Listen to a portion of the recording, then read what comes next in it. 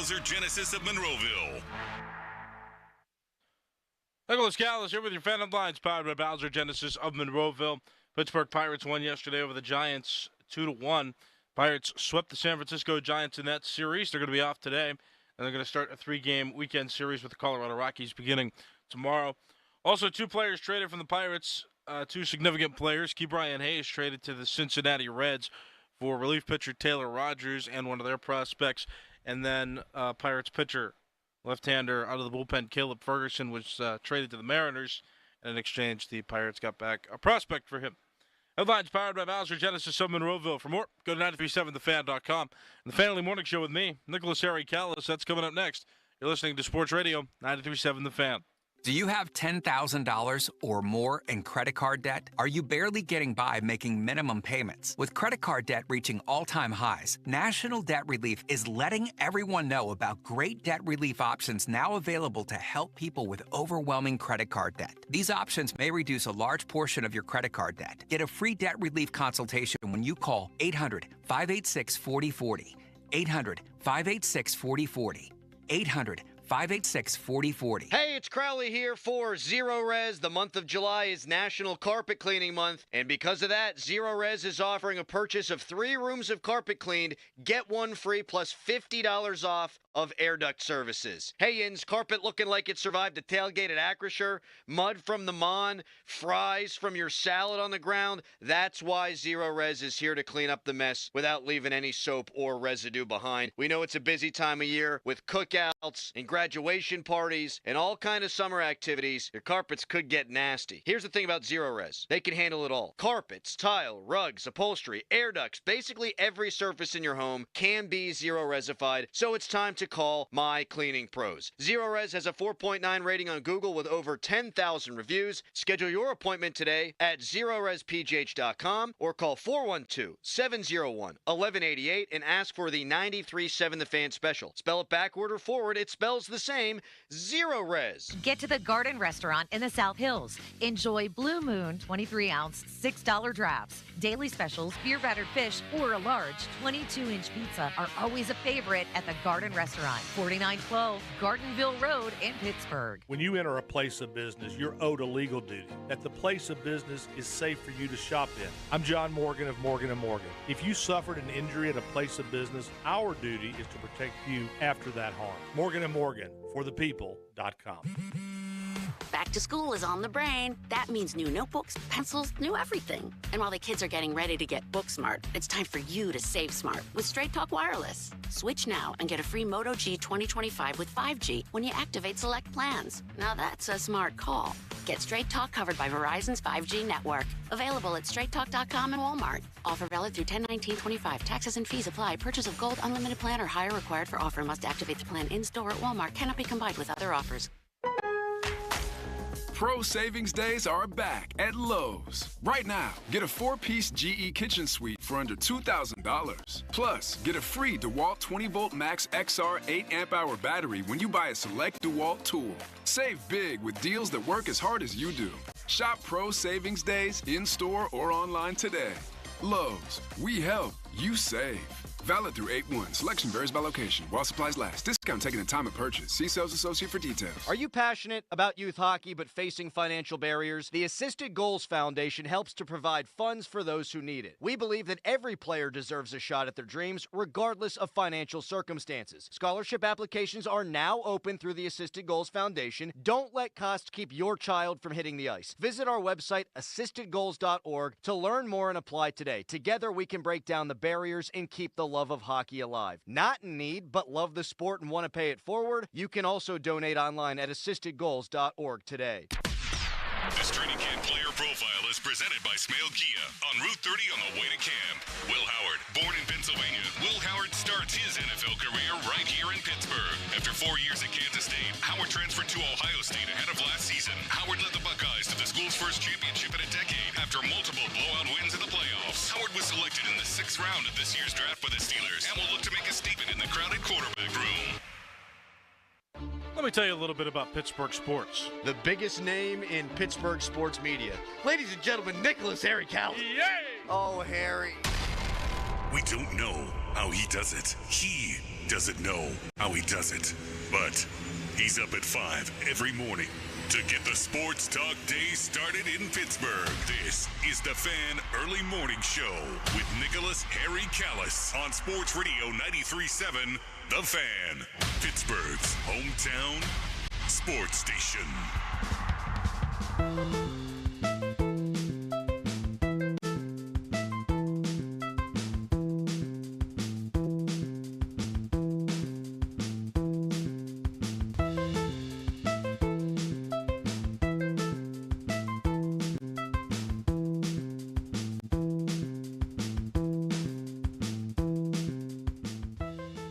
Good morning. Hi. I'm Nicholas Harry Callis. Let's talk sports. Give me a call, 412-928-9370. Talk to me on X at Callis_33. That's CALLAS_33. Comment in the YouTube chat as well. You know I watch that. I have been reprimanded by the account itself for chatting in there sometimes on hours. I thought it was good to interact with the fans. Keep everybody engaged. Apparently not. Gotta make sure I focus. Do my job. All right. Yeah, like I said, call me too, 412-928-9370. The call is the most direct way you can reach me. Let's have a conversation. A few things I want to go over this morning. Don't know if I have time to get to them all. But we'll talk. We'll see how the conversation flows. The big one yesterday. Now, I thought I was going to come in this morning. Thought I was going to play Aaron Rodgers talking, kind of react to what he's saying, what he's feeling. I love when Aaron Rodgers talks. I think he's very relatable when he talks about football with the Pittsburgh sports media. I think he's very down to earth. I think that he's not blowing smoke. I think that he's all right. Like, I'm good with him right now. And I like hearing him talk more than I like hearing Russell Wilson talk. It's a nice breath of fresh air. So I was going to play what he said. I was going to react. I was going to talk about Steelers in training camp. Might have touched on the Hall of Fame game between the Los Angeles Chargers and Detroit Lions is going to be played tonight for the first NFL game of this calendar season.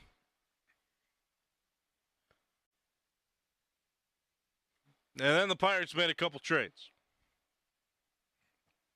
So there's one that I guess got some controversial reaction because I made a post on X after it happened, and everybody was like, "Oh, grr." So I'll address that real quick. So this is what I want to talk about. This is what I want to focus on this morning. Ke'Bryan Hayes got traded for left-handed pitcher Taylor Rogers and a prospect. Taylor Rogers is pretty good. Taylor Rogers has a 2.45 ERA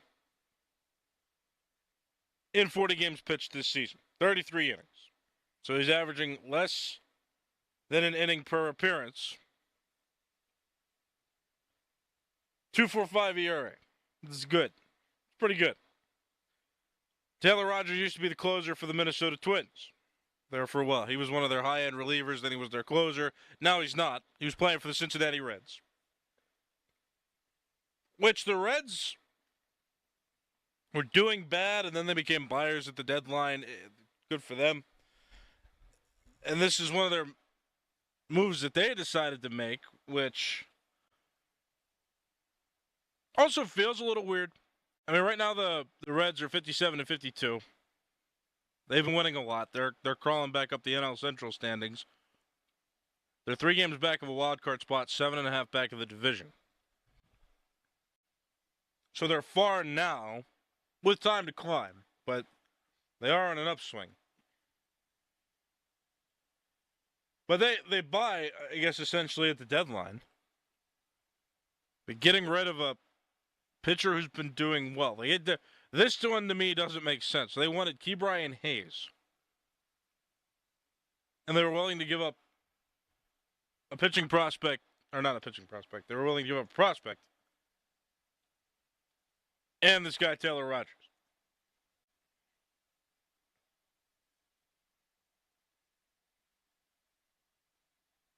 I don't know. It's weird to me. So it was Taylor Rogers, Sammy Stafura, so shortstop, and the Pirates got a little cash. All right. Little cash consideration there. Okay. When I say, so I went on X yesterday, and my reaction was the Pirates traded a bat for an MLB pitcher and a prospect. And the nice at the end was sarcasm. And then many of you commented and said he's not much of a bat, which you're not wrong. But it's like Ben Cherington has this compulsion for pitchers right now that I'm seeing. Unless he's got a plan to offload others. I mean, you traded Caleb Ferguson, who was all right, a left-handed reliever. You trade him away to the Mariners for a prospect. All right. And then you trade, well, the Key Brian Hayes trade was first, but you trade Key Brian Hayes for another lefty reliever. Like, Ben Cherington's got this compulsion for pitchers, I think. It is, to me, it's just odd. And I get it. Again, Key Brian Hayes not much of a bat, but he was a bat. He was a hitter. He swings a bat. That's really what I meant. That was the bar when I made that comment on X.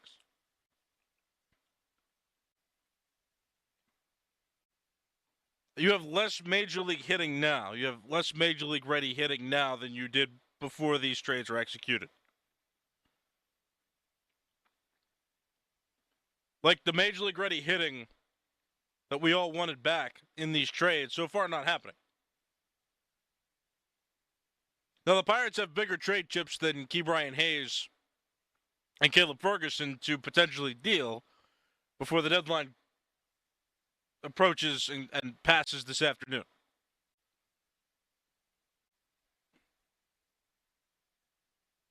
But I mean, it's just weird. That's the weird part. It's just the pitching. You traded a lefty away. You acquired a left-handed pitcher. Both out of the bullpen. Both relatively reliable guys.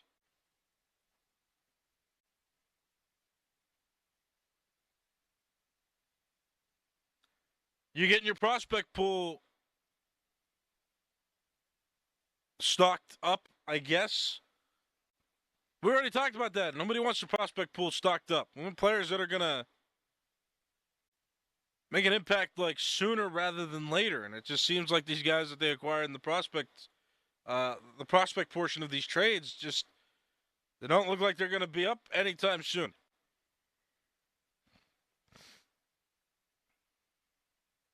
I didn't know what to expect much from the Key Brian Hayes, but a left-handed relief pitcher that has a 2.45 ERA. I mean, it's shocking to me. I mean, it's odd. So that's what I meant too. I mean, you got a guy that still hits in the major leagues that you've traded away.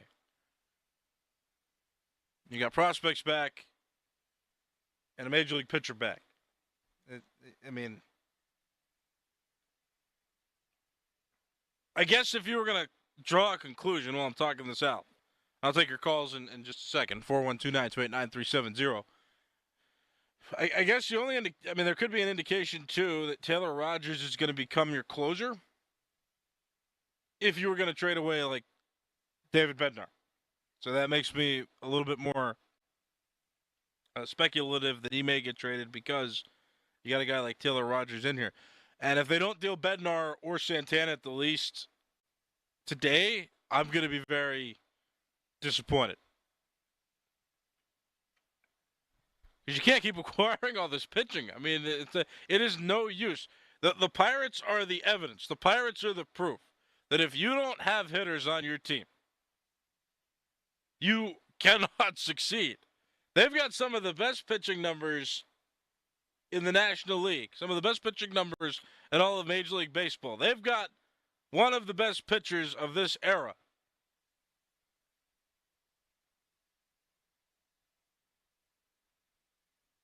And they can't win games because they don't hit it well enough. I say that while they're on a 5-game winning streak now. So they are winning games now, but I mean it definitely is a little too late for the season. They're 47-62 now.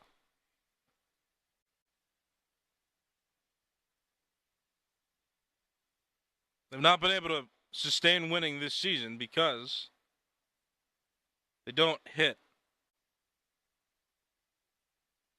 Now, Keith Brian Hayes doesn't hit either. I mean, maybe that's the counter argument. A lot of you told me that on social media. Keith Brian Hayes didn't hit anyway. He ain't getting any major league hitting back. And that's just kind of where I stand on this. All right, let's take some calls. 412-928-9370. Good morning. What's your name? Hey, Harry, it's GP. How you doing? Doing well. What's up? Hey, we talked yesterday. Remember we talked about, I said, hey, maybe we can just unload Brian Hayes. I don't really care what you get for him. Yeah. They weren't going to get a good bat for him. I mean, he's got a real good glove. You know what I mean? He's not going to – a corner infielder, first baseman, or third, you got to hit at least 20 home runs a year, at least. They weren't going to get anything for him, but they unloaded him and unloaded that contract. What do you have, a couple more years, whatever? This is just one chess move. They're going to make one more big trade today to solidify. They're going to get a hitter today, Harry. I don't know who they're getting. I don't know what they're going to trade a pitcher, and they're going to get another hitter. But I'm just glad they unloaded him. We didn't win with him. We're not going to win without him. So what's the difference? You know what I mean, Harry? I get it, GP. Thanks for the call. I appreciate it. I appreciate the perspective. I understand that the bar for getting a return on Keith Brian Hayes is pretty low. I get that. Ben Cherington just acquiring these pitchers, though, like finding a way. Like, I don't want any more. I don't want to say it like this because I don't want something to happen in the future where something drastic happens and I feel like I jinxed it. I don't want them to acquire any more pitching, though. Like I don't care about the pitchers. Taylor Rogers is doing all right. He's 34. The problem of his career is nearing an end if it already isn't at an end. He was really good when he was on the Twins. And he played for the Reds. He's still doing pretty well. And 40 appearances, having an ERA under 3 as a reliever is pretty good.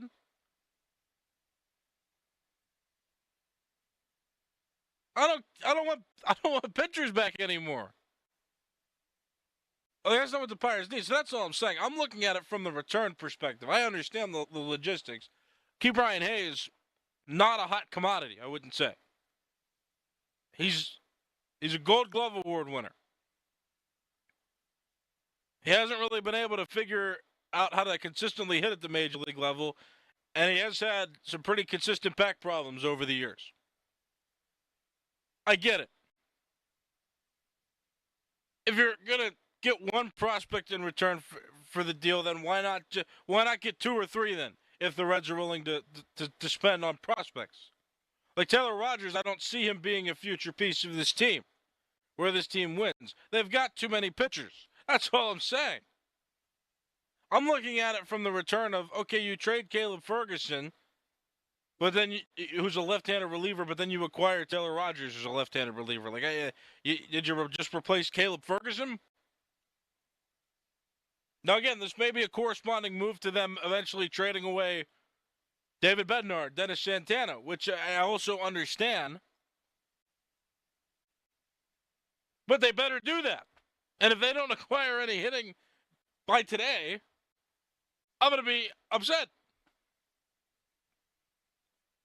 GP thinks it's going to happen. I, in the back of my mind, think it's going to happen. But I didn't think they were going to trade Keith Brian Hayes away and get another pitcher. Like, I don't understand what the fascination is with acquiring pitching. Ben Cherington's been great at that. Joe Starkey said it on his show yesterday. Joe Starkey said that Cherington might be the worst general manager in Pittsburgh sports history. I disagree with that. He's done an awesome job at acquiring pitching. He's figured that out. He hasn't completely busted on everything that he's done. He's figured out how to create a great pitching staff. He can't acquire hitting, though. That's the problem. That's why we're talking about this. 412-928-9370. Got another caller. Good morning. What's your name? Hello. Hello. Hi, you're on the air. What's your name? Ron from Ambridge. All right, what's up? The Pirates are doing what the Pirates do. They make moves just for the sake of making moves and occasionally unload a contract like Hayes. They don't acquire anything except prospects. They can't develop the prospects. They've never developed a prospect. Skenes wasn't a prospect. He was an automatic. And he's going to be gone at the end of next season. The Pirates, until they're sold, are a joke, and they always will be. All right, appreciate the perspective. Thanks for the call. I understand. Another caller on the line, 412-928-9370. Good morning. What's your name? Number 70. Hey, as far as the Rogers trade, I mean, he's going to be flipped. He's a free agent. He'll get moved today. Bednar is going to get moved today. They were lucky to get what they got with Hayes. So that trade's not over yet. We'll see what they get when they flip Rogers. But I'm hoping there's some major moves. Keller, a great pitcher, but it's time to go. We need some bats. So that's all I got. Number 70. First time a number's called in on me there. Appreciate the call nonetheless. 412-928-9370. That is the phone number. Yeah, I'm just frustrated. A little frustrated. Now, Ben Cherington made some comments earlier in the week, said he didn't care. He was going to make aggressive moves. I guess the Key Brian Hayes deal is aggressive enough. If you get back Taylor Rogers, you could classify it as aggressive. He said, not everybody's going to like this and that. That's what Cherington said. Not everybody's going to like it. Not everybody's going to like every move. Sometimes you're going to swing and miss, but you got to try. He said something along those lines. All right, not pleased so far, I guess. I guess he was right. I'm not pleased personally. I'm not feeling it. 412-928-9370. Another caller. Good morning. What's your name? Hey, Callis, it's Donovan. Hello. Hey, I'm not happy either. Like, yes, you got a point, and I agree with it, that Cherington's been decent at acquiring pitching. But baseball is more than just pitching. You need both defense and offense. You can't have one without the other and expect to win games. And I'm hoping that Nutting actually puts up or shuts up and keeps to his word about Cherington being in the hot seat and potentially firing him at the end of the season, or even at the end of the trade deadline for that matter. Yeah, Donovan, thanks for the call. I get it. Yeah, no, the only reason why I gave Ben Cherington some credit is because Joe Starkey, who does the show from 10 a.m. to 2 p.m. on weekdays, nice man. I like him. He used to be my professor at Waynesburg University when he was teaching a writing class over there. So, nice guy. I have a lot of respect for him. But he said Ben Cherington was maybe the worst general manager in the history of Pittsburgh sports, which if I were going to argue with that point, I would have, I would bring up the fact that Ben Cherington has done pretty darn well at making sure the pitching staff is solidified, making sure the pitching staff is strong. Now, yeah, I mean, if we're talking about the hitting side, that's where I also brought up, well, he might not be the worst because of how he's done constructing the pitching staff, but he is pretty darn bad at forming a lineup or acquiring players to put in a lineup. Tommy Pham not being able to see is also still one of the just greatest developments in my recent memory. Tommy Pham now one of the best Pirates hitters because a month or so ago he got his eyes checked and figured out a way to correct his vision. Address that real quick too. That story that just made me think. Like I'm thinking about all these different things, like in sports, where you ask yourself, like, how did nobody figure this out sooner? Like it brought me back to remember that time when I think it was the 2018 season for the Steelers. They were playing the Raiders, and Ben Roethlisberger needed an X-ray. to determine whether or not he broke something so he could return into the game. But he didn't come into the game, and we're all wondering why. And then the Steelers sent out a press release that the X-ray machine was malfunctioning, so Roethlisberger needed to wait to get checked because they couldn't figure out the X-ray machine. That reminds me of that. Like this situation with Pham reminds me of that. Like, how did somebody not get this corrected sooner? Like, I get mistakes happen. I get there are oversights. But, like, how did you not get the X-ray machine figured out sooner? How did Tommy Pham not say, hey, I can't see very well? Like, why didn't we have these conversations sooner? It's just strange. All right, I'm going to take a break. I'm done ranting, at least for this segment. But there is another segment for you to look forward to. And you can join it, 412-928-9370. That's the phone number, 412-928-9370. My name is Nicholas Harry Callis. This is the Fan Early Morning Show, and it's Sports Radio 93.7 The Fan. Now, from the Spitzer Toyota Monroeville and Spitzer Acura McMurray Traffic Center. No major incidents or accidents to report as we begin the Thursday morning rush. Watch for that lane restriction on the outbound Parkway East between the Squirrel Hill Homestead and Edgewood Swissvale. Later changes in addition to the ramp from Beechwood Boulevard to the outbound Parkway East is closed. That work expected to be done at 2 o'clock this afternoon. Also, Route 28, the ramp to the Veterans Bridge is closed for that ongoing project. As part of the detour, you have to get off at East Ohio Street. From the voice of Pittsburgh, 100.1 FM at AM 1020 KDKA, I'm Greg McAtee on Sports Radio 93.7 The Fan. There's nothing like when you get that part from eBay and it just fits. Yeah, the first time.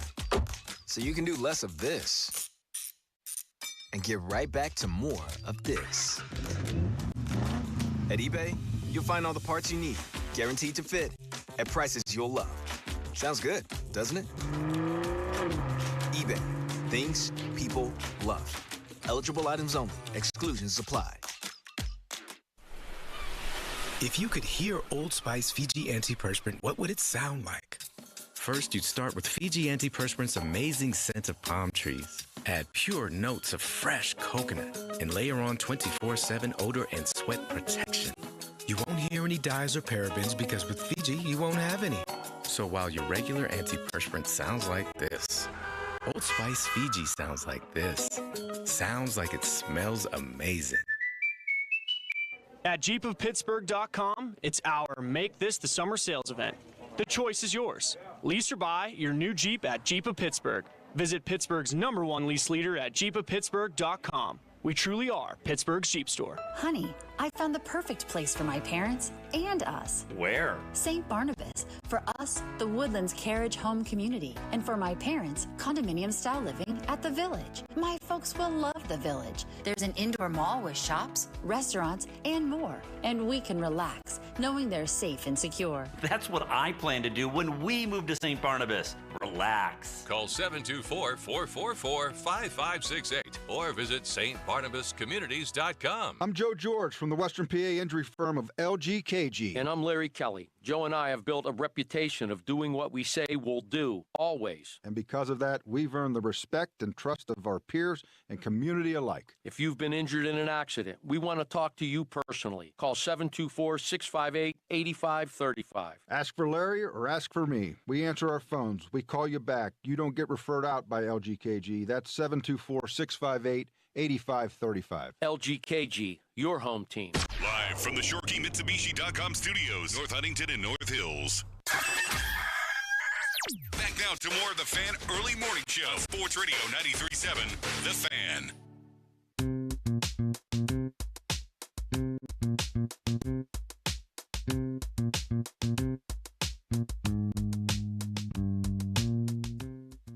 My name is Nicholas Harry Callis. It's the Fan Early Morning Show. Sports Radio 93.7 The Fan, Pittsburgh's hometown sports talk station. Hello. Got a few more minutes left to talk. And then it'll be Crowley and Doran. Back here. They were at Studio B yesterday, and now they're back. I'm happy to have them back. I hate being here alone. It's no fun. Somebody on the YouTube chat. Dwayne, Harry is always in outer space. You are correct. It is 5 o'clock in the morning. I woke up an hour ago. It's 5:30. course I'm in outer space. My brain is not functioning at 100%. I get it. But it's fun. I always love this show because my rawest formed thoughts come out. Because I'm not awake enough to always filter out things. And that's why sometimes you'll hear me stumble and make mistakes in speech. Because my brain is not functioning at 100%. Like, I'm not awake. I've been up for an hour. Wake up at 4:30 in the morning, get here, start the show at 5. I mean, my brain's not functioning. So, yeah, I am in outer space. And that's that. But I love this show a lot. I love this time I get to talk because, like I said, a lot of my thoughts are unfiltered, and I'm forming my thoughts literally as I'm talking. And sometimes it's fun. It's fun to see what I have to say. So, I think it's fun. Maybe you're annoyed by it. And that's okay, too. I don't mind. If you care to express yourself, you can go to YouTube. Just search 93.7 The Fan, and you'll find our YouTube live stream, which starts every day at 5 o'clock in the morning. And plenty of you loyal listeners are out there. And now you watch us in studio, so we appreciate that. And you seem to find us pretty regularly. But talk to me directly. Give me a call, 412-928-9370. If you want to talk about camp, you can. And I heard some cool things from camp from yesterday. So, you can call and talk, ask me questions. I don't mind. We can talk about camp. I just think while the Major League Baseball trade deadline's here, this is it's pretty much the last time we're going to get to discuss the Pirates at all.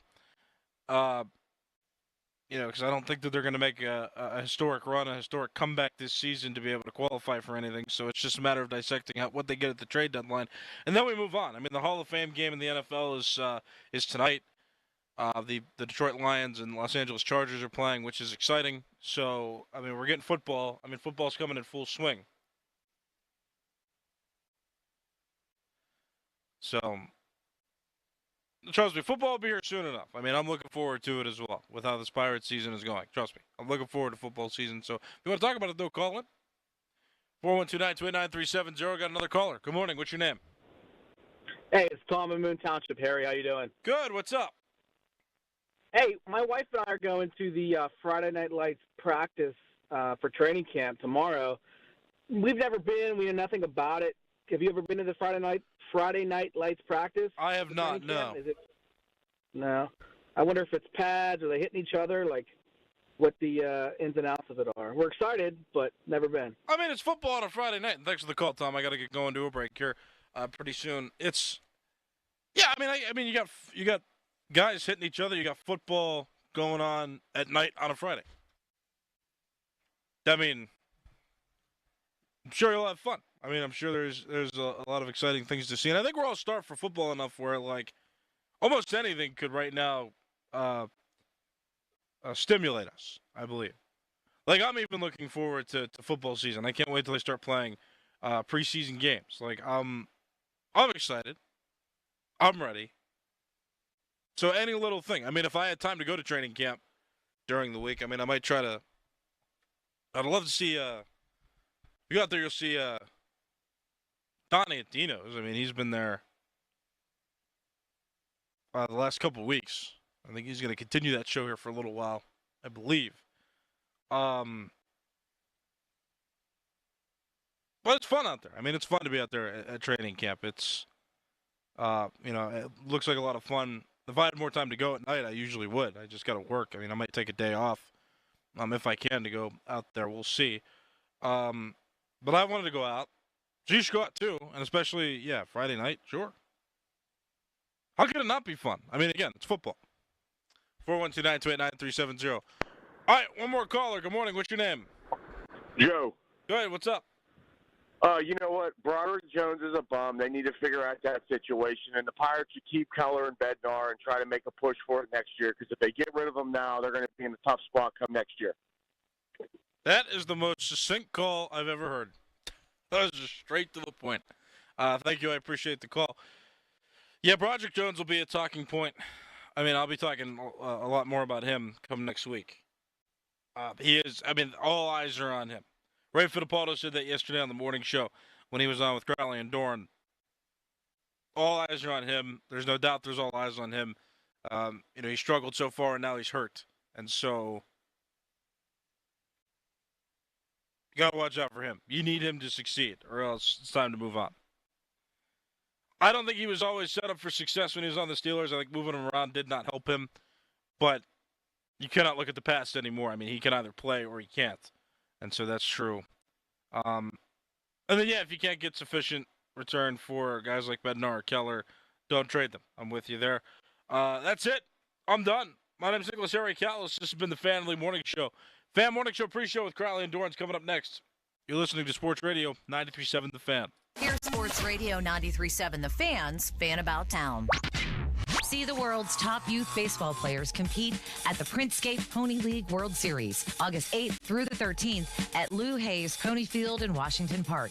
It's a week full of incredible plays, home runs, and unforgettable moments. Plan your trip today at GoWashco.com. 93.7 The Fan has all of your training camp coverage presented by Smale Kia. Live reports daily from Latrobe, interviews with new faces of the team, and the latest on injuries, cuts, and more. Camp coverage on The Fan is presented by Smale Kia and brought to you by Miller Lite and New Flow Men's Health. Discover uncompromising quality at a reliable price with Giant Eagle and Market District. Look for signs throughout the store highlighting lower prices. Surround yourself with savings at Giant Eagle. Experience value like never before.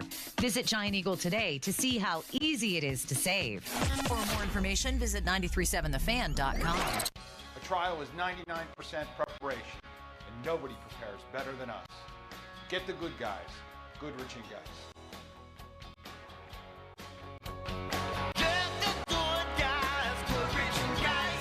We all hear the radio ads about the IRS. They tell you to be afraid, to be scared, and they try to frighten you into calling. I'm not here to do that. Tax Relief Advocates is different. TRA is here to tell you that if you owe money to the IRS, whether it's $5,000, $50,000, or $500,000, we have a solution. It doesn't matter if you're sitting in your car, at work, or with your kids. No matter where you are, call now. 800-518-3899.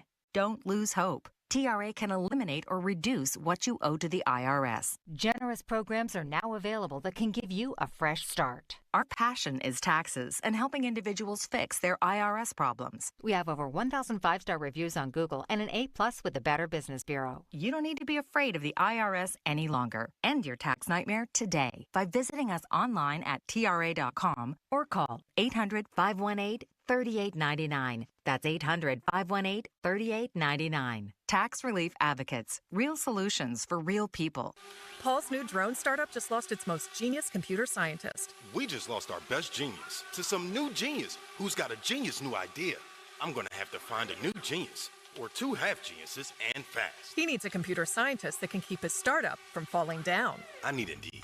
Indeed you do. When you sponsor a job on Indeed, it's easier for talented candidates to find it, which makes it easier for you to hire them. Visit Indeed.com/credit and get $75 towards your first sponsored job. Terms and conditions apply. Oh no, stomach issues again? Stomach issues? Who are you? Your pancreas. I could be the real reason for your diarrhea, gas, bloating, stomach pain, or loose oily stools. I thought it was my stomach. People often do, but any of these symptoms could mean having a condition called exocrine pancreatic insufficiency, or EPI. With EPI, the pancreas doesn't release enough enzymes to break down food, but EPI is manageable. Use the symptom checker on identifyepi.com and speak with your doctor. That's identifyepi.com. Sponsored by AbbVie.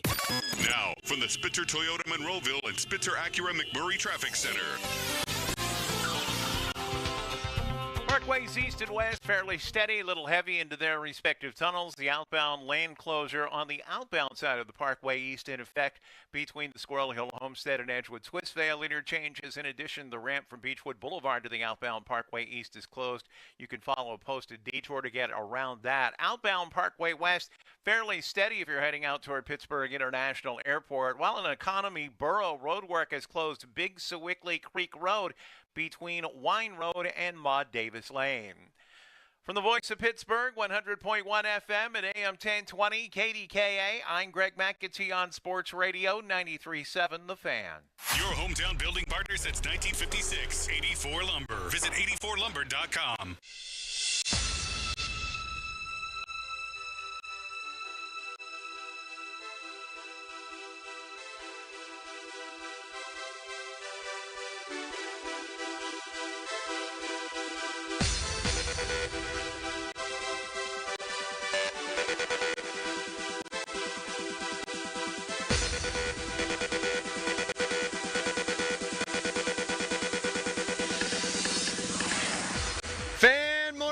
pre-show brought to you by Awaken 180 Weight Loss. Reserve your consultation today at awaken180weightloss.com. Big show today, folks. 12 hours and 20 minutes away from Major League Baseball's trade deadline. Man, we're up early. Hall of Fame game tonight. We got ball. Yes, we do. Steelers completed their first padded practice yesterday. Mike Tomlin, ahead of the Doppler today, moved practice up to 10 a.m. So if you're going to be headed out to Latrobe today to watch Steelers practice, well, get there early. Pat McAfee there yesterday. Massive crowd for the first day of Steelers padded practice. Pirates trade Ke'Bryan Hayes. They trade Caleb Ferguson. No shortage of things to get into. But first, we say, Mr. Dickerson, good morning to you. Good morning. Good morning. It's Thursday. We're here. We've made it. We've made it to Thursday. We love Thursdays. Thursdays are basically us kind of tailing off into the weekend. And this Thursday, tonight, we have football. And it's great. Football is king. And I love it. Yes. Callis, good morning. How are you? Oh, I'm all right. A little feisty this morning. You're feisty? Why are you feisty? I didn't like the return for Hayes. And he sucks. What did you expect them to? Oh, we'll get into it later. Yeah. Just real quick, the number of Pirates fans that over the last 2 years have blasted Ke'Bryan Hayes on social media, have called into our show, texted into our show, tweeted into our show saying this guy sucks. And now they're all like, why? I can't believe. Why didn't they get anything for this guy? Oh, I don't know. He sucks. He can't hit.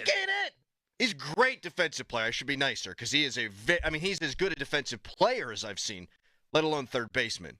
But we'll get into all that. It's like if I'm in 5th grade, I'm at the lunch table, and I trade old pepperoni that's been sitting in my locker all day getting sweaty. Ew. And I don't get Gushers in a fruit roll-up bag. Like, I'm not going to get a good return for sweaty salami. Yeah, you're going to get not going to happen. You're going to get a sweaty, old, crusty peanut butter and jelly. That's right. And frankly, I'm just trying to get the salami out of my backpack. Right. That's all I'm trying to do it there. Smells. It smells. I'm trying to get it out of my backpack. Probably spent too much money on it. Just need any kind of return. Yep. That's all. Can't expect to get much for that. Hall of Fame game tonight, 8 p.m. Oh. It's late. It is late. NBC. Chargers, Lions, and I'm super excited. Yeah. It's not August yet, so I can't break my rule. I can't go out and buy pumpkin beers and watch the game. But pumpkin beers, they do start popping up next week. Oh, yeah. Yeah. Oh, yeah. August 1st, I allow myself to have a pumpkin beer or two. And then the Oktoberfest will start pouring, and this is the best time of the year. Oh, absolutely. It is. I think August, I love August because you got camp and football's in the air, and like Pitt practice yesterday, West Virginia practice yesterday, Penn State, and the Steelers are hitting each other, and you've got Robert Woods fighting with Joey Porter Jr. It's great. But like late September in Pittsburgh, early October, I don't think it gets better than that. No, it's perfect. Like 60 degrees. Perfect weather. In the 50s in the evening. Someone's got a campfire going in your neighborhood. You smell. Maybe you hear a high school band playing off in the distance. Yeah. That'll start up pretty soon. We live close enough to the high school to where I'll hear like the drum line starting to get ready. In the evening time, I'll be sitting out there on the front step. Oh, come on. Oh. That guy does an unbelievable beatbox drum line. That's uncanny. What do they call that? The bass drum? I don't know. Somebody knows. 412-928-9370. There's actually multiple bass drums. What do you know? Were you in the band? Are you serious?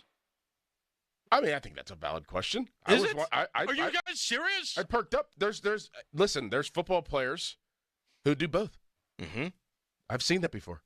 I know, but like we talked about this before because I wrote the diss tracks and I talked about how I know how to play the piano and I played drums. Right. And you've even seen me. I sent out a video. We talked about band camp that one time. I wasn't you were teasing me. I sent out a video and I tagged you and me in a jazz camp that I went to where I was playing the drums. Guys, So you were in the band? A simple you yes went or to no band would have camp. sufficed. I mean, Well, you don't pay attention. That's no good. Well, you never really It's stated that- if you were in the band camp or if you were in the band or not. I knew that yes. you played instruments. I didn't play in the marching band, but I was in the I was in the symphonic band and the jazz ensemble. No, he's talking about the high school, football. I know what the marching band is.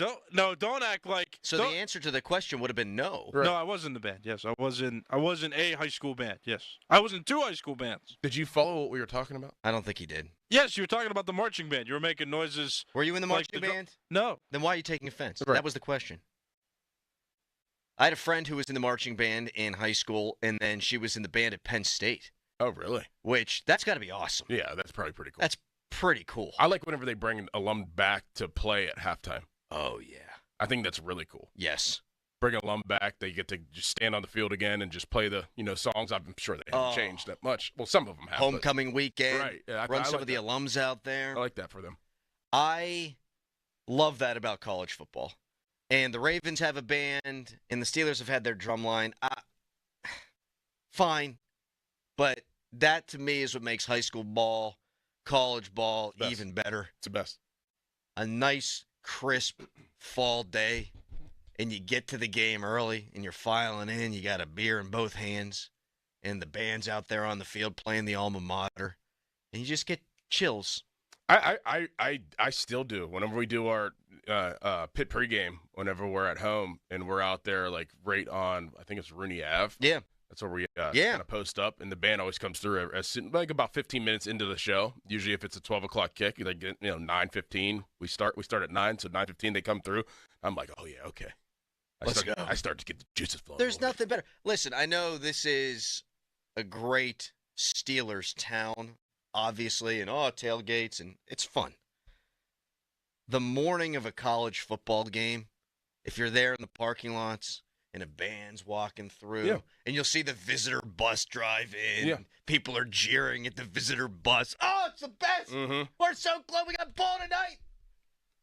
I got to bet first half over under stuff. I can't. There's no way I'm staying awake until 11 o'clock watching Hall of Fame football. No chance. No. First half? First quarter? We're going to have to look at some props at some point. Probably first quarter. Yeah. Like I said, Crowley, and I'm giving this to our listeners too. I would take the overs of quarterback rushing. You always know that something's going to break down. Yes. Backup offensive lineman, backup this, backup that. If you got a quarterback like a Taylor Heineke who you like, who's the other quarterback that's starting for the Trey Chargers? Lance. Trey Lance. I'm sure the over-under's around like 10 yards. Take it. Take the over. Now, we know who is going to be playing. Those are the two guys who are going to be quarterbacking the Los Angeles Chargers. Let's take a peek here at the Detroit Lions backup quarterback situation. Oh, let's go. Oh, buddy. It's going to be a barn burner tonight. We're talking points. There are going to be points left and right. Who's the backup quarterback for the Lions? Hooker. Hendon Hooker. Hendon Hooker. And Kyle Allen. Oh, look at that. He have one completed pass for the Pittsburgh Steelers last year. Look at that. Okay. There were times last season when we would get the rare text or two, I'd like to see what Kyle Allen can do. Well, you know what, folks? Strap in for one tonight, baby. You're going to see some Kyle Allen probably, maybe. Would you want to see more cheerleaders in the NFL? Well, I guess would that be a loaded question? Do you think NFL teams should have cheerleaders? I'm not afraid of that question. You're going to say yes. It's weird to me that the Steelers are like, well, we never have had them, not since the olden days, and so we're traditional and we're not going to have them. Why? Right. Are they the only team? I think they might be. I think they might be, too. Let's take a peek at this. I should have asked the question better. Should the Steelers have cheerleaders? Sure. Create jobs in the area. Yeah. Help stimulate the local economy. Yeah. As of 2025, 8 NFL teams do not have official cheerleading squads. Honestly, if we're thinking about traditional teams, old school times, I bet you could name 5 of the 8 real quick. Steelers, Packers. Bang, bang. Bears? Bang. Man, this guy's good. Do the Lions have cheerleaders? The Lions? They do. They have them? Harry's in his feelings back there because we forgot he played clarinet.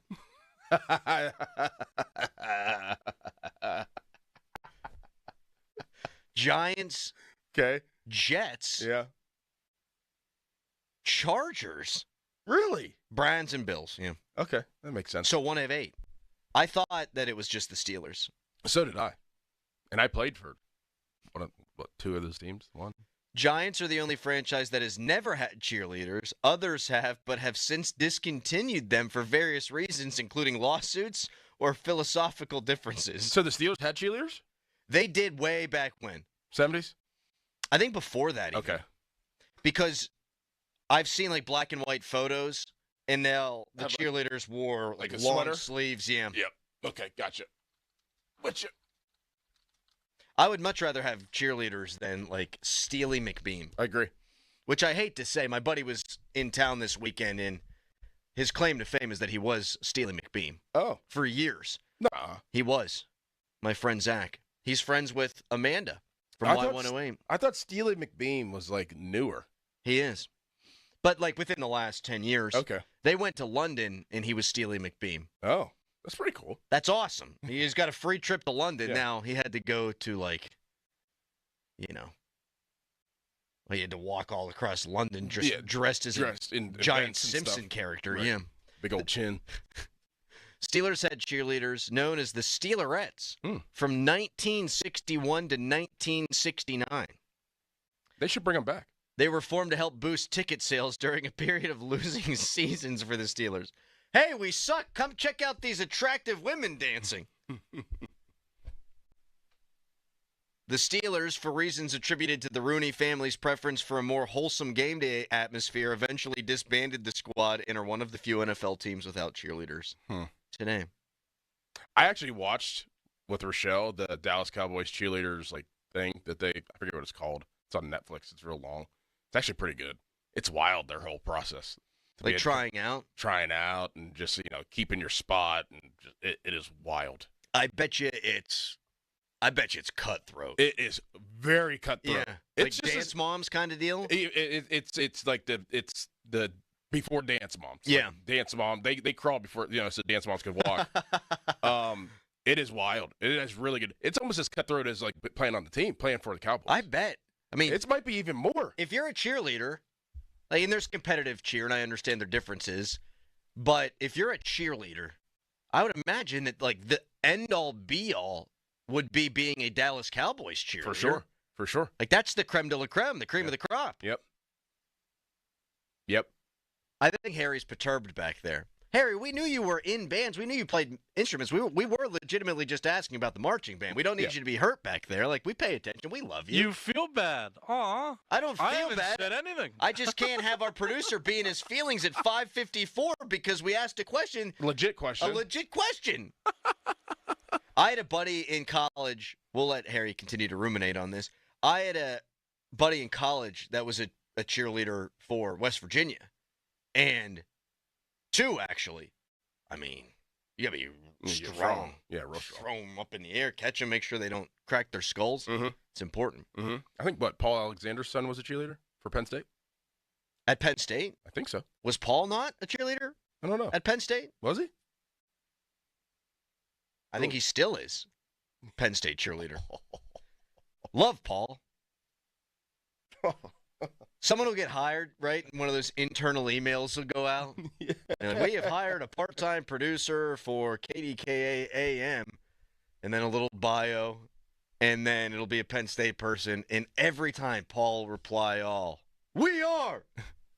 Would you call that a shill? Would that be the correct term for that? Like a Penn State shill? No. He's a homer. Okay.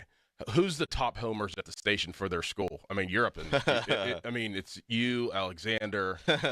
Yeah, I don't really have any leg to stand on here. Here I am. Oh, Paul's got too much school spirit. I'm wearing West Virginia underwear. Good point by you. Mm-hmm. I don't know. Bechtold reps hard for 15 different schools, but he does rep hard for them. And he reps hard for his college that he went to. Well, he went to 2 colleges, which is also ironic. He went to Robert Morris at first and then went to Waynesburg. Yeah.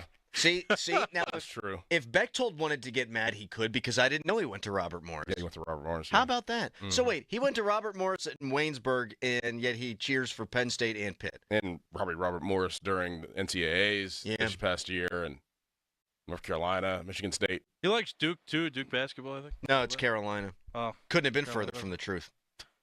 Couldn't have been more wrong on that. I feel like I'm missing one. I feel like I'm missing a person that just, like, absolutely is just... It's not Pony with Syracuse No. because he's like a fan chameleon, too. Maybe Mac. Maybe a little bit. But he does the thing where he roots for all three local teams. He does. Now, Penn State's obviously... He roots for Penn State above and beyond. I feel like I'm missing something. There's a homer around here somewhere. We'll root him out. Text us 412-928-9370. Here's a text. My niece is a cheerleader for the Texans. I don't believe you. You're going to need to see a picture. That was a part of whenever we got there as rookies. That was like a part of like the first like session whenever you just like learn different things. Like they're like stay away from the cheerleaders. Oh, really? Yeah. It was like do not talk to the cheerleaders. If you see them out or outside of the facility, outside of the stadium, do not talk to them. My wife's cousin was a Pitt cheerleader, and when they would go on the road trips with the football team, that was a pretty hard and fast rule, like separation. Mm-hmm. Texter, Bostic with Pitt. He works for Pitt though, mm-hmm. and he played for Pitt. I don't know, but yes, he would count. Well, I was a walk-on at West Virginia. Walk on what? Oh, I played on the team. I might actually be able to sneak my way in this year. I don't think Rich Rod would notice. I would love to see you dressed up. Oh, dude, that's a great bit. I think we need to get you, but it would probably have to be a Pitt uniform. That's the only way we could do it. If I serious now, my size would be the dead giveaway. But if I was like 6'2", 240, if I was Donnie, and I put on a West Virginia uniform, Donnie's too short. He's not. He doesn't have the D1 size either. Mm-hmm. You could pass. You could pass more than Donnie because you could pass as a kicker or punter. I could pass more than Donnie? Yeah. Because Donnie would be like, he's kind of like, he wouldn't look like a linebacker. He would look like a center, but, a high school, I mean, not trying to throw shade, but like he wouldn't, his position group, he wouldn't look right. Sure, there's a reason he played at Waynesburg. If you went and stood next to Sauls last year and Junko, the punter, like you would look like that you were a punter or kicker. Rich Rodriguez yesterday said they needed name tags, which is great because it's day one of fall camp. That's good. Things are going to go great this year. If I wore a sticker on the front of my helmet that said kicker and went out there in full pads and just stretched next to the guys, I don't think he would notice. No. I think that'd be hilarious. That would be very funny.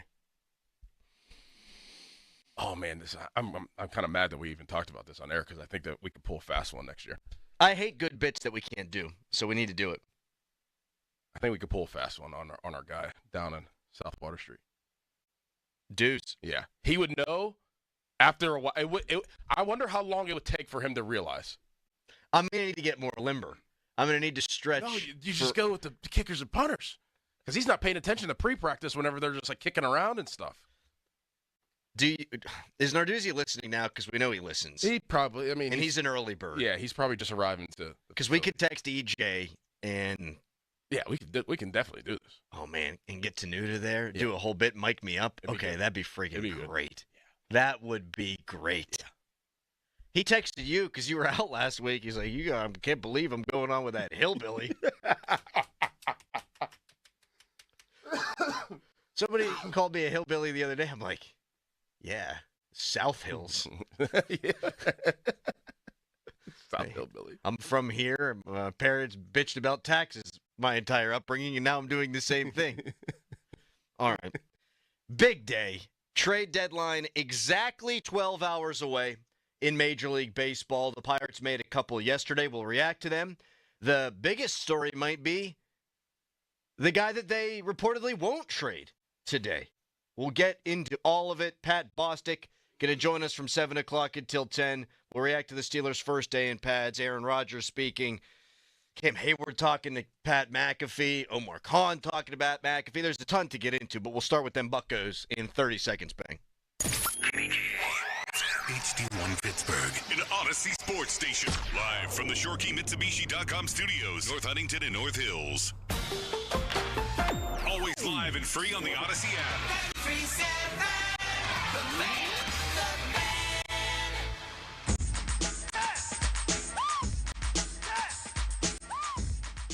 the 0-1. And a drive to left center field, hit deep to the track, to the wall, and clear the deck. Cannonball coming. Key Brian Hayes, his second home run of the season. Pirates are on the board. It's 3-1. It took me 3 hours to find a Key Brian Hayes home run highlight. That's not fair. Key Brian Hayes changes scenery. He'll probably do that guy some good. He gets shipped out to division rival Cincinnati. And in return, the Buccos get Sammy Stafura, a high A shortstop, and the 9th rated Reds prospect. They also got left-handed pitcher Tyler Rogers, who is a good reliever. He's owed $12 million, but they're going to maybe flip him today or not, and he'll just replace potentially one of the relievers they trade today, or he'll replace the reliever they traded yesterday. I'm just shocked they got anything for Key Brian Hayes. Why mince words? I know he is an elite defender. I see it all the time in the For You tab on Twitter.com. Defensive runs saved leaders in Major League Baseball. He's atop the list. Among third basemen, he laps the field. He is by far the best defensive third baseman in the league, has been for some time, and arguably the best defender in the game. There is value to that. He is also the second worst hitter in Major League Baseball among all qualified hitters in OPS. The guy plays a power position and has as little power as any regular playing in Major League Baseball. The Buccos should have moved him, and while the return may seem underwhelming, I ask, what did you expect? The Reds know this guy can't hit, and they know that they're going to have to pay him for the next 5 years. It's not a lot of money, but relative to what the Pirates spend, it's a decent chunk. Relative to what the Reds spend, it's a decent chunk. But while the return wasn't a guy who's close to playing Major League Baseball and helping this offense, I had said for the last couple of weeks, if you could just simply find a way to get Key Brian Hayes off this roster, to open up a spot to get a good hitter in, I'm all for it. I'll actually say Cherington did a decent job with this. A top 10 prospect in the Red system for a guy who can't hit? Okay. You did well here, Ben Cherington, and I don't like to throw compliments to that guy. Yeah, I agree. I will give him credit. And to me, this makes sense for the Reds because the Reds have hitters. They have a few hitters. I mean, Friedel, obviously, De La Cruz, and Gavin Lux, who they got in the offseason. They have guys that can protect a guy like Brian Hayes that is an elite defensive third baseman. So to me, that makes sense. But they also, the reason why I think that this was a good trade, even if you didn't get the return that you wanted, is you're getting the money off the book. So time will tell if they use that money in the right way, right? Like, that's what the point was to get the money off the books, to use that money for somebody that can actually hit. That's the rub, right? That's the rub there. So we see that the money's freed up. It's like, okay, well, where's that going now? Now you have to execute on the other side of it. So I think it was a great trade. You get the money off the books. I think it was a good trade, obviously, for the Reds. Now you just got to use the money. See what they do. That is the fly in the ointment here. On the surface, you get, for you, a bad contract off the books, a terrible hitter off the books, and a guy who reportedly didn't want to be here, out of town. But it's a salary dump unless you use the money to make next year's team better. Mm-hmm. And if there are Pirates fans out there that don't believe the money will get rolled into next year's payroll, I don't blame you for that. Nope. So I'm not going to give this organization benefit of the doubt. I do think the quote-unquote plan is to spin that forward and to utilize it to make next year's team better. But until they do it, I can't give them credit for something that hasn't happened yet. Right. I just can't. Now, as for Key Brian Hayes not wanting to be here, for Key Brian Hayes' dad not wanting him to be here, look, you have to take some personal responsibility. Maybe the Pirates didn't do right by Hayes with the back thing. Maybe you can blame them for not developing him as a hitter. I think you need to take some personal responsibility and understand that you haven't become what everyone thought you could be from a hitting standpoint. We always said, if he could be an average hitter, that's a great Major League Baseball player. He is so far below average, that's why he got moved. But lest we forget, he had one good month in the COVID-shortened season. He got called up midway through the year. One good month. And they gave him $70 million. You can't be that mad at the Pirates. And I know that the deal didn't work out. I'm never going to blame them when they take a risk on a guy. Yep. When they paid Brian Reynolds, it made all the sense in the world, and he has stunk this year. Doesn't mean they shouldn't have done it. When they paid Mitch Keller, that was the right thing to do. If the guy burst into flames on the field and could never throw a strike again, it was still worth doing. I think it was worth paying Ke'Bryan Hayes, because if he blossomed into the guy we had all hoped, then $70 million and $8.75 million a year would have been a bargain, a steal. So I don't blame them for doing it. I also don't blame them for trading him. What do you think? 412-928-9370. Texter writes in, MLB has him rated 15th, just saying. I think they're talking about Stafora, the shortstop that comes from the Reds organization. Is 9th the Pirates spin? Let's get something straight here. We ain't spinning jack crap for the Pirates over here. No. It depends on where you look. I saw MLB Pipeline had him as the 9th rated prospect. Okay, top 15. Whatever. Right. You wound up getting... It's not like the 80th. Right. Like, what are we talking about here? And meanwhile, you trade Caleb Ferguson, you get the 13th best prospect in the Seattle Mariners system. I don't know what people expected as a return for Ke'Bryan Hayes. I thought if they moved him, it would look like this. The Pirates trade Ke'Bryan Hayes to Team X. The Pirates get a player to be named later. That's what I thought it would look like. Or I thought that he would be attached to, like, a Bednar and Mitch Keller. I thought that could be the case, too, yeah. Be a package, like, type deal. That's how I thought he was going to get traded. I didn't think he was going to get traded, like, just by himself. I thought he was going to be attached to something like, here, all right, we'll sweeten the package. Here's Ke'Bryan Hayes. Because we all understand the value of a great defensive player, and he is that. But you do have to let him hit 4 times a game. And I just didn't know if anybody was going to take that on if you didn't attach something or if you had to give up anything in return. Mm-hmm. We'll see if Rogers gets flipped today at the deadline or if he's a stopgap guy for the Buccos this season if they move off of Bednar or Santana. But your thoughts on the deal, 412-928-9370. That's 412-928-9370. I'm getting emotional. I can't believe they traded this cornerstone piece of the franchise.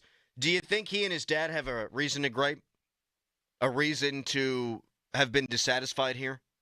I think that it may be deeper than what we think because of, the whole hitting coach, I think, situation. Yes. That was probably a reason. That probably his hitting coach, trainer, whatever you want to call helping him for so many years, and the Pirates, I guess, allegedly not allowing or him being around, something like that. Yeah, they had that Nunnally guy. Right. Who was working with him, and then he actually hit the ball for a little while there. Right. I think that may have a little bit to do with it. I don't think it's like him being a Pittsburgh Pirate. I think it's more of a situation like that. Maybe the rehab of his back didn't go the way that he planned. I can see that being a reason to gripe. Throughout the last couple of years, maybe being forced into the lineup whenever he wasn't healthy, things of that nature. I think that might be a reason to gripe, but I don't think it was like because he was, hearing from people like us. I don't think it was because he was a Pittsburgh Pirate and couldn't hit. I think it was more of like it was deeper than that. The back thing could be a big reason why, if they feel like the Pirates didn't handle that situation appropriately, and then you're searching for outside help. And he has actually stayed healthy this year, which is good to see. I don't dislike Ke'Bryan Hayes. I got nothing bad to say about the dude, but I do think the body language was lacking at times this year and last year. And I think last year you can attribute that to some of the back issues. It's hard to discern whether or not he was in discomfort or just not comfortable in his own skin playing for the Pirates. But when you get paid $70 million guaranteed You can't be that mad. If he had played out his career the way that so many other Pirates have played out their careers here, I mean, he would be in arbitration. He'd be getting paid that way, but they didn't need to pay him when they paid him. That's why I don't think it was, everything else. I think that it was kind of maybe deeper than what probably people think. Mm-hmm. I think that, whenever you're getting paid $70 million, like you said, it's like, what are you mad about? What is there to be mad about? My back hurts. Okay, well, so what? So does mine. I don't have $70 million. So maybe like the rehab process, things of that nature. I think that they probably were upset. Yeah. I could see that being a big sticking point anywhere. Yeah. And you would know this way better than me, like if you don't feel like an organization's doing everything in their power to get you right, I would imagine there are things that, I would imagine there aren't many things that are more frustrating. Or to try to get you right too fast and try to push you back too fast whenever you know that you're not ready, to try to get you out there, to try to, make good use of the $70 million. It's like, you got to be out there. We got to get you back on the field. You're like, well, I'm not ready. Well, we got to get you in the lineup. And then it's like, okay. Then he goes out there and he looks like he does. Mm-hmm. And stuff like that. I think that probably made him very trying upset. to serve the team, put the needs of the team ahead of your own personal health. Mm-hmm. Harry was underwhelmed with the return in the Key Brian Hayes deal. Were you? 412-928-9370. What bummed you out about the return, Harry? Like you guys just talked about, I wanted him to be paired maybe in another deal to get somebody better back, like with a pitcher. And I'm also focused on who they got. Like they traded away a left-handed reliever in Caleb Ferguson to get Taylor Rogers, who's fine, but it's like it feels like everything's still pitcher focused here from a major league perspective. I think it was, in the case of the Hayes deal, get the best possible return you could, regardless of your needs for 2026. Well, I think it's just moving him out of the way to open up your third base job. Yeah. Now, if they do trade Bednar, if they do trade Keller, and we're looking at high A shortstops, we're going to eviscerate them for the next 2 days. Well, what I was thinking about, too, as I talked myself through it, was maybe Taylor Rogers is your kind of temporary, not as good as David Bednar piece. For when you do trade David Bednar, you still have a back end of the bullpen, so it could create the win-win in that sense. Yeah. If Rogers pitches well and they sign him to a cheap contract next year, that look good. If they flip him, that look good. I'm not worried about them being able to cobble together a bullpen. But as long as Hayes was going to be getting paid upwards of $9 million on this roster, he was going to play. They're not going to pay a guy that much money relative to their payroll and not put that guy out there every day. This unclogs a position for them. And I have looked at the potential third baseman that could be on the open market this offseason. There's guys that are going to make a lot of money, and then there's bad players. I'm here to tell you, whatever they do, the guy they bring in, so long as Triolo's not that dude, he's going to hit better than Key Brian Hayes. Mm-hmm. That's not a guess, that's a fact. Of all the available free agent third basemen, you could scrape the bottom of the barrel in that group, and that guy's going to hit better than Key Brian Hayes. And that's the issue with this club. They need to hit. And an average hitter would be a significant upgrade for them in the middle of this offense. Now, we're not going to give them credit for what they haven't done. We've already said that. But I think that's the plan. So we're okay with the return. I'm going to be rooting for Key Brian Hayes. I think he's a nice man. Are the Reds going to fix him? I think that's an interesting conversation, which we'll get to coming up next at 412-928-9370. You can call in and comment just your broad thoughts on the trade. Could the Pirates trade Bednar today? Santana? Are they going to move off of Mitch Keller? We'll get into all that in hour number one, but first it's Nicholas Harry Callis fan headline. Now, fan headlines powered by Bowser Genesis of Monroeville. Pirates, they won yesterday over the San Francisco Giants and swept the Giants in that three-game series. Pirates are off today. They're going to start a three-game series with the Colorado Rockies beginning tomorrow. More fan headlines, go to 937thefan.com. Sports Radio 93.7 The Fan. You can catch up on the latest Pittsburgh sports news anytime. Just tell your smart device to play Sports Radio 93.7 The Fan. 93.7 The Fan from Odyssey. Pittsburgh sports, smart and able. Sports Radio 93.7 The Fan. The CBS Sports Minute is brought to you by Cohen Market's Crispy Chicken, the official crispy chicken of The Fan. This is Boomer Esiason with an Odyssey Sportsman Edge. Sponsored by Metal Supermarkets, the convenience stores for metal. Find a store at metalsupermarkets.com. In today's MLB, gearing up for a pennant race at the trade deadline means shoring up the bullpen. The Phillies yesterday traded for Twins closer Johan Duran, while the Mets acquired Ryan Helsley from the Cardinals and Tyler Rogers from the Giants. Man, I'll tell you what, it's getting busy on Boomer Esiason. When you've got real work to do, Metal Supermarkets will help you get it done fast.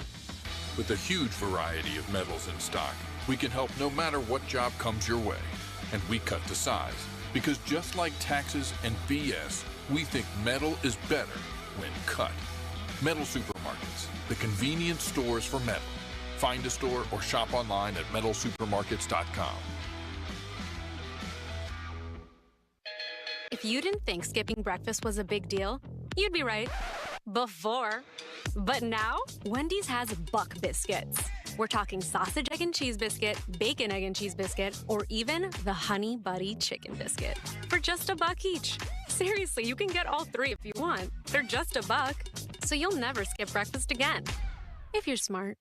Breakfast for $1? Gotta be Wendy's. Limited time only. Price of participation may vary. Limit 5 qualifying items per transaction. Not valid in the combo while supplies last. Hey, it's Malsey. Let's talk about the roof on your home. A lot of you will need to replace your roof this summer, but be forewarned. There are roofing companies out there that skip over the most important part of the process, the attic ventilation. You see, if your attic doesn't have proper air circulation, it can cause problems such as mold and wood rot, leaks in the winter, not to mention higher AC bills in the summer. This is one of the reasons I recommend MHI Roofing to my listeners. Their process begins with a free 21-point roof inspection that includes a thorough inspection of your attic. They know that if the ventilation isn't right, the roof will be built on a shaky foundation. Every MHI roof comes with a well-thought-out attic ventilation plan, and that's why they can offer a 50-year leak-free guarantee on every roof they install. Money-saving discounts and financing incentives are available. Call for your free 21-point roof inspection and estimate today. 412-998-8864 or book an appointment online at mhiroof.com. This is Kevin Moret from Mentality. Men, you're being robbed of your potential. Research shows a shocking 1% annual decline in testosterone levels. That's why building muscle feels impossible and your confidence is at an all-time low. But here's the truth. You're not alone in this uphill battle. Mentality's physician-directed, FDA-approved treatment doesn't just level the playing field, it restores your body's powerful balance. Our patients experience a documented 30% increase in their testosterone levels. Stop struggling and turn this around. Defy the odds and reclaim your masculine edge at mentalityhealth.com/radio. Shenderovich, and Fishman. Why pay 40% when you can pay 25%? Call 888-98-TWINS. Some people just know they could save hundreds on car insurance by checking Allstate first. Like you know to check for your wallet first before hitting the drive-thru. $6. Sorry, forgot my wallet. I have change, though. Here's 40 cents, another 40. Ooh, a bicentennial. What's that? Oh, gosh. Checking first is smart. So check Allstate first for a quote that could save you hundreds. You're in good hands with Allstate. Savings vary. Subject to terms, conditions, and availability. Allstate Fire and Casualty Insurance Company and affiliates, Northbrook, Illinois. At Target, back-to-school-a-days are here. What is back-to-school-a-days, you ask? We're talking 7 days of deals on looks and styles the kids will love, at prices you'll love even more. Because back-to-school at Target means getting all of the above. Through August 2nd, save 25% on select kids' clothes, with additional savings to round out their looks, including uniforms, leggings, polos, and activewear. Plus, their new favorite backpacks are 30% off. Happy back-to-school-a-days now through August 2nd, only at Target. Terms and conditions apply. Cloudy with showers today, the high 78. Weather brought to you by Staples. Have you heard? The Staples Easy button is back with even more easy. Press it for custom prints, shipping services, even passport photos. Staples. That was easy. That's the sound of James adding long-lasting Gain scent boosters to his laundry this morning. Several hours later, James sniffs the irresistible scent of Gain on his shirt. Gain. Several hours later, James has even caught the attention of his mother-in-law, and she never gives him attention. Ooh, you smell amazing, James. Oh, thanks, Mom. I love you too. I never said that. Add Gain scent boosters to your laundry. Add joy to your day. Some things can steal your sunshine. Ugh, I just got my hair done. Sorry, the cooler's broken. Anyone see my flip-flops? Anyone? But COVID-19 can steal a lot more. I just took a COVID test. Ugh. Prescription medications for COVID exist. If you test positive this summer, ask your doctor if they're right for you. Visit PfizerForAll.com/COVID-19 to learn more. Sponsored by Pfizer. Now, from the Spitzer Toyota Monroeville and Spitzer Acura McMurray Traffic Center. Thursday morning rush, not off to a good start at all. We have an accident on the inbound Parkway East. Crews on the scene near the Edgewood Twistvale interchange. Watch for a lane blockage there, which is causing delays now back between Greensburg Pike and Wilkinsburg past the scene. And then you do have a slight slowdown at the Squirrel Hill Tunnel entrance. Outbound delays starting before the Squirrel Hill Homestead exit all the way through the tunnels because of that construction project. Parkway West, you're in line near the Banksville Merge Point. Route 28 is heavy heading off at East Ohio Street on the inbound. From the voice of Pittsburgh, 100.1 FM and AM 1020 KDKA, I'm Greg McAtee on Sports Radio 93.7 The Fan. Live from the ShoreKeyMitsubishi.com studios, North Huntington and North Hills.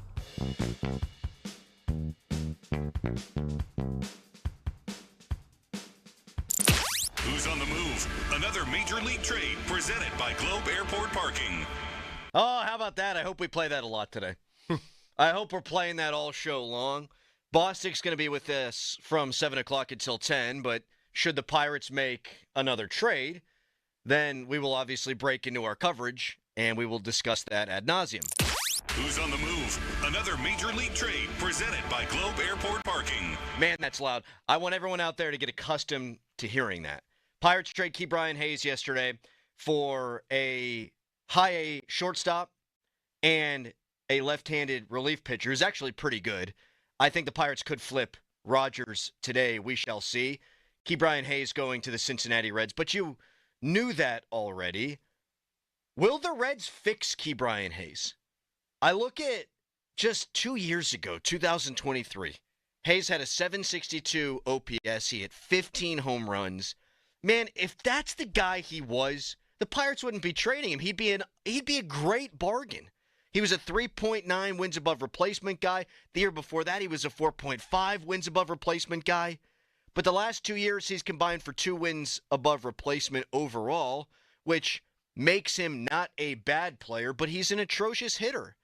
And last season, a 573 OPS, we thought, you know what, if he stays healthy, he'll be better than that. He's been worse this year. He's 41% below league average as a hitter. He was 39% below league average last year. I think the back thing screwed it up. Mm-hmm. I don't think he'll ever turn into a good hitter. And I saw a lot of people yesterday saying, hey, he's going to play in that great hitter's ballpark. It's a great hitter's ballpark if you hit the ball in the air. He doesn't hit the ball in the air. He tops the ball to the third baseman. I texted Starkey and said, maybe he'll hit some more book rule, ground rule doubles. He'll chop the ball off the plate, but because it's Great American Small Park, maybe it'll chop off the plate and go over the left field wall. I don't think this guy's going to be hitting a whole ton of homers. But a lot of people, because of the way the Pirates have developed guys, they don't trust this organization to develop hitters, and I get that. And I think the preset for all Buccos fans is guy goes elsewhere, guy performs there. And I don't blame anybody for feeling that way. I just don't think Ke'Bryan Hayes fits that. I think you disagree. I definitely disagree. I mean, and it's for many reasons that you just stated. One would being that usually a player that goes elsewhere does well. I mean, we see it all the time. We've seen it for many, many years. Player goes here, plays very well. Doesn't matter the position. Quinn Priester being the closest example of that right now. I think that Ke'Bryan Hayes will become a good hitter. Like I said before, too, it's not like the Cincinnati Reds don't have hitters where Ke'Bryan Hayes needs to be a hitter. And also their development is way, way better than the Pirates. They do a good job of developing players. Look at Ellie De La Cruz compared to O'Neal Cruz. Exactly. And people could say, well, development, starts in, minor league ball. But no, development is year in and year out. And Ke'Bryan Hayes isn't, at a point in his career where he's a veteran that can't develop. He can still develop into a hitter, and a team can develop him into a hitter still. They can identify the issues, and they can make him a better hitter, which I think the Reds are very capable of doing with their history of younger players being developed. So I think he's going to become a really good hitter there, of course. People think, because I got into this on Twitter yesterday, that I'm coming to the Pirates' defense here by way of saying Hayes is not going to develop into a hitter in Cincinnati. No, folks, don't hear it that way. I think they screwed him up, and I think he is irreparable at this point. And the back thing, too. I understand why the Reds traded for him. I think in a lineup where they can actually hit the ball out of the ballpark, and they've got some good pieces there, I think he fits. They needed better defense at third. I follow a bunch of Cincinnati people on social media because you want to stay close to them because of the NL Central, because of the Bengals and the AFC North. It was a big need for them, defense at third base, and he provides that in a way that nobody else in Major League Baseball can provide it. It makes a ton of sense for the Reds. Even if he doesn't hit, it makes more sense for them than it does here in Pittsburgh. I just don't think he can be fixed. What say you at 412-928-9370, and what do you think about the trade overall? You can give us a ring on the fan hotline presented by Sullivan Super Service, Pittsburgh's trusted plumbing and HVAC provider for over 50 years. Bob in North Versailles. Hello, Bob. I tell you what, Crowley, this has me all upset. It reminds me of my ex-mother-in-law's cooking. It was horrible, horrible. Even the flies pitched in to fix the screen door. Thank you, Bob. Was that the guy that called when I was out? Yeah. He might be one of my favorite people on planet Earth. So he divorced his wife, right? He caught his wife with his best friend. Caught his wife with his best friend. Which is tough. And now he's talking about the ex-wife's mother because he said the mother-in-law's cooking. So that whole side of the family, that was a big mistake by him by just marrying her because he doesn't like anybody on her side of the family because the mother-in-law can't cook. And the best thing to come from their divorce was that he wound up keeping the dog, but then he had to put the dog down and never got another dog after that. Never got another dog. He never got another dog, never remarried, Bob in North Versailles. Have to keep the dog. Okay. That does sound like a difficult marriage. Yeah. Go over to the in-laws, don't love the cooking, come home one day, your wife's screwing your best friend, the mailman. That's tough. But at least you get to keep the dog, but then the dog dies. Tough. All the while you're a Pittsburgh Pirates fan. Yeah, it's not good. Let's go to Rob in Chicago, who I believe is happily married. You married, Rob? Nope, single. Damn it. As far as the Brian Harry, Hayes can you trade, get over here, get that foot out of my mouth, please? Are you divorced, Rob? Let's get in your backstory. You call in every day. I feel like we don't know you. We met you at the 5-alarm marathon. I'm not excited. There's nothing exciting. I get laid about as often as we change popes. It's not good. That can happen in marriage too, Rob, so don't worry about that. That is true. Yeah, it's a pretty boring life. You drive Uber and work for the post office. But anyway, the Brian Hayes, I think it was a good move. I think he's going to do a little bit better in Cincinnati. But the guy's also about as durable as a piece of balsa wood. And I don't see the Pirates really picking up anything other than prospects today because they just don't want to pay anybody. So, I mean, they can develop pitching. They can't develop hitting.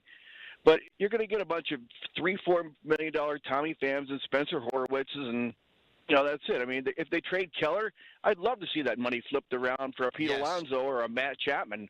It ain't going to happen. We've been clear on this, and thank you for the call, Rob. Trading Brian Hayes is good if ... that money gets spent on a hitter this offseason. Trading Mitch Keller is good ...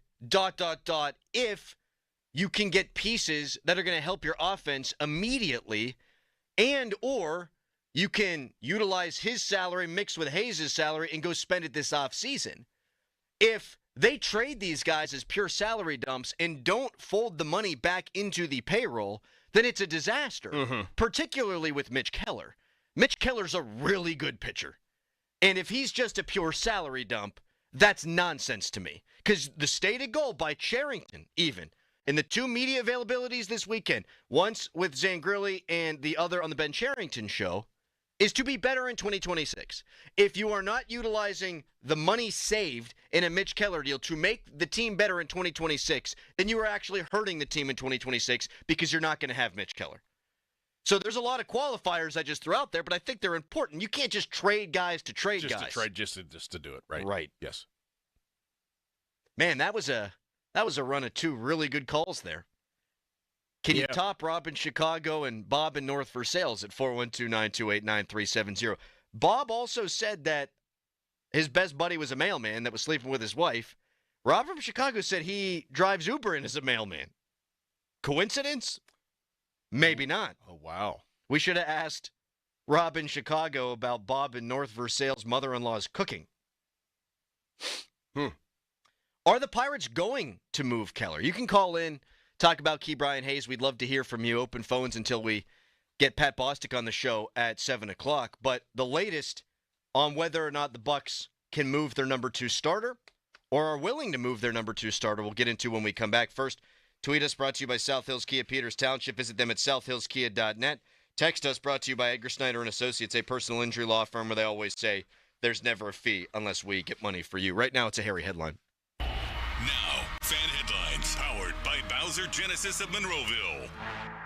Pirates made a couple big trades yesterday. Key Brian Hayes sent to the Cincinnati Reds for left-handed relief pitcher Taylor Rogers and a prospect. And then the Pirates sent Caleb Ferguson, a left-handed reliever, to the Seattle Mariners. And in exchange, the Pirates got a prospect back for him. More fan headlines, go to 937thefan.com. This training camp player profile is presented by Smail Kia on Route 30 on the way to camp. Aaron Rodgers. Ever hear of him? The 4-time MVP quarterback who will spend his final NFL season here in Pittsburgh after joining the Steelers this offseason. Coming off 2 down years in New York, the future Hall of Famer spent his prior 18 years in Green Bay, showcasing his all-time skill and talent. The last time Rodgers won a Super Bowl was 14 years ago over the very same Steelers he now joins. He will look to add one final Lombardi trophy to his resume, this time with the black and gold. Baseball fans, BetMGM is giving you the chance to win a prize every day during the baseball season. Step into the batter's box for BetMGM's Swing for the Fences free-to-play game. Log in every day for your chance to win. All you need to do is pick an area of the strike zone and take your best swing. If you get a single, double, triple, or home run, you'll receive a prize. Smash a home run to collect a bonus bet on them. Just log into your BetMGM sports account to get started. Then visit your promotion section and access the Swing for the Fences free-to-play game. You'll score a prize if you hit a single, double, triple, or home run. Major League Baseball trademarks used with permission. BetMGM and GameSense remind you to play responsibly. See BetMGM.com for terms. 21 plus only. Pennsylvania only. Existing customer offer. Subject to eligibility requirements. Rewards may vary. Bonus bets expire in 7 days. If you or someone you know has a gambling problem, help is available. Call 1-800-GAMBLER. Upside presents Locals Just Know. In Pittsburgh, there are things that you just know. Like on game day, you can wear whatever you want, as long as it's black or yellow. Look, Mom, I dressed myself. That's great, honey, but it's game day, and you're wearing Eagle colors. Let's go swap that shirt. Well, here's something not all Pittsburghers know yet. You can now earn Upside cash back at hundreds of nearby restaurants, gas stations, and grocery stores. Even local favorites like Giant Eagle, Market District, and Get Go. The best part? With Upside, you can earn cash back on top of your credit or debit card rewards and loyalty programs like My Perks from Giant Eagle. Download the free Upside app, and soon you'll feel like every day is game day. For a limited time, get a 10% bonus on your first purchase with promo code PITT02. That's promo code PITT02 for an extra 10% cashback bonus. Upside. Cashback smarter. Offers vary by user and location. Terms and conditions apply. Go to upside.com for details. Target Freight Management, empowering Pittsburgh area businesses like yours to conquer the complexities of modern supply chain management. A trusted leader in logistics solutions, backed by years of industry experience and revolutionary thinking. Efficiency, flexibility, visibility, and reliability. And all right here in Pittsburgh. Target Freight Management, exceeding customer expectations using first-in-class technology. Move your product regardless of size with Target Freight Management. TargetFMI.com. TargetFMI.com.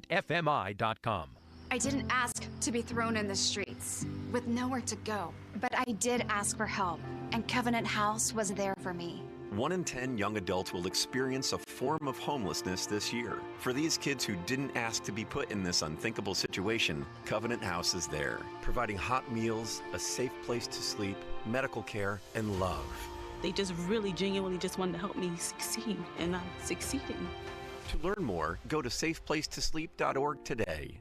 If something happens to you, what happens to your family? Will they struggle financially? Will they be able to afford the home you built together? With Ethos, you can get life insurance coverage in minutes. Get up to $2 million in coverage for as little as $2 a day. All online with no medical exam. Just answer a few health questions. Get your free quote at ethos.com/game. That's ethos.com/game. Rates may vary. Billed monthly. Sample rate 10-year term life policy for a 35-year-old healthy non-smoking male. 93.7 The Fan is cleared by aquickdrain.com.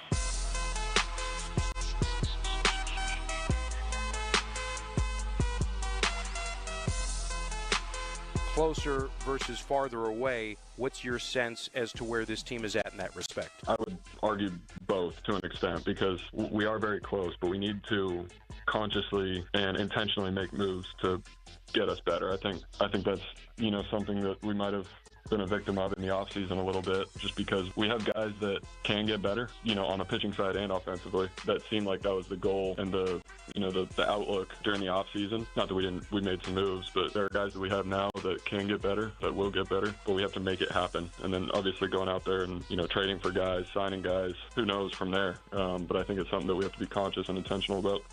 Paul Skenes after his start on Sunday with Dan Zangrilli. Big topic this week. Paul Skenes thoughtfully and intentionally calling out the Pirates by saying that they need to be thoughtful, conscious, and intentional with the moves that they make. The Pirates are not better today than they were yesterday. They're not. Because Ke'Bryan Hayes is still a positive WAR player because of his glove. You got to have the big picture in mind. And that's where I don't trust Ben Cherington. Like, moving Ke'Bryan Hayes out of here makes a ton of sense. But what's the next step? What's 4 steps down the line? You needed to clear a space that you could get a third baseman in here that could hit, even a league average third baseman. He hasn't done that yet. This is a massive day in Pirates history. It really is. This offseason is a massive one in Pirates history. Next season, one of the more important years in recent Pirates history. And you need to be thoughtful and intentional, like Skenes said, with what you do to improve upon this club. Now, that being said, Ken Rosenthal of The Athletic, big-time Major League Baseball insider last night, he posted this. Barring a dramatic shift on Thursday, the Pittsburgh Pirates are likely to keep right-hander Mitch Keller, according to Major League sources briefed on their discussions. He goes on to say, a trade of Keller represents perhaps the Pirates' best chance to acquire impact offensive talent, but The Athletic reported last Friday that the Pirates were torn on moving Keller. An executive from a team interested in Keller, granted anonymity for his candor, said his team has not even bothered continuing its pursuit of the pitcher, citing the Pirates' reluctance to seriously engage. Look, at a bare minimum, the Pirates need to be seriously engaging in conversations right now on Keller. I agree. Oh, man. Man, Callis. I choked on my Zin there a little bit. Yeah, I saw that. I got to toss that way out of here. That was bad. My bad. Sorry, everyone driving around out there. That had to have been gross. That is disgusting. I agree with what Ken Rosenthal had to say there. Wrote there that this represents perhaps the Pirates' best chance to acquire impact offensive talent. And, okay, we've said this for weeks. If you don't get a major league player and a player who is knocking on the door to become an impact major league player, then you don't move Keller. Like, I still stand by that.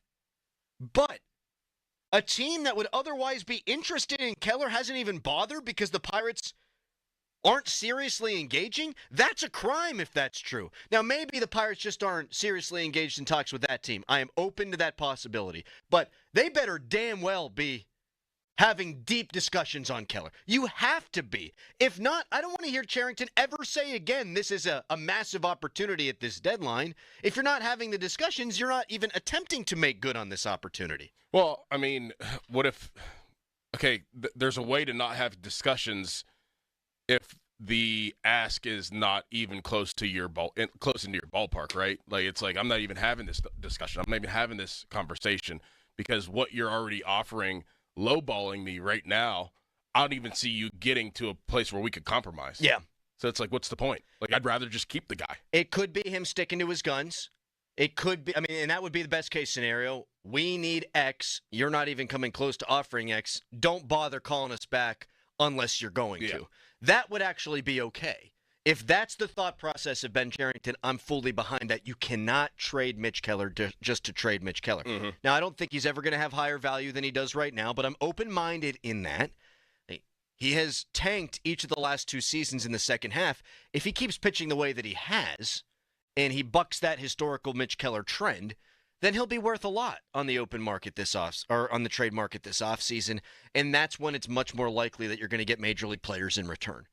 So if that's the reasoning, hey, here's what we're asking. If you can't match it, then we're not going to trade him. I'm fine with it. If he's not having legitimate discussions, if he's not engaging in discussions, that is a crime against the sport. That's all I'm saying.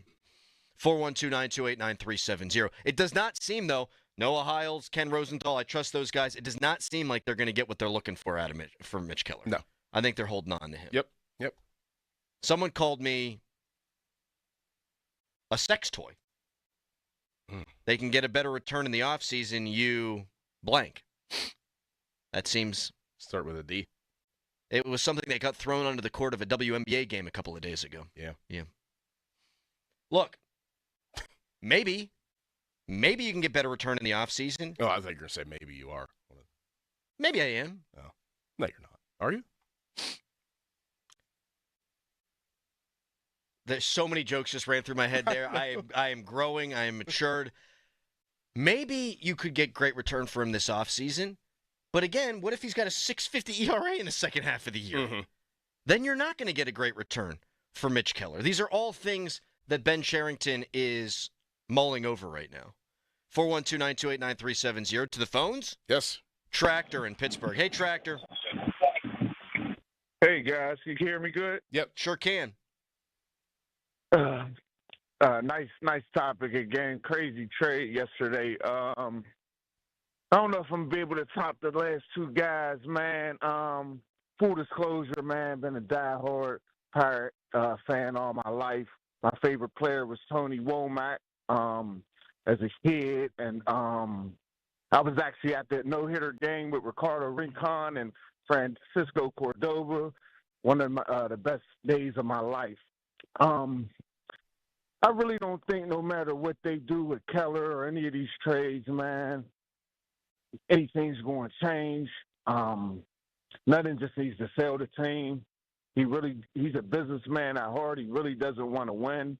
None of these trades really, this just kicks the can down the road.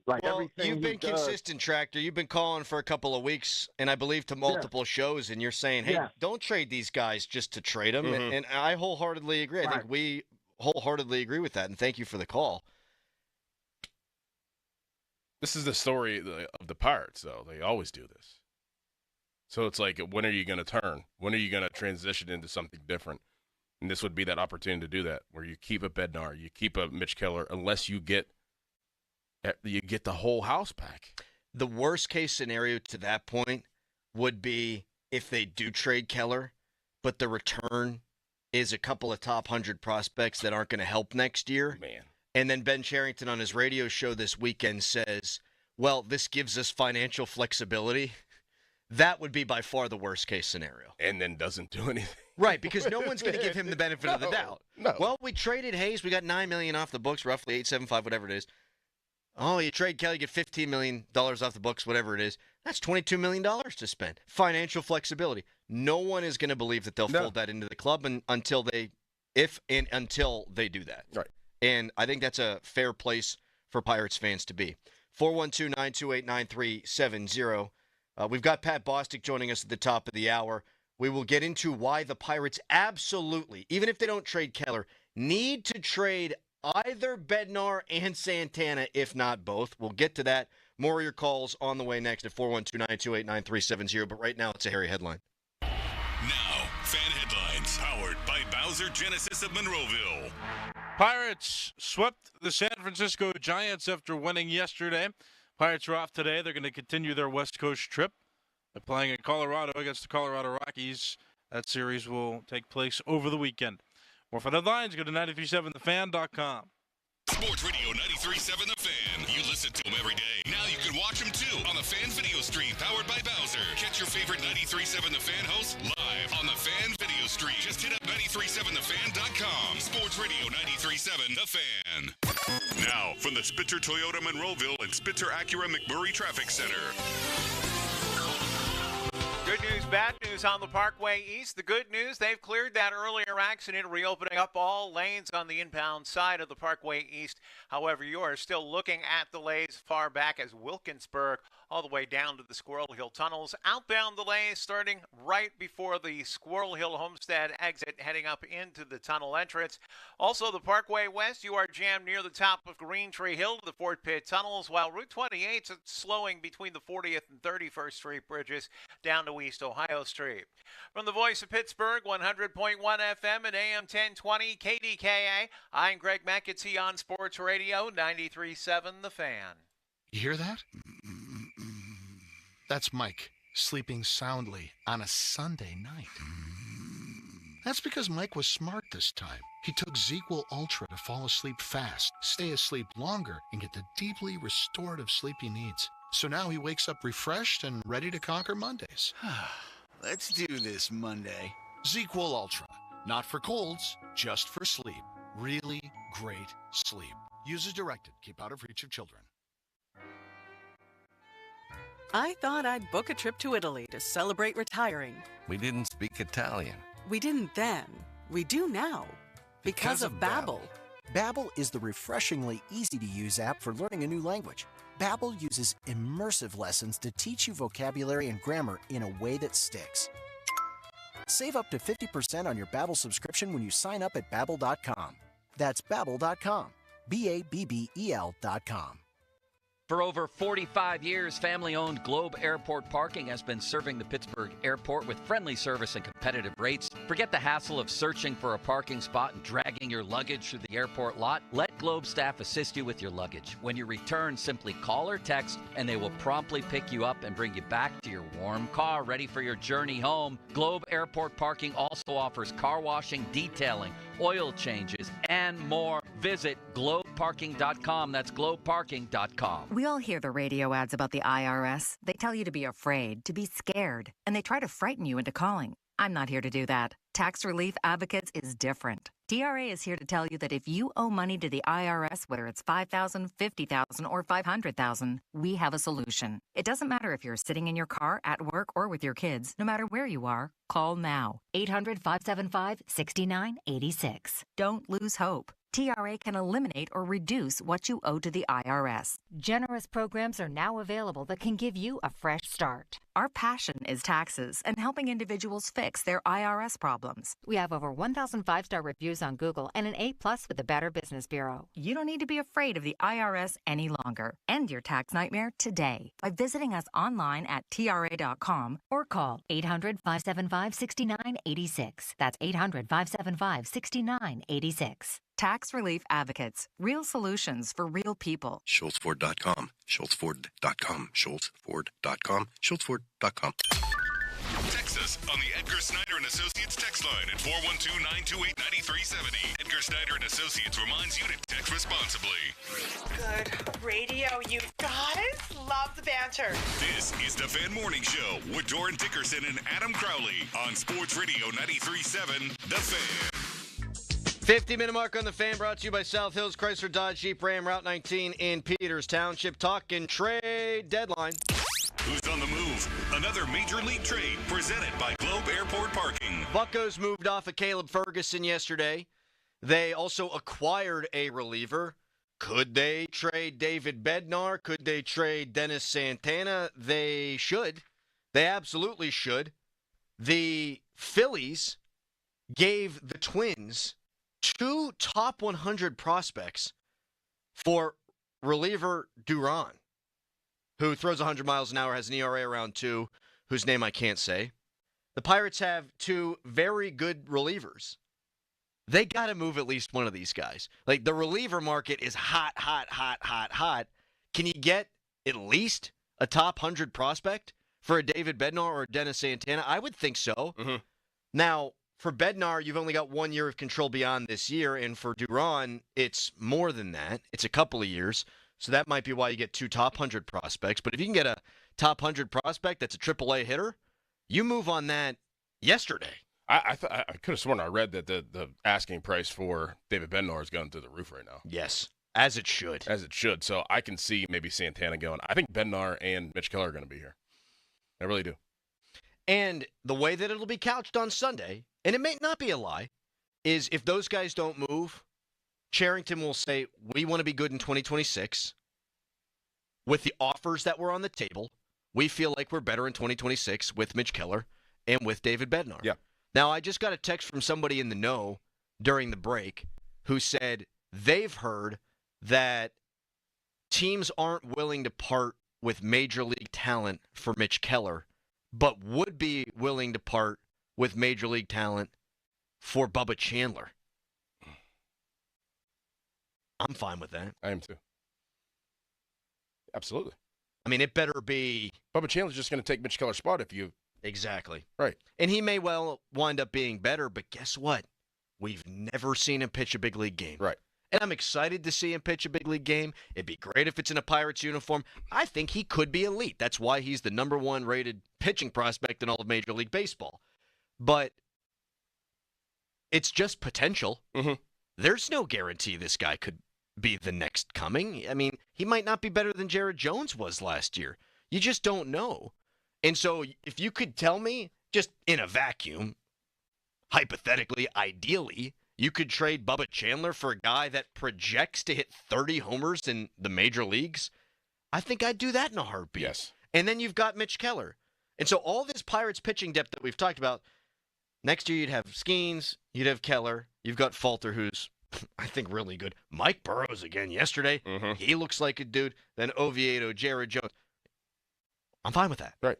I am fine with that. Maybe Ashcraft, who pitched 3 scoreless innings the other night. Maybe he's in your rotation, depending on which relievers you trade. Bubba Chandler would not be untouchable to me. What do you think? 412-928-9370. Call? Yep. Dustin in Pittsburgh wants to talk trades. Hi, Dustin. Hey, how are you? I'm wonderful. Doran, are you I'm wonderful? Harry, how you doing today? You good? Yeah. Oh, he's meh. What's up, man? So I wanted to talk about the Ke'Bryan Hayes trade a little bit. I just was wondering, do you think we kind of sold him at a low point? Because we saw that really explosive month in June out of him. So I don't know if he could go back to that form, or do you think that we kind of sold him at a low point? Or well, I don't think they're selling him for his hitting. So his consistency as a fielder, as a third baseman, that's what you're selling at, and it was pretty high. I mean, he made a great play the other day. So that has always been high, and I think that that's what you were selling. If that makes sense. And here's the other thing. Yeah. I mean, you and I disagree on what he's going to do in Cincinnati. Do you agree with me that he was never going to hit again here? Never. So I don't think you're looking at August being this breakthrough month for Ke'Bryan Hayes. We've been waiting for that for a long time. Even Joe Block, who had been tweeting out hard-hit ball stats for Ke'Bryan Hayes the last 2 years, has stopped doing that. So I think all hope was lost here as a hitter, and I don't think you would have gotten more for Ke'Bryan Hayes this offseason. I think desperation gets you drunk this time of year. And the Reds, they are contenders. And they gave up their 9th-rated prospect for Ke'Bryan Hayes. They gave up a good left-handed reliever in the middle of a playoff race for Ke'Bryan Hayes. I find it hard to believe they'd get something more than that for him. 412-928-9370. Pat Bostic going to be joining us coming up at the top of the 7 o'clock hour. We'll do a little bit more Buccos. We'll mix in the Pirates all throughout the day. We're going to have to because we expect them to do at least something, don't we? If Bednar doesn't go and you think he'll remain, I think they'll definitely move Santana. Mm-hmm. Like, you have to move one of these relievers. The way this market is shaped up, you have to. I think they'll at least do that, plus Tommy Pham still available, and he's been playing like Willie Mays for the last 6 weeks. 412-928-9370 if you want to talk trades. Again, Pat Bostic joining us in the 7 o'clock hour through the remainder of the show. It was the first day in pads yesterday, Dorn. Yes, it was. For the Pittsburgh Steelers. The Hall of Fame game tonight. We'll get into all of it.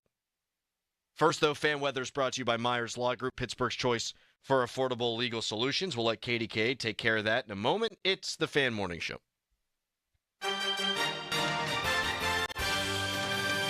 For today, expect mostly cloudy skies with scattered afternoon and evening thunderstorms and a high of 83. Northwest winds around 5 to 10 miles per hour.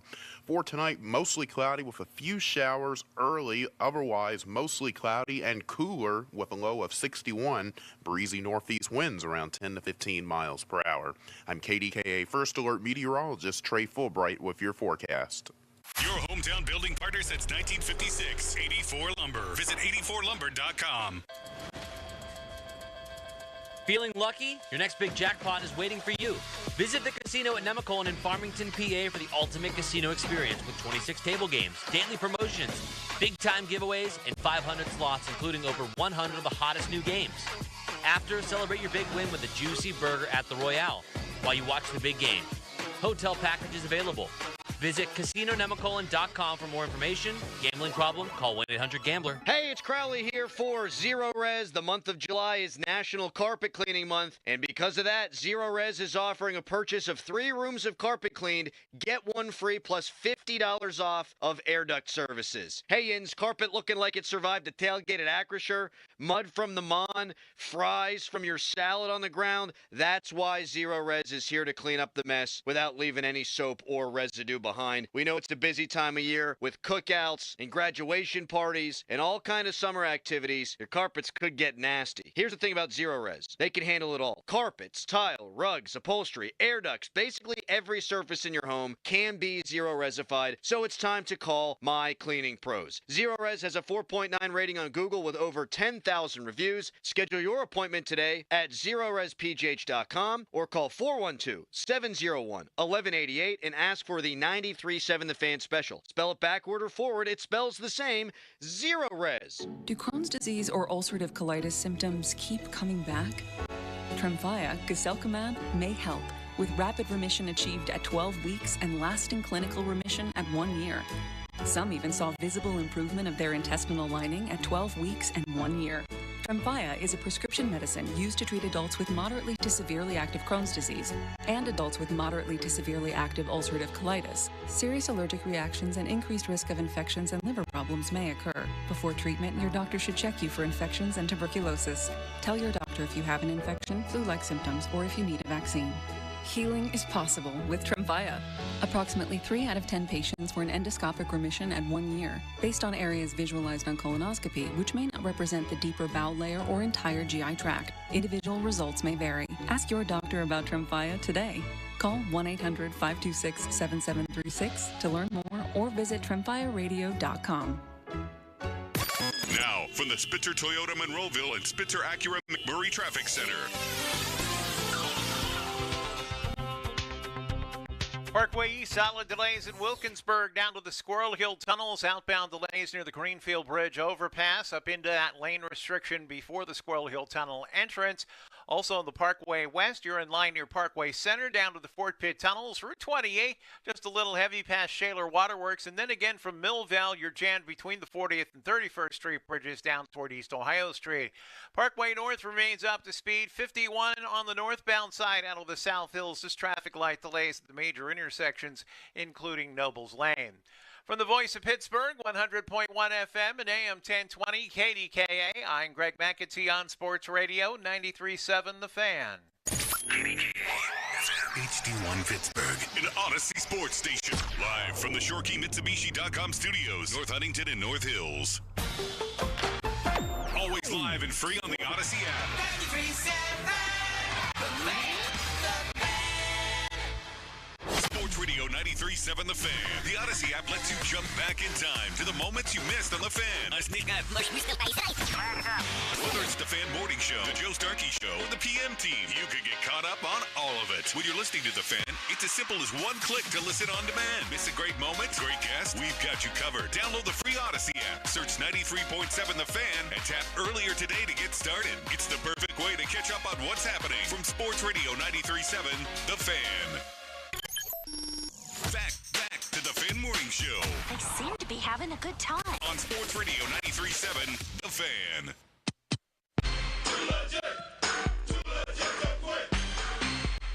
Pat Bostic will be here momentarily. He'll be with us for the entirety of the show. Jeff Hathorn at 9:35 on the latest Pirates trades.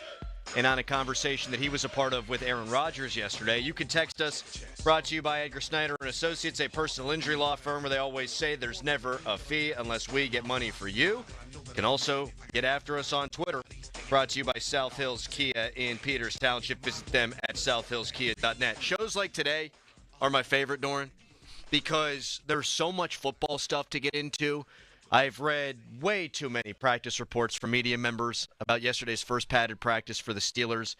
But we'll toggle back and forth. The Pirates could absolutely make a trade in the next 3 hours, and if they do, we'll break in. We'll tell you about it. There could be other big trades around Major League Baseball that would be noteworthy that we will tell you about if and when they come down the pike. You can always chime in at 412-928-9370. The YouTube comments are a cesspool right now. People getting into it about the Key Brian Hayes trade. The text line is split, it seems, on the Key Brian Hayes trade. I just don't really understand why people thought that there would be some massive return for Hayes. I actually thought it was more likely they'd keep him because there wouldn't be a big-time market for him. Right. And I'm okay moving out the second worst hitter in all of Major League Baseball. You can talk defense to me until you're blue in the face, but my eyes tell me, despite what the wins above replacement stat would say, that he hurts you more than he helps you. Mm-hmm. He's got 14 defensive runs saved. Okay, that's a mathematical calculation. We see him make above average to sparkling plays all the time in the field. We also see 2 on, runners in scoring position, 2 outs, and him top the ball to the third baseman or strike out or hit a pop-up all the time. And I know, again, what the advanced analytics say, you can't tell me that doesn't add up to a player who hurts you more than he helps you, especially on a team that can't hit. They can't hit, right, exactly. Like, if you tell me that he has saved 14 runs, how does that compare a run saved to a strikeout with a guy on first and second with 2 outs? Because that's a hit that would score 2 runs. Right. And I don't think it gets calculated that way. Mm-hmm. So it's not a don't let the door hit you on the ass on the way out kind of thing. It's not good riddance. It's just, hey, he needs a change of scenery, and they need to move on at the position. Now, unfortunately, we're going to have to watch probably Triolo play the rest of the year, and he's a worse defender and may actually be a worse hitter. So the rest of the way, it might not look so good. The rest of the way, it might not look so good. I mean, even with, watching Triolo, but maybe watching Hayes even develop into a hitter with the Reds this year and actually doing something with the Reds this year, you could watch that. And then also, thinking that where they're going to allocate that money that they're saving from the Kim Brian Hayes deal. Like, we're going to roll into the offseason, like, okay, like, are you going to make a move? Like, what are you going to do with this? And it could be nothing. Right. Nothing of significance. And that's why when they moved him before I even saw the return, I went, let's go. This is good. This is good. Didn't think it would happen. Financial flexibility, roll it into next year's team. I will go back on my word. I will hate the trade if those two things happen. A, you just don't do anything, and so that money just gets pocketed. And B, if he goes to Cincinnati and starts actually hitting, I'm going to be irate. Oh, yeah. But you know it's going to happen, so prepare yourself. I don't know it's going to happen. I think they broke him. Okay. I think they broke him. Okay. If O'Neal Cruz went elsewhere, I think he becomes a 40-homer hitter. If Jack Sawinski went to the Rays, and there are reports out there that the Rays are interested in Jack Sawinski, I think he may well turn into a hitter.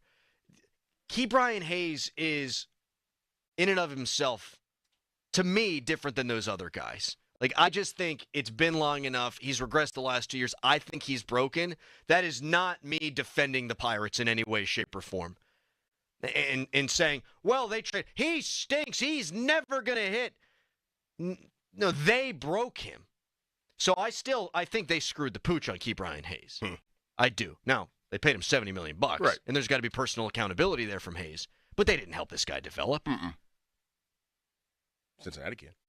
Truth serum, I mean, I don't think they're going to unlock anything in Key Brian Hayes because I think, again, is he's it more broken. that you just think or you hope that they don't? Like, not it's for, both. Yeah. It's both, and not because I have anything against Key Brian Hayes, as I've stated a couple of times. It's both. I can't say it's 100% in my mind that he won't turn into something. because it always happens. Because they're them. And you brought up a great example with Quinn Priester. I mean, even Luis Ortiz for a good portion of this season. Till he was throwing balls on purpose. Right. He was looking pretty good. He was chewing up a lot of innings for those guys. Name former Pirate. Tyler Glass now goes off and is outstanding. Joe Musgrove got better when he left. We're naming a lot of pitchers here. But, yeah, I mean, guys go elsewhere and they have success. I mean, you go into the Wayback Machine, Jose Bautista. He's hitting 19 homers as a Pirate. He goes to Toronto, and he hits 50-plus home runs. So we have seen it before. I guess I won't rule it out. I just think he's broken. You can weigh in on all that at 412-928-9370. We are joined by the esteemed and wonderful Pat Bostic right now. Pat, how you doing today, buddy? Great. How are you? Were you at practice yesterday for the University of Pittsburgh? Sorry, I'm having a hard time with this. Was it that bad? This thing? Maybe. No, I was not at practice yesterday. I'm going today. Saw a lot of video of practice. Yeah? It seems like Pat Narduzzi knows the names of all of his players, which I think gives them a leg up on West Virginia at this particular point. Maybe it does. In the maybe offseason. Hey, who knows, buddy? Hope springs eternal.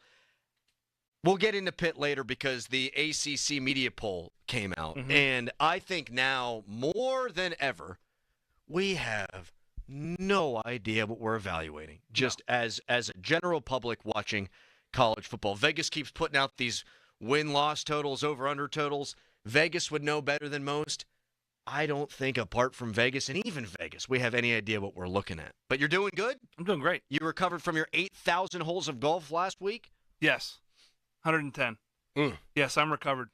Let me see those palms. You got calluses? Did you get blisters? No, those are massive hands. He's over in there. Harry? Callus is in there. He's upset with us because we didn't know that he was in the band. I am not upset. Crowley projected feeling bad by calling me upset. I'm not upset. You projected on him?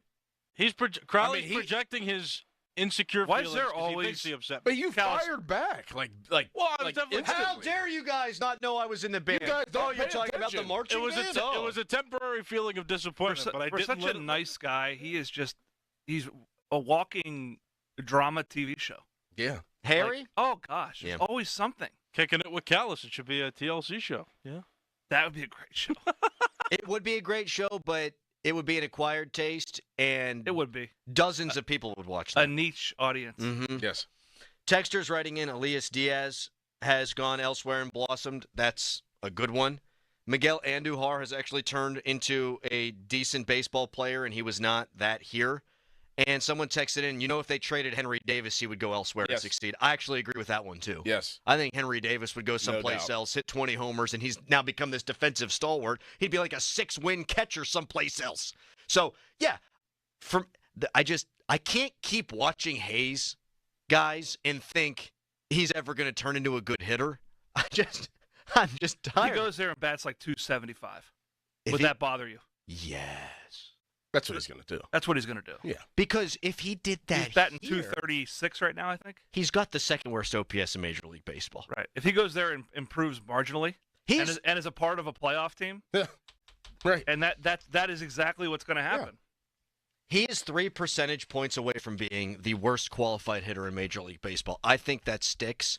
But if he goes there and does hit 275, and you're paying him $8 million, and I think it all averages out to $875, he's a steal of all steals. If he performs the way he did 2 years ago, he's a steal of all steals.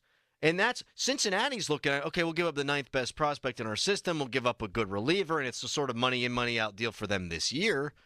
They're thinking worst case scenario is we got the best defensive third baseman in the sport on a team where we can hit.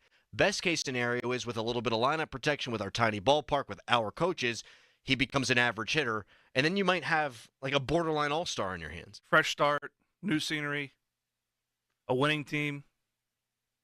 I mean, it's all the story's being written already. Oh yeah. Like it is. What are you, Natasha Bedingfield? It's being authored. The rest is still unwritten? No, it's written. It's just you haven't read it yet. I just don't want to hear the Cincinnati ballpark thing. Like people are blowing up the text line. Cincinnati's He's not a power hitter. Exactly. He's not a fly ball hitter. No, he's not a fly ball hitter. Might but become one. see that I don't. I think he'll, with lineup protection and a little bit more freedom. Like every batter that goes up for the Pirates is under immense pressure because they're swinging pool noodles. I mean that's what's going on. I mean they've been better of late, but they have these stretches where they just can't hit. So the pressure that's on him is immense. He goes there, he's on a good team. And you're just a guy. Yep. It's like being in a four-man scramble, and you got three good players with you. Mm-hmm. Been there. You can go up there and just whack away and hit and giggle. Hit and giggle. I think he goes there with freedom, a new lease on life, and he's batting .270 and rub it right in your face. We got to find a way to make a bet on this. Okay. I already know what's going to happen. I feel like Pat. I'm right Pat agrees with you. I'm right on the same page. I already know. And I have a great story to roast Crowley here when we can go off topic. Oh no! Oh, it's phenomenal. It is. I played golf on Tuesday. Adam Gunn, our good friend, his buddy John, was a club crew team member at Penn State. He's 6'5", long arms. Similar build to me, yeah. Yes, and I said, John, in your humble opinion, which is the least important position in crew? Like the least physically demanding? He goes, oh, the coxswain. Well, he goes. We used to go actually try to recruit girls to be our, and we used to go try to find the smallest guy in the dining hall and recruit them to be our coxswain. And I said, can I share that with Crowley? Well, it's obviously the least athletic position. But because you have to be loud. You have to be loud. And you have to be intelligent. I mean, you're like the offensive coordinator. You're calling the cadence. You're steering the boat. You're developing the strategy. It's important. It is not athletic. You literally sit there. You sit there and you pull cords. So from an athletic standpoint, of course. You have to be athletic to row? You have to be strong. Not athletic. They used to practice, I guess, up at Penn State. They don't have many bodies of water. Sure. They used to practice on a lake. A lot of corn, though. They just go in circles. So everything was a turn. So, like, seldom were you actually going straight. So it was a constant turn, and then they flip and go the other direction. It's actually hard to get better that way because you can only steer it so much unless you get up to a good speed. Yeah. So you're calling, like, port pressure, starboard pressure. Starboard. Oh, yeah. Starboard. Starboard is a club in Dewey Beach, Delaware, where I puked my guts out many times in my life. Wow. Starboard? Stop it. Man. Bow, Is stern. there any video of you things doing of that this? nature. Yeah. I don't know video. I have photos. I'll show you guys during the break. I'm sure it'll be really interesting to you. You can call in, weigh in on the Bucko trades, but we've put the Steelers off for far too long. We'll get Doran's analysis of yesterday's first padded practice, Pat Bostic's analysis of the first padded practice. Damn it. That's on the way. Starboard. But first, it's a Nicholas Harry Callis fan headline. Now, fan headlines powered by Bowser Genesis of Monroeville. Pirates swept the San Francisco Giants in that 3-game series. Pirates are on a 5-game winning streak right now. They're off today. Then they're going to Colorado to play the Colorado Rockies, and that series will take place over the weekend. More fan headlines, go to 937thefan.com. Sports Radio 93.7 The Fan. Get the latest on Pittsburgh sports from anywhere with the Odyssey app. Listen to shows and Pirate games live. Check out our exclusive interviews and content anytime. Download the Odyssey app now and never miss a minute. Sports Radio 93.7 The Fan. This CBS Sports Minute is brought to you by Goodrich & Geist. Get the good guys, Goodrich & Geist.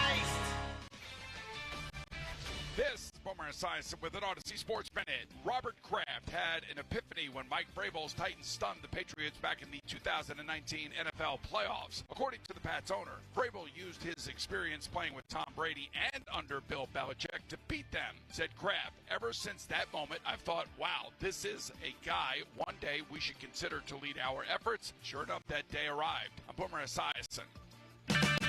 Check engine or ABS light on? Take the guesswork out of your warning lights with O'Reilly Veriscan. It's free. Ask for O'Reilly Veriscan. O'Reilly Auto Parts. DQ presents how to make a blizzard treat even sweeter. Just get a blizzard treat on Miracle Treat Day, July 31st, and help support kids like me, Ari. On Miracle Treat Day, $1 or more of each blizzard treat sold at participating locations benefits your local children's hospital. So treat yourself in the most meaningful way and support local kids like me on Miracle Treat Day at DQ, Thursday, July 31st. DQ, happy tastes good. When I wake up The best mornings in the morning Start with Wrangler. I put on my jeans and I feel alright. Jeans, jackets, and shirts that get your day started. Good mornings make for better days. Wrangler, for the ride of life. Can you even believe how deep into the summer we're getting? It's incredible. But listen, it is a perfect time right now. And I mean perfect time to get to Schultz Ford. All the great locations. Schultz Ford Wexford, Schultz Ford Harmer, Schultz Ford South and West Mifflin, Schultz Ford in Wheeling. And I tell you all the time, it's Colin Dunlap here from KDKA. I tell you all the time, SchultzFord.com, 24/7, 365. Go ahead and shop anytime you'd like. The inventory is incredible. There is so much there. So check all that out, see what you like. You see a Mustang, you see an Explorer, you see that F-150. Man, those F-150s are sharp, and for all seasons. They're fantastic.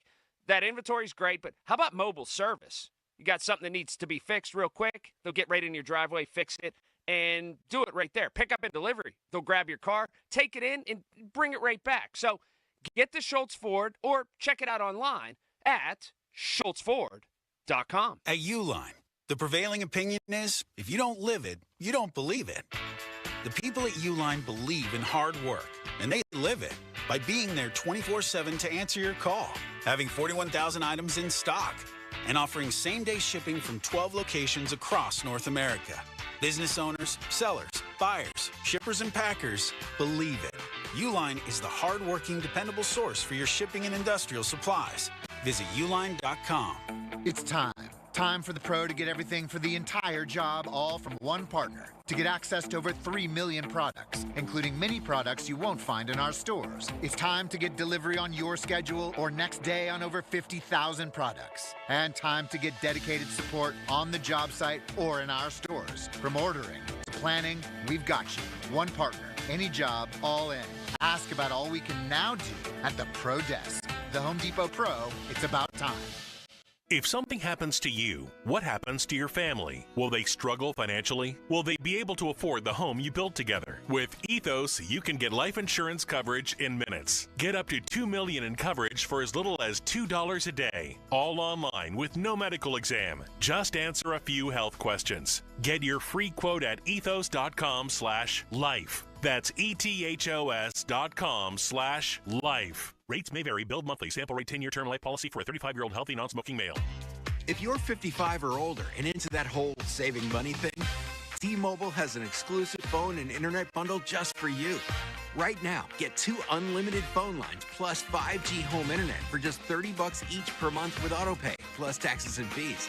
And with 5G home internet, setup is easy with just one cord and no technician needed, which is great if you're also into that whole keeping it simple thing. Switch now and experience the best mobile network in the U.S. Visit your local store to start saving. T-Mobile, it's better over here. Based on analysis by Ookla Speed Test Intelligence data Q4 2024 to Q1 2025. Ookla trademarks used under license. Unlimited on our network. Customers on voice plan may notice speeds lower than other customers and further reduction if using more than 50 gigs a month due to data prioritization. Video streams and SD on this plan. Home internet pricing after $20 in monthly bill credit plus $5 per line without autopay. Debit or bank account required. See 5G device coverage and access details at T-Mobile.com. Now, from the Spitzer Toyota Monroeville and Spitzer Acura McMurray Traffic Center. Traffic continues to be heavy on the inbound Parkway East. You're stacked at the Wilkinsburg off-ramp to the Squirrel Hill tunnels. Outbound delays starting before the Greenfield Bridge overpass up into those lane restrictions before the Squirrel Hill tunnels. Route 28, that is jammed from Millvale. Stop and go down to East Ohio Street.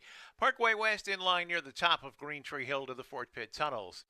From the voice of Pittsburgh, 100.1 FM at AM 1020, KDKA. I'm Greg McAtee on Sports Radio, 93.7 The Fan. Live from the ShoreKeyMitsubishi.com studios, North Huntington and North Hills.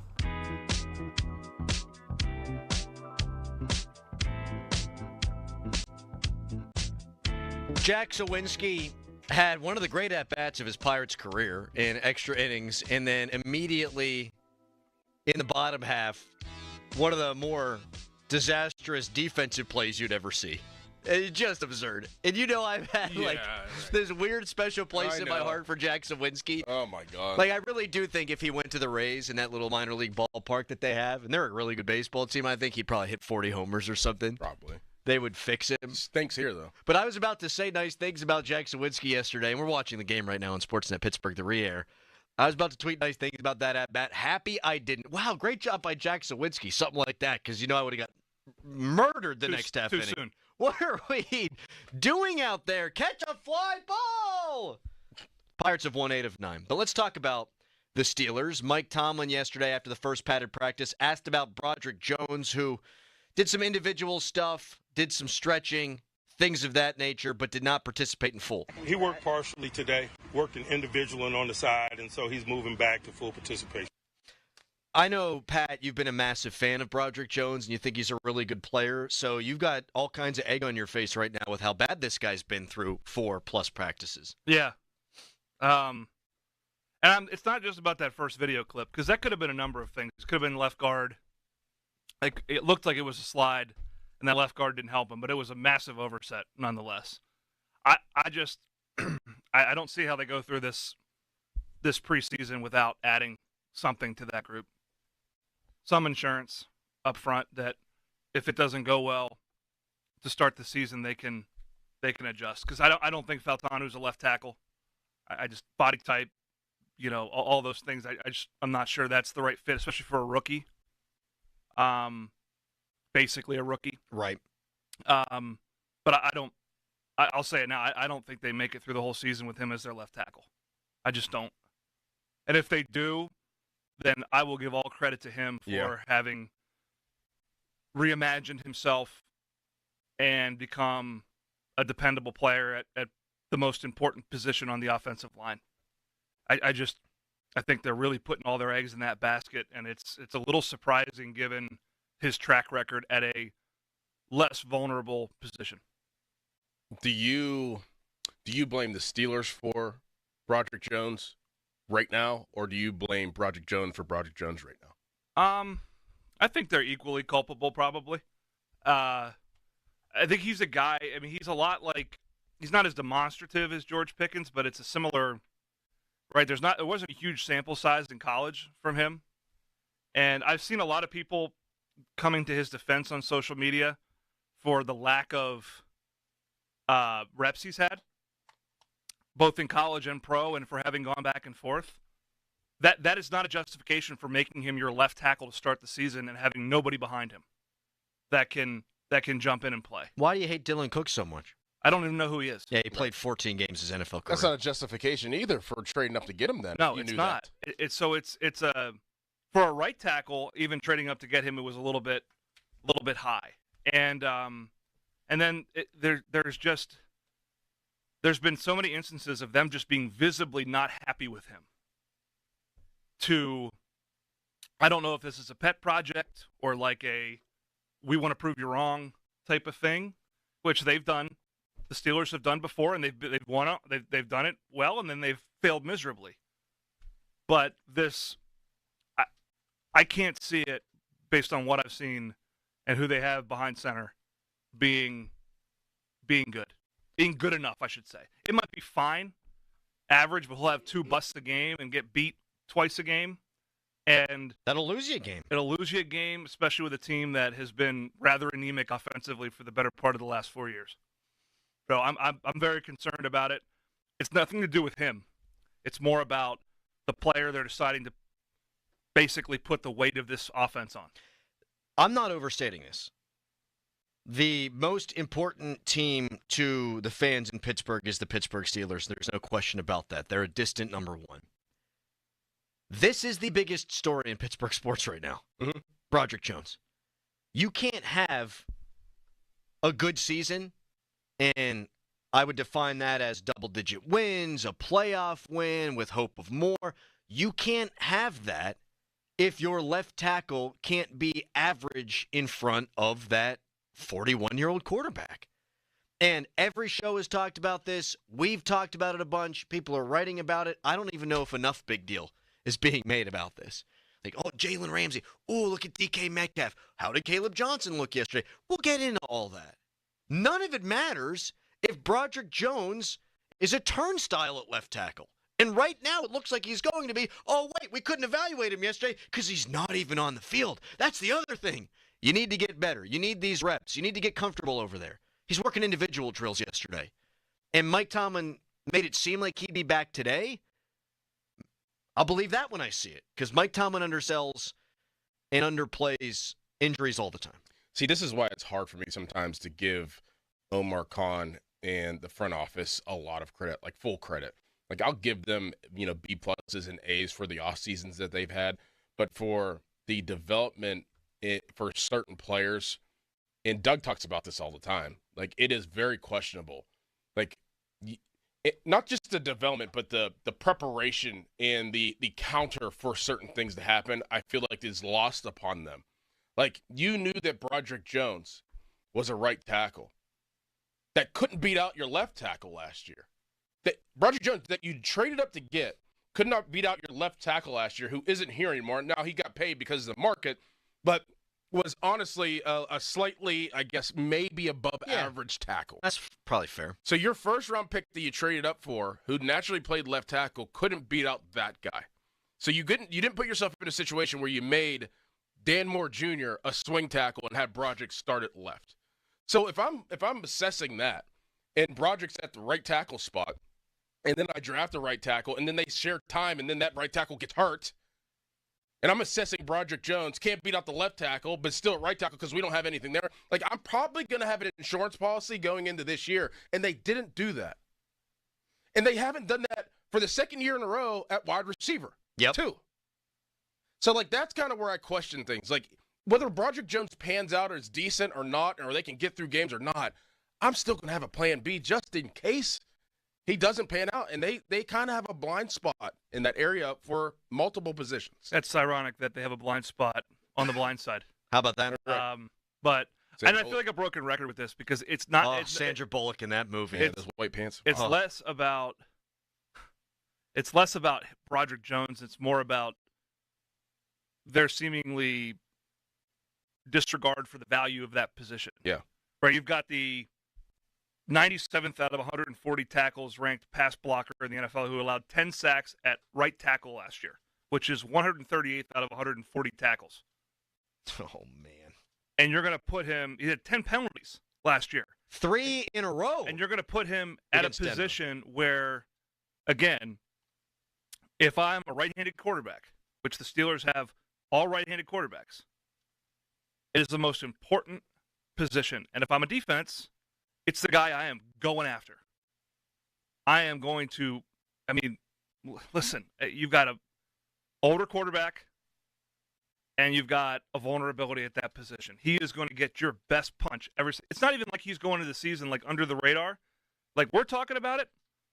Every team that's game planning the Steelers is like 77. Yep. How do we get into his head, in his kitchen? And not even about Rodgers. They'll get to Rodgers by virtue of that. Sure. So the only saving grace, which I have not seen yet from the film and footage I've seen, would be that they are a much improved run offense. Right. Much more consistent run offense.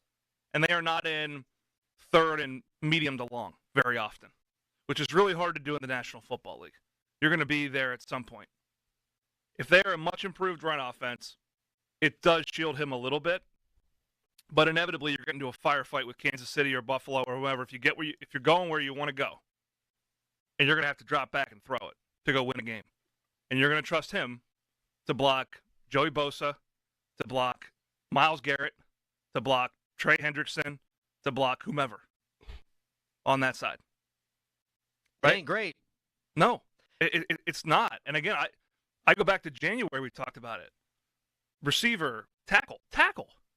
We talked about this. It is tackle. Mm-hmm. You're the only guy who was saying it at the time. I mean, I am. You really were. No one seems to be paying much attention to it. If I'm under center, and I got that guy, if there's one lookout, like Ole, open the gate, his beat percentage is 9.5%, according to some outlet. That's Dwight 1 out of 10. Schrute was 100%. 1 out of 10. Good point. 1 out of 10 snaps, he's getting beat. Think about that. Man.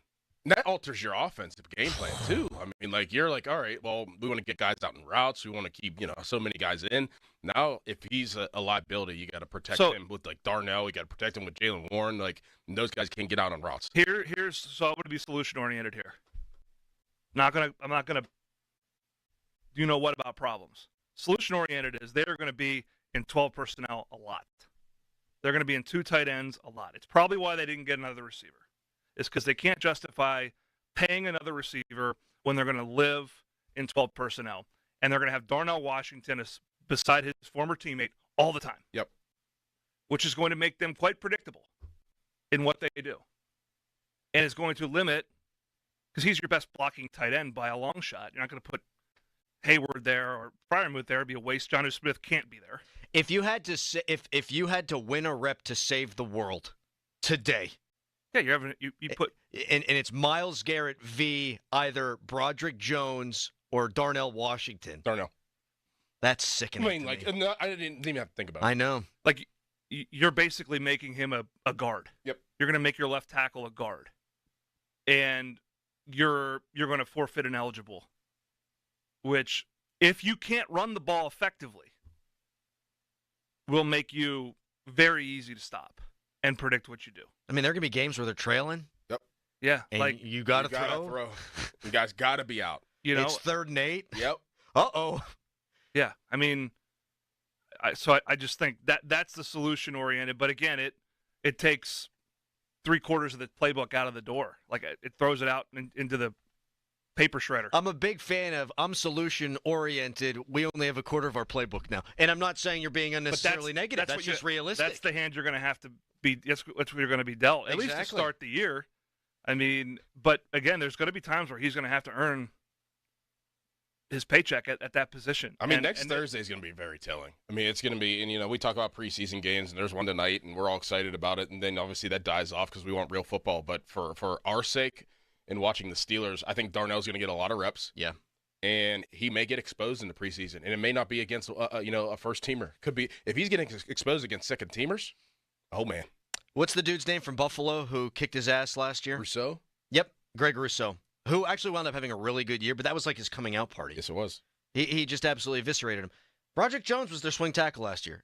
If all things were equal and everybody was healthy, Broderick Jones is going to be their swing tackle, which is just disastrous. And I think you're right about the bloom off the Omar Khan rose. Like, people love Omar Khan, I think, generally because he makes all these big swings, but his 2 draft classes, immediately afterwards, A+.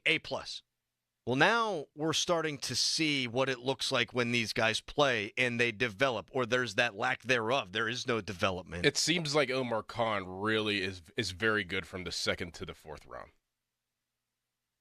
at this point. I mean, just being like, I feel like that's where he makes, like, you know, he has done the best from the 2nd to the 4th round, and especially the 3rd round and 4th round. I feel like he really makes his money. I mean, because, I mean, the last first-round pick didn't play last year. Got hurt. Had injury concerns coming in. Right. Obviously, Broderick Jones. And we'll see what Derek Harmon does. So I think that he really makes his hay from the 2nd to the 4th, and really the 3rd and 4th round is where he gets the quality players. If you want to go through that, you guys know who the 3rd and 4th rounders are. They play a lot. We went long there, but it's because that's the biggest story in Pittsburgh sports right now. I firmly believe that. Do you agree? 412-928-9370. Caleb Johnson. He was anticipating that backs-on-backers drill. How did the young rookie running back look yesterday? We'll get into it next, but first, it's a hairy headline. Now, fan headlines powered by Bowser Genesis of Monroeville. 2 trades involving the Pirates went down yesterday. Key Brian Hayes sent to the Cincinnati Reds for one of their prospects, and left-handed Major League reliever Taylor Rogers. Also, Caleb Ferguson, left-handed reliever with the Pirates, dealt to the Seattle Mariners for one of their prospects. More fan headlines, go to 937thefan.com.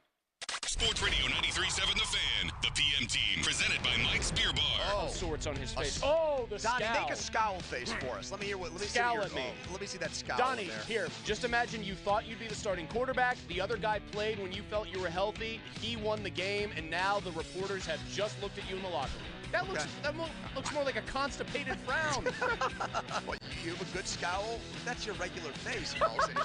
The PM team at 2 p.m. Live and local, just like Mike's. 1 in 5 people in the U.S. have a sexually transmitted infection, or STI. 1 in 7 people living with HIV are unaware. No shame, no stigma. The Allegheny County Health Department's Public Health Clinic offers free STI HIV testing and treatment at 1908 Wiley Avenue. Open Monday through Friday from 9 a.m. to 3:45 p.m., except Wednesday, 12 p.m. to 6 6:45 p.m. Walk in, make an appointment, or order a free test kit from the comfort of your own home. Learn more. Call 412-578-8081 or visit AlleghenyCounty.us/STD. Baseball is all about stepping up to the plate when it matters most. And when you've been injured, you need a heavy hitter in your corner. At Morgan & Morgan, we don't back down. We fight to get you every dollar you deserve. No curveballs, no strikeouts, just results. That's why we've recovered over $25 billion for our clients and fight for them from offices nationwide. Morgan & Morgan, America's largest injury law firm. Injured? Visit forthepeople.com for an office near you.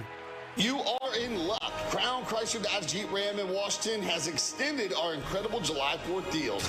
New Ram 1500s over 50 available, up to $15,000 off MSRP or 1.9% financing for 72 months. New Jeep Grand Cherokees 0% for 72 months. Jeep Compass just $289 a month. Winning team, customer-driven, world-class facility. We're taking the market by storm. Visit us next to Washington Crown Center or at crownjeep.com. See the look for details on all offers. Get a better pharmacy experience right inside your Sam's Club. Friendly, knowledgeable pharmacists are here to help, and most prescriptions are ready in under 20 minutes. Can't make it in? Choose same-day prescription delivery. All the value you expect from Sam's Club is at the pharmacy too. And Plus members save even more with over 600 generic prescriptions for $10 or less. Pick up your prescriptions and all your club favorites in one easy trip when you join Sam's Club today. Terms and conditions apply. See samsclub.com/pharmacy or your local Sam's Club pharmacy for details. Upside presents Locals Just Know. In Pittsburgh, there are things that you just know. Like on game day, you can wear whatever you want as long as it's black or yellow. Look, Mom, I dressed myself. That's great, honey, but it's game day, and you're wearing Eagle colors. Let's go swap that shirt.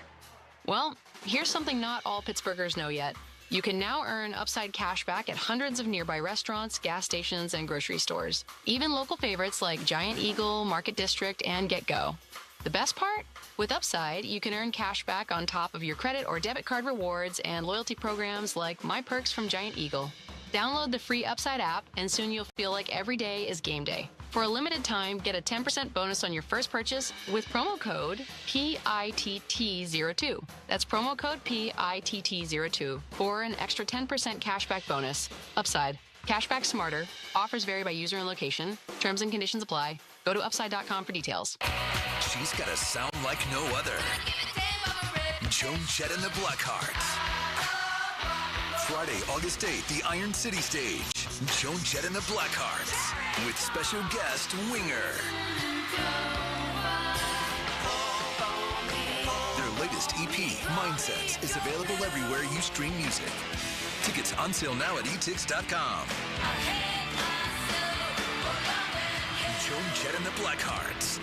Honey, I found the perfect place for my parents and us. Where? St. Barnabas. For us, the Woodlands Carriage Home Community. And for my parents, condominium-style living at the Village. My folks will love the Village. There's an indoor mall with shops, restaurants, and more. And we can relax, knowing they're safe and secure. That's what I plan to do when we move to St. Barnabas. Relax. Call 724-444-5568 or visit stbarnabascommunities.com. This is Pat Bostic. Pittsburgh was built by hardworking people, and no one has shaped our city more than P.J. Dick, Trumbull, and the Lindy Group. From our skyline to our bridges and roads, their craftsmanship stands strong. Now, they're looking for local talent to help build the future. Join an award-winning team that values quality, safety, and attention to detail. Ready to be part of something bigger? Join the team where hard work meets passion. Start your career today. Visit pjdick.com. Downy Rinse and Refresh. Break up with stinky clothes. Rinse it out. Every now and then I get a little bit tired of the stinks that just will never come out. Pour down in the rinse change. Every now and then I rinse it out. One wash and it delivers. One wash, it smells so clean. Downy Rinse and Refresh, it's a dream. Downy Rinse and Refresh. Fights odor in just one wash. Guaranteed. 93.7 The Fan is cleared by aquickdrain.com.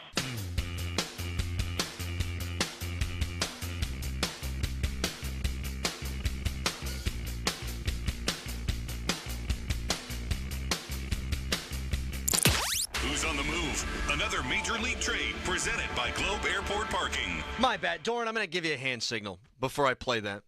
Well, is there a trade? There better be one. There's not a trade, but real quick, we're going to do a lot of Steelers talk unless something breaks. I just want Globe Life to get their money's worth. Several teams known to be interested in Mitch Keller, including the Chicago Cubs, New York Mets, Toronto Blue Jays. According to The Athletic's Ken Rosenthal, it is likely the Pirates keep Keller.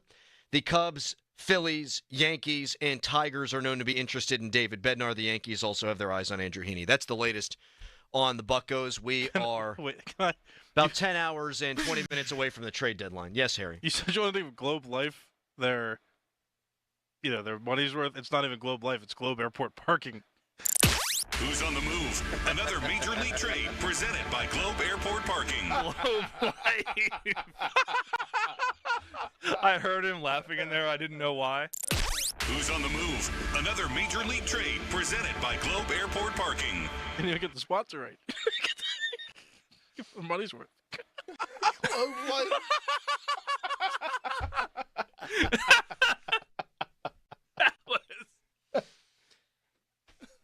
Twitter poll brought to you by Minka Fitzpatrick Home Improvement. What a moron. Who, you? Yeah. You have to be really smart to be a coxswain. Yeah. Right. No, left. Right. You can't do right. Starboard. You can't do right and left. Starboard. Yeah. So we'll keep you up to date on anything the Pirates do, any other trades that might have ripple effects on the Pirates over the course of the show. We'll get to that. Caleb Johnson, Steelers' third-round pick out of Iowa. I have high hopes for him. I said he's going to be the first Steelers running back of note to get a second contract with the team. I believe in his scheme fit. I believe in the player.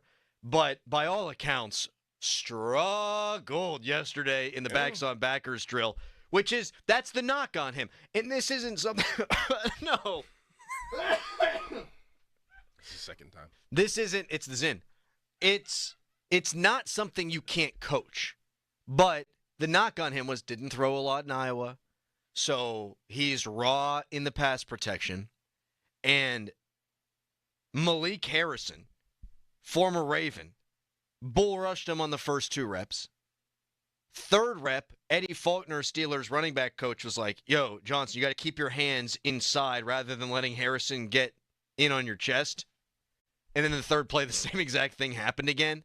And then he came back around and lost a rep to Mark Bruner's kid, who, okay, he's going to be probably a great special teams player in the NFL. I have no doubt about that. But he went 0 for 4. Mm-hmm. So I don't know that he's going to take reps away from Jaylen Warren and or Kenneth Gainwell until he figures that out. Like, you can't be the third down running back if you're not going to be good in pass protection. No, not at all. I mean, but that's expected. I mean, you're a rookie running back, and it is, it's a lot harder. It looks easy whenever you don't have pads on, but, like, that's a position where when you put the pads on, you can tell a difference. And I'm not really looking too much into this. It happens. He'll probably get his feet underneath him, but it is a different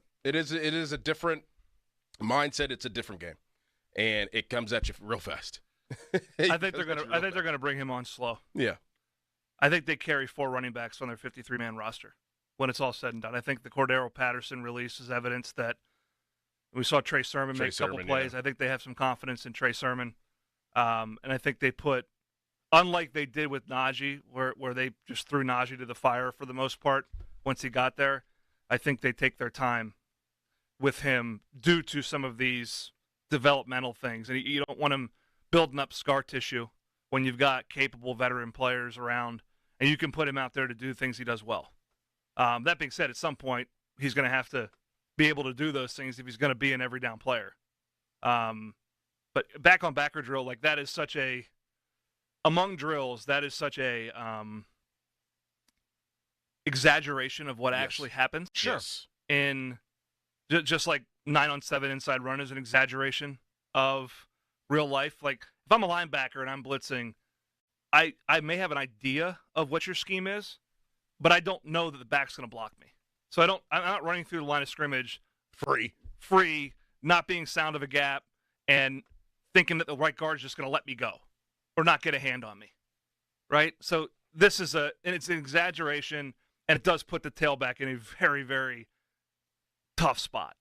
You're in a real tough spot. You're stopping, and they're just running full tilt right at you. Right at you. So it is like... And there's two guys, too, and Tomlin points, so you don't know which of the two guys is coming. Bang, bang, bang, bang. Right. Interesting to me that it was Malik Harrison. I did go back and look. Le'Veon Bell was a star of backs on backers, but I'm pretty sure they gave him Vince Williams at first.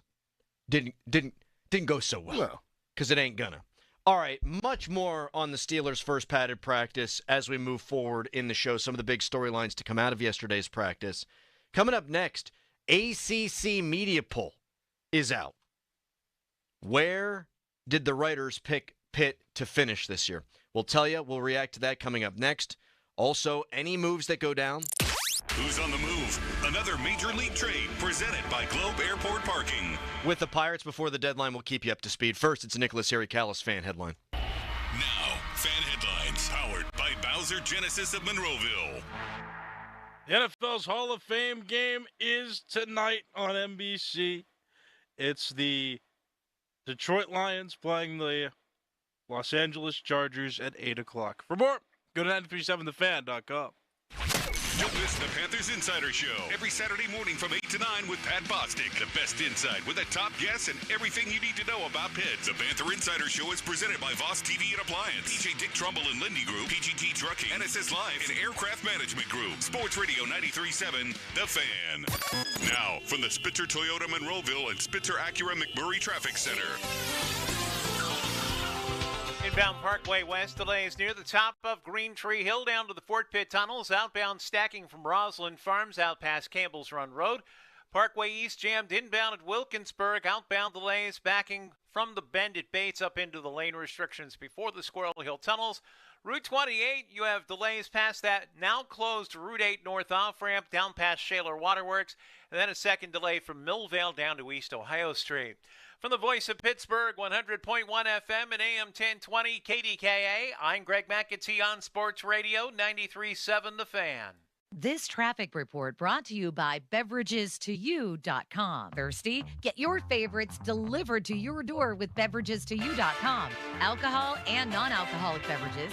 No limits, no hassle. They bring the party to you. That's beverages, the number 2, the letter U.com. Drinks delivered.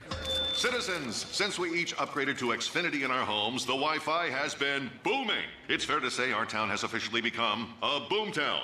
Mayor, will I be able to drop into multiplayer gaming battles with low lag? The lag won't be an issue, but your questionable skills may be. And what if I have hundreds of devices on the Wi-Fi? Purely hypothetical. Seems like a lot, but sure, hundreds of devices all booming together with the Xfinity Gateway. Yes, friends and neighbors, with Xfinity, the Wi-Fi is booming. The Wi-Fi isn't the only thing that's booming. Now get the most reliable Wi-Fi and our best-in-class equipment for one consistent price for 5 years guaranteed. All in. Plus, get unlimited data included and no annual contract. All with the 5-year price guarantee from Xfinity. Visit Xfinity.com, call 1-800-XFINITY, or visit a store today. Restrictions apply. Not available in all areas. New residential customers only. Select plans only. Xfinity Gateway with X5 Complete required for unlimited data except in certain areas. Most reliable Wi-Fi based on Open Signal Awards USA. Fixed Broadband Experience Report, August 2024. Actual speeds vary. U.S. Steel's new partnership with Nippon Steel is generating an extra spark in our mills and fresh energy in our minds. As employees of U.S. Steel, we'd like to thank the communities where we live and work for your support. The partnership means better opportunities for our employees, more prosperity for our communities, and more steel made right here in America. Thank you for believing in the future of U.S. Steel. A stronger America is made here. Always. Bank of America is a nation's leading business lender, and we're ready to help with your next goal here in Pittsburgh. That's why we have over 3,700 local business specialists across the country. Because with the right team, your business and community prosper. What would you like the power to do? Learn more at bankofamerica.com/local business. Bank of America, official bank of FIFA World Cup 2026.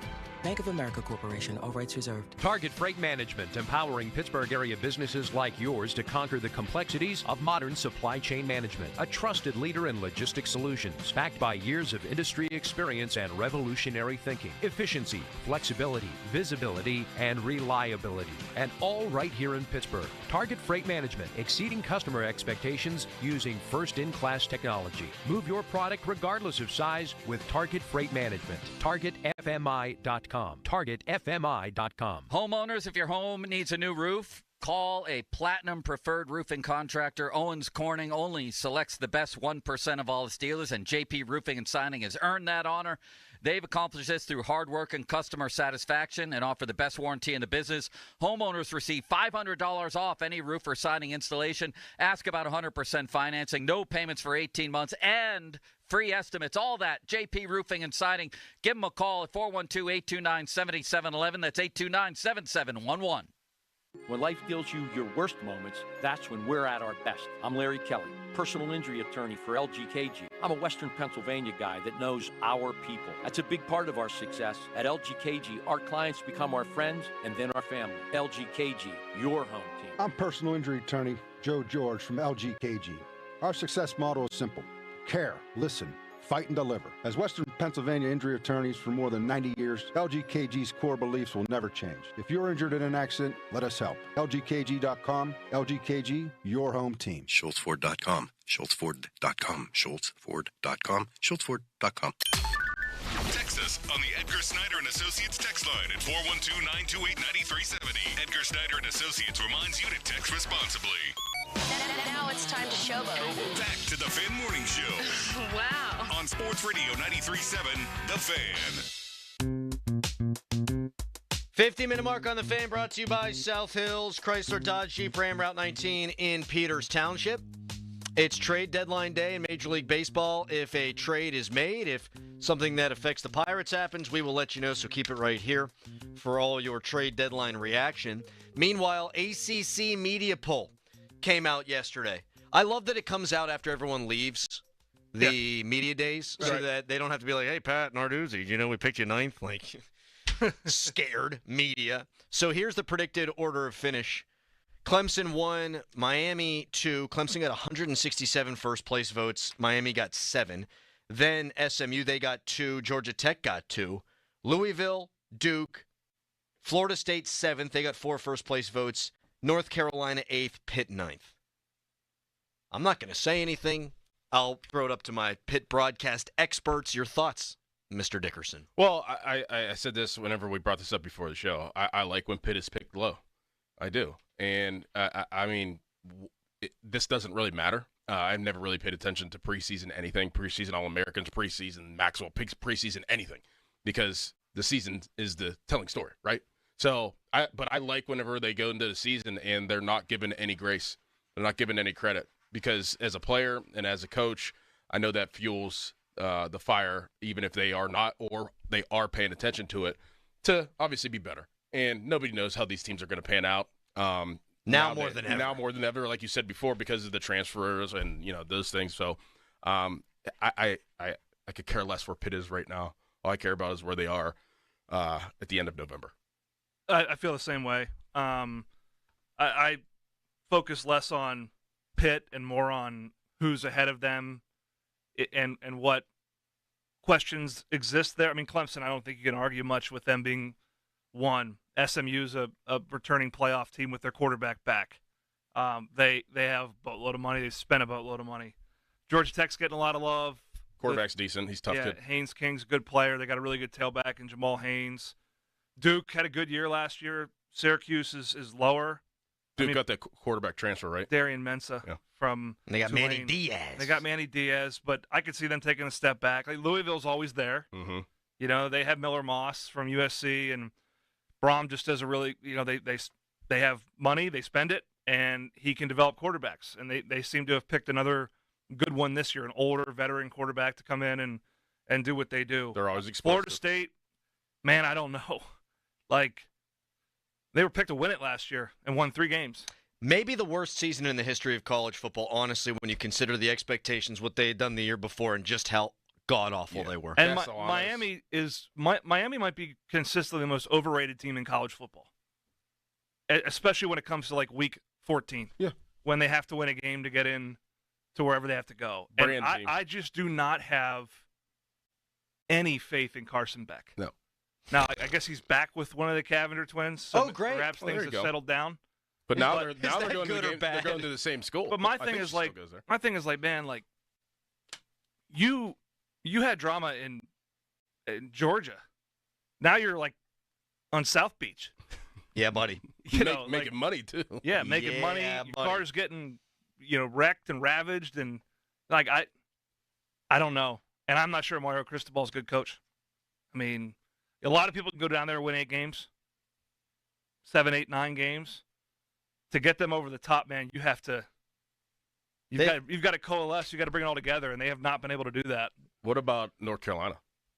Dude, they're ranked ahead of Pitt, right? 8th. Yeah, they got 40 more votes than Pitt. Mm-hmm. I have no idea what to think. No, absolutely no idea. It's either going to be really good or really bad. I don't see it being anywhere in between. Oh yeah, I think it's like 10-2 or like 2-10. This is Saban at the Dolphins, but the reverse. So Pitt picked 9th. I mean, West Virginia wasn't picked that low in the Big 12 poll. They didn't do one. They'd have been last. Coming up next, Omar Khan asked about all that cap space that he's got available to him. What did he say? We'll react when we come back. First, fan weather brought to you by Myers Law Group, Pittsburgh's choice for affordable legal solutions. Today, high at 82. That's more like it. 82, way better than 95. Lowest 65. 65% chance of rain. It's Fan Morning Show. Need legal help without the high price tag? Turn to Myers Law Group, Pittsburgh's choice for affordable legal solutions.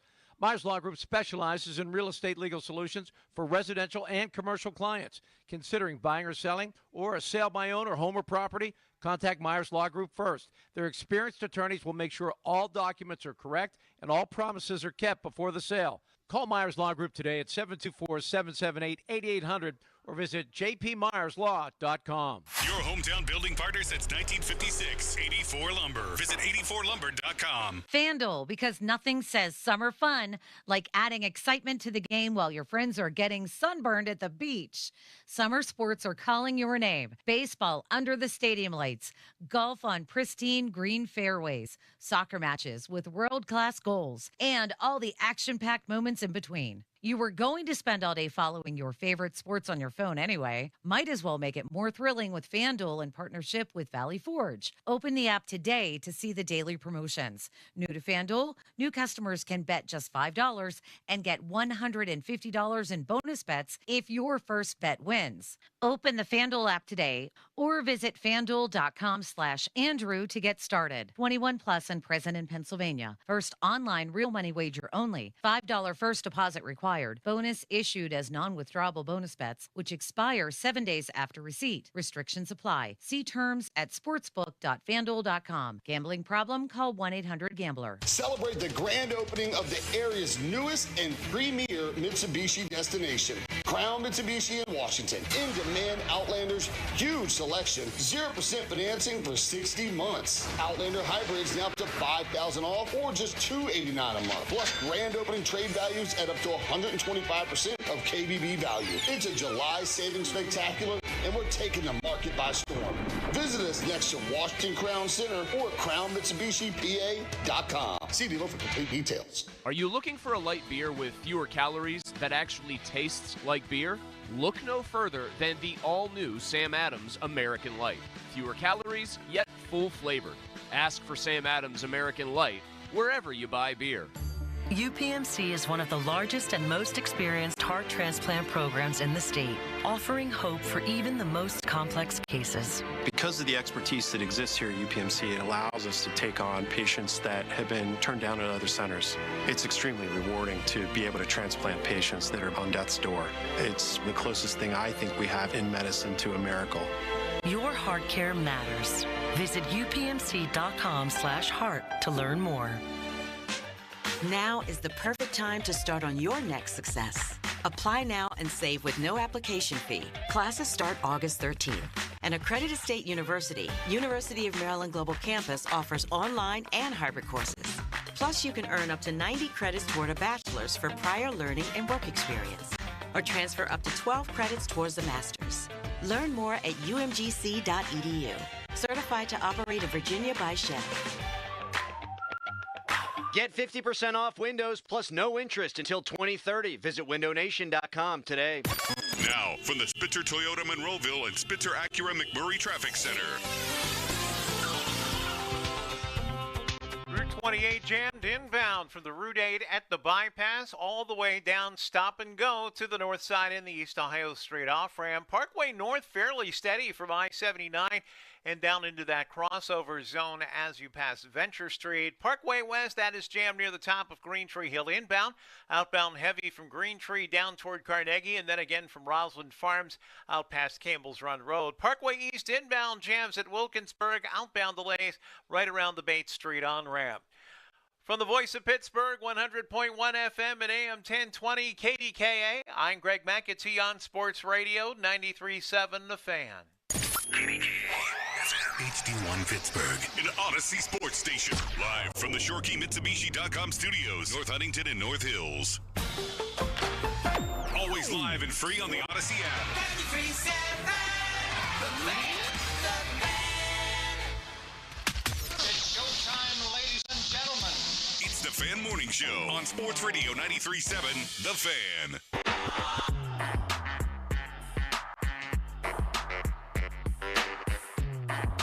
I mean, you never say you're done, but, I really like the group that we have here, and, we've done a lot this offseason, and, we'll see. If there's ever an opportunity to improve the team, we'll think about it and talk about it, but, we feel good about the team, Pat.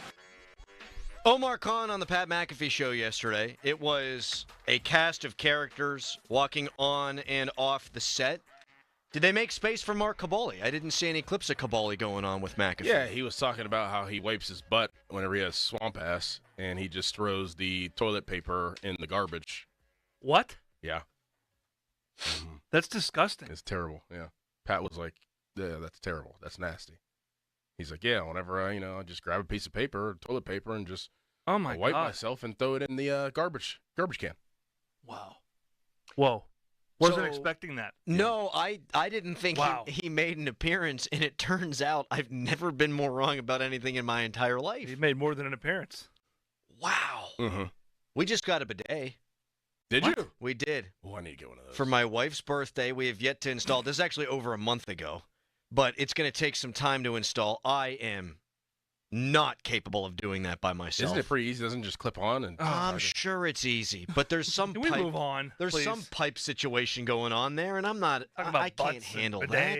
And all I'm we saying talk some is, damn football, please. Kaboly, if it's that bad, go back to your place and take a shower.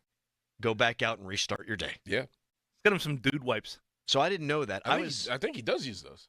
He does use the dude wipes. Yeah. He's going to text in at some point here, probably. He is. Well, it's all over the internet. He can't be mad at us for bringing it up.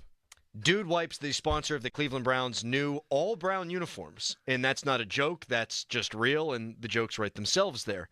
All right, so Kaboly did make an appearance at the Pat McAfee show. That was obviously Omar Khan. So they had this cavalcade of stars. Tomlin came out like a rock star. He's pumping his fist. And while Steelers fans hate Tomlin on social media and our text line and the phone lines, that guy got the biggest pop out of anybody. And he's firing up the crowd. And then McAfee, and I love McAfee, they shoehorned Pittsburgh Dad in there. And that's when I was like, I'm off. I can't. They brought him on? They brought him on, which always cracks me up. Like, when McAfee did his show from Morgantown when they hired Rich Rodriguez, how many people in the country gave a rat's ass? Like, 1.8 million West Virginians. That's about it. The entire show dedicated to that. Yesterday, okay, all these guys, Steelers, they're a big draw. AFC North teams, AFC teams. Yeah, you want to hear what's going on with the Steelers. Pittsburgh Dad walks in there. That's for one fan base only, and that's Steelers fans. Why does Pittsburgh Dad get so much hate? It's just a character. I do not dislike Pittsburgh Dad. I think he's very funny. I think it's a great bit. He found a way to make, I'm guessing, lots of money off of this character, and he still puts out content today. This has nothing to do with my dislike or anything for Pittsburgh Dad. I just don't think outside of Pittsburgh people can appreciate it. People don't know. Now they do. And I didn't know that Caboli wipes his butt and then throws the toilet paper in the trash can. Yeah, that sick. There are better solutions there, and one of them, seriously, is just living with it, just dealing with it. Especially when it's just going to come right back. When it's 93 degrees outside in Latrobe on the St. Vincent Field, and you're watching practice, it ain't going anywhere. No.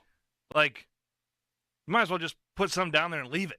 Do you think he went on there knowing he was going to say that? I don't know the context of this at all, but do you think Caboli was like, how can I make myself a big star? I can talk about Project Jones. I was thinking that, too. I'm not lying. I was thinking that. I was like, Caboli thinks he's a character on that show, so he played up the character. I think he does it. With the sandwich and the cargo pants, things of that nature. Is that real, too? I don't think so, but I think he plays it up. Like a bologna sandwich just sitting third pocket cargo shorts? You're both saying he's not genuine then. I do think he's genuine. He's genuine. That's him. Yeah, but I do agree. He should start putting the towel outside of the back of his pants like a center. Yes. Instead of it being a small towel, it'll be a full bath towel that goes the whole way down the backside. Yes. He'd be better off wearing swim trunks to practice. He would. He could take a little kiddie pool out there with him and sit in it. Myron Cope used to bring a lawn chair and smoke cigarettes, and no one told him not to because it's Myron Cope. Boss. Yeah. Yeah, a little towel coming out the rear end. Ooh. Got to be able to. Ooh. God. Text us, brought to you by Edgar Snyder and Associates, a personal injury law firm where they always say there's never a fee unless we get money for you. Last thing on this. When Caboli played, was he a center? Was he an offensive lineman? I don't know. Can you imagine being a center, line up under him whenever you hear that kind of descriptor coming out of his mouth? I mean, he wouldn't be the only one like that. Rob Hauser used to, it was drenched.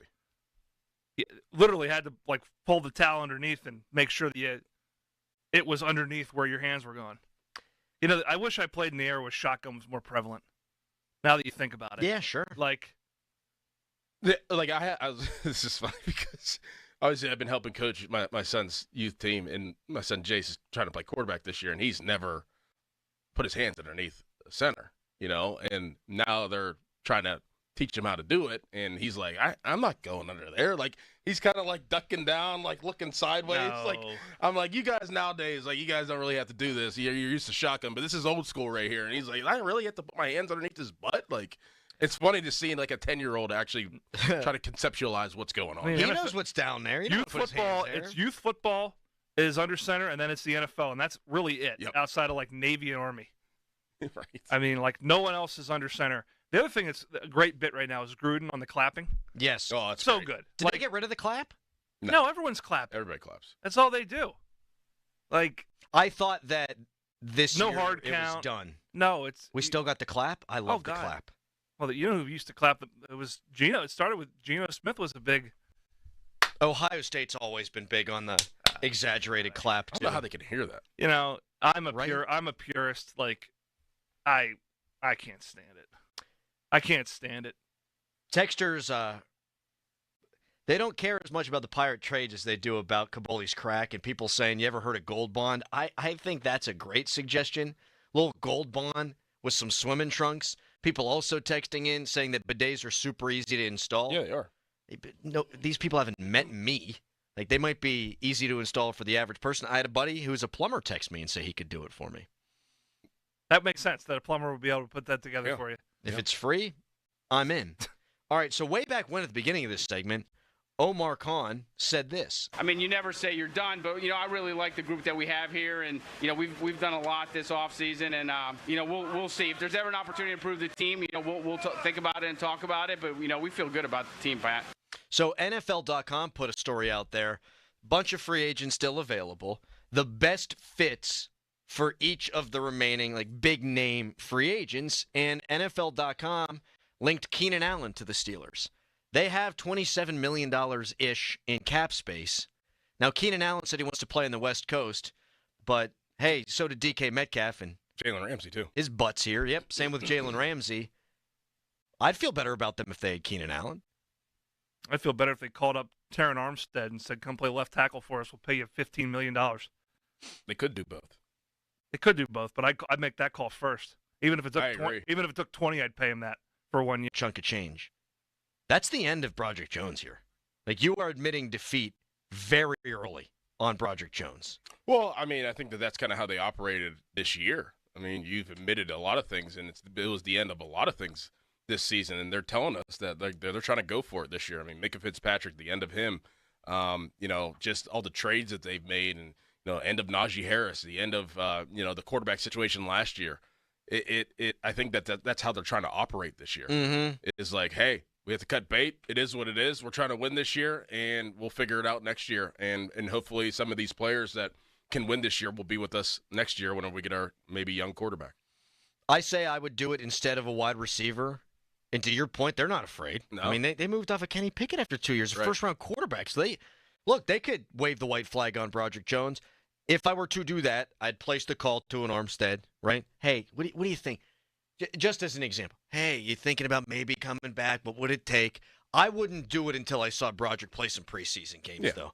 Because if you move on from him, now you're opening up all kind of questions going into next year. And if he would perform up to expectation level, that is a big worry that Omar Khan doesn't have to think about. Now, I think we're closer to him being a bust than not. Well, Pat, I would try to do it now so I can get especially a veteran that has somewhat retired or hasn't played in a while. Get him in shape. Get him in shape here, and I'd have him as a backup. And then if Broderick doesn't work in the first 3 weeks, then it's like, all right, insert veteran there. But I would try to get him in there now so they can get some reps. You're not getting Terran Armstead unless he's starting, though. Like he's not going to come here and sit for 3 weeks. That's why I couldn't do it now. But I think, there seems to be a cleansing of the memory banks regarding Broderick Jones every single year when the year starts. Were they not close to claiming him as a bust when he split time with a rookie last year, would have lost the job if Faltano didn't get hurt? When Tomlin was basically MFing him to the media? I mean, right? Like, you remember this? This happened. This isn't like it's pretty good fake. Point. We're not, watching your history books first round swing tackle. You're right. I mean, and they seem to have this blind faith that he's just going to resurrect himself into a bona fide starting left tackle. It boggles my mind. I don't watch him every day. I don't see the physicality. I'm not in meetings with him, but all I see when game tape rolls are mental errors, penalties, and busts and sacks. That's what I see. And occasionally he'll bulldoze somebody in the run game. Great. Play right tackle. Like, I just, for all the moves they've made, and I give them credit for it, to not have anything for this one to me is just, it is mind-boggling. One thing on Broderick Jones, Mulsey brought this up yesterday. Mulsey's like the PFF guy. I think he pays for like the extra subscription. Good for him. Yeah. He's making that big afternoon drive money. Dylan Cook is a higher graded player over the course of his career at tackle than Broderick Jones has been through his career so far. That ain't good. All right, you guys ready to cover your ears? You ready? Who's on the move? Another major league trade presented by Globe Airport Parking. I'll tell you, I love Globe Airport Parking. Big fan of Globe Airport Parking. You want to go to the airport, you want to park, Globe is the way to go. Francis Romero, who's broken a ton of trades over the years, he tweeted out just moments ago, the Yankees and Pirates were in talks about David Bednar this past weekend. No deal was reached, according to sources. Well, we would know about it if it was. Pittsburgh was asking to be seeking a 3-player return for David Bednar. 3 active, or 3 major league players, or? Good question. I'm gonna tweet at Francis Romero right now and ask him. We'll let you know what he says if he replies after the break. Any Pirates rumors that come across on the social media, we'll bring to you. If the Pirates make a deal, of course, we will break in and get into it. 412-928-9370, the number to call. You think the Steelers need another tackle? You got all kind of money to spend if you're Omar Khan. Is that what you'd spend it on? 412-928-9370. We'll get into that a little bit more coming up next. You can tweet us, brought to you by South Hills Kia Peters Township. Visit them at southhillskia.net. Right now, it's a hairy headline. Now, fan headlines powered by Bowser Genesis of Monroeville. The NFL Hall of Fame game is tonight. First preseason game of this 2025 NFL season. It's played at 8 o'clock between the Los Angeles Chargers and the Detroit Lions. For more, go to 937thefan.com. Sports Radio 93.7 The Fan. Boney and Muller think they know football until they talk to Aditi Kikawala every Wednesday at 4:15. You see Aditi each week reporting on the sidelines. Tune in as she tells us what she saw and talks about everything going on across the league. Aditi is brought to you by Tri-State Office Furniture, Cedarbrook Golf Course, Hampton Beer Outlet, and Window Nation. The CBS Sports Minute is brought to you by Cohen Market's Crispy Chicken, the official crispy chicken of the Fan.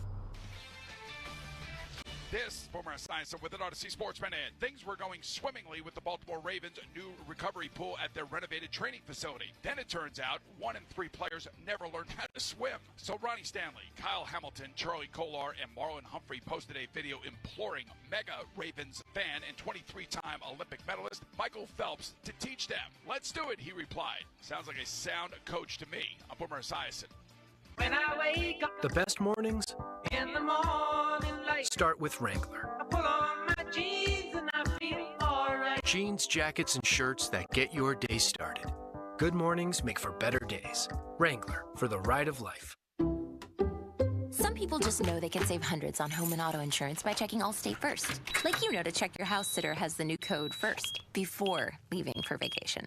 System lockout. But that's the code. Contacting authority. I'm out of here. Oh, seriously, the car too? Yeah, checking first is smart. So check Allstate first for a home and auto bundle that could save you hundreds. You're in good hands with Allstate. Not available in every state. Potential savings vary. Allstate Vehicle and Property Insurance Company and affiliates, Northbrook, Illinois.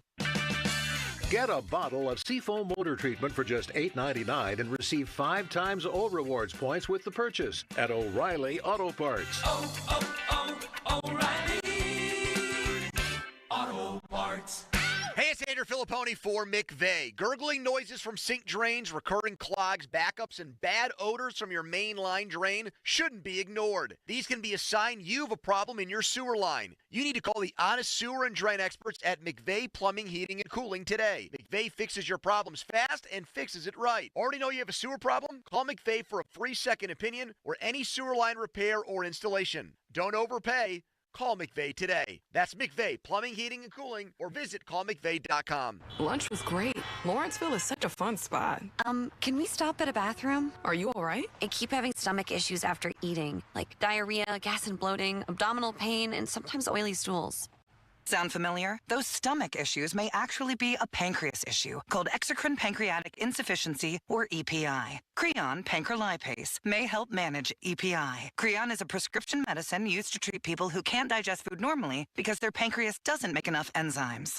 Creon may increase your chance of fibrosing colonopathy, a rare bowel disorder. Tell your doctor if you have a history of intestinal blockage or scarring or thickening of your bowel wall, if you are allergic to pork, or if you have gout, kidney problems, or worsening of painful swollen joints. Call your doctor if you have any unusual or severe gastrointestinal symptoms or allergic reactions. Take Creon as directed by your doctor and always with food. Do not chew capsules as this may cause mouth irritation. Other side effects may include blood sugar changes, gas, dizziness, sore throat, and cough. These are not all the side effects of Creon. Call 800-633-9110 or visit creoninfo.com to learn more. That's CREONinfo.com. I'm asking my doctor about EPI and if Creon could help. Do Crohn's disease or ulcerative colitis symptoms keep coming back?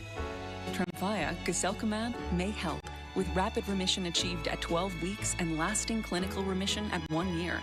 Some even saw visible improvement of their intestinal lining at 12 weeks and 1 year. Tremfya is a prescription medicine used to treat adults with moderately to severely active Crohn's disease and adults with moderately to severely active ulcerative colitis. Serious allergic reactions and increased risk of infections and liver problems may occur. Before treatment, your doctor should check you for infections and tuberculosis. Tell your doctor if you have an infection, flu-like symptoms, or if you need a vaccine. Healing is possible with Tremfya.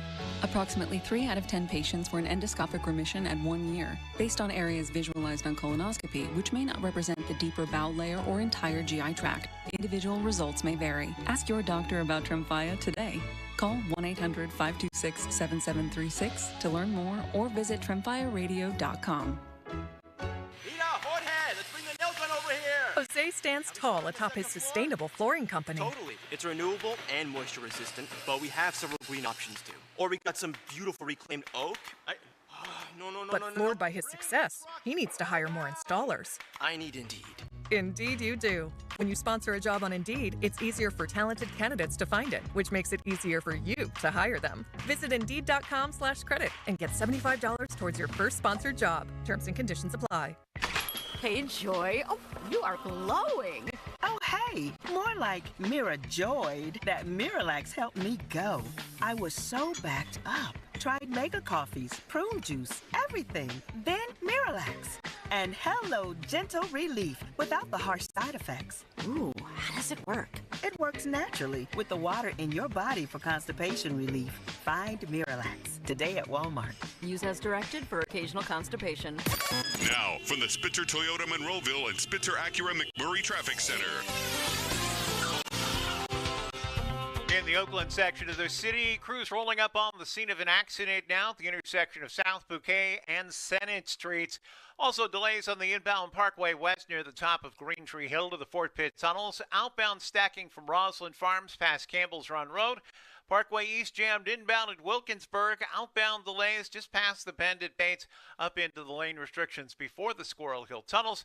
Route 28 that is jammed at the Route 8 at the bypass past Shaler Waterworks. Stop and go from there to the north side. From the voice of Pittsburgh, 100.1 FM and AM 1020, KDKA, I'm Greg McAtee on Sports Radio 93.7 The Fan. Live from the ShoreKeyMitsubishi.com studios, North Huntington and North Hills.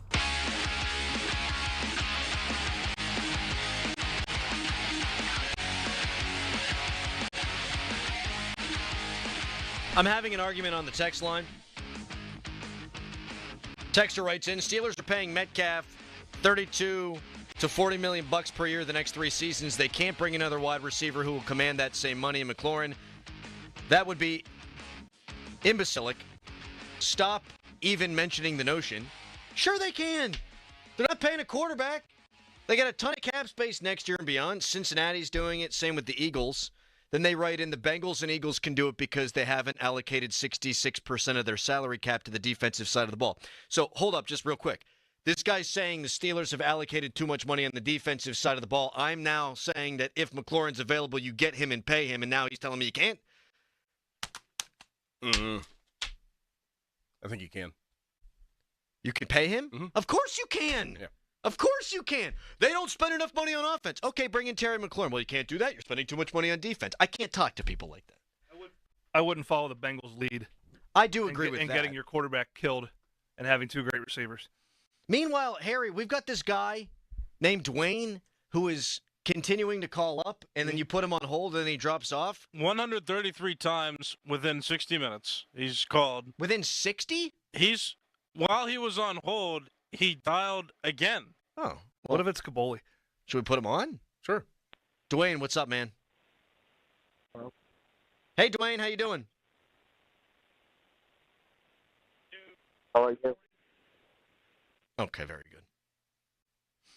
That went against my better judgment, and I paid for it with bad radio, is what happened there. Nope. Sorry, Dwayne. I threw up a Twitter poll. If Dwayne's going to call back, just turn your radio down and then talk when we address you. I put up a Twitter poll. The Steelers have money to spend. What would you like to see them spend it on? 53% of people so far saying wide receiver. 38% saying tackle. Only 8.8% saying safety. I feel like going into camp, it would have been probably a dead 50-50 split wide receiver and safety. I don't know that people were worried about tackle. Yeah. He called back. He's on hold twice now. Look at him. I don't know what to do with that. How's he on hold twice? So he dials, and then he'll pull the keypad back up and then dial again. I wonder if something's wrong with Dwayne's phone there. Or he's just messing with you. Could be. A nice little bit that Dwayne's playing on Harry Callis. Yeah, tackle has all of a sudden become the story. And Broderick Jones expected to practice today, according to Mike Tomlin, but might not. There is a good sign. And, look, we take it all for a grain of salt. Doran, you've taught me a lot about this. And Tunch and Wolf, too, through the years. Look, practices are important, and you want to evaluate what you see in practice.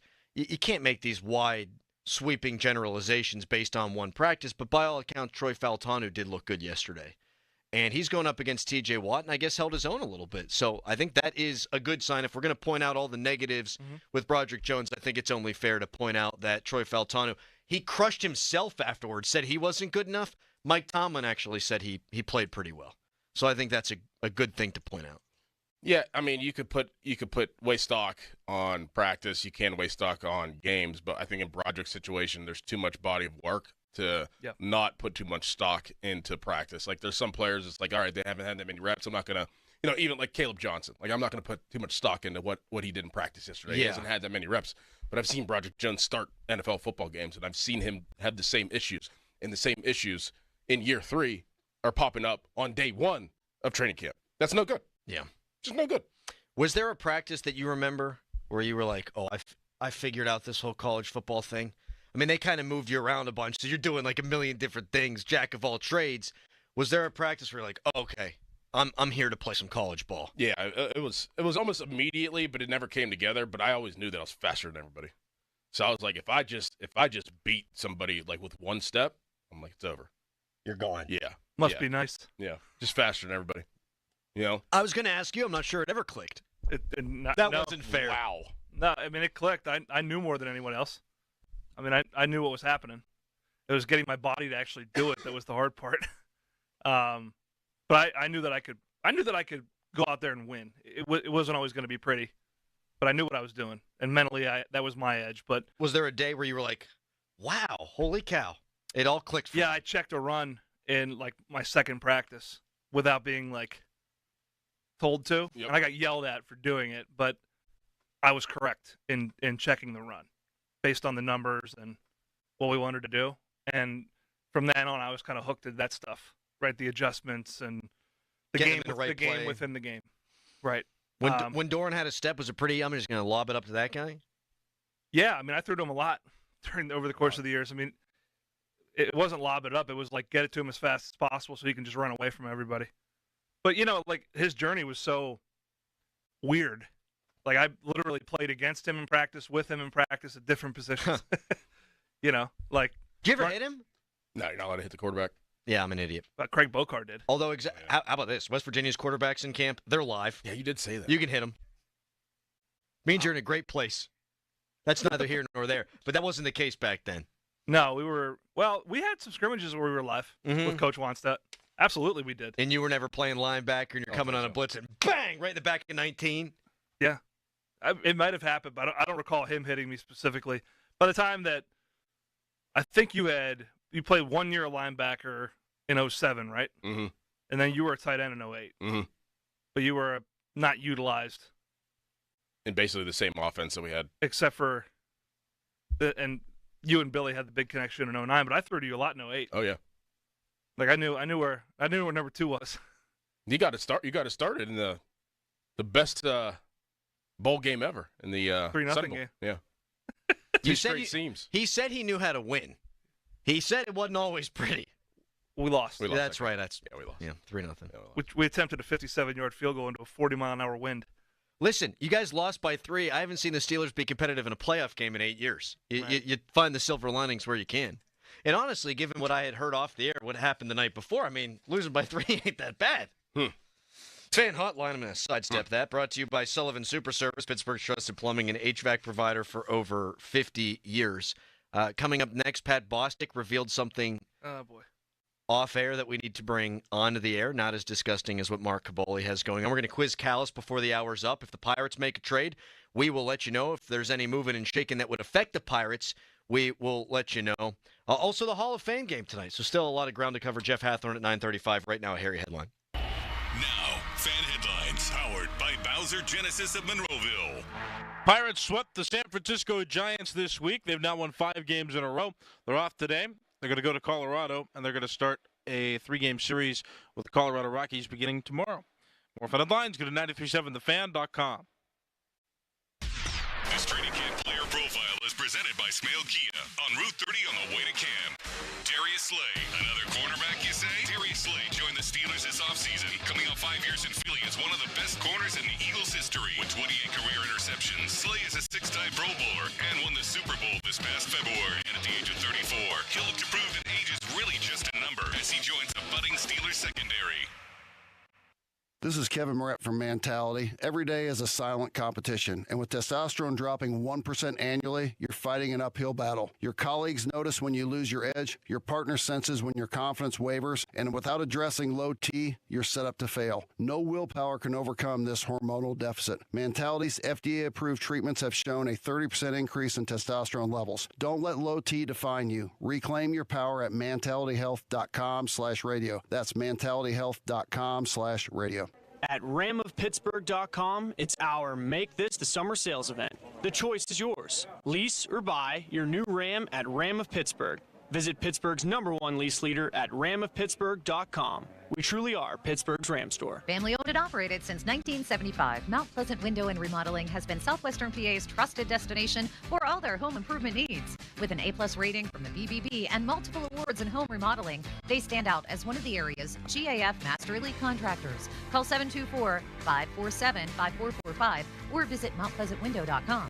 Proudly partnered with Central Westmoreland Habitat for Humanity for their community buyback program. And for the month of July, Mount Pleasant Windows is offering 10% off of all roofing jobs. When was the last time free actually meant free? At Cohen Markets, all Club Cohen members can get a free Blue Bunny ice cream sandwich every day, all summer long. Stop by any participating Cohen Markets and get yours today. Cohen Markets, your free ice cream station. It's Dan Zangrili. I love being a member of Allegiant Community Federal Credit Union. It was easy to enroll. In fact, I didn't know how easy it was to become a member. To join Allegiant Community Federal Credit Union, you simply have to live, work, or worship in Allegheny, Beaver, or Butler counties. It costs just $5 to join. I have all the great perks of a credit union, and you can too. So shape your future. Consider a local credit union. Consider Allegiant Community Federal Credit Union. AllegiantFCU.org. Federally insured by the NCUA. Comcast Business High Five Hotline. What's the state of your excitement? I signed my business up for the 5-year price lock guarantee, and I can't stop high-fiving people. High five! Okay, deep breath. High five! You're in a good place. You signed your business up for 5 years of gig speed internet and advanced security, all on our ultra-reliable network. Gig speeds and advanced security? I'm so stoked! Yep, and you get it at a great rate that's locked in for 5 years. Woo! The high five is just your body's way of saying, I'm winning. So this is natural. High-fiving everyone you see in a state of business savings enthusiasm? Totally natural. Sweet! Thank you! Thank you! High five, everybody! High five! The Comcast Business 5-year price lock guarantee is back, but only for a limited time, so sign your business up today. High five! Comcast Business, powering possibilities. Ends 9/21/25 for new customers with qualifying bundle. Current customers may be eligible depending on services and area. Guaranteed rate applies to monthly service charge, excluding taxes and fees. Other restrictions apply. Upgrade your learning experience during Dell Technologies Back to School event with AI PCs like the Dell 14 Plus featuring an Intel Core Ultra processor starting at $749.99. Supercharge your studies with features like real-time notes transcription, AI accelerated hardware to run multiple apps without slowing down, extended battery life, and more. That's the power of new AI PCs with Intel inside. Discover a smarter way to learn at Dell.com/deals. That's Dell.com/deals. The success you've already had matters at University of Maryland Global Campus because we're a school for real life. An accredited state university, UMGC lets you earn up to 90 credits toward a bachelor's for prior learning and relevant life and work experience, or transfer up to 12 credits toward a master's. We offer affordable tuition and online and hybrid courses. Classes start August 13th. Apply now and save with no application fee. Learn more at umgc.edu. Certified to operate in Virginia by Chev. We all hear the radio ads about the IRS. They tell you to be afraid, to be scared, and they try to frighten you into calling. I'm not here to do that. Tax Relief Advocates is different. TRA is here to tell you that if you owe money to the IRS, whether it's $5,000, $50,000, or $500,000, we have a solution. It doesn't matter if you're sitting in your car, at work, or with your kids. No matter where you are, call now. 800-518-3899.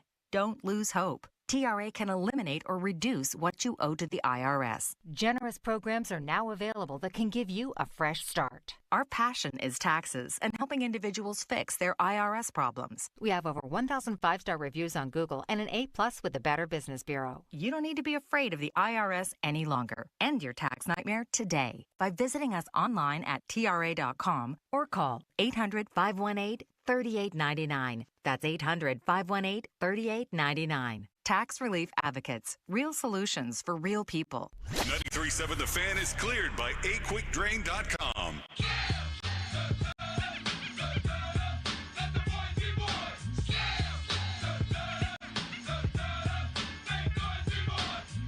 The Hall of Fame game is tonight. If the Pirates make a trade, we will tell you about it. If there are any trades made around Major League Baseball, we will tell you about it. And in fact, you'll hear this sounder. It'll alert you, everyone in the tri-state area. It'll alert you that the move has been made. Who's on the move? Another major league trade presented by Globe Airport Parking. Kind of hurts. I think that actually bleeds over onto 100.7 Star and Y108. Loud. Yeah, it is loud. So you'll hear that if the Pirates make a trade, and if any rumors should come across our timelines or we get any inside information, we'll pass it along to you. But tonight is the Hall of Fame game, which I sort of equate to New Year's Eve, but in the football world. Like New Year's Eve, you get all geeked up, you're excited, you're putting on your Sunday best, you're getting your sparkles, and you're trying to dress flamboyantly, and you're doing a whole thing. That's what you do?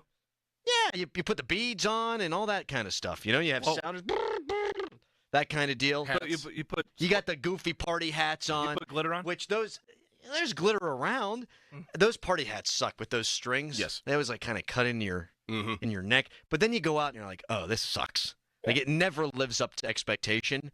I get so geeked up for the Hall of Fame game every year. If I make it past quarter one, and NBC's lucky. Yes, same. So we got to bet on quarter one. We got to find some props. Well, I've been saying this for 2 days now. I would take all the overs of all the quarterbacks, the rushing overs, because it's probably going to be around 10 yards, and things are going to break down, and guys like Taylor Heineke, Hendon Hooker, Trey Lance, they're gonna run. So I'm taking all the overs of the quarterbacks. Do you guys think that we have only seen one padded practice? I'll form it as a question. Who do we think right now? Who's going to be like the star of Steelers preseason? The star of Steelers preseason for me, outside of Will Howard, let's kind of just put him to the side. Outside of Will Howard, I am going to say his counterpart, Jack Sawyer. Oh, that's a good one. Jack Sawyer. Roman Wilson. Roman? I like that. I hope that's true. He figures to play a lot. Yep. I hope that's true.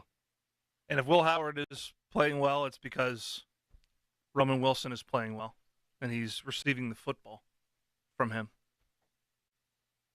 I think the obvious one is one that you bypassed, and that's Will Howard.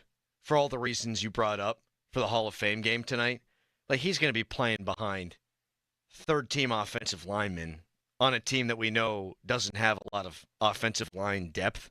Like back in the day, you'd have B.J. Finney leading the way. Mm-hmm. B.J. Finney be leading the way for those third-teamers. He got meaningful snaps, played pretty well in regular season games for the Steelers. And maybe someone will assert themselves to be that guy. But stuff breaks down. That dude ran a ton at Kansas State. And he's big, and he's strong. And I could see, hey, it's kind of fast out here. This covered up, that covered up. Oh, blindside pressure, bang. Yep. 20-yard run, lowers the shoulder on a safety. Can I give a second person? There are no rules. Ben Sauls. Oh. Ben Sauls? I think Ben Sauls does so well because, the Steelers probably, there's going to be a game where they don't score a touchdown. So I think Ben Sauls does so well that he gets picked up for another team to be a starter at the end of preseason. That's a great prediction. Could you get a 6th or 7th round pick for Sauls? Because if you did, I think that's ultimately a good development for the Steelers. Maybe. That's how I would look at it. But, you're probably going to maybe keep him on a practice squad, probably offer him the league minimum on a practice squad for him to stay, or somebody's going to call and be like, no, we're going to sign him to the active roster, and he's probably going to go and be a starter somewhere. Yeah. I told that to his face, too. I was like, that's what's going to happen to you. Oh, yeah. I don't think it's a giant leap to think that guy could be a top 10 kicker. Someone will have a groin injury or calf strain or something, and they need a kicker to start the season. That's where he's going to get his opportunity. Yep. Maybe you get something for him, maybe you don't, but it's more likely I think you do. Is it obvious I'm incredibly distracted over here? Yes. I'm trying to find game props for tonight. They're not out yet, I don't think. You can't get player stuff right now. Right. But can I get a little LA Chargers plus 114 first quarter money line, baby? Let's go. Don't hate that. Trey Lance. Going in blind, though. Taylor Heineke. Very blind. We know who's starting at quarterback. That's all I need. The incredibly talented Lance. Hendon Hooker. Oh. He's also incredibly talented. Yeah. Plus 114 for a first quarter. I'm going to throw a little sprinkle on that. It'll probably 0-0, but. Sprinkle, by the by, is all that's left of Pat Bostic's back hair. That's right. After your wife said you should get your back That was a really good transit. She did. I did it. I don't think I'll ever do it again. It really hurt. Does it continue to hurt? It's irritated, yeah. Do you have chest hair? Mm-hmm. A lot? Did you get your chest done? No. So you just got your back? Yeah. Just the back, not the chest. That's actually what most guys do that have those. They get the chest. Not always. No. I don't want to be You like. just brought up the reference from 40-year-old virgin. That was his chest. Yeah, I'm glad I didn't do that. You probably look like a black and white cookie, man. Like No, I don't. I have blonde hair. I would make fun of you more, but when we go to the beach every year, like I have this tuft of hair in the small of my back. You know it comes back thicker when you trim it? I do. Waxing actually pulls it from the root, which hurts. I have had my chest waxed before because of a fantasy football bet. Okay. I lost a bet to my wife. You didn't lose a bet. It's just happy wife, happy life kind of thing. She made you do it. Mm-hmm. She was sick of looking at it. No, I asked her to buzz it, and she said, "Why don't you just get it waxed? It'll last longer." Yeah, because she didn't want to. No, she's done it. She's done it a bunch of times. I don't think of Pat as a hairy guy, like an overly hairy guy. I'm not. Yeah, but I just wanted to have. I was getting a little bit bothered by the back hair. Sure. So I tried it. There's no listen. How are you getting bothered by Have the you back ever got? hair? Have Can you ever got a see it? pedicure? Yeah. Manicure? Have you? Oh yeah. Come on. I've never done it. You should do it. A pedicure. Okay, what's the difference? Because you're getting massaged. They Your put you in feet? that chair, then they'll do the feet. Yeah. Oh, a good foot massage. I've never done that. I've been told by many to do it. Do Mm-hmm. it. So perhaps that'll be the next step in my self-care routine. Mm-hmm. Depending on, I'm thrilled that we can share this with the listening audience and have fun. I'm with sure it. they're thrilled. I'm not the one that's having people offer to install my bidet. We've got Quiz Callus coming up next. Moved off that one. No, we're not done. I don't want to derail the show too much. Did you say Harry? But depending That's my name. Depending on where you go to get a pedicure, you might have a situation like I had when I went, where they were speaking the people who work there a different language. Yes. And they kept looking at my feet and they're laughing and they're saying things, Yeah. and I was really unsettled by that. Were you unsettled? I was because Is your mouth moving a lot? Yeah. That's what I do. And I'm a face toucher whenever I'm nervous, which is like 95% of the time. And they were definitely cutting up on my feet. For sure. I don't have big feet. I don't have weird looking feet, but I have like hairy hobbit toes. And I'm guessing that was the subject of Hairy the hobbit conversation. toes? Yep. Can you describe what that means? Why don't you just show them? All right. No. Do not Yeah, put show. your feet out. Yeah, No, put your- don't put your do foot it. out. Do Put your foot not. out. I've seen them before. You made me look at it. Everybody else should look You at it. threw Why do your I gotta look at Well, it? we got caramel toes over here. He's bragging about the state of his feet. He's going to start an OnlyFans. I am. You remember the day I already have. a couple years ago you threw your smelly shoes into the booth? Yep. Caramel You remember that? toes. I do. It was gross. We got caramel toes over here. Texter, as a female listener, I'm thrilled you guys are talking about this. Maybe some more guys will follow suit. Look Yeah. at you opening eyes. Thank you so much. I really appreciate that reinforcement. It really hurts right now. Sam is too nice to tell you to your face that she's sick of your back hair. I looked at her this morning, and I said, "Why did you do this to me?" It really hurts. I feel like I have welts on my back. I feel like I have been punished. My wife's a little bit more subtle, where like my stocking at Christmas had mouthwash in it. Oh. So she's not saying, but she's saying. Yep. Yeah. Any Pirates rumors? We'll bring them to you right here. Jeff Hathorn on all the Pirates trades at 9:35. But coming up next, it is our most popular segment of the week, Quiz Callus. First, a fan headline with the aforementioned Harry Callus. Now, fan headlines powered by Bowser Genesis of Monroeville. Harry. Yes, that's me. Hello. The Pirates, they made a couple trades yesterday, a couple prominent trades. Caleb Ferguson, left-handed pitcher, going to the Seattle Mariners in exchange for the Mariners, one of their prospects. And the Cincinnati Reds have acquired Ke'Bryan Hayes in exchange for left-handed reliever Taylor Rogers and a prospect from them. More fun headlines, go to 937thefan.com. Sports Radio 93.7 The Fan.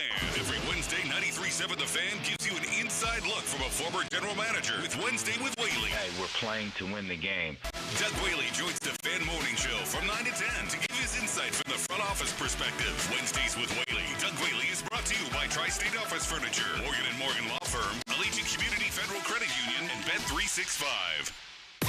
Now, from the Spitzer Toyota Monroeville and Spitzer Acura McMurray Traffic Center.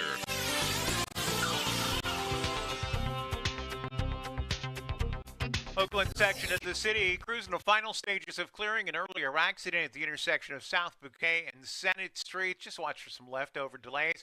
Parkway West are jammed near the top of Green Tree Hill inbound. Outbound delays from Roslyn Farms past Campbell's Run Road. Parkway East stacks inbound at Wilkinsburg. Outbound at the Bend at Bates. And Route 28 delays just past the Route 8 at the bypass to East Ohio Street. From the voice of Pittsburgh, 100.1 FM and AM 1020, KDKA, I'm Greg McAtee on Sports Radio, 93.7 The Fan. Hey, it's Andrew Filipponi for Mike's Beer Bar, Pittsburgh's best sports bar in the place to watch all the exciting sports action on over 20 large TVs. Make Mike's Beer Bar your choice on game days to catch all the sports you crave, including Pirates baseball, Premier League action, and more. It's Pittsburgh's destination for 300 local beers, 80 rotating taps, and over 500 total beers. Mike's also offers amazing food, including steak on a stone. Tell your friends to meet me at Mike's. Homeowners, if your home needs a new roof, call a Platinum Preferred Roofing Contractor. Owens Corning only selects the best 1% of all its dealers, and JP Roofing and Signing has earned that honor. They've accomplished this through hard work and customer satisfaction and offer the best warranty in the business. Homeowners receive $500 off any roof or siding installation. Ask about 100% financing, no payments for 18 months, and free estimates. All that, JP Roofing and Siding. Give them a call at 412-829-7711. That's 829-7711. When you hire our firm, you become part of the family. Nobody messes with family. Get the good guys, good-looking guys.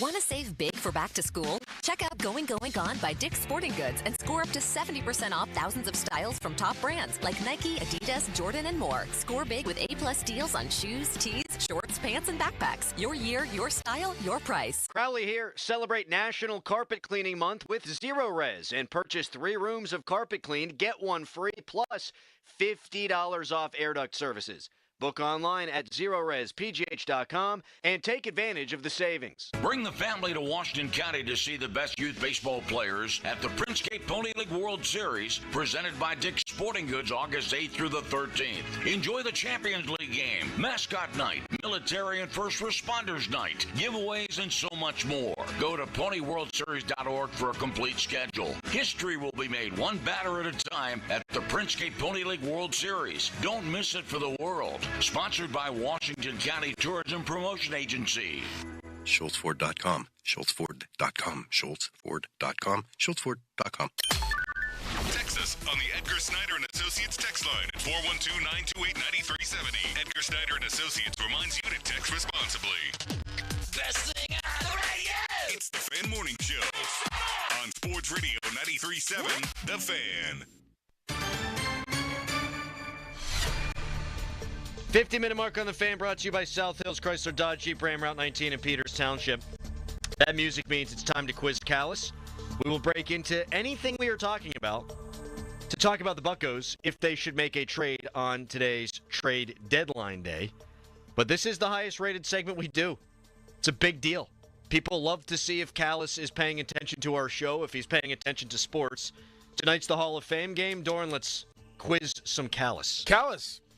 On this week's edition of Quiz Callis, the Hall of Fame game is tonight. Excuse me. We got the Chargers and the Lions. So, your trivia is Chargers and Lions trivia plus 2 bonus questions. How many in total? There is 1, 2, 3, 4, 5, 6, 7, 8. Should I be terrified? Is this? There's 10. So we got 10. What are we setting the over-under at? 2. Oh, man. Is this like history of the two teams or the two teams this season? You're about to find It's out. both. It's both, and then there's 2 bonus questions. Okay. All right. Are you ready? Sure. Who is the Lions head coach? Dan Campbell. There's 1. Boom. Good job. Number 2. Who is the Chargers head coach? Jim Harbaugh. There you go. Yeah, Crowley's setting the over-under at 2. I said it. Wasn't me. I said it. Who is the Lions' regular season starting quarterback? The Lions? The Lions. Jared Goff. There you go. John Kitna. Dan Orlovsky. Dan Orlovsky. Mike McMahon. Who is the Chargers' regular season starting quarterback? Justin Herbert. Wow. Dude, man. guy's on fire. He's on a heater, ladies and gentlemen. You were on a heater. Harry okay. football. Okay, I like Harry football. I like it. Which of the two teams does Najee Harris play for? The Chargers. Oh, man, he is undefeated. He's undefeated. He's got everyone right. What part of his body is currently injured? Well, he was in a fireworks accident, but again, that's not part of the quiz. This is Doran's quiz here. He's so all Doran, over keep it. asking me Boom, questions. roasted. He is all over. Boom, it. roasted. Are you ready? Yeah. Who is the former Who is the former tight end of the Chargers that's getting inducted into the Hall of Fame this weekend? Doy. I don't know that one. I don't know. Take a Antonio guess. Gates? Yes. Thank you, Pat. Antonio Gates. Does that count? No, that does not count. Who is the former Lions receiver that got inducted into the Hall of Fame in 2021? Calvin Johnson. Wow, good job. Man, good job. Batting like 92% right now. Okay. Who is the former Brian Hayes in Cincinnati? Who is the former Lions running back that got inducted into the Hall of Fame in 2004? Come on. Arguably That's the not best. Barry Sanders? Barry Sanders?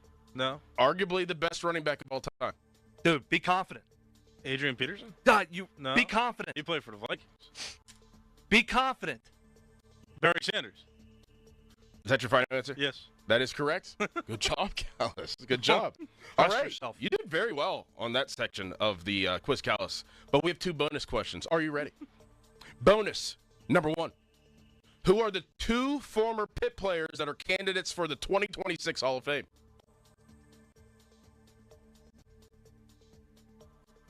Jordan Addison? No. Wait, are we talking he's in about his 3rd year in the league? We're talking about the wait, Pro Football Hall of Fame. Oh, the Pro Football. In Well, what Canton, Hall of Ohio. Fame did you think I was thinking I of? didn't The know college? if Pitt had a Hall of Fame or not. We do have a Hall of Fame, and I didn't know if they'd be put in it. Okay, so 2 former Pitt players that. Okay, I don't know. Oh, come on. You gotta guess, man. Dan Marino's already in the Hall of one's Fame. a right? Yeah, he receiver. played a. One's a receiver and one's a running back. They would have had to have retired fairly recently. Larry Fitzgerald. That's one. boom! That's one. Who's the Okay. running back? The running back. Don't tell me. I won't. Jeez, don't tell me. I won't. Don't tell me. I won't. I don't know. Tell me. You gotta guess. I don't know any Pitt guys. You don't know any Pitt running backs. Well, Izzy Abanikanda used to be really good. You think he's getting not inducted on- to the Pro Hall No, of he's Fame? not getting into the Pro Hall of Fame. You don't know any other Pitt running backs. It's literally running back you.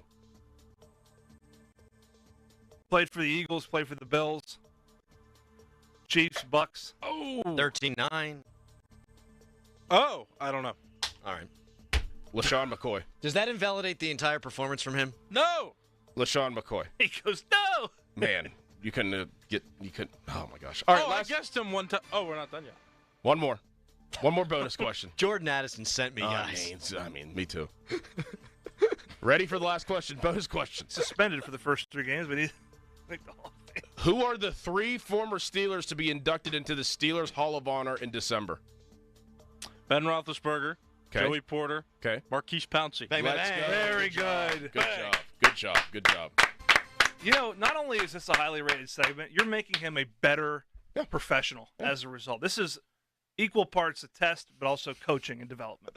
I mean, he was going very well until the Jordan Addison comment. I'm not big into the college stuff. I started following Pitt heavily, though, when I started working here, and I know all those guys. But not all of them. This was the Pro Football Hall of Fame 2026 candidates. I know. It's And Jordan Addison's going into his 3rd year. And he's not going to Why focus what I he's failed not on? gonna You play. set the over-under at 2. He's not I got like 10. You actually got 13 out of 14 because I think it even went further than that. Oh, yeah. Maybe I miscount. No, I did. No. I was trying to put our guy over. Jordan Addison. Yeah. I think that takes 2 off the board for him. Hey, Callis, there's a plethora of Pitt running backs that are great. Who do you think is making the Pro Hall of Fame or is a candidate in 2026? Oh, I know Izzy Abana played for Pitt. Yeah. What? Quadri Olison. Yeah. Darren Hall. Desmond Reed. Shane Brooks. Shane. SB. SB. LaRod Stevens-Howling. I'm proud of my performance. You should be. Thank you. You did well. All right. Aaron Rodgers talked yesterday on the Pat McAfee Show, also spoke to reporters before camp. How's he feeling about the way things are going so far? His relationship with Arthur Smith. We'll start there. If there's any Pirates trades, we'll break the news to you right here on 93.7 The Fan. First, fan weather brought to you by Myers Law Group, Pittsburgh's choice for affordable legal solutions. Today, high of 82, low is 65.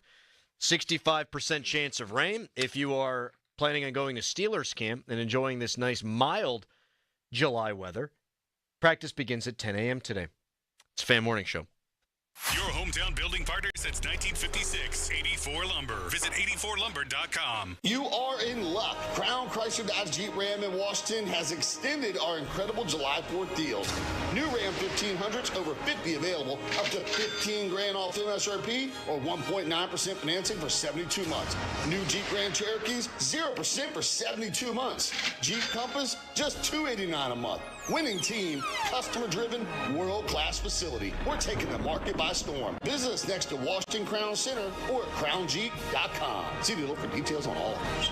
If you or someone you know suffered any injuries involving a deployed airbag, you could be entitled to compensation. Morgan & Morgan has already recovered millions. Get America's largest injury law firm fighting for you. Visit forthepeople.com for an office near you. As you head out to training camp in Latrobe, look for your cold Miller Lite on display at the following distributors: Greater Latrobe Beverage, Lloyd Avenue, Hop Shop, Beatty Road, and Rosa Distributing, Cedar Street. Hey, it's Chris Muller. And if you're like me, you like knowing what to expect, especially when it comes to your phone bill. Well, Verizon's got some big news for your peace of mind. For the first time ever, they're locking in low prices for 3 years. That's right. 3 years guaranteed with my plan. That's future you peace of mind. So whether you're already with Verizon or thinking about making the switch, this is for you. Everyone can save on a brand new phone on my plan when you trade in any phone from one of their top brands. Because at Verizon, they've got your back, now and in the future. So go ahead, take one thing off your worry list. Visit your local Verizon store in Pittsburgh and ask about their 3-year price guarantee today. $20 monthly promo credits applied over 36 months with a new line on unlimited welcome. In times of congestion, unlimited 5G and 4G LTE may be temporarily slower than other traffic. Domestic data roaming at 2G speeds. Price guarantee applies to then current base monthly rate. Additional terms and conditions apply. Now, from the Spitzer Toyota Monroeville and Spitzer Acura McMurray Traffic Center. Thursday morning rush easing down nicely. This report brought to you by Window Nation. Call 866-90-NATION or visit windownation.com now. Earlier accident, final stages of clearing in the Oakland section, the intersection of South Bouquet and Senate Streets. Parkway West, you're jammed near the top of Green Tree Hill inbound. Outbound delays from 79 past Campbell's Run Road. Parkway East jammed inbound at Wilkinsburg, outbound at the Bend at Bates, and Route 28 delays from Millvale to East Ohio Street. From the voice of Pittsburgh, 100.1 FM and AM 1020, KDKA, I'm Greg McAtee on Sports Radio 93.7 The Fan. Hey, it's Crowley here for Window Nation. Now you can get 50% off all window styles plus no interest until 2030. Stop procrastinating on upgrading your home. Call 866-90-NATION or visit windownation.com to take advantage of Window Nation's best deal of the year. HD1 Pittsburgh, an Odyssey sports station. Live from the ShoreKeyMitsubishi.com studios, North Huntington and North Hills. Always live and free on the Odyssey app.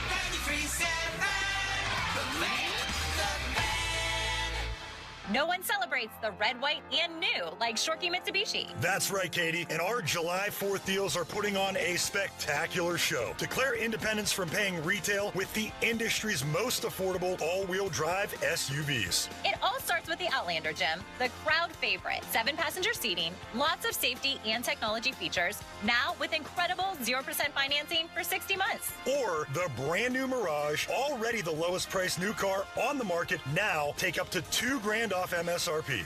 Shorkey Mitsubishi is all about the star stripes and savings for the people. Your purchase comes with a 10-year, 100,000-mile warranty, 3 years of prepaid maintenance, and $500 more for your trade. Giving you the freedom to upgrade today. So stop by and let Shorkey Mitsubishi help make it your deal, your way. What a great day. Locations in North Huntington and the North Hills or online at shorkeymitsubishi.com. Savings include all applicable factory rebates and dealer discounts. Financing with approved credit. See dealer for complete details on all offers. End of commercial. Yep, it's on. Back to the Fan Morning Show. Sports Radio 93.7, The Fan. 9 o'clock, straight up, brought to you by Gina G and Petro of Remax Select Realty. It is trade deadline day in Major League Baseball. Yesterday, the Buccos moved Ke'Bryan Hayes to the Cincinnati Reds for an A-ball prospect shortstop and a left-handed reliever who's getting paid $12 million this year. The Reds ate half the salary. Pirates also moved Caleb Ferguson. Ken Rosenthal of The Athletic is reporting that the Pirates are not planning on trading Mitch Keller today. Noah Hiles of the Post-Gazette also says he doesn't think the Pirates are going to trade Keller, but we're seeing relievers get moved for all kinds of goodies, and the Pirates have a couple of good ones at their disposal. And there's a recent report that the Yankees and the Pirates had discussed David Bednar, with the possible return being 3 players coming back the Pirates' way. There's nothing over the finish line. Those talks seemingly fizzled during the weekend, according to reports, but could be revisited today. Should anything happen, we will keep you up to speed. 412-928-9370 is the text line, brought to you by Edgar Snyder and Associates, a personal injury law firm, where they always say there's never a fee unless we get money for you. Aaron Rodgers yesterday spoke to the media, talked to Pat McAfee, has been saying all the right things about offensive coordinator Arthur Smith. Getting more comfortable as the days go on. There's not a my own playbook, and it's Arthur's playbook. I'm finding ways within it to add little stuff here and there, but it's Arthur's playbook, and I like it. I like it a lot.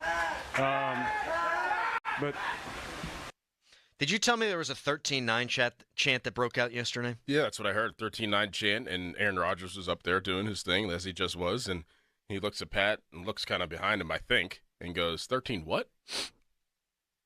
Do you think he knew and was kind of trying to throw a dagger at Pat, or do you think he was just I think not he had aware? no clue. Yeah. No clue. He'll learn. I wish I could be as blissfully ignorant about that moment as he clearly is. So Rodgers talks about the playbook there, and he would go on to say in the availability with the Pittsburgh media that Arthur's not married to any one thing, and that they're going to tailor the offense to the personnel that they have. Well, this is my favorite day of the week because I got my 2 football guys in here. Ideally, what should they be looking to look like? What should the identity of this offense be this season?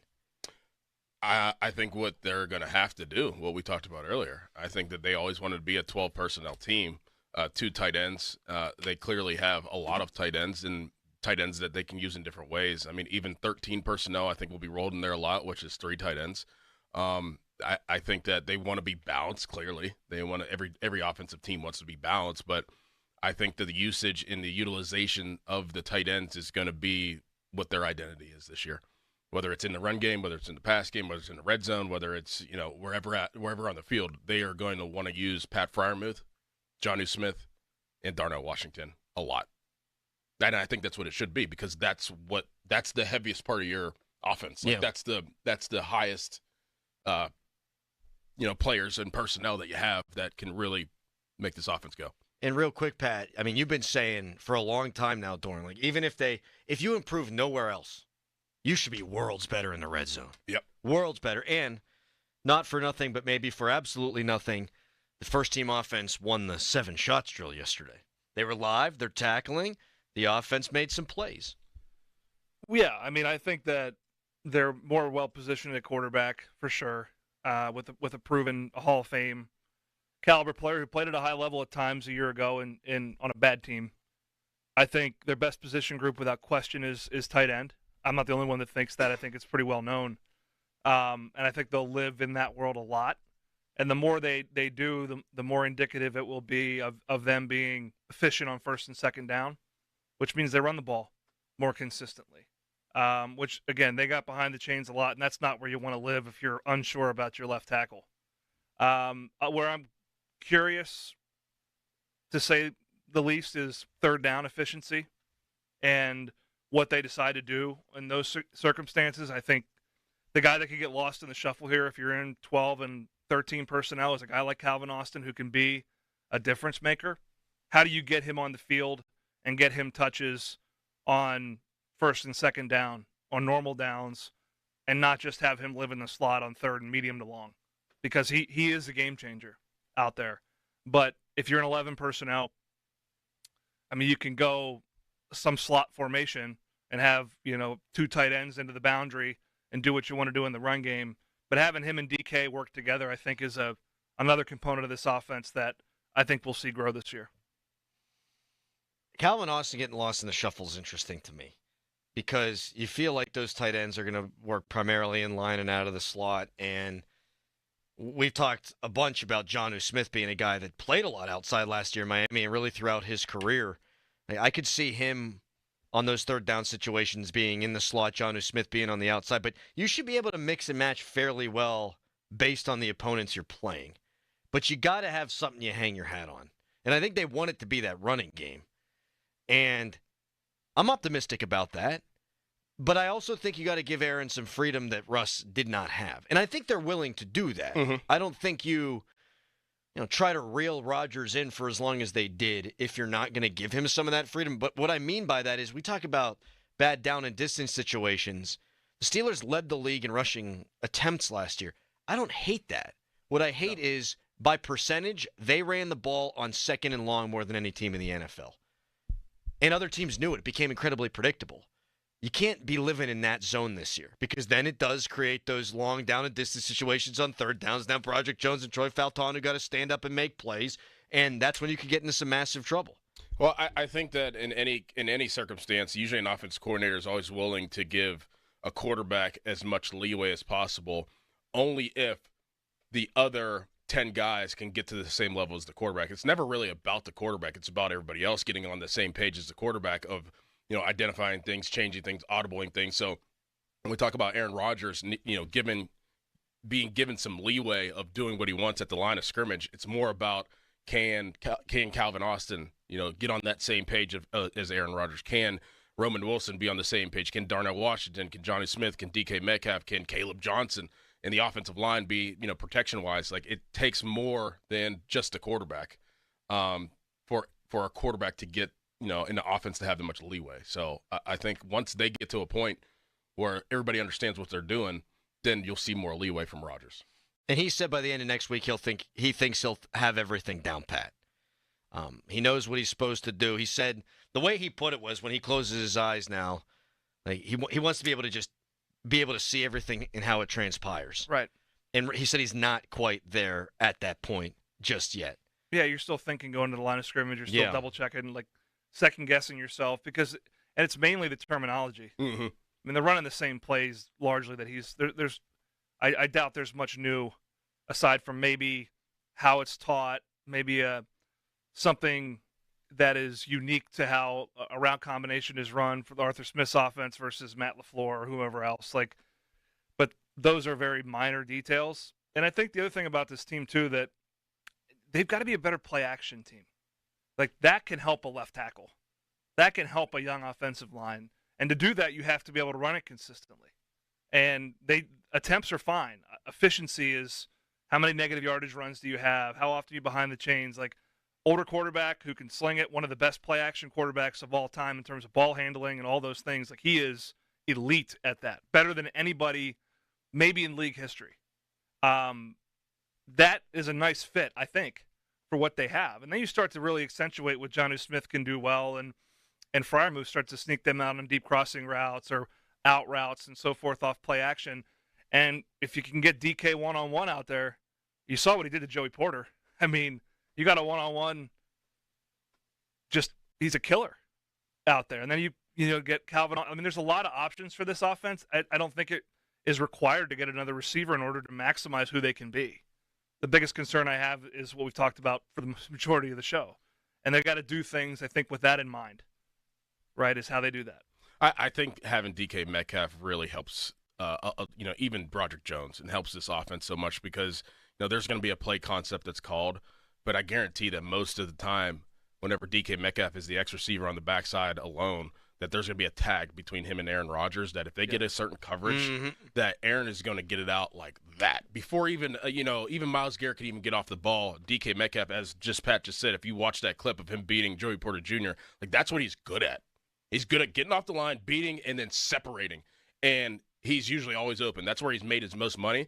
So you get, you call like a sluggo, which is a slant and go.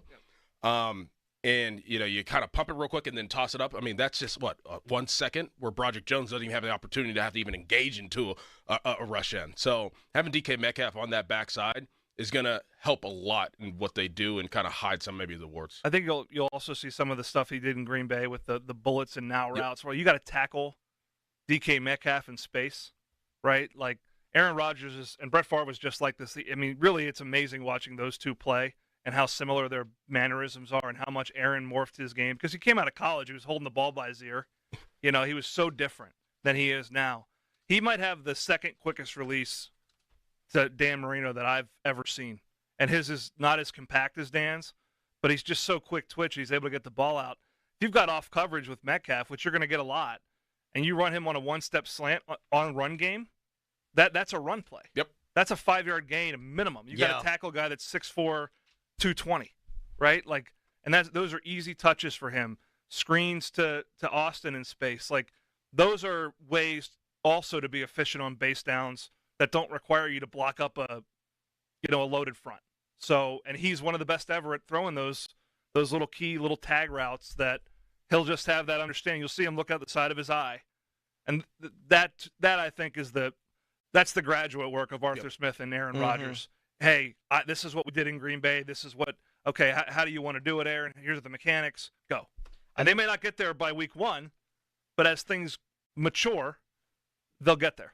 I think a lot of people look at DK Metcalf and they think, oh, he's a reasonable facsimile of George Pickens without all the issues. He's a totally different player. Different. No, run after the catch, strength, blocking. Yep. Jonnu Smith run after the catch. Yep.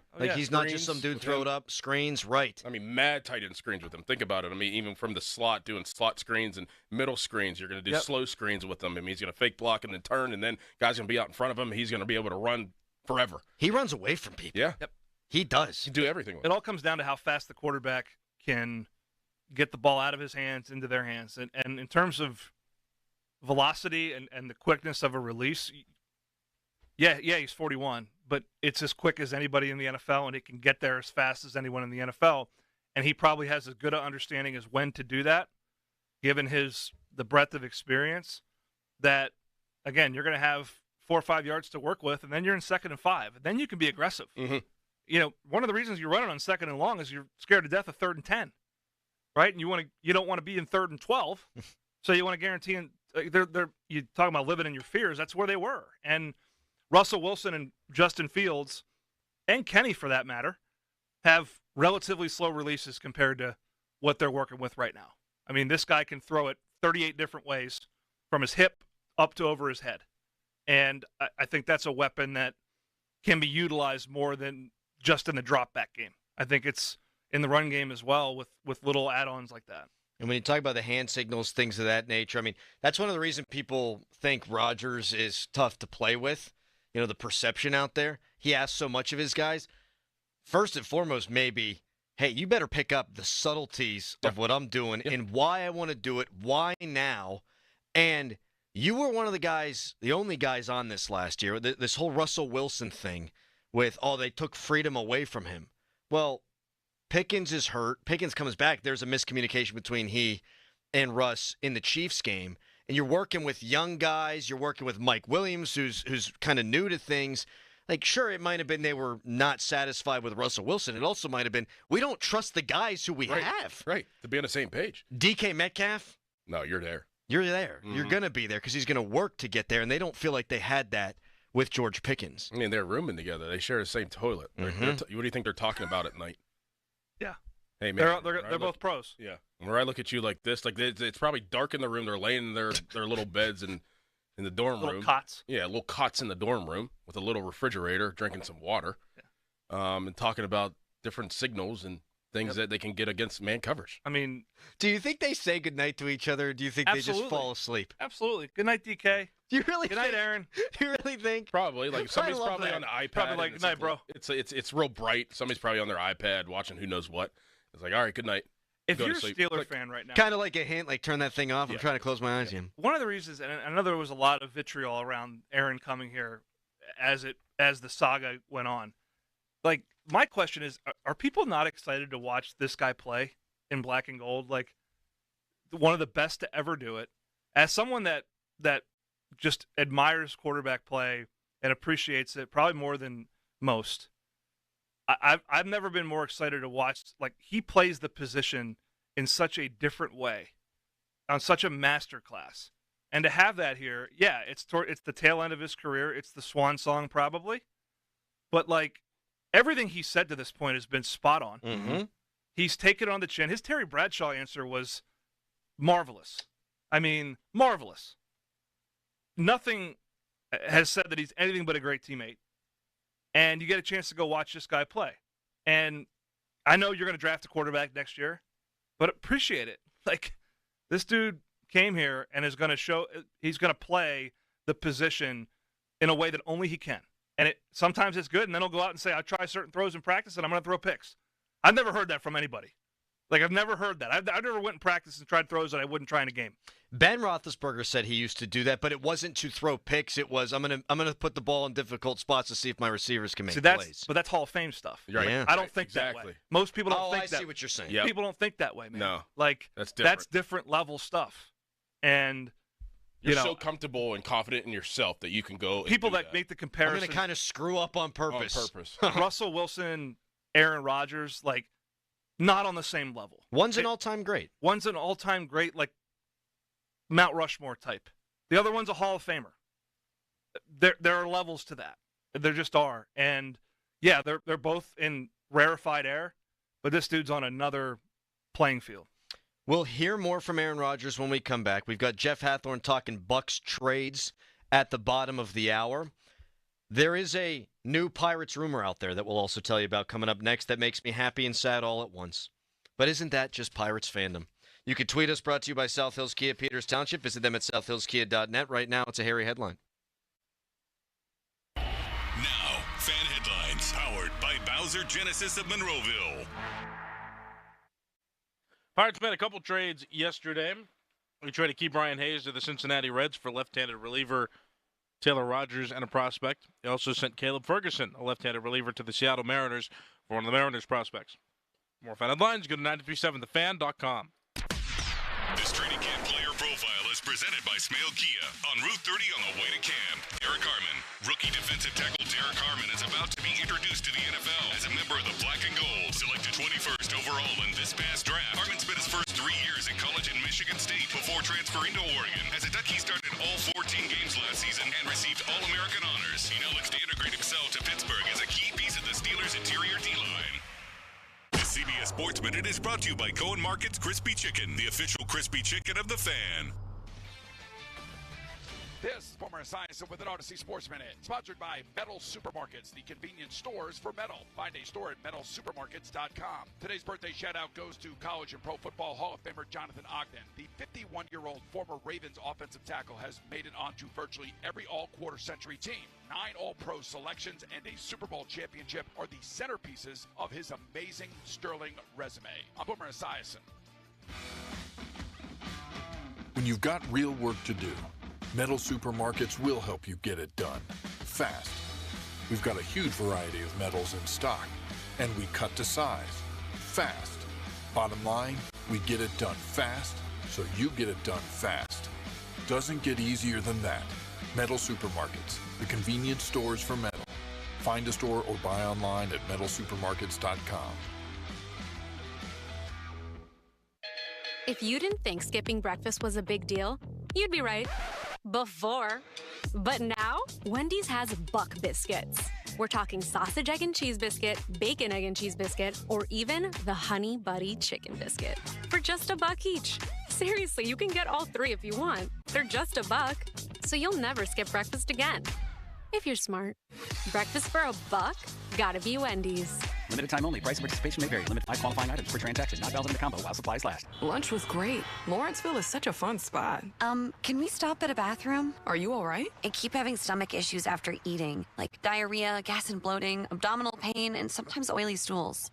Sound familiar? Those stomach issues may actually be a pancreas issue called exocrine pancreatic insufficiency, or EPI. Creon pancrelipase may help manage EPI. Creon is a prescription medicine used to treat people who can't digest food normally because their pancreas doesn't make enough enzymes. Creon may increase your chance of fibrosing colonopathy, a rare bowel disorder. Tell your doctor if you have a history of intestinal blockage or scarring or thickening of your bowel wall. If you are allergic to pork, or if you have gout, kidney problems, or worsening of painful swollen joints. Call your doctor if you have any unusual or severe gastrointestinal symptoms or allergic reactions. Take Creon as directed by your doctor and always with food. Do not chew capsules as this may cause mouth irritation. Other side effects may include blood sugar changes, gas, dizziness, sore throat, and cough. These are not all the side effects of Creon. Call 800-633-9110 or visit creoninfo.com to learn more. That's CREONinfo.com. I'm asking my doctor about EPI and if Creon could help. Celebrate the grand opening of the area's newest and premier Mitsubishi destination, Crown Mitsubishi in Washington. In-demand Outlanders, huge selection, 0% financing for 60 months. Outlander hybrids now up to $5,000 off or just $289 a month. Plus grand opening trade values at up to 125% of KBB value. It's a July savings spectacular, and we're taking the market by storm. Visit us next to Washington Crown Center or crownmitsubishipa.com. See dealer for complete details. If you're 55 or older and into that whole saving money thing, T-Mobile has an exclusive phone and internet bundle just for you. Right now, get 2 unlimited phone lines plus 5G home internet for just $30 each per month with autopay, plus taxes and fees.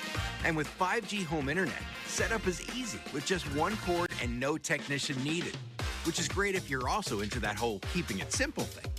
Switch now and experience the best mobile network in the U.S. Visit your local store to start saving. T-Mobile, it's better over here. Based on analysis by Ookla Speed Test Intelligence data Q4 2024 to Q1 2025. Ookla trademarks used under license. Unlimited on our network. Customers on voice plan may notice speeds lower than other customers and further reduction if using more than 50 gigs a month due to data prioritization. Video streams and SD on this plan. Home internet pricing after $20 a monthly bill credit plus $5 per line without autopay. Debit or bank account required. See 5G device coverage and access details at T-Mobile.com. Jake from State Farm. I just beat my running PR, so I'm celebrating with the Banana Bonanza smoothie. Hey, and you can keep celebrating when you create an affordable price just for you by bundling your home and auto with the State Farm Personal Price Plan. Go bananas. I will. Hey, make it a large. Bundling, just another way to save with the Personal Price Plan. Like a good neighbor, State Farm is there. Prices are based on rating plans that vary by state. Coverage options are selected by the customer. Availability, amount of discounts and savings, and eligibility vary by state. Hey, listen to this. All I needed was a new starter. Got a great deal on eBay. Did it myself. Yeah, that's cool. But how about the soft purr of an upgraded exhaust when it fits just right? For me, it's the little things. Like these new windshield wipers from eBay I installed. From small fixes to big upgrades, eBay has all the parts you need at prices you'll love. Guaranteed to fit every time. eBay. Things people love. Eligible items only. Exclusions apply. Now, from the Spitzer Toyota Monroeville and Spitzer Acura McMurray Traffic Center. Parkway West inbound delays near Parkway Center to the Fort Pitt Tunnels. Outbound heavy from I-79 past Campbell's Run Road. Parkway East jams at Edgewood Swissvale inbound. Outbound delays at the Bates Street on-ramp. Route 28, that is stacking between the 40th and 31st Street bridges heading for East Ohio Street. From the voice of Pittsburgh, 100.1 FM and AM 1020 KDKA, I'm Greg McAtee on Sports Radio 93.7 The Fan. Live from the ShoreKeyMitsubishi.com studios, North Huntington and North Hills. Jeff Hathorn on with us in about 11 minutes here. He was among the media members who gathered to speak to Aaron Rodgers yesterday. His takeaway from that conversation. Also, he'll get into the Bucs trades. Key Brian Hayes to Cincinnati for a single A shortstop and a reliever. Reliever could get moved. Some rumors out there right now. Report, Pony tweeted this, and we reacted to a report earlier in the show that the Yankees had trade discussions with the Yankees about David Bednar. So Pony writes, Pirates and Yankees have discussed a David Bednar trade. Name to watch, Yankees catcher prospect Rafael Flores, New York's 8th-ranked prospect, hitting 280, 16 homers, 60 RBI at AAA, ready to play right now. I mean, that's the kind of bat that would be knocking on the door of the major leagues that you would like. So I would not hate that return, just thinking about it first blush.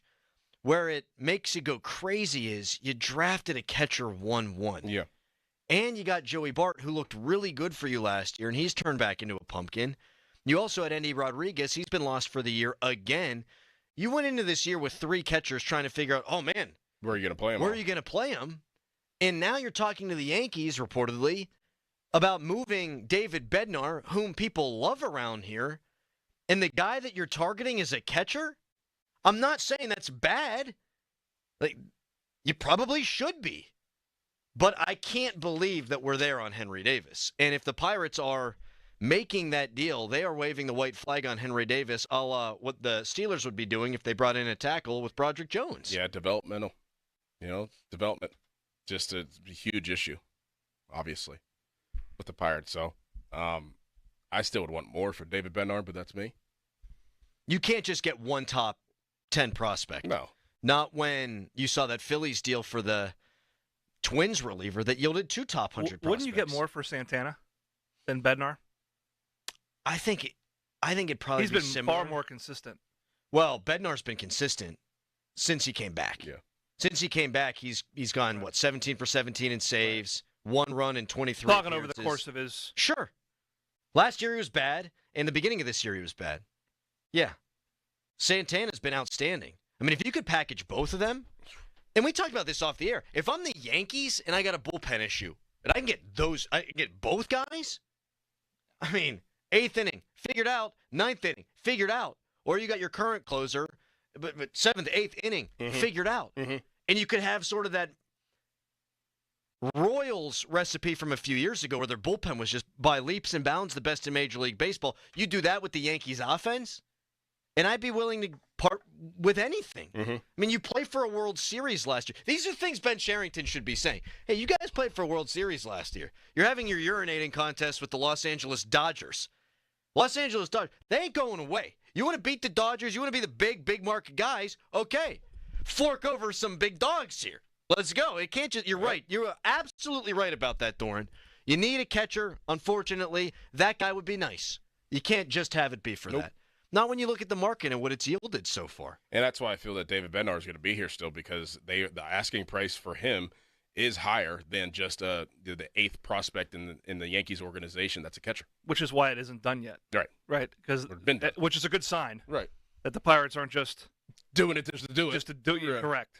I mean, we're looking for good signs, and that's one. That is one. Good point, guys. And that's why we read the tweet of the reporter earlier who said the Pirates and Yankees have been in conversation about Bednar in a deal that would send 3 players back from the Yankees. But, yeah, if it was good enough, it would have been done already. Right. We'll see. I think it would be crazy not to trade Bednar. I'm not sure you're wrong that they won't, though. And Bob Nutting, according to Noah Hiles and other reports, he nixed a deal a couple of years ago for David Bednar to go elsewhere. I think it was Baltimore that he was reported to be shipped off to.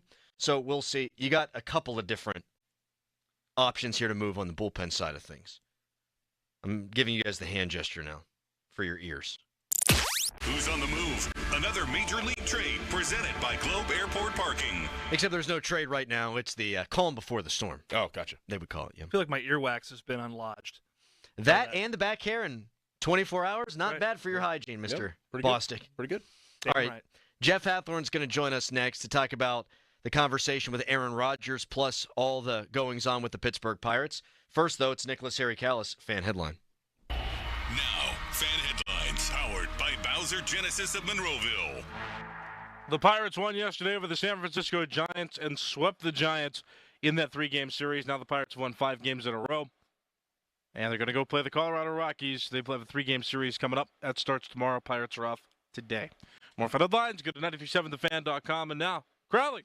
You're right, Harry. The baseball team is hot. It's been hot outside. I know you've been looking into replacing your windows.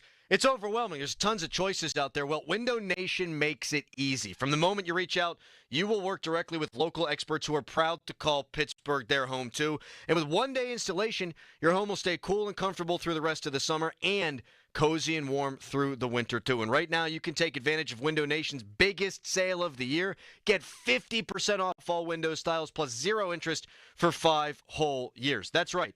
Window Nation, you won't pay any interest until 2030. Get 50% off all window styles now. And remember, that comes with 0 interest until 2030. Call 866-90-NATION or online at windownation.com today to get your free quote on replacement windows. Brad Evans here to help you beat the books with the BetMGM Network. College football is just a few weeks away, and you know what that means. Brett Bielema has his team poised to make a run to the Big Ten this season, and a run to the Big Ten title game is within their grasp. The Illini are plus 500 to make the college football playoff, and I think they are poised to do just that, so it is worth a little sprinkle. Hashtag Team Huevos. Bet smarter, beat the books. Download the BetMGM app today.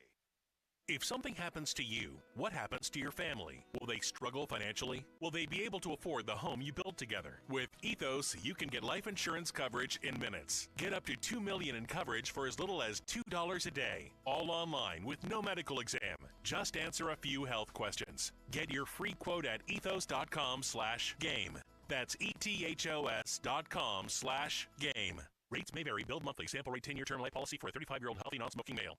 No one celebrates the red, white, and new like Shorkey Mitsubishi. That's right, Katie. And our July 4th deals are putting on a spectacular show. Declare independence from paying retail with the industry's most affordable all-wheel drive SUVs. It all starts with the Outlander, Jim. The crowd favorite. 7-passenger seating, lots of safety and technology features. Now with incredible 0% financing for 60 months. Or the brand new Mirage, already the lowest priced new car on the market. Now take up to $2,000 off MSRP.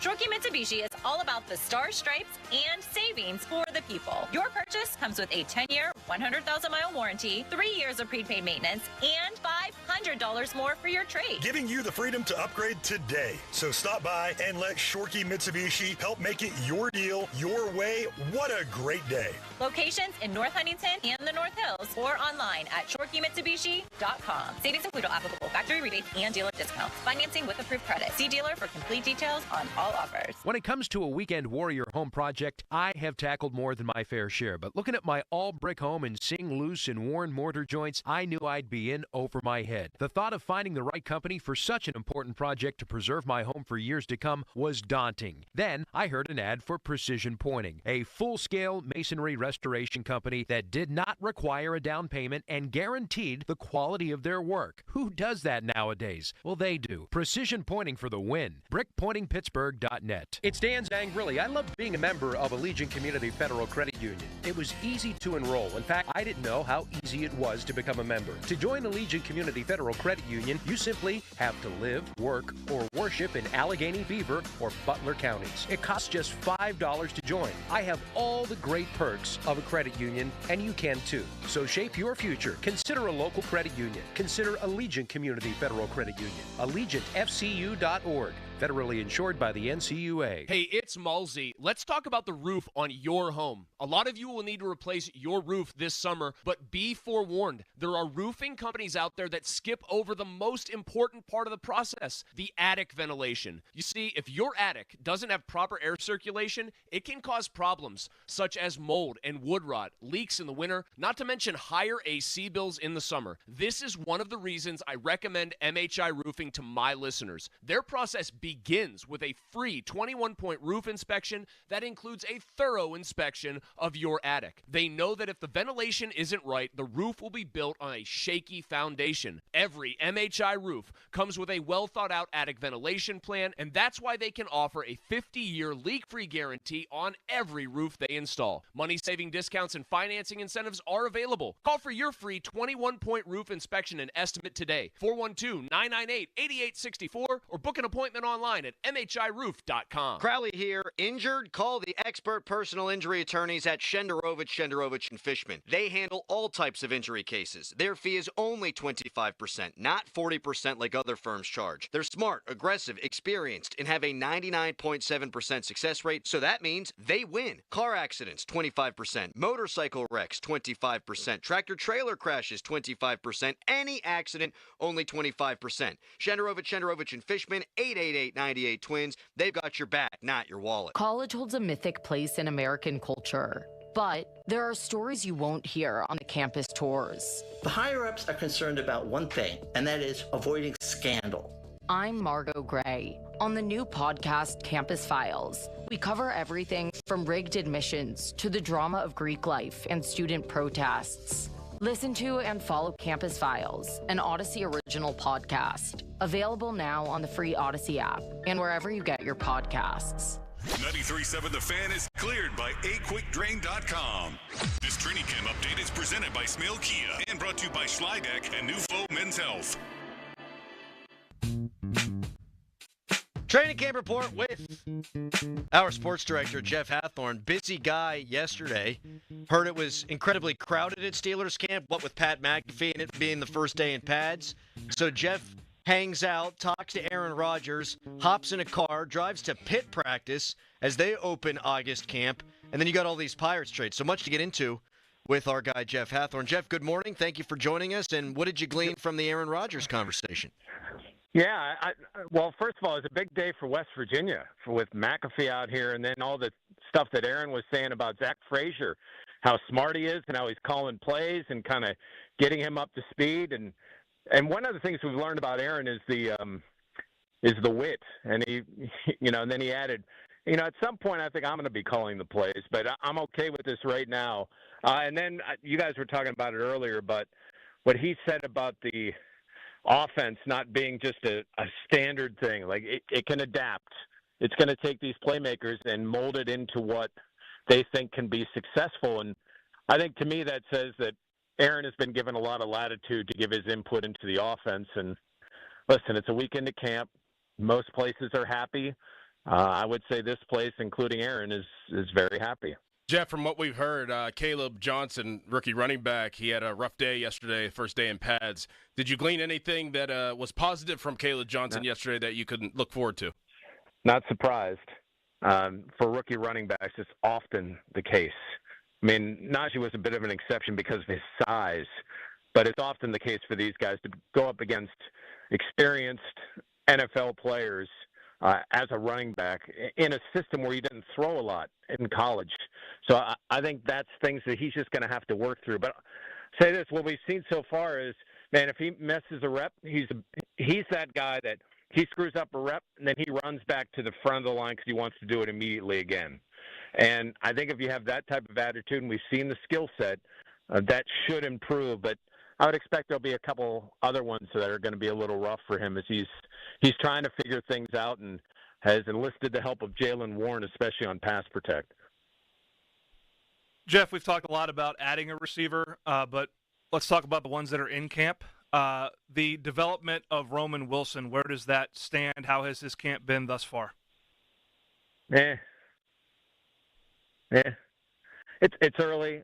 They've done a lot of checkdowns and shallow routes to this point. They haven't really explored the offense, if you will. But there hasn't been anything where like, oh wow, look at that. That being said, he hasn't been given a ton of opportunities. He's been working even as a gunner on special teams. He's trying to find a way to get on the field, but you start looking at different formations. Gainwell's been working a lot as a receiver out of the backfield. You get the two tight ends that are going to be on the field. Metcalf, Austin right now is there too. How does he find a way to get on that field? Because they're going to want Darnell in there in certain packages. Probably Robert Woods because of his blocking ability in certain packages. Like, you start doing the numbers, and it's like, how does this guy find a way on the field? Like, as the pads are now on, this is monstrous. And these couple of preseason games are going to be huge for Roman just to show, like, hey, I can make an impact in a game. Okay, everyone cover your ears. We do have a trade, at least one that's on the precipice of going down. Who's on the move? Another Major League trade presented by Globe Airport Parking. And I do think it could affect the Pittsburgh Pirates. So the Chicago Cubs, this is from Bob Nightingale about an hour ago. He writes, the Cubs are still in the market for another starter, are one of the teams pursuing Cleveland's Shane Bieber, coming away impressed after scouting him in his last rehab start. Now, Shane Bieber, previously a Cy Young Award winner. Well, turns out the Blue Jays are at the goal line on a Shane Bieber trade. We know that the Cubs had been linked before to Mitch Keller. So that would take one starter off the market, and we'll see if maybe the Cubs circle back on Keller if the Pirates are interested in moving him. Jeff, your thoughts on the Ke'Bryan Hayes trade yesterday? Yeah, I mean, sixth best prospect now in their system. What sucks is, they made that trade for a guy that's on an expiring contract, a lefty reliever who's very good, and an A-ball player who's projected to be in the majors maybe by 2027. And he seems like a good A-ball player. He's got speed, he's got defense, doesn't have power, and it's another shortstop in the mix. I mean, it seems like on the surface probably is a decent trade, but you'd hope for a guy under 4 years of control that you would have gotten something that's a little bit more imminent for this team. Guys, the Pirates, 6 of their top 11 prospects are an A-ball. Well, at least it's the early stages of the rebuild, Jeff. Yeah, I mean, and I think that's where and listen, we've heard from numerous insiders that Cherington's asking for a lot, and he should. He shouldn't give these guys away, but, man, he's got to hit something.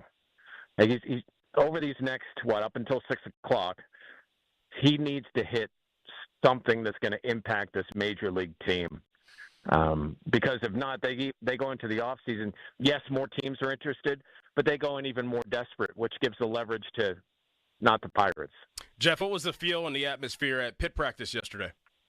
It's that first day, and they were excited. Probably excited that they weren't practicing the same time as the Steelers, more than anything. But, I mean, there is a confidence. There's a little bit of a swagger, especially offensively. I think Eli has taken over the leadership reins, and guys are gravitating towards him, and you can tell he understands the offense, and he's comfortable talking to guys. One of the big takeaways, guys, I took from this is Cade talked about it. Laster talked about it. They need some impact plays from receivers. I mean, of the 29 touchdown passes, 25 were in the red zone last year.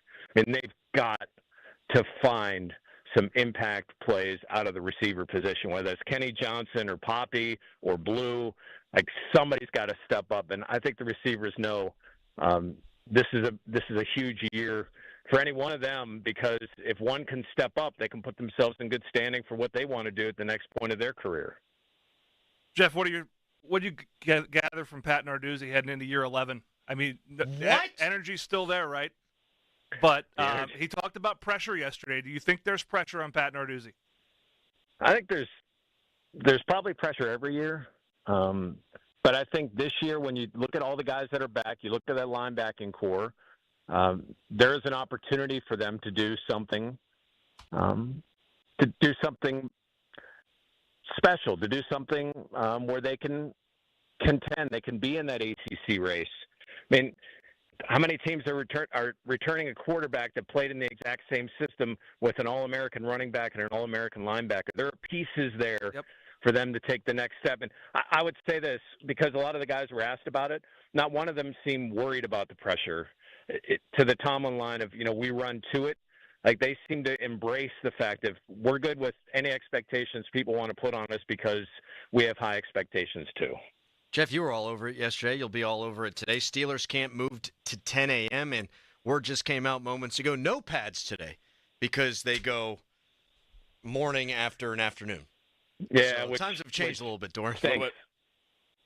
Yeah, that really stinks. I just saw Kabali. I made sure I saw him from the front. Don't go into the bathroom after him. No. Jeff, we appreciate your time as always. Thank you, buddy. Thanks, boys. Thanks, Jeff. God, that guy works hard. I mean, he's everywhere. Everywhere. He's got to have a clone. No, he doesn't, man. He's one of one. Oh, really? You're going to go out on a limb and say no? Doran's making a joke. And you're just, no. No, he doesn't. No clones. No clone. You were surprised that it's year 11? I really was. I really was. That you was really think about it, that it was is a kind of natural Year reaction. 11. Man. Crazy. Well, and there had been tumult before that. I mean, and you got to find the right guy. And it's not easy because I think cultural fit is super important in college football more than just about any other sport. And, there was some turnover there. And then this guy comes in, he wins an ACC championship, plays for another, and I know he feels really good about this year's team. Well, I mean, I think the Pitt program was starting for stability for so long. I mean, even whenever Chris was here, I always had that feeling that he was going to make his way back to Wisconsin. Yeah. It just kind of felt that way.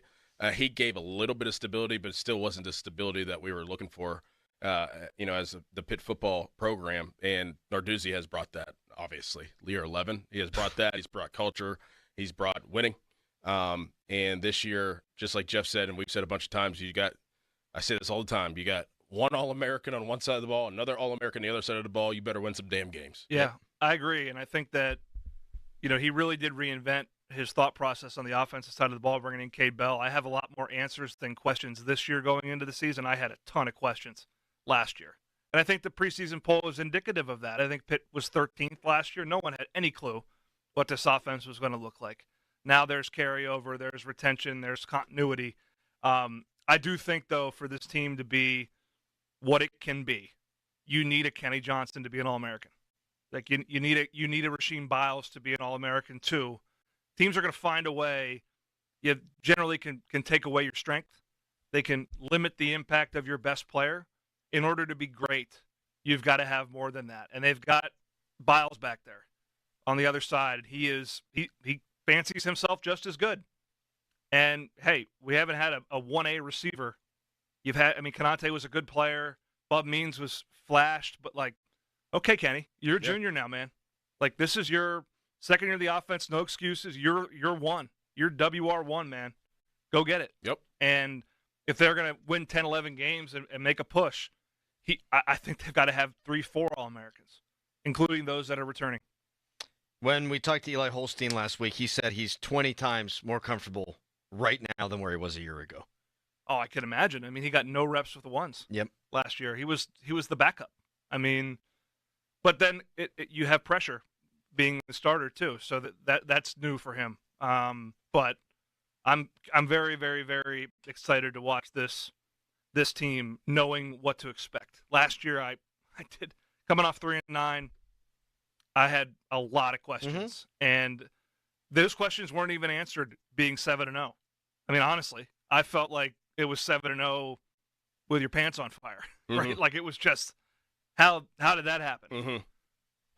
This team needs to be more consistent and win more comfortably. I think early in the season for me to be like, okay, they're for real. Less than a month away from Pat Narduzzi's 11th season. Unbelievable. All right, social media's Biggest Loser brought to you by Awaken 180 Weight Loss. Visit them at awaken180weightloss.com.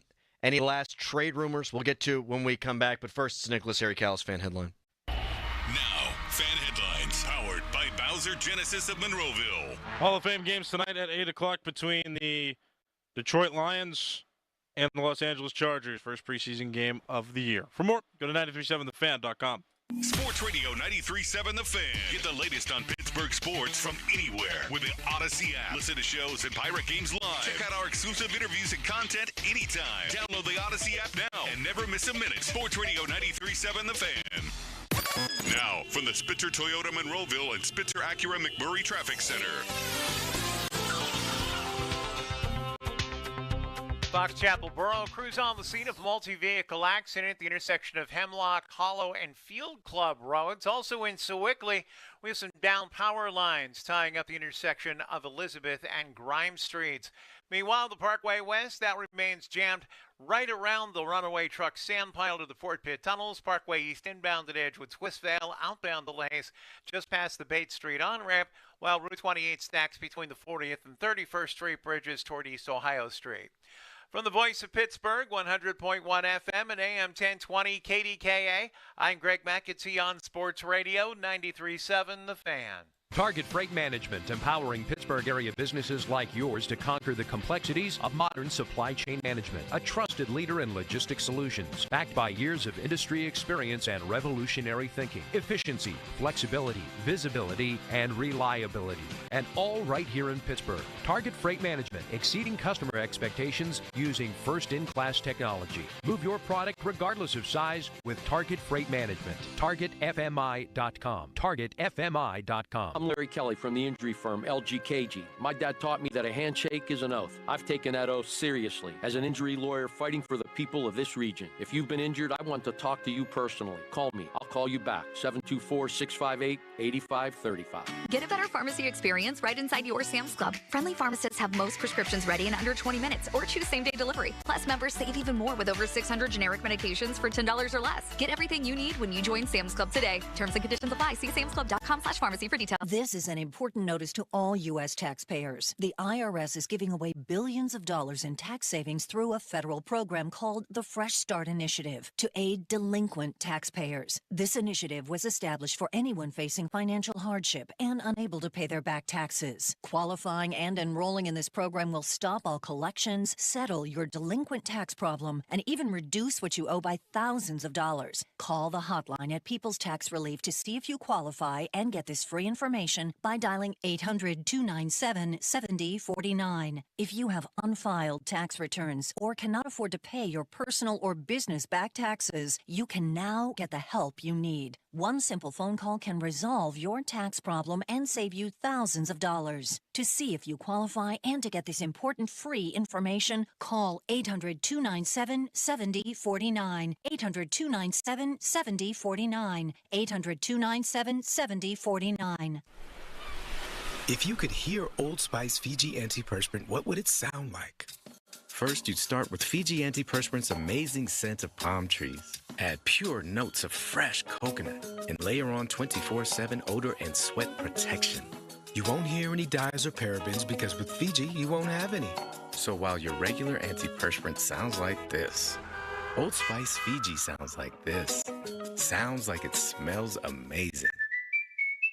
SchultzFord.com, SchultzFord.com, SchultzFord.com, SchultzFord.com.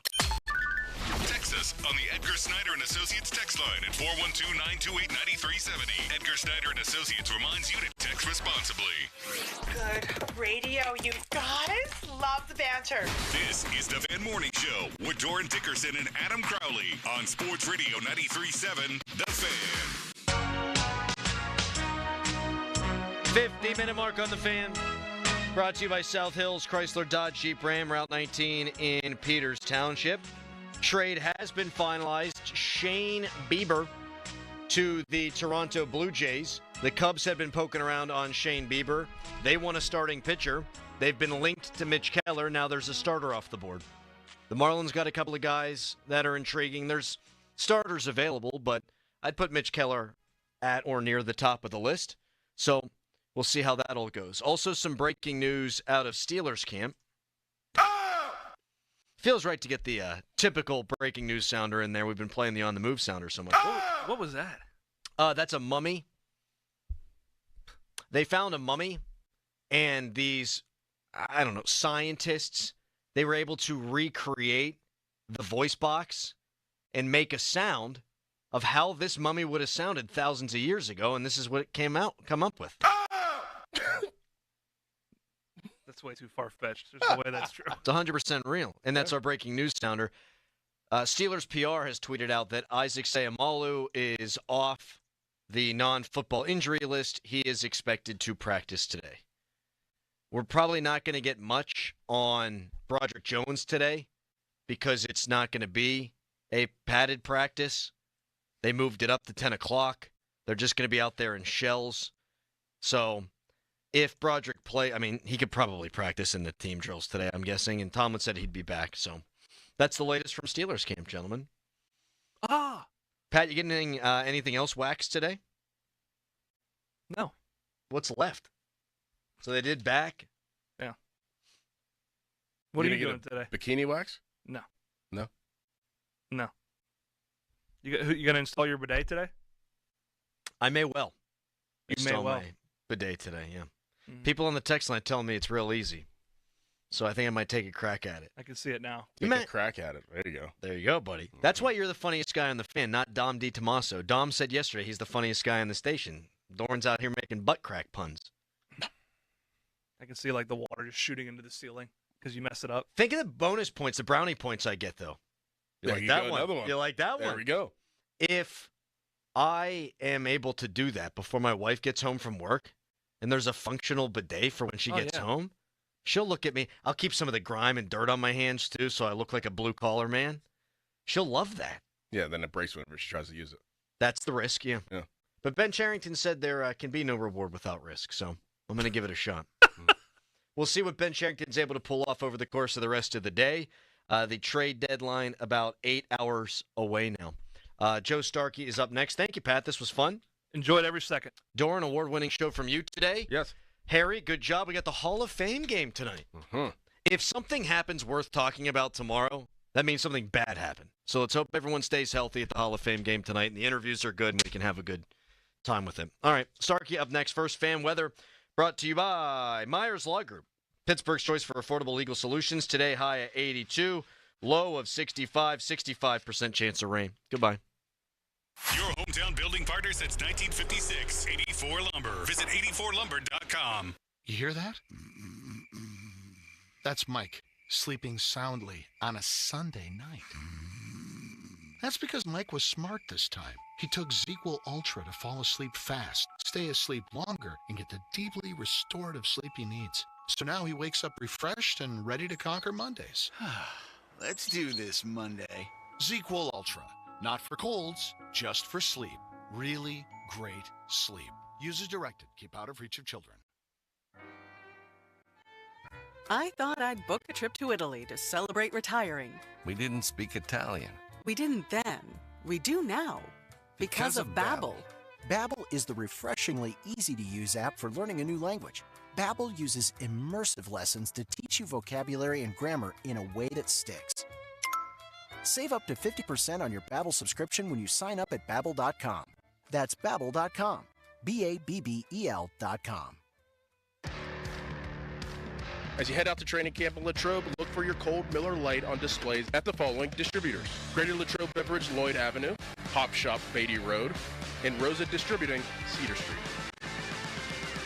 Do you have $10,000 or more in credit card debt? Are you barely getting by making minimum payments? With credit card debt reaching all-time highs, National Debt Relief is letting everyone know about great debt relief options now available to help people with overwhelming credit card debt. These options may reduce a large portion of your credit card debt. Get a free debt relief consultation when you call 800-586-4040. 800-586-4040. 800-586-4040. Need legal help without the high price tag? Turn to Myers Law Group, Pittsburgh's choice for affordable legal solutions. Now, from the Spitzer Toyota Monroeville and Spitzer Acura McMurray Traffic Center. Richland Township reports of down power lines now at the intersection of Route 910 and South Montour Road. Also an accident in Fox Chapel Borough being cleared. Crews on the scene at the intersection of Hemlock Hollow and Field Club Roads. Work on outbound Route 28. Watch for a lane restriction approaching the 31st Street Bridge and causing heavy delays back toward the Veterans Bridge. Meanwhile, on the Parkway West, you're jammed at Parkway Center, Parkway East inbound at Edgewood Swissvale, outbound at the Bates Street on-ramp. From the voice of Pittsburgh, 100.1 FM and AM 1020 KDKA, I'm Greg McAtee on Sports Radio 93.7 The Fan. HD1 Pittsburgh, an Odyssey sports station. Live from the ShoreKeyMitsubishi.com studios, North Huntington and North Hills. Always live and free on the Odyssey app.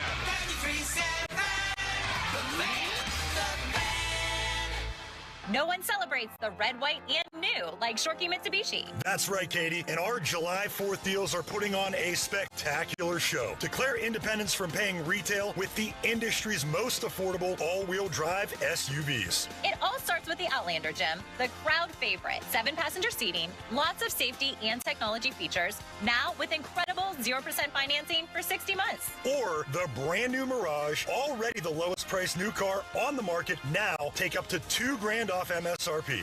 Shorkey Mitsubishi is all about the star stripes and savings for the people. Your purchase comes with a 10-year, 100,000-mile warranty, 3 years of prepaid maintenance, and $500 more for your trade. Giving you the freedom to upgrade today. So stop by and let Shorkey Mitsubishi help make it your deal, your way. What a great day. Locations in North Huntington and the North Hills, or online at shorkeymitsubishi.com. Savings include applicable factory rebates and dealer discounts. Financing with approved credit. See dealer for complete details on all offers.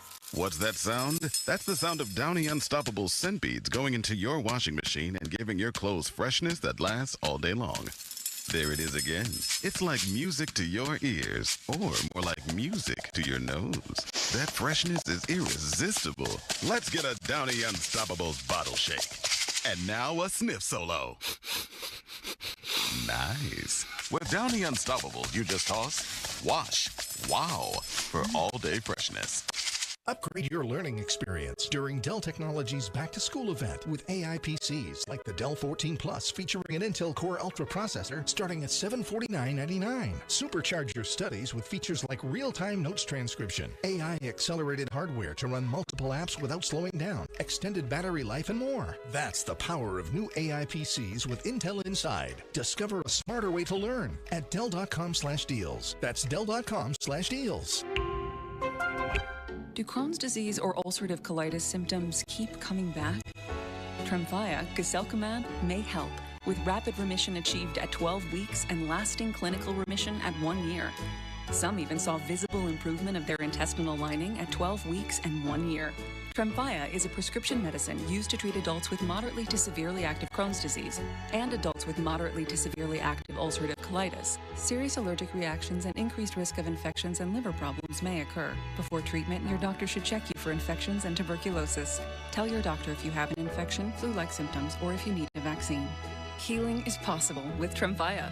Approximately 3 out of 10 patients were in endoscopic remission at 1 year, based on areas visualized on colonoscopy, which may not represent the deeper bowel layer or entire GI tract. Individual results may vary. Ask your doctor about Tremfya today. Call 1-800-526-7736 to learn more or visit tremfyaradio.com. Sports Radio 93.7 The Fan, the PM team, presented by Mike's Beer Bar. How many Super Bowls has Russell Wilson cost his team by wanting to pass the ball on the 1-yard line? 1.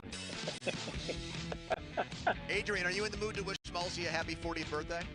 Yeah, happy birthday. The only good thing I like about this guy is he has a bald head like me.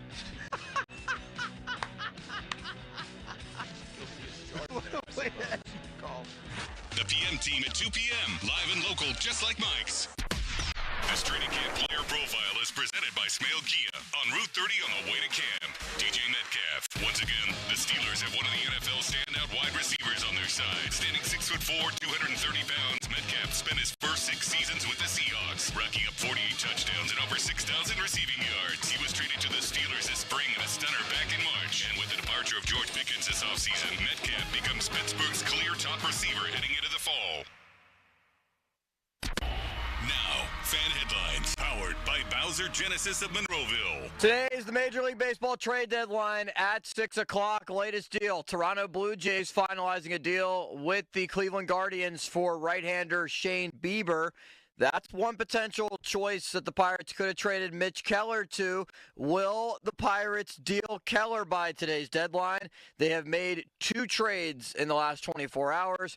The biggest one, dealing third baseman Ke'Bryan Hayes to the Cincinnati Reds in exchange for reliever Taylor Rogers and infielder Sammy Stafura, who is a minor leaguer in A-ball, as well as trading Caleb Ferguson, the left-handed reliever, to the Seattle Mariners for right-handed pitcher Jeter Martinez. More headlines at 937thefan.com. Headlines, they're powered by Bowser Genesis of Monroeville. Sports. Back to Bob Fabiani and Joe Starkey, the Pomp and Joe Show. Hey, I'll take it. On Sports Radio 93.7, The Fan.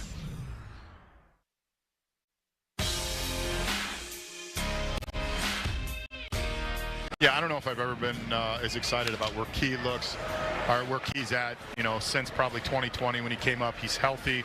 He dominated his offseason workouts. His body looks great. His swing looks good. He's made some adjustments there, and I really feel like he's going to have a strong year for us. And it's important for him. I mean, he played 96 games last year. When he's on the field, we're a better team. One of the best defenders in baseball, and we're just better with him on the field. And I'm really just happy with how he approached his offseason. Here comes Hayes. Going to be a tough play. The scoop, the throw. He makes it look so easy. Bounce left side. Picked by Hayes. Throw to second. One to first. Picked by Santana. What a double play. Sensational. That's a zip-zap kazoo. As the Buccos just turned 2. It's magic. It's magical what this guy does. Brian doesn't even have a glove on. This play is going on. He's in the big leagues, and he doesn't even have a glove on. Why doesn't he have a glove on? Because if you watch a little longer, he's pulling sunflower seeds out of his back pocket. Oh, yeah. And during the play, he's going to have some sunflower seeds and spit them on the floor while Escobar runs in. That's September baseball when you're in the Pittsburgh Pirate organization right now. I mean, I just went to my pocket and got seeds. I eat seeds the whole game. Been doing that, so I guess just happened to be on camera. Got him. So Hayes strikes out. High heat for the finish. Opponent's hitting .362 against this four-seamer, and that's 4th highest in the majors. And a swing and a miss. Nasty slider right there. Here's the 0-1. And a drive to left center field. Hit deep to the track, to the wall. And clear the deck. Cannonball coming. Ke'Bryan Hayes, his 2nd home run of the season. Pirates are on the board. It's 3-1. Goodbye, Key. That was a very nice tribute. A well-rounded tribute. Whatever the opposite is of a tribute to Ke'Bryan Hayes. Really touched all the bases, just like the third baseman for the Mets did when Ke'Bryan Hayes had the sunflower seeds in his hand. That, to me, was the highlight of all, and I couldn't quite hear his interview. Did he say, I've been eating seeds the whole game? Yes, he did. So... That's what he said. He eats seeds during the game. He didn't see much of a problem with it. Oh, my God. I'm happy today. I'm happy. It was just the other night again. I was watching a game, the one in San Francisco, I think Monday night, with my wife, saying, are we different from everybody else? Does everybody else notice that he keeps walking to the plate 600 times a year and nothing ever happens? Like, it feels limits like when I played the trombone in high school, and I played it horribly, just horribly. I used to clean it with aftershave lotion, which was not recommended, but I did. I didn't know my part, but the band that we had needed a trombone player. So I would fake my way through it. And then I would go one time. We went on a band trip. This one time at band camp. We went on a band trip, and I had this horrifying feeling because I was faking my way through the songs when people were watching.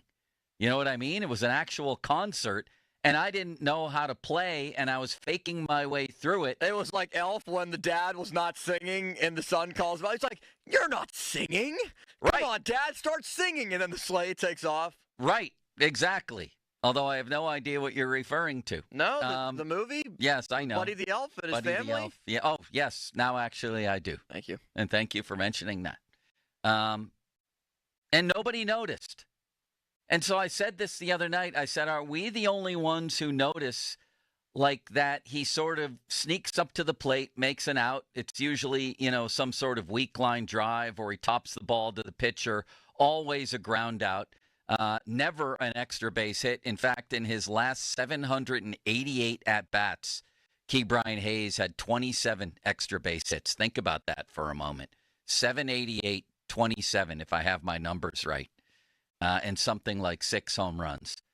Are we the only ones who see this? It's like he's getting away with something. He walks up to the plate very quietly, makes a quiet out, and goes back to the dugout Do they not notice? Do the Pirates not know that their third baseman can't hit? That he never gets a hit? That he never, ever gets an extra base hit? I mean, does the fielding make up for that? I don't think so. Is anybody else watching? The games are on television. There's still millions of people around the world, or at least around 1 million who are Pirates fans, right? If you added them all up, do they not know? Do they not notice that this guy goes up to the plate all the time and makes a week out and then goes back to the dugout? He batted 5th the other night. He was batting 5th right after the cleanup guy. And he made another bunch of quiet outs. Yes, that's when the 5th batter bats after the cleanup guy. Usually, yes. And we were talking about that. I'm like, I guess we are. It's like a ghost. Nobody else is noticing. It's like me with the band playing the trombone, and thank God they didn't notice. Well, apparently somebody finally noticed, and that's it for Ke'Bryan Hayes in Pittsburgh. And I hope that's the beginning of something way bigger today myself. But for yesterday, for a first big move, this was the very definition of addition by subtraction. I'll say this about Ke'Bryan Hayes. He's one of the greatest fielders I've ever seen in baseball. And like a lot of you, I've been watching for a long, long time. He's a magician at third base. Unbelievable. But he's also one of the worst hitting regular third basemen that I've ever seen in my life. And the fact that they got somebody to take him, let alone to give up actual humans in return, and I don't care who they are. I don't care. One of them's a relief pitcher who won't even be here after the season. Great. I mean, this was getting rid of salary. It was getting rid of a guy with a chronic back issue that seems to flare up all the time. I don't know that it did this year. I don't know if it did, but it has in other years. And finally, they're out from underneath this. Finally. And I don't care if Ke'Bryan, well, I do kind of, if he goes to Cincinnati and plays great. It wouldn't surprise me if he started to hit. He's had good months. He hit 300 in June. 0 power whatsoever, but it wouldn't surprise me in the least if he went to Cincinnati and suddenly took off, if they figured out something offensively with him too, and maybe even something with his back. But to get out of that contract, and I'm not even talking about the money, because the money is pennies, although it frees up some for the Pirates. The Pirates, pennies are their coin of realm around here. It does free up some pennies, but it also just gets you out of how many more years of this guy? I think 2030 was a club option. So 26, 27, 28, 29. I mean, this is manna from baseball heaven right here. To get out of this contract and to never have to watch him hit again unless they're playing the Reds. This was a disaster. A disaster signing, Ke'Bryan Hayes. So I guess good on the Pirates for getting out of this. But it's also his entire career here is a reflection of a lot of things. His story is in many ways the Pirates' story in the Ben Cherington era, the failed Ben Cherington regime. And I don't even think he drafted him, did he? I think it was Neil Huntington. It was.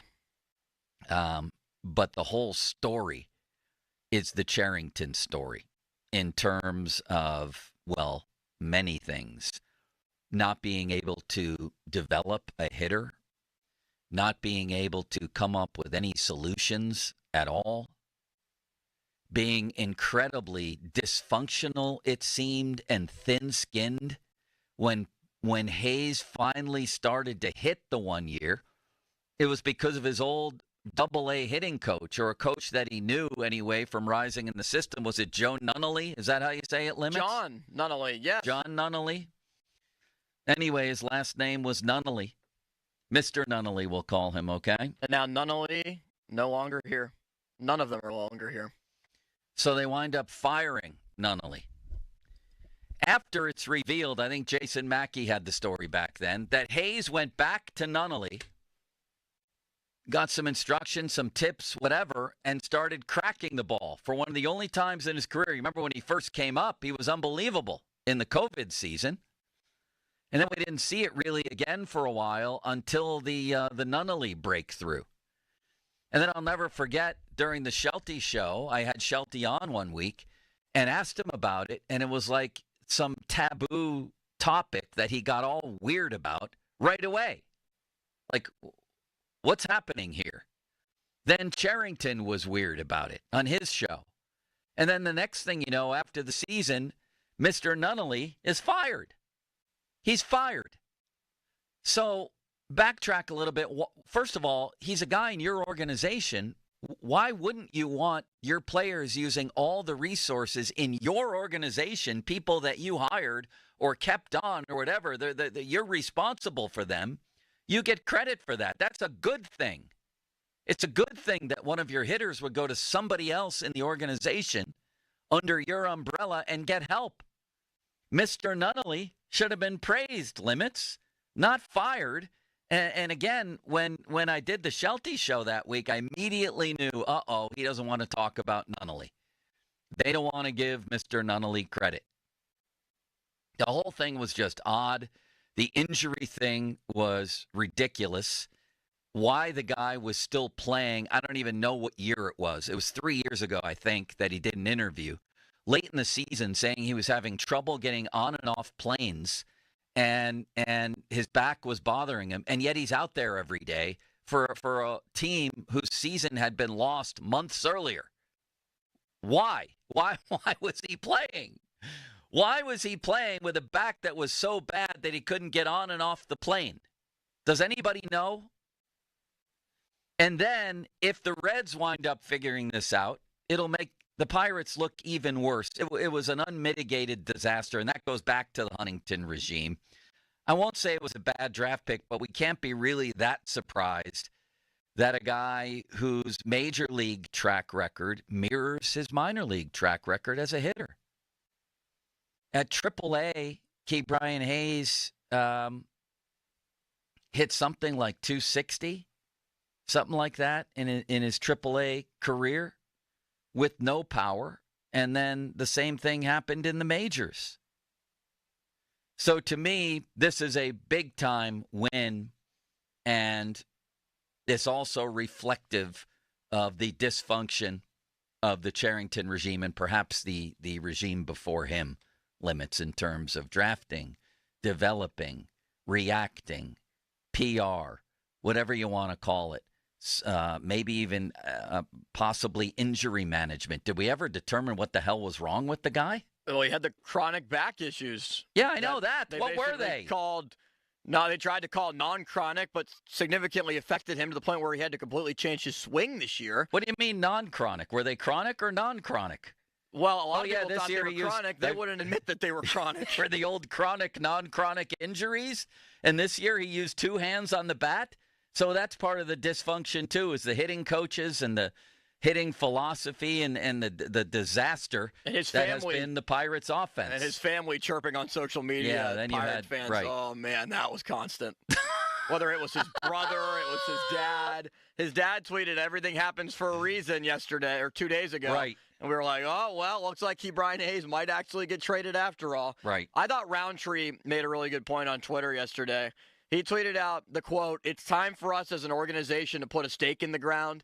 That was the owner on opening day 2022 after Hayes signed the $70 million deal.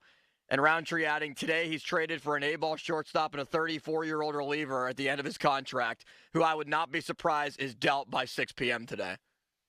Which is fine. I wouldn't. It's I'd fine rather with do me. Yeah, I don't care. This was getting rid of a contract and a chronic issue, which was both Hayes' back and his hitting. And now they can start over at third base. I don't know. Guys get converted to third base all the time. Infielders get converted. I don't know how they're going to configure it. Maybe they'll use his money to go out and get somebody who's reasonably competent as far as being a power hitter at a power hitting position. That would be novel, right? If they had an offense that was as good as their pitching is, and you could hide Ke'Bryan Hayes at third and bat him ninth in the order and play really good defense, that would be entirely fine. But it's the exact opposite of that. And Connor Griffin is a year away, and you need at least 2 additional bats other than him. How do you know he's at least a year away? I would imagine they're not going to have on the opening day roster next year. Guy's still an A-ball. If he's going to be able to skyrocket... Guys rocket through other systems. McHenry said he could be here next year. Well, maybe not on the opening day roster, but maybe. When I say a year away, I mean right around this time next year. Oh, I hope Middle so. of July, end of July. I don't mean 27. Okay. I think that he could be here in July, beginning of August next season. But you can't rely on that for the start of the year. Now you need a third baseman, you need a left fielder. They're going to trade IKF, so they're going to need a shortstop until Griffin gets here. And I still don't feel good about Horowitz at first base. And then, yes, your catchers now can't hit. Now you need a catcher. Yeah, you need a catcher. Unbelievably. They need a catcher. So they had to do this, and they had to move off of Hayes. I never understood the argument that you have to package him with someone else just to get rid of him. Like, somebody was going to take a really good defender and try to convince themselves that they could bank on finding a way to make him hit.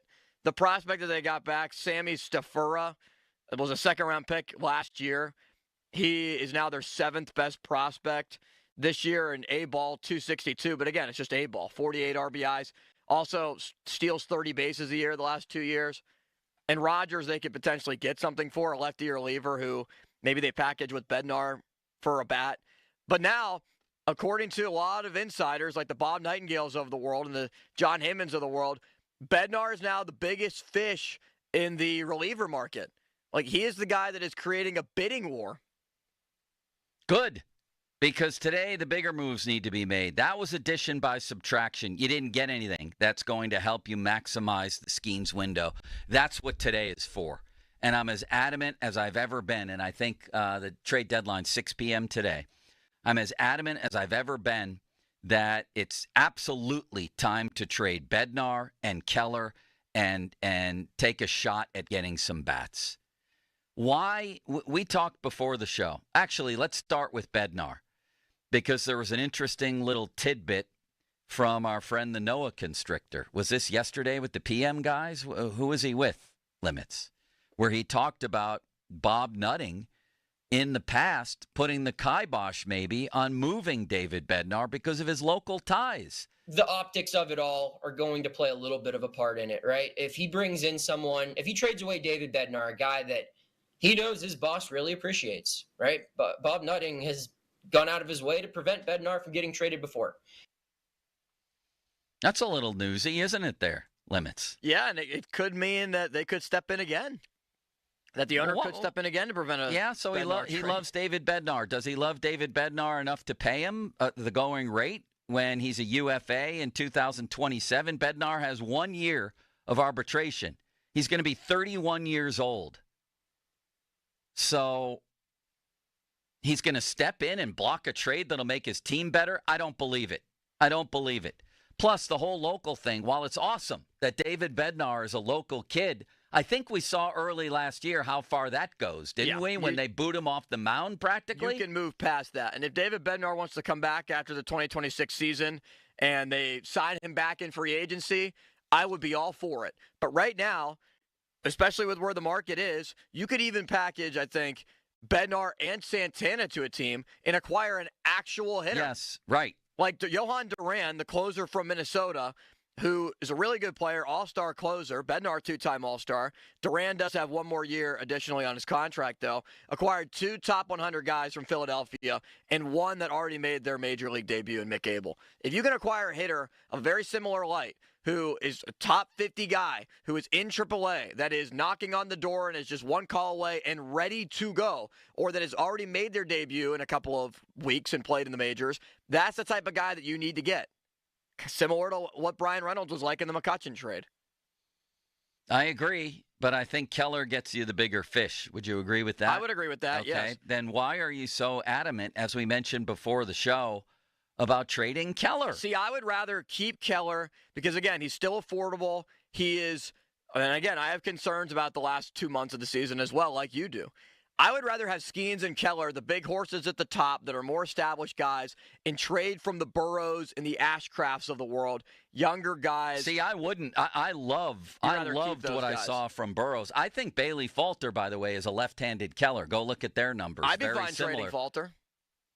No, I'm meaning if I trade Keller, I'm fine with having Falter in the rotation, and I think Oviedo can approximate what Keller has done. Absolutely, I believe that. I think Keller is at the highest value he is ever going to be right this second. People keep telling me you should wait till the offseason. No, I shouldn't. Now is the time to deal him before he potentially crumbles down the stretch. I agree with that. While he's at his highest value, and while all these teams are drinking up the idea that, yeah, we could win this, I think he's a guy. Let me give you a trade. Yandy Diaz from Tampa, straight up for Mitch Keller. You doing it? No. Why? Because I'd rather have the horse as a number 2. Is he a true number 2? I think so. I mean, Chandler might eventually bump him down to a 3 when Chandler gets here. But again, when is Chandler going to get here? He better get here next year. What do you mean? Of course he's going to be here next year. He better get here next week. Okay, so he'll be here next year. You already had the horse that was number 2, Limits. You already have great pitching. Who's the number 2? Keller, if you want to call him a number 2. He's a number 2 on this team, either him or Falter right now. And they can't win. Why can't they win? Because they can't hit. So you're telling me you wouldn't take Yandy Diaz, who contractually is sort of matched up with Keller? For Keller, no. I would rather trade for my bullpen. Hold on. You could find relievers anywhere. Hold on a second. Who's contractually matched up with Mitch Keller and who gives you 18 home runs and 809 OPS 2 years ago, 2023, not that long ago. This dude was 6th in the MVP voting in the American League at 330 with a 932 OPS. He slipped back a little last year, but still hit 281. You give me a professional hitter who hits year in and year out to replace Mitch Keller? I'm doing that in a second. I don't understand why you wouldn't. You need hitters to maximize the Skenes window. Keller is easily replaceable. He's easily replaceable. And if you do maximize the Skenes window, and let's say hypothetically you do get to a playoff series, who do you feel better about? Mike Burrows, Braxton Ashcraft, or Mitch Keller starting game 2 of a 3-game playoff series? That's thinking a little bit far ahead. How about Bubba Chandler? About maximizing the Skenes window, how are you going to get there if you can't hit? About that. They already have great pitching with with Keller and everybody else in that rotation practically in their bullpen. I would trade Bednar. I would trade Santana. Trade Bednar for who? I would be completely fine. Santana? What's he going to get you? I want a guy who can already hit in my lineup. Bednar right now is the best reliever that is possibly available. Where the playoffs have become more relievers at times. I would trade Bednar. I would trade Bednar for just what you're saying. I don't know that you get you think you get Owen Casey for Bednar? I think if you package him with Santana, you do. Okay. And that's what I'm To saying. do that. That is exactly what I'm saying. Yeah, that's one.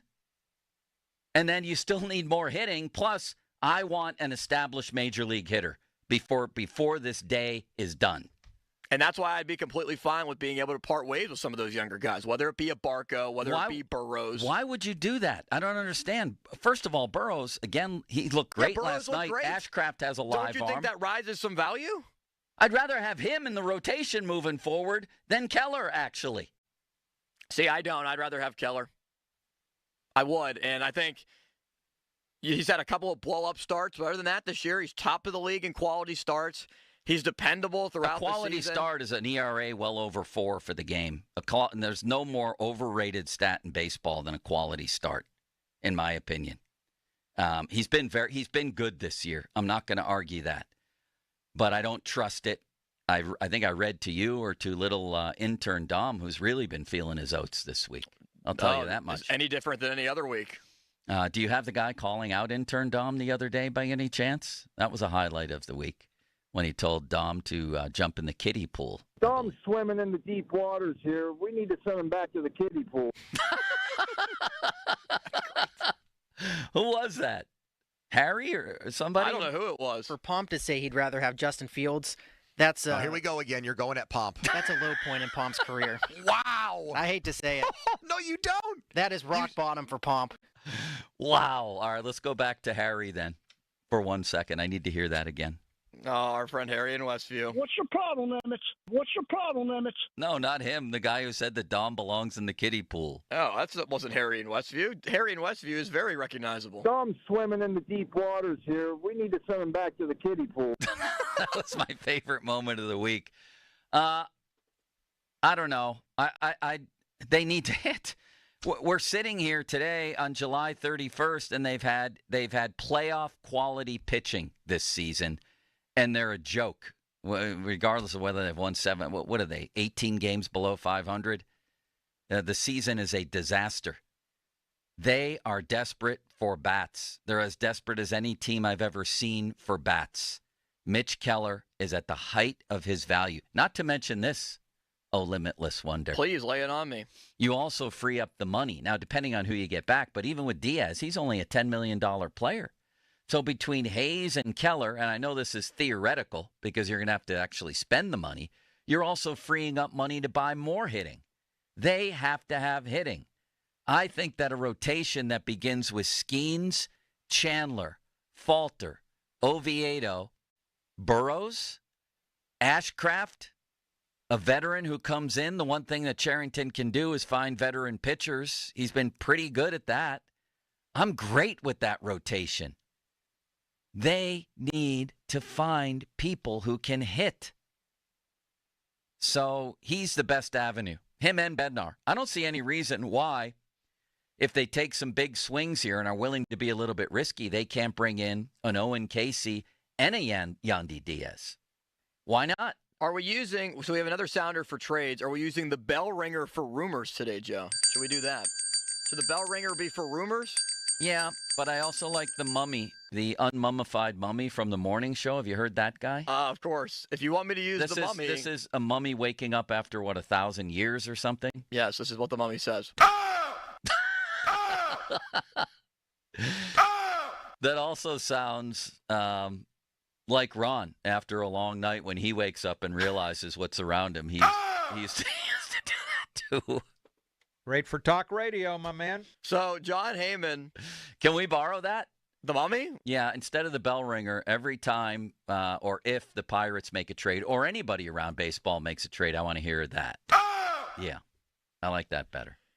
Heyman saying, Pirates have been listening, but there's a decent chance that Mitch Keller stays now. Yeah, Noah's been reporting that. Yep. And Brian Reynolds is always likely to stay. O'Neill Cruz, always a long shot to go. That's fine. So that's fine. Heyman, Don't you limits? Tell me this: how are you going to get a hitter who already has a good track record in the majors? What's your best avenue? Off-season free agent signing, trading somebody else? Well, knowing the way they operate, it's not off-season free agent signing. Contenders aren't interested right now in the players that you mentioned. They don't want prospects.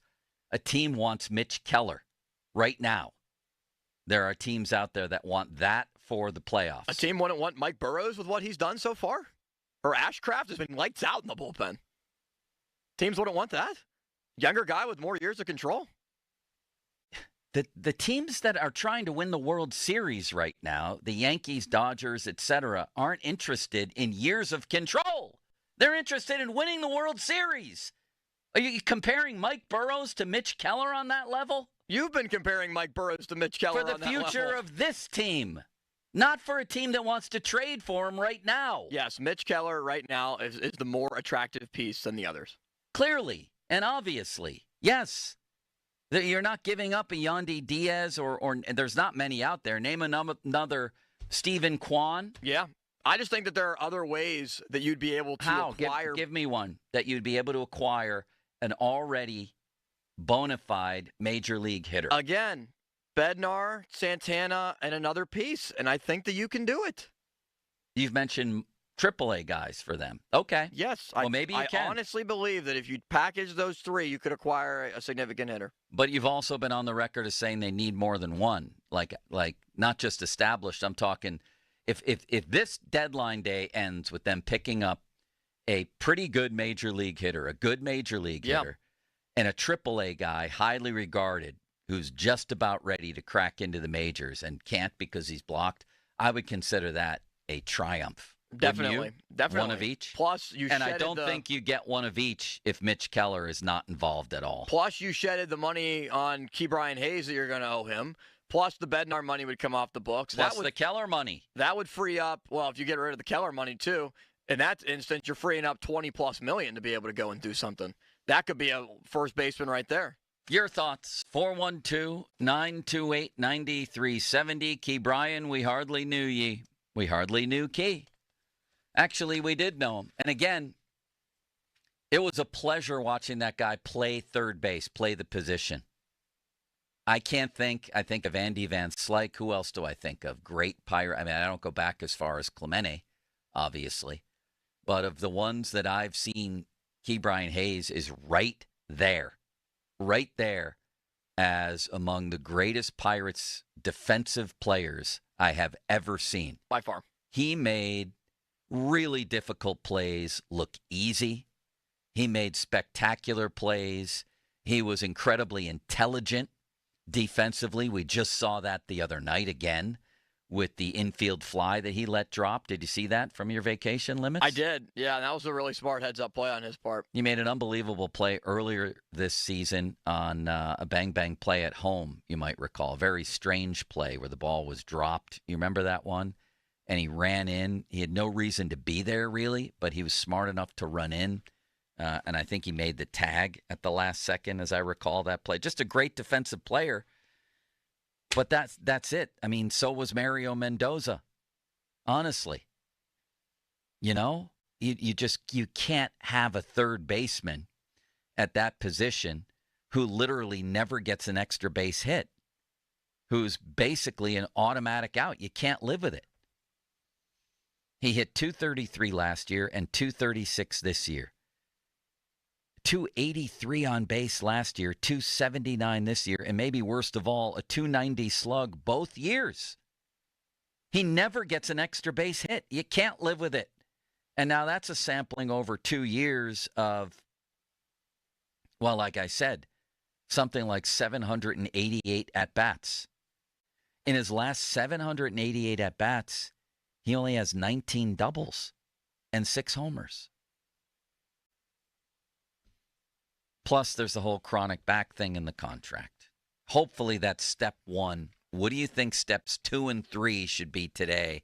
And I ain't talking about IKF unless he's a throw-in on a deal to help make it happen. 412-928-9370 off the top, presented by JP Roofing and Siding. Fan Twitter brought to you by South Hills Kia, Peters Township. Visit them at southhillskia.net. The text line brought to you by Edgar Snyder and Associates, a personal injury law firm where they always say there's never a fee unless we get money for you.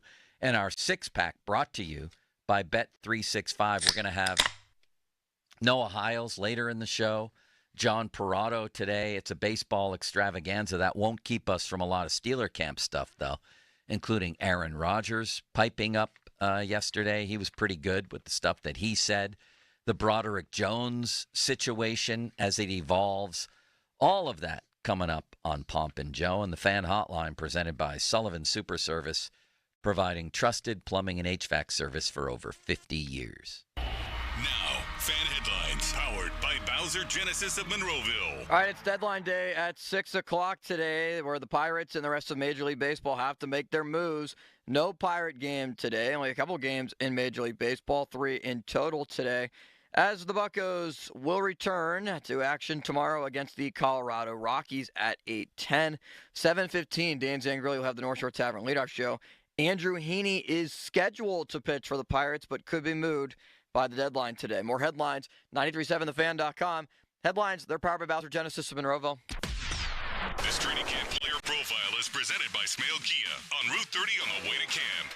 Jalen Ramsey. At the ripe age of 30, Jalen Ramsey is ready to prove he ain't done yet. The former first-round defender spent his early NFL years with the Jaguars, quickly becoming one of the most feared quarterbacks in the league. He then spent time in L.A. and Miami, winning a Super Bowl and multiple Pro Bowl nods. Now, after being traded to the Black and Gold in June, Ramsey looks to make a career run on a star-studded defense. This is Omar Khan with an Odyssey Sports Minute, sponsored by Metal Supermarkets, the convenience stores for metal. Find a store at metalsupermarkets.com. The NFL officially returns tonight as the Chargers play the Lions in the Pro Football Hall of Fame game in Canton, Ohio. Kudos to NBC Sports for inviting new Hall of Famer Brent Musburger to join Mike Tirico and my buddy Chris Collinsworth for the second half. It will add a little spice to an otherwise boring game, I'm sure. I'm Boomer Esiason. When you've got real work to do, Metal Supermarkets will help you get it done fast. With a huge variety of metals in stock, We can help no matter what job comes your way. And all it takes is a few clicks. We make buying metal online easy so you can spend less time shopping and more time getting things done. Metal Supermarkets, the convenience stores for metal. Place an order online today at metalsupermarkets.com. If you didn't think skipping breakfast was a big deal, you'd be right. Before. But now, Wendy's has Buck Biscuits. We're talking sausage, egg, and cheese biscuit, bacon, egg, and cheese biscuit, or even the Honey Buddy chicken biscuit for just $1 each. Seriously, you can get all three if you want. They're just $1, so you'll never skip breakfast again. If you're smart. Breakfast for $1? Gotta be Wendy's. Limited time only. Price and participation may vary. Limit 5 qualifying items per transaction. Not valid in a combo while supplies last. Injured? Call the expert personal injury attorneys at Shenderovich and Fishman. They handle all types of injury cases. Their fee is only 25%, not 40% like other law firms. They're smart, aggressive, experienced, and they have a 99.7% success rate. So that means they win. Car accidents, 25%. Motorcycle wrecks, 25%. Tractor trailer crashes, 25%. Dog bites, 25%. Any accident, 25%. Shenderovich and Fishman. 888-98-TWINS. They've got your back, not your wallet. Hey, it's Andrew Filipponi from Mike's Beer Bar, Pittsburgh's best sports bar in the place to watch all the exciting sports action on over 20 large TVs. Make Mike's Beer Bar your choice on game days to catch all the sports you crave, including Pirates baseball, Premier League action, and more. It's Pittsburgh's destination for 300 local beers, 80 rotating taps, and over 500 total beers. Mike's also offers amazing food, including steak on a stone. Tell your friends to meet me at Mike's. Hey, Paul Alexander here. You know how much I love the golf. I love it even more now. For the last 3 years, I've been wearing all these awesome golf shirts that I have. Tuck them in and look great. Nothing hanging out, nothing hanging over. But here's the best part. I gained 10 degrees of extra hip rotation. Dropping 30 pounds with a Wakem 180 gets you those extra 10 degrees. That means a half a club more distance, about 6 to 10 yards with irons, even more with woods. Look it up. Your handicap shrinks right along with your waist. Better mobility, endurance, consistency, even mood. It's science and completely doable with a Wakem 180. Maybe you don't golf. Will those 10 degrees help with pickleball or jogging? Absolutely. How about everyday stuff like getting out of your car, mowing the lawn? You better believe it. Everything gets easier when you lose weight the easy, fast, sustainable way. Take strokes off your game by taking pounds off your frame with Awaken 180 Weight Loss. Online at awaken180weightloss.com. Get 50% off windows plus no interest until 2030. Visit windownation.com today. I'm John Morgan of Morgan & Morgan. I've been asked many times how Morgan & Morgan became the largest injury firm in the world. I think I know. When someone comes to us for an on-the-job injury, we have a huge workers' compensation practice. But many times we find a defective product that was responsible for that injury. Luckily for them, we have a product liability section headed by my son, Mike. In addition to the comp case, there's a product case too. Other times, the injured worker is fired or harassed for bringing that claim. We have them covered. Our employment lawyers handle retaliation claims as well as wage theft and discrimination cases, and in some cases need to file for Social Security benefits. No problem. We became big for a reason. 30% of our new cases come as referrals from former clients. Hiring us is easy. Go to forthepeople.com on your mobile device or computer, or call Pound Law on your cell, pound 529. Morgan & Morgan. Injured? Dial Pound Law or visit forthepeople.com for an office near you. Your hometown building partner since 1956, 84 Lumber. Visit 84lumber.com. Sports Radio 93.7 The Fan. Now back to the Pomp and Joe Show, presented by JP Roofing and Siding. Live from the ShoreKeyMitsubishi.com studios, North Huntington and North Hills. 93.7 The Fan is cleared by AQuickDrain.com.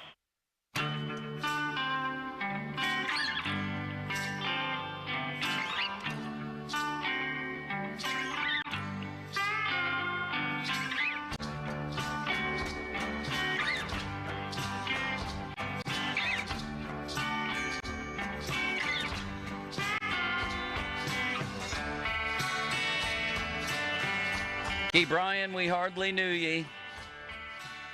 Traded to the Cincinnati Reds. I actually think he might rebound big. I do too. And I be think good it's for them possible. down the stretch. He just seems like the typical pirate killer. You know, like Colton Wong was. Those types of guys that are just average hitters, but when they play against the Pirates, they hit like Aaron Judge. You know what? I'm just glad he's gone. That's the bottom line here. And if he goes to Cincy and does well, great for him and great for them.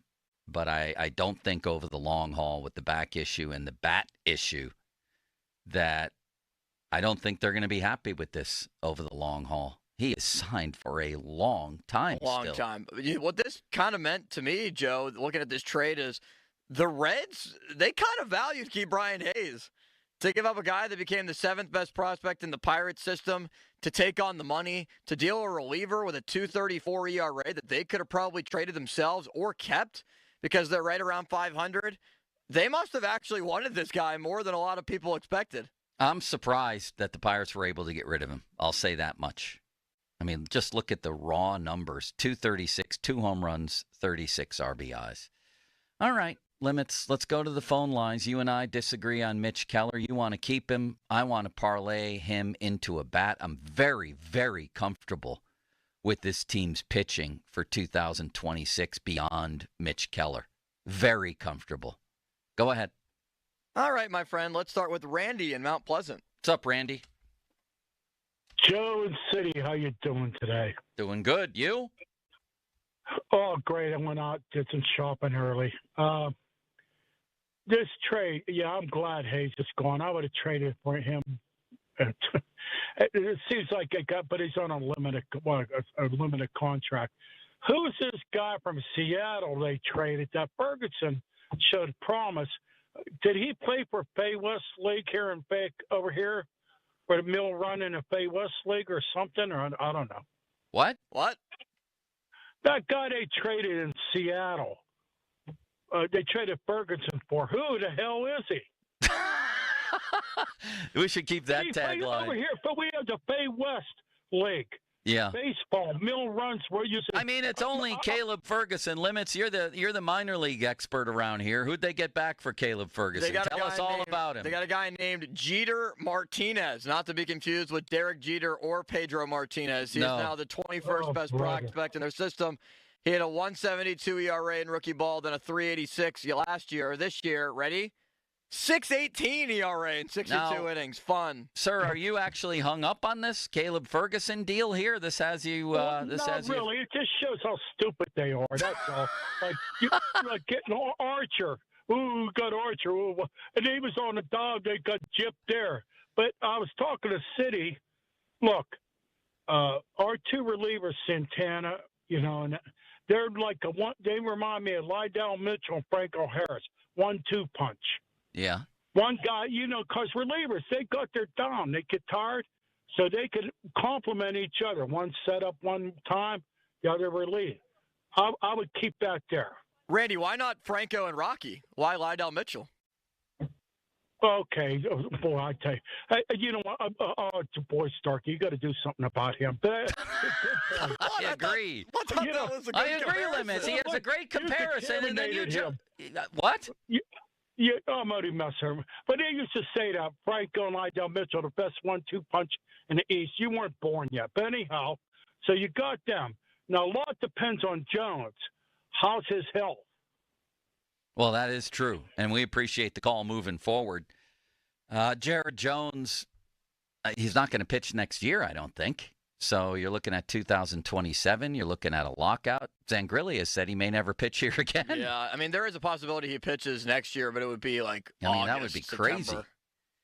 But I can't be the only one who would be very comfortable without Mitch Keller. I think they still have a chance to have a really good rotation and obviously still a really good bullpen. Yeah, I mean, even if they trade Keller, they're going to have a good rotation. How strong it would be is the main question for me, because I still have questions about some of those guys like Burrow and Ashcraft and what they're going to be like. Is Ashcraft just going to be a multi-inning reliever? Maybe. I want to find out. He's a good pitcher. I want to find out. That's for sure with him.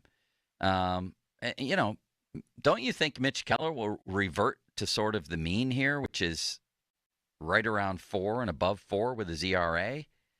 I feel like he's replaceable. I guess that's the bottom line. Let's go to the next call. All right, let's see what Gary and Gibsonia has to say.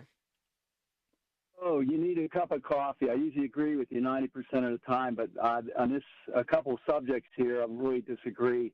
If you add up, this is a huge thing to get rid of Hayes. If you add up Hayes and you add up Conifalepa, you add up the Heaney and our buddy Pham, it's almost $22 million of saved money, and they could get a bat for between $25 and $30 million. Second point, real quick. Wait. Let's backtrack. What do you disagree with that was said?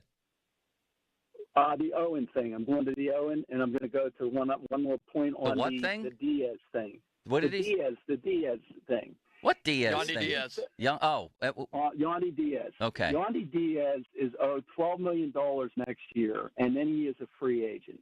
No, they have a club option for 27 as well. Yeah, they do. But again, it's a $12 million option, and I just got done telling you that you can pick up 25 with what happened. They're going to be getting rid of everybody. Second thing is okay. Owen, So what's your point on Diaz then? That he's too expensive and you don't want him, or you do want him? Well, you don't want him because he's 34 years old. Again, you got to be careful because again, his numbers have been tracking down. Where do you play him? There's a whole bunch. No, of his things. numbers have tracked up this year. He's up to an 809 OPS. He hits 230. He's got a 465 slug and 18 home runs. The second he walks in the door, he's your best hitter. Absolutely, he's the best hitter. But I mean, again, for next year, you got $12 million in the books. $12 million is 10 cents in Major League Baseball, and they just got rid of Key Brian Hayes' money. And you'd if Keller was involved in this deal, you'd be winning on that salary too. Well, I disagree. You could get a better player, and you can get maybe a longer-term deal, too, with a better bat. I mean, I still think you got a guy that's going to be up and down. And at 34, 35, 36, you don't know what's going to happen. I do. Yeah, the age could be a concern, but who would you suggest? I mean, beggars can't be choosers here. Okay, yeah. So real quickly, this is going to tie into your answer. Owen is not going to be traded because they're not going to. They have one of the outfielders out there that they picked up. Are you talking about Owen Casey, the AAA prospect from the Cubs? Yes. Okay. Yes. Okay. So Tucker on the Chicago Cubs is done after this year, and they are not going to re-sign him. Owen is going to take his place, and Happ, if you're looking at his numbers, have dropped off dramatically. I doubt very much that the Cubs are going to give up Owen, quite frankly, because you're right. He's going to go right in there, and he's going to be one of their power hitters. Well, here's one of the things about that. And Owen Casey is a guy that a lot of people are talking about. He's red hot. Yep. He has 3 multiple homer games. I realize it's only AAA. I realize that Jack Sawinski and Henry Davis and others are AAA heroes who stink at the major league level. But I compare it to college football. Not every great college football player makes it in the pros. Does that mean you don't draft them? I mean, the great ones become great in the pros, too. Everybody seems to love this kid. However, maybe the Cubs aren't included because you know why? They just had a call-up, and it wasn't him. With the deadline looming, the Cubs call up Ballesteros, whatever his name is, instead of Owen Casey. So they apparently value one of their own guys over him. See, other organizations have prospects, too. And they've got plenty of them, and this kid seems to be someone that they can afford to get rid of.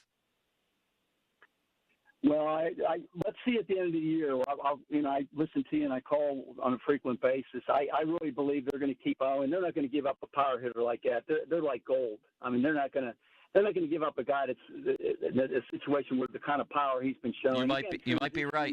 You might be right about that. And I think that the third point is the Keller thing, and I'm agreeing with Limits. If you look at his stats and look at his salary earnings, you would be surprised at where he fits. We are getting a bargain with him. He is a number 2. Take a look at the number 2s, what they're making in the stats against Keller. You'd be shocked to see that. And I think that I would never give up a number 2. And the third point, we have a lot of great arms. That doesn't mean we have a lot of great pitchers. We do have some, but the arms don't necessarily equal great pitchers. Have you ever looked at Keller's numbers in August and September? Have you ever looked at that? Yes. Yeah? Yes. Tell me about that. Yes. Well, let's see what happens. Again, I agree with you. He has a downturn on that, but this year has been a very unusual year in that this whole year he's been consistent. He had up and downs in the beginning of the year last year too, not as many. Well, he's had some other very good starts. I appreciate the call, but again, if I read you his August and September's ERAs for the past 4 years, you'd be stunned. About 4 of them are 6 and above. He's had one good month out of those 8. So, limits. And you agree with this guy. Please, somebody call the show. And look at the Pirates need bats. They need hitting. They don't need a number 2 or 3 starter who's consistent and gives you a quality start. We keep talking I can about, find that elsewhere. Well, we keep talking about Chandler and how well he's going to be when he comes up. Chandler yesterday, 5 1/3, 5 runs, 2 home runs allowed, 4 walks, I don't care. 2 strikeouts. Get him up here and pitch. He's struggling in AAA too. What has Mitch Keller's good season gotten you? What do you mean? Last place. So you're saying you can win with Keller, and you can finish in last place with Keller, and you can finish in last place without Keller. Yeah, I am. Mitch Keller can't win you multiple other games. It's not Mitch Keller's fault that in all those, and I know you poo-poo quality starts, but all those good starts that he's had, that his offense has not been able to get him anything. Right. So what are you going to do about the offense? For the 12th time, trade your relievers and your younger pitching. You're going to get maybe one guy. You keep asking, I have the same answer. You make Mitch Keller sound like he's Roger Clemens, for God's sakes. Limits? Again, I think that you keep Keller for a multitude of reasons. Now people are getting cold feet on Mitch Keller. I give up. Fine, keep Mitch Keller. Have him in your rotation next year with no hitters again. If you trade all these guys, you want to be able to truly be able to contend next year, whether you do add more bats, but you subtract significantly from this surplus of pitching. What is the difference between Bailey Falter and Mitch Keller? You tell me. Their ERAs are almost exactly the same. Falter's whip is better if you're into stats like that, walks and hits to innings pitched. What's the difference? You don't think Oviedo could approximate what Mitch Keller does? I don't know what Oviedo is going to be. We haven't seen him in a year and a half. I'm willing to take that chance. Keller is more consistent than Bailey Falter, who has more ebbs and flows and ups and downs, I think. Like, Falter can give you 7 innings of no-run ball, but then again, it wouldn't surprise me if he goes out there and has 4 innings and he gets blown up for 5 runs. Mitch Keller has been the epitome of inconsistency.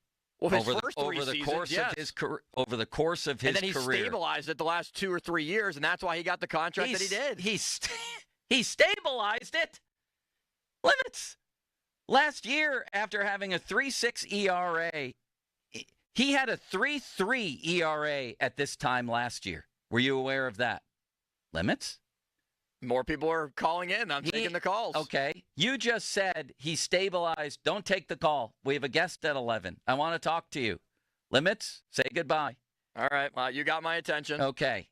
You just said he stabilized it last year. At this time last year, while we were sitting what here. I said is yes, you did say what that. I said is that's what you said. What I said is that he stabilized his career over the last 3 years. I didn't say to stabilize the team or anything. No, you said he stabilized. The context of our conversation was guys who blow up, who are inconsistent. You talked about Falter, and I said that Keller is the epitome of that over the course of his career. Although I will agree, he was a disaster. He was awful his first 3 years. He was Tyler Glasnow Part 2. And then he did stabilize his career. Yes. That is what I said. Not really, because in the context of our conversation, we were talking about guys who are inconsistent during the year, and you said Falter's been more up and down than Keller. I said Keller's been the epitome of that over the course of his career, including last year. You and I sat here last year, even though I don't know if you were even here. Was Ron already gone by this time last year? Ron was way gone by this time. Mitch Keller had a 3.30 ERA on this day last year after a 2-hitter against the Diamondbacks, a 2-hitter. Okay? Yep. Then guess what happened, Limits? I'm going to guess that he fell off a cliff. Then he fell off a cliff. Dodgers, 7 runs. Padres, 8 runs. A 6.75 ERA in August. They crumbled. He crumbled. And guess what his ERA was in September? 6. Wrong. 6.66 in September. And that happens every year. This guy is the epitome of a lack of consistency. Well, I'm willing not to bank that it's going to change this year. Okay. I'm willing to bank on it being I'm different. not. I want a hitter.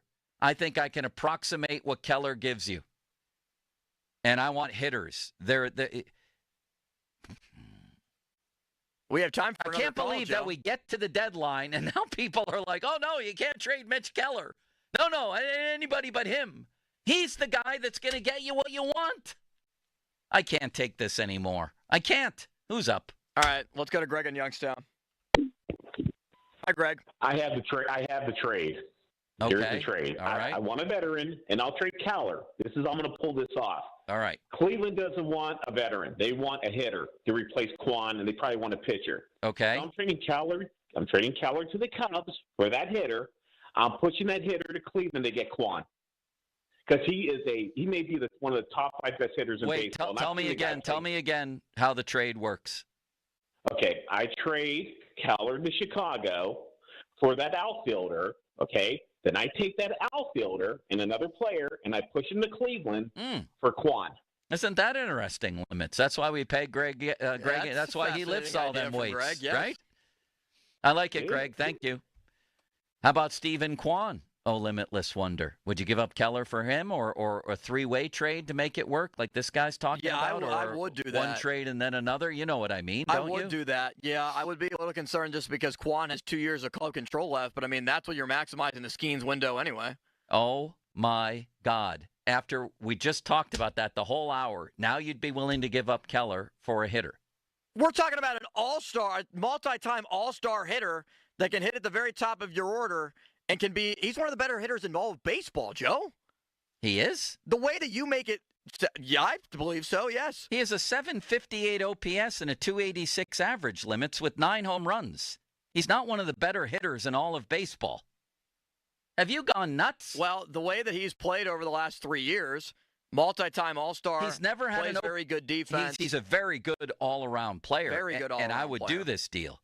But let's not get crazy here. He's never had an OPS over 800, and he's never had more than 14 homers. Well, he's not a big power hitter. I know. He's a get-on-base, gap-to-gap type of guy. Yeah. He's a good hitter. Let's not get crazy here. And they need types of guys like that in their lineup. They need anybody that can hit in their Diaz lineup. is a better hitter than him. A better hitter or a better power hitter? And a better all-around hitter, Quan, is definitely better than Diaz. He is? A better all-around guy? Yes. Because in 2023, Diaz finished 6th in MVP voting, while this guy, Quan, had a 710 OPS. Right now, Yandy Diaz has an OPS that's like 60 points higher than this guy and twice as many home runs. Quan, 2-time All-Star, 3-time Gold Glove winner as well in left field. Now you're moving the goalposts again. Not at all. You move more goalposts than Scott Norwood. What is going on here? It's okay. I'm going to go back on vacation. I've had enough of you already, Joe, and we're 1 hour in. Enough of me? I've had enough of you. Good thing I'm going on vacation again next week. Who are you, Pump? You're on vacation every week now? I'm taking, multiple trips. People rip me for my vacations. I don't go on half as many as very rarely Pump and every other week Joe show, right? So I'm baffled. I'm sitting here baffled now. You wouldn't give up Keller for Yandy Diaz, but you would for Stephen Kwan. Is that the moral of our story here? Yep, and I'm sticking to it. All right. Texter, is there another Sheets that Limits might be able to manage? What the hell is that supposed to mean? Joe Kopp left here to manage Sheets. Oh, okay, I didn't know that. You've gone absolutely nuts. What happened to you on vacation? And I think your argument's dumb, but here we are. You said you wouldn't trade Keller for Yandy Diaz, who is a better power hitter and probably a better overall hitter than Stephen Kwan, but you would for Stephen Kwan. How about this deal? According to Jeff Passan, the San Diego Padres are acquiring Mason Miller from the A's. Oh. And they're getting starter J.P. Sears. Sears and Roebuck. Mason Miller. Wow. The Padres, again, all in. I wish the Pirates could have gotten him. You know that, what's his name? Harry Callis faced him. Did you know that? Yeah, Waynesburg. Yeah. You acted like I should have known, or I was insulting you by asking if you knew that. No, not at all. I went to Waynesburg. I know you did. That's how I knew. I know that's how you knew. Boy, we're going to be arguing all day, aren't we? Probably. Do you know what Harry hit in high school? Wrong. 407. Congratulations on all his success. All right, let's go to the next hour. All right, John Parado next. He'll be on video. Let's ask him who the better hitter is, Stephen Kwan or Yandy Diaz. Let's ask him about Ben Cherington's contract, how long that runs, if he thinks Cherington is going to be around. Let's ask him all of that. Listen to the Hardly Ever Pomp and Every Other Week Joe show every Wednesday to hear about Starkey's Card of the Week from the Baseball Card Castle in Cranberry. Contests run every Wednesday through Friday at noon at the 937thefan.com contesting page. You know, I broke 100 at Nevillewood yesterday. Oh, nice. My friend Wayne and I played also with the Shenderovich twins. How about that? Oh, that's great. You should see how they pound the ball. Yeah. It's unbelievable. These guys send it into the moon. Or the sun, as the case may be. A lot of power on those twins. I had 2 pars in a row on the front 9. What do you think of that? I'm very happy 4 for pars overall limits. Are you proud of me? I'm very, very I've only been playing golf for 4 years, and I broke 100 at Nevillewood. It's very difficult to do. I also had one hell of a bacon, lettuce, and tomato sandwich afterward with well-done bacon on rye bread. When's the last time you had rye bread? Maybe that's my problem. I need to eat some food. Maybe. All I had this morning was a chocolate cookie. I can picture you. Just eating my chocolate cookie in the way here. Waking up in your little... the texters are also, like 80% of them are absolutely killing me today. Yeah, well, that's Some normal. say they agree with me in saying that you have been cranky the past few days. I'm not. I'm in a great mood. But another texter says, Limits, you got to get some better takes, dude. Can't you picture Limits in a little bonnet waking up in his David Bednar pajamas and the first thing he eats is a chocolate cookie as he dreams of his next wiffle ball tournament? Another texter. You're adorable. You really are. I try. Another texter. I went to high school with Callis. He did not hit 407. I was lying about that. I just wanted to say wrong before you could answer. 50-minute mark on the Fan. Did I just do that? No. Yes, I did. I'll do it again. On the Fan, brought to you by South Hills Chrysler Dodge Jeep Ram, Route 19, Peters Township. Sunny today with a high of Heath Miller, 83, 65% chance of rain. Fan weather brought to you by Myers Law Group, Pittsburgh's choice for affordable legal solutions. John Parado on all things trade deadline. Next. HD1 Pittsburgh, an Odyssey sports station. Live from the ShoreKeyMitsubishi.com studios, North Huntington and North Hills. Always live and free on the Odyssey app.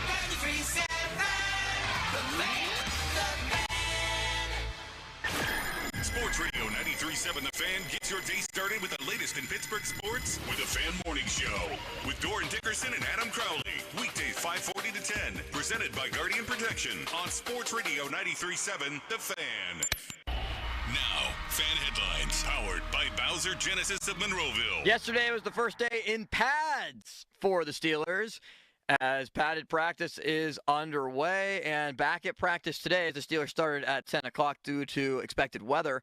Isaac Seumalo returns to the practice field. More headlines, 937thefan.com. Headlines, they're powered by Bowser Genesis of Monroeville. Sports Radio 93.7 The Fan. You can catch up on the latest Pittsburgh sports news anytime. Just tell your smart device to play Sports Radio 93.7 The Fan.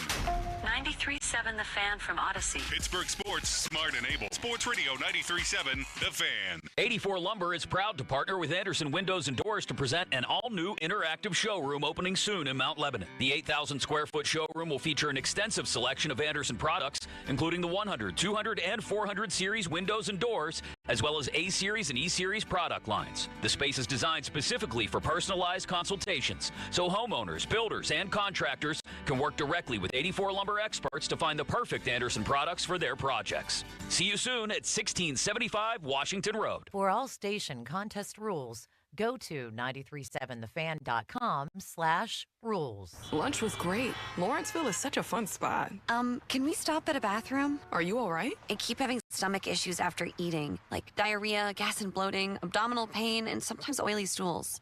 Sound familiar? Those stomach issues may actually be a pancreas issue called exocrine pancreatic insufficiency, or EPI. Creon pancrelipase may help manage EPI. Creon is a prescription medicine used to treat people who can't digest food normally because their pancreas doesn't make enough enzymes.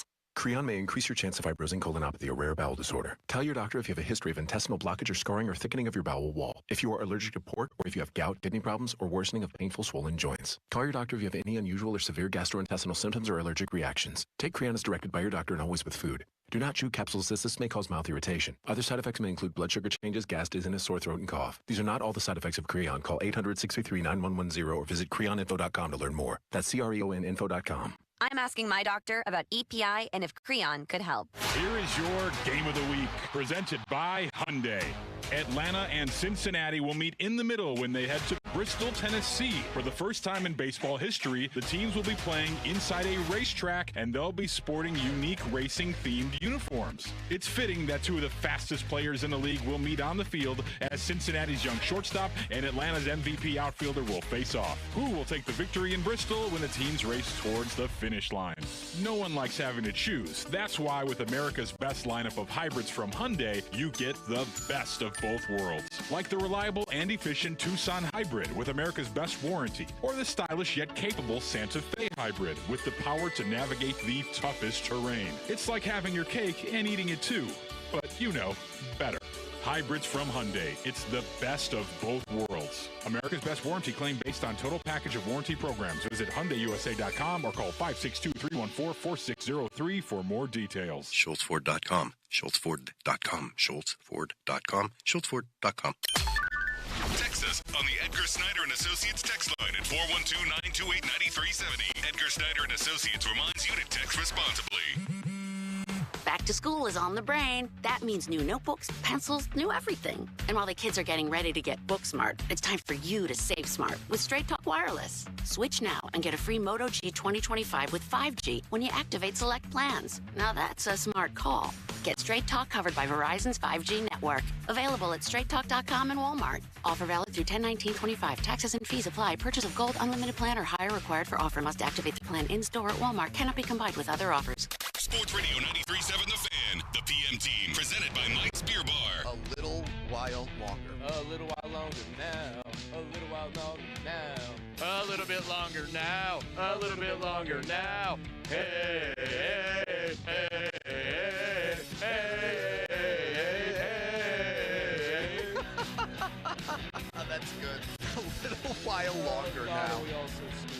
The PM team at 2 p.m. Live and local, just like Mike's. Sports Radio 93.7 The Fan. Get the latest on Pittsburgh sports from anywhere with the Odyssey app. Listen to shows and Pirate Games live. Check out our exclusive interviews and content anytime. Download the Odyssey app now and never miss a minute. Sports Radio 93.7 The Fan. Sports Radio 93.7 The Fan. You listen to them every day. Now you can watch them too on the Fan Video Stream powered by Bowser. Catch your favorite 93.7 The Fan hosts live on the Fan Video Stream. Just hit up 937thefan.com. Sports Radio 93.7 The Fan. Now, fan headlines powered by Bowser Genesis of Monroeville. Huge move in Major League Baseball as the San Diego Padres, they have acquired closer Mason Miller from the A's. Miller, the Bethel Park product that went to Waynesburg before eventually transferring and becoming one of the best closers in all of baseball with the A's, now goes to San Diego in a deal that is expected to send multiple top prospects from San Diego to Oakland, Sacramento, whatever you'd like to call the A's. They will acquire those pieces. The Pirates have made 2 trades so far in the last 24 hours. Caleb Ferguson, the left-handed reliever, goes to the Seattle Mariners for right-handed pitcher Jeter Martinez, a minor leaguer in A-ball. And the Pirates also sending third baseman Ke'Bryan Hayes to the Reds for lefty reliever Taylor Rogers and infielder Sammy Stafura. Headlines are powered by Bowser Genesis of Monroeville. For more, you can check out 937thefan.com. Good Talk Radio. All right, thank you. Now, more Pomp and Joe Show. Absolutely. Bob Pompiani and Joe Starkey on Sports Radio 93.7 The Fan.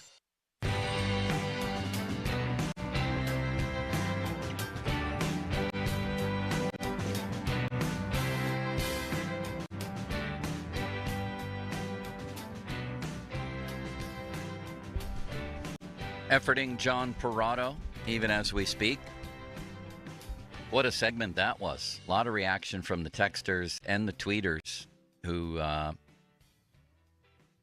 seem to be angrier at limits than they are at me right now, which is good. The mummy sound also was a big hit. When were how long ago would this have been? If that It's so funny. Every time I hear it. If that was an actual if it was an actual mummy, like when were mummies really popular? Probably about 10,000 years ago, maybe. Oh no. We're really digging a hole for ourselves if we don't look this up. Was it 10? When did humans first arrive, Limits? Oh, we're talking a long time ago. My sense of time is very skewed. I don't know. I'm going to look it up. When were mummies popular before? Is Parado on the line? Mummification was made as early as 3,500 BC in ancient Egypt. Yeah. So we're talking like, what, 5,000 years ago? Yeah. Well, you're only off by 5,000 years. Yeah, not too long ago. Close enough for me. But now there's somewhere else that says in South America, mummies are dating back 7,000 years. Yeah. Actually, you had a good guess then. Yeah. So the sound of this is instead of a bell ringing every time there's a trade in Major League Baseball today, and the deadline is 6 p.m., we're going to have what the mummy, his first reaction to waking up after, 7,000 years. Why is the mummy just automatically yelling and not, like, saying something? Because he sees everything around him. That's fair. Can you imagine the surprise? So he wakes up and, Right. Can you imagine he sees, like, Crowley and he just goes, ah! Right. Or a phone or something. I mean, television, whatever. It would be very alarming. Could you imagine trying to teach a mummy, like, all the basic necessities of everyday life in 2025? Again, so, it would Mr. be, Mummy, here's here's a phone. It would be like teaching Ron all of that. That's why I think that's Ron's voice. Mummy, you don't have to go hunt for your food. You could just go down the street to Slice on Broadway. Exactly. Mummy, it's been 7,000 years, and the one thing you won't be surprised at is the Pirates still aren't winning. What sports Why did they does that have voice 7,000 years make ago? me laugh? That's a great What do you question. think they played back then? Some form of golf. Wouldn't you do it with a stick and a pebble or something and try to hit it into the creek? They definitely did something with slingshots. For sure. Yeah. Yeah. There was a big upset you might have heard, David and Goliath. Or cave carving. Ron had the only one-on-one interview with David after that. Nobody thought you could do it. What did Goliath have to say? He let Goliath go in that one. I mean, you're right about slingshots. Was that the first sport? And was it to the death? Remember, there was Roman gladiators that would fight to the death in the Colosseum. But like the first people, cavemen, was it let's go out and have a little fun game of slingshot, and whichever one dies first loses? Yeah, that's crazy. I mean, sports were literally you were fighting to the death. Like, seriously, let's go put an entertainment battle out there. If you win, you get to stay living. And if you lose, yeah, it's over for you. The stakes were high. But the life expectancy back then was like 11, wasn't it? It was very, very young, yeah. Because, I mean, think about people that signed the Constitution. Like, members of the people that signed the Declaration of Independence and our founding fathers, they were like, if you look at their ages, 18, right, 24. That was Ron's first assignment. Could you imagine me signing the Declaration of Independence all those years ago, 250 years ago? We have Thomas Jefferson here. John Adams, John Quincy Adams, please sign this. And Craig Adams, he covered both of them. Ron's love that guy. Ron's career spanned from John Adams to Craig Adams of the Penguins. Where's Parado? Huh? He tried to jump on video, but now I'm just going to have him on the phone then, Limits. This is getting to be ridiculous. Well, you know my stance. They need to trade Mitch Keller. They need to trade Bednar. And I love Bednar.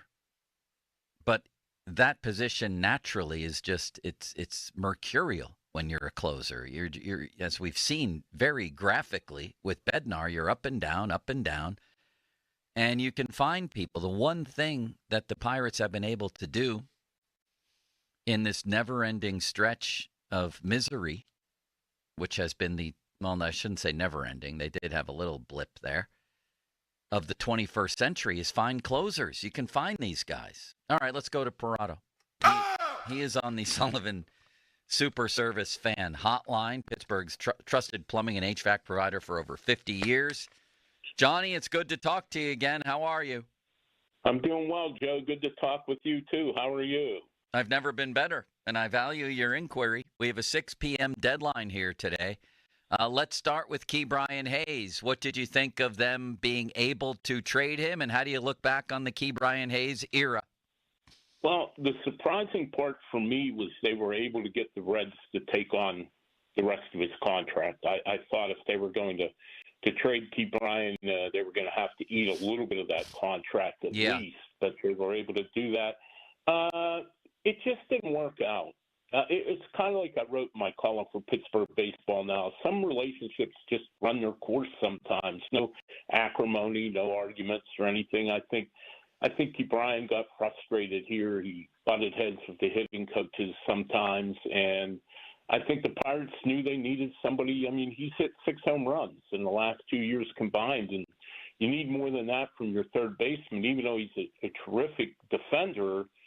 I mean, you can't go with that lack of production. So I think it'll benefit both sides. The Pirates probably wait to the offseason. They need to go out and get a third baseman. I'm not a big Jared Triolo everyday guy. But I think Ke'Bryan definitely needed a change of scenery, and we'll see how it works for him in Cincinnati. Had you ever, before Ke'Bryan, seen somebody in all these years covering the Pirates have a meal during live play, Johnny, like he did when he opened the pack of sunflower seeds with a man running behind him? That was a first for me. No, that was not a real good look. And, I know the Pirates downplayed it and said it was no big deal, but Derek Shelton downplayed everything like that and said it was no big deal when he was the manager. He just seemed disengaged a lot of times. And I like Ke'Bryan. He's very quiet. He's a little hard to get to know, but I had a relationship with his father when his dad played here, so that kind of helped break the ice when Ke'Bryan first came into the organization. But he's just very quiet. He's very hard to read, but you could just tell the few times that he was even in the clubhouse when the media was allowed in this year, he just looked like he was miserable, like it was time to move on. All right, so I think of Neil Walker's career. He goes from catcher to third, and I remember visiting him at Indy and doing a piece on him and McCutchen when they were down there, and the word was he was ready defensively at third base. Then he switches to second base. So I'm wondering, that leads me to, are there people in this organization, I don't know, Nick Gonzalez, Termar Johnson, Connor Griffin, someone else you can think of, where they can reconfigure the infield and find a third baseman that's already in their organization and somebody else to play short and somebody else to play second? I think Nick Gonzalez could play third base. I really do. He's got a pretty good arm, and he's got quick reflexes. They have a bunch of, maybe Leo Peguero could be a possibility. I know these aren't like very exciting names, but Nick York, another guy who looked good in a little bit of time. He was up in the big leagues at the end of last year, but it's fallen off the face of the earth, it seems like, in Indianapolis this year. He's another possibility. So they have possibilities. Triolo would be at the top of the list, and I'm not sold that he's an everyday third baseman. He's really kind of like Ke'Bryan Hayes light, a good defender that doesn't hit. So I think it's the position they're probably going to have to address, if not here at the deadline today, certainly in the offseason. Talking to John Parado, longtime baseball scribe, about the trade deadline. Fan Twitter brought to you by South Hills Kia Peters Township. Visit them at southhillskia.net. And the text line brought to you by Edgar Snyder and Associates, personal injury law firm, where they always say there's never a fee unless we get money for you. Johnny, should they trade Bednar and Keller in pursuit of bats? And a very different question is, will they trade one or both?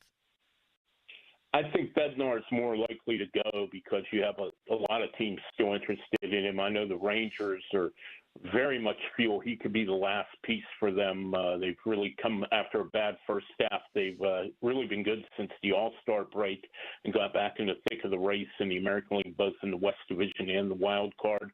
The Yankees are interested, the Dodgers, the Tigers. I mean, they're the Padres. The Padres were, I should say, that they just got Mason Miller from the Athletics here a few minutes ago.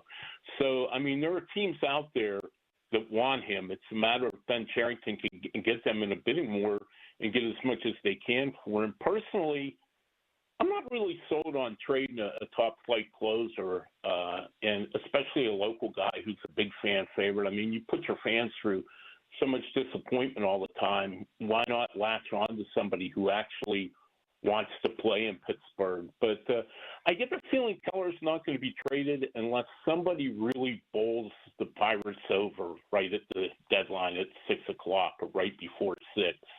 I get the feeling, talking to people from other teams, the Pirates aren't very keen on trading him. But I'll put all this with the caveat, as always, things are so subject to change from a minute to minute here in these last few hours before the deadline that you can never truly predict what's going to happen.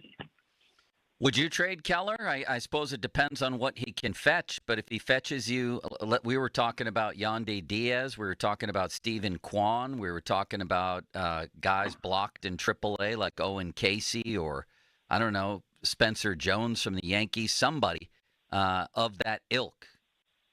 Would you trade Keller? Yeah. I mean, Toronto has an interesting guy in Addison Barger who can play all over, and he's had a really good year, and I know the Blue Jays were interested in Keller quite a bit, though I don't know if that has changed because the Blue Jays here about an hour ago got Shane Bieber from the Guardians, so they're probably out of the market now for any more starting pitchers. So, yeah, I mean, you've got to get some bats back, and I mean, guys who can make an impact, you know, I mean, like for next year at the very latest. And, you know, if you don't get what you want for Keller, I'd hold on to him and try again in the winter.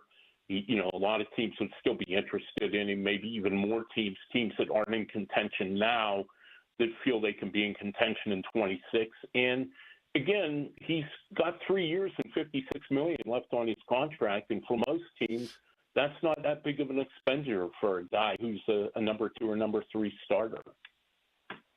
Limits, I would hate to leave you out of this conversation. Thank you, Joe. A question about Bednar here, Johnny. I wonder what they could realistically get back for him. If they package Bednar and Santana together, do you think that they could acquire like a hitter like Casey or somebody who's knocking on the door in AAA or maybe somebody that's been in the big leagues for a year but hasn't played that long, similar to Spencer Horwitz, but a better player than Horwitz with a better profile? Yeah, I think it's a possibility if they package them both. I don't think they'll get that one player straight up in a trade for either Bednar or Santana. But, you know, the team that seemed most likely to trade for both of them were the Phillies. They've been scouting them heavily for a couple of months now, the Pirates bullpen. And now the Phillies went out and got Johan Duran yesterday from the Twins, so now their need for relievers is no longer so acute. So I don't know. It's going to be interesting to see what they get. Again, they're not forced into trading either one of these guys. They both are under club control, in Bednar's case for 1 more year and Santana for 3. So, you know, if I'm Ben Cherington, I don't panic and just say, hey, I have to get rid of these guys. I'm going to take whatever I can get. So, you know, we'll see what happens. It'll be, it was last year a very eventful last couple hours for the trade deadline for the Pirates, and we'll see if that happens again this year. I think it could. But again, and you know, I always stress this, there's so many moving parts on this day that it's hard to truly know for sure what's going to happen. Johnny, I've been writing for a while that Ben Cherington might be the worst general manager in the history of Pittsburgh sports. I'm assuming that you thought he should have been fired along with Derek Shelton. Am I correct in that? I thought it should have been at the end of last season. Yeah. And when they waited and they got rid of Shelton 38 games into this year, you basically punted on this season. I think Don Kelly's done a good job as Shelton's replacement, but you punted on this season. And now I'm not 100% convinced that Cherington won't be the general manager next year. I would think that Bob Nutting would want to move on, but I'm getting vibes that it's not necessarily a done deal, and he could be back in 26, which off his track record here, I mean, you're going to set yourself back another year in 26. So I think they need to make a change in the baseball operations. I really, really do. And I do hope if the next GM, if there is a next GM, would give Don Kelly a fair shot, to manage or at least, interview for the job instead of immediately just saying, I want my own guy. How long is Cherington signed for? Do you know? There's conflicting reports on this. I believe, and they keep this a guarded secret, which I don't understand, but I believe he signed through 27, so you'd have to pay him 2 years of salary if you fire him at the end of the year, which, I mean, at some point you just have to kind of cut bait and do it. And, Bob Nutting is very conservative when it comes to making moves like this. And I think it's not just a money thing sometimes. He's a very loyal person. He likes people who are loyal to him, and Cherington has never complained about the lack of money or what have you from Nutting. So I think that's why Cherington could be back next year, because I think Bob genuinely likes him. And I think Nutting still thinks there's a chance that Cherington can turn this thing around, though I certainly think it's a slim chance. Limits, may I engage Johnny in a game of free association? Please. Johnny, you know how it goes. Very quick questions and very quick answers. Even one word should you choose to use that. You ready? Yep. Cherington will be back next year. No. Don Kelly will be back. Maybe. Ooh. Am I crazy if I say the rotation will be Skenes, Chandler, Oviedo, Falter, and either Burrows or Ashcraft? I think Keller will be there. Okay. But the rest all are, certainly candidates. Spencer Horwitz is the answer at first base. No. Do they address that this offseason?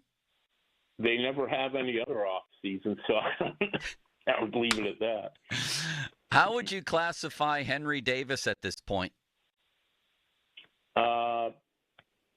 Perplexing. Who's going to be the catcher on opening day next season? Ooh. I'll go with Henry. You are confident that this is just an aberration for Brian Reynolds and he'll be back to normal next year? Pretty much so. Termar Johnson is still somebody that is highly regarded and will hit for them someday. No. Oh, boy. Oh, no. Is he going to make the majors at any point? Oh, yeah, I think he will, but I don't think he'll be an impact player. When will Connor Griffin get here? I would say 2027 at the latest, and maybe even at the end of next season. Percent chance he rockets through the system the rest of this year and is on the opening day roster? 25%. Holy bird milk. Wow, Limits, do you have a question you'd like to ask at the end here? That's a lot more than I thought. Yeah. Percent chance that Bednar is traded? 75. Santana? 60. Tommy Pham? 90 if there's interest. IKF? 90. O'Neill Cruz? 10. Brian Reynolds? 30. Holy horse milk. Johnny, I have no further questions. That was incredible. Well, thank you. Quick answers. It's the late, great John Maino always said, give quick answers and people won't know whether you're making it up or not. I like that a lot. Thank you, Johnny. Thanks, John. You're welcome, guys. Thanks for having me. What an incredible man he is. On Limits? He's the best. That was great. I don't know where to start with that. Yeah. I think we need to go back to that in the next segment. I don't even know what just happened. We could go back to free association and break it down one by one. Cherington, we don't know how long he signed, but he says through 27 he gets vibes that Cherington could be back next year. But he doesn't think that Cherington will be back next year when you asked. Well, in the end, despite the vibes, yes, he says no to him. Termar Johnson. What a disappointment. The 4th overall pick. Oh, my. If they blew it on that, then that's, oh, boy. All right. Brian Reynolds, he didn't sound overly confident, but said he would be. And then Henry Davis, perplexing, he called. And then what did he say on Keller? He feels like Keller's going to be here. Yeah, he thinks Keller's staying, yes. And what did he say on Bednar getting traded? 75%. We have to talk about all of this coming back. I wanted to do cuts and clips, but we're going to have to save that for later in the show. We will have time for that, too. Who do we have at noon? We have cuts and clips at noon. There you go. Noah Hiles at 1:10. There you go. You're on top of things, Limits, and I give you credit for that. You know, Joe, sometimes when you return, sometimes you need a little bit of a warm-up period, where you got to stretch. No, you stepped right back in the game and started hitting shots, didn't you? I did, but were my shots landing? I was Key Brian Hayes. I was making contact, but I was grounding out to shortstop. Now I'm finding gaps. Now I'm back in the game, Joe. You're Tommy Pham for the last month and a half. Listen to the Hardly Ever Pomp and Every Other Week Joe Show on demand on Apple Podcasts, Spotify, or wherever you get your podcasts. Fan Hotline presented by Sullivan Super Service. Johnny was on that. Pittsburgh's trusted plumbing and HVAC provider for over 50 years. Let's get back to some of these things that Johnny presented there about Bednar, about Keller, about next year's rotation. He thinks Keller will be in it. All of that. Talk about that next. Now, fan headlines powered by Bowser Genesis of Monroeville. All right, MLB trade deadline is at 6 o'clock today. And our deadline coverage on 93.7 The Fan is brought to you by Globe Airport Parking. As the Pirates have made 2 deals so far, Caleb Ferguson to the Mariners, Key Brian Hayes goes to the Cincinnati Reds. Pirates are also off today. Andrew Filipponi, our guy, reporting that a source telling him Tommy Pham is expected to be traded today. Several teams are interested. Padres and Dodgers are 2 that are keeping their eye on the market for Pham. More headlines are at 937thefan.com, and our headlines are powered by Bowser Genesis of Monroeville. Sports Radio 93.7 The Fan, the PM team, presented by Mike's Beer Bar. He won the first Royal Rumble. He's in the WWE Hall of Fame. He's one of the great wrestlers of all time. Hacksaw Jim Duggan. Can I get one more USA chant on the way out? Well, we got to do a hole, brother. That's what we're going to do. And if you guys are going to hole like you mean it. So, 1, 2, 3, ho! Say Hacksaw. That's some good hoeing. The PM team at 2 p.m. Live and local, just like Mike's. This is Maggie Gray with an Odyssey Sports Minute. Aaron Rodgers and Mike Tomlin are a match made in football heaven, according to them. Coach Tomlin called their relationship a bromance, even though the two have never played an actual game together as coach and quarterback. What started as mutual admiration has turned into real expectations. Rodgers came in humble, but now is all in, talking championships. But if the Steelers fall short of expectations, does the bromance survive? I'm Maggie Gray. If Old Spice Deep Sea Super Hydration Body Wash were music, what would it sound like? Start with the deep sounds of Old Spice's ocean waves and kelp. Layer on the smooth, renewing moisture. You wouldn't hear any parabens or phthalates because Old Spice Deep Sea hasn't got any. But you would hear that vitamin B3 for healthier looking skin. So while your regular body wash sounds like this, Old Spice sounds like this. Sounds like it smells amazing. Check engine or ABS light on? Take the guesswork out of your warning lights with O'Reilly Veriscan. It's free. Ask for O'Reilly Veriscan. O'Reilly Auto Parts. Do you have an invention idea but don't know what to do next? Call InventHelp today.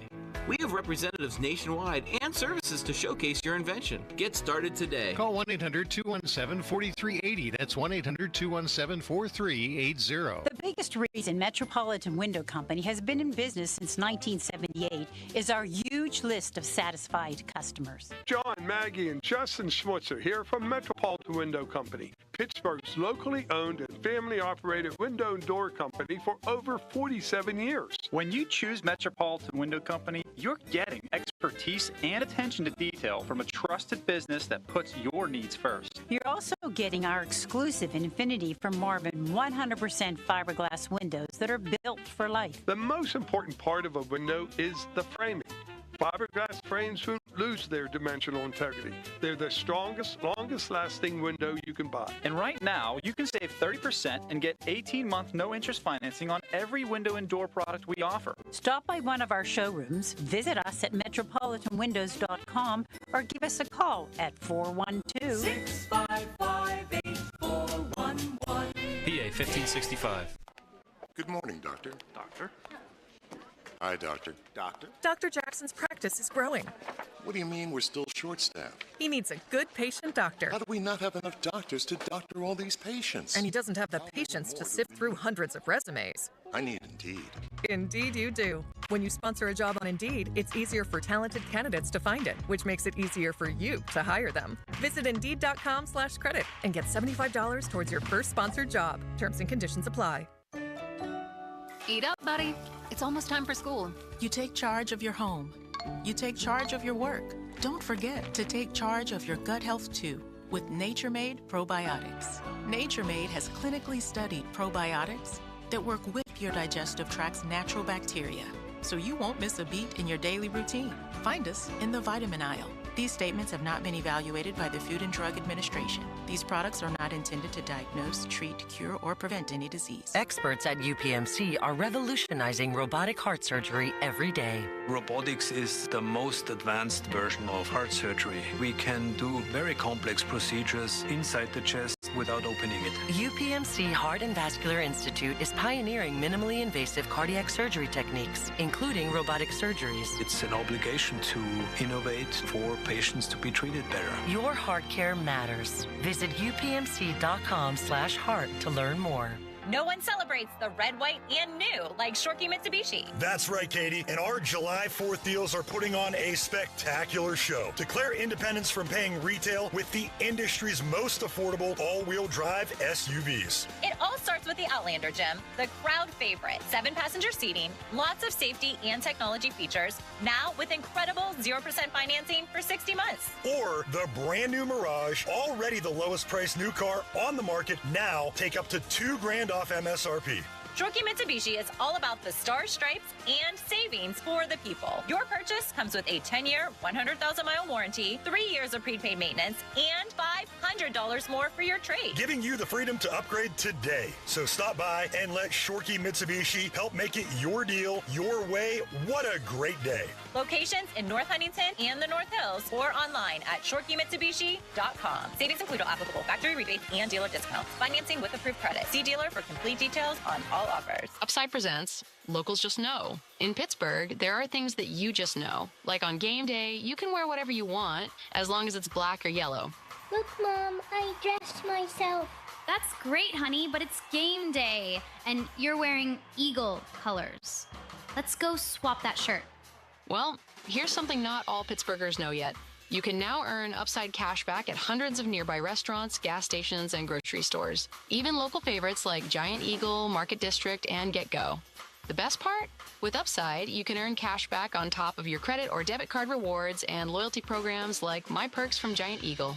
Download the free Upside app, and soon you'll feel like every day is game day. For a limited time, get a 10% bonus on your first purchase with promo code PITT02. That's promo code PITT02 for an extra 10% cashback bonus. Upside. Cashback smarter. Offers vary by user and location. Terms and conditions apply. Go to upside.com for details. Need legal help without the high price tag? Turn to Myers Law Group, Pittsburgh's choice for affordable legal solutions. Your hometown building partner since 1956, 84 Lumber. Visit 84lumber.com. Cloudy with showers this afternoon, the high 78. Weather brought to you by Staples. Have you heard? The Staples Easy button is back with even more easy. Press it for custom prints, shipping services, even passport photos. Staples. That was easy. Sports Radio 93.7 The Fan. Now back to the Pomp and Joe Show, presented by JP Roofing and Siding. Live from the ShorkeyMitsubishi.com studios, North Huntington and North Hills. 93.7 The Fan is cleared by AQuickDrain.com. Who's on the move? Another major league trade presented by Globe Airport Parking. Joe, we have a statement from Key Brian Hayes that he has released on Twitter saying, all right, man, where do I begin? I'd like to first start by saying thank you to the Pirates for believing in me as a player by drafting and making my dream come true in 2015. He thanks the fans who supports him through the ups and downs. He also says, I'm forever grateful for the relationships and memories that were created with his teammates and the staff throughout the years, and that he's learned a lot about himself on and off the field that he'll carry with him moving forward. Excited for the next chapter with the Reds, and he wishes the Pirates nothing but the best and continued success in the future, is what he ends it with. Continued success in the future. Where was the success when Key Brian Hayes has been here? Man, So I thought he had a chance, didn't you, to be a star. That first year turned out to be so misleading. He finished sixth in an abbreviated season, right? 2020. Yeah, he only 60 played games. 24 games and somehow still finished sixth in Rookie of the Year because the season was, 50-some games? Yeah. I don't even remember.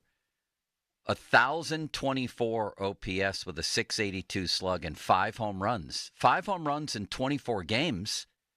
He's played 196 games the past 2 years and has 6 home runs. It's incredible. And even in 2023 limits, he hit .271 with a 762 OPS, 15 homers, and 61 ribbies. You give me that every year from a guy who fields the ball like that? No doubt. I sign up in blood. I thought that's the type of player they were getting. So did I. You know, like a 60 to 70 RBI guy, hits home runs in the teens, like right in that 12 to 17 range, 25 doubles a year, and Gold Glove defense. You would take that every day and have a power position somewhere else. You would take it. Listen, he's such a good defender that his WAR, his overall rating, is always positive.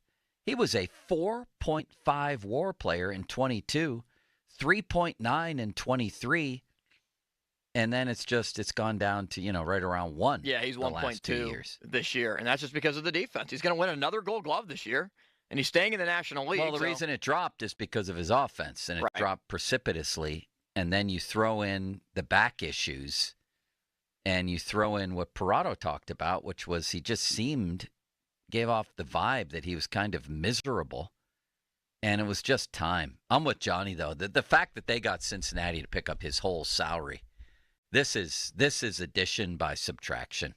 It just is.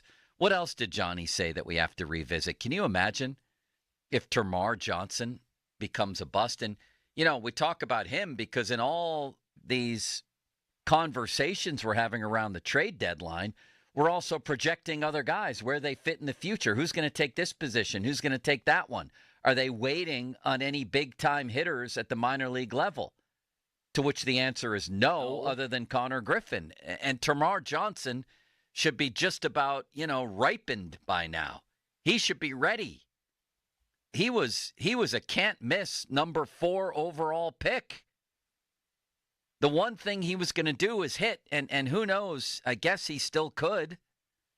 But it ain't looking good, is it? So he was considered the best prep bat in the entire draft when he was drafted back in 2022, 4th overall. He's hitting .252 this year. To be fair, he's still only 21. Yeah, but that's better than he hit .237 last year and .244 the year before that. And he doesn't have a lot of power, only 8 home runs in 84 games. He has 25 RBIs this year, Joe, in 84 games. The only thing I will say is he's only 21, and it's not like he's dropped off the map and is unusable or something. He has a 714 OPS. He does have 8 home runs. He has 17 stolen bases. I'm still very interested in what this guy does. He's still a critic. He should be. Whether it's good or bad, he's a critical part of their future. You know what I mean? He was the number 4 overall pick. Yeah, he should be. But right now, the production is saying otherwise. Like, we want more power out of some of these guys. Only 8 home runs is not going to cut it. And sure, his strikeout to walk ratio is good. 40 walks, 66 strikeouts. He's a good eye, and he's got some speed to him. But again, if he's not consistently driving the ball, only 10 doubles this year, he's basically not impacting the baseball well enough. I know. There were guys drafted after him who are pretty good already in the majors. So that's one to track. Johnny feels like Keller's still going to be here. That seems like the predominant opinion right now, doesn't it? Yeah, it does. Whether it's Noah Hiles, Mackey was all over that last week as well. Now Johnny, everybody's basically saying Keller's not going to go, and the national guys are also in lockstep with that. But they're not always right at the trade deadline. And if somebody steps up with a really good deal, listen, it's the Pirates, so let's not forget the other piece to this is them getting out from under a bunch of money. Right? He signed for 3 more years, correct? Correct. At over $50 million, I believe? Yeah, so he's right at 17, 18, and 20 million the next 3 years. So it's always a possibility when that's the case. 50-minute mark on the Fan brought to you by South Hills Chrysler Dodge Jeep Ram, Route 19, Peters Township. Sunny today and a high of Heath Miller, 83, 65% chance of rain. Fan weather brought to you by Myers Law Group, Pittsburgh's choice for affordable legal solutions. And I want to tell you that the Fan, 100.1 FM and AM 1020 KDKA and WAMO 107.3 partnering to support Pittsburgh public school students for the school year by providing stuffed backpacks for the Pittsburgh for PPS. That's hashtag Pittsburgh for PPS backpack drive presented by Target Freight Management. You can support by purchasing backpacks or dropping at a location near you, including Piata Italian Street Food in Robinson and Northway Mall. For more details, visit 937thefan.com to drop off your donation. Brought to you by GBU Life, life insurance, annuities, and member benefits since 1892. But he does think Bednar's gone. Johnny said he does think that Bednar's going to go. Noah Hiles, let's replay that clip for people.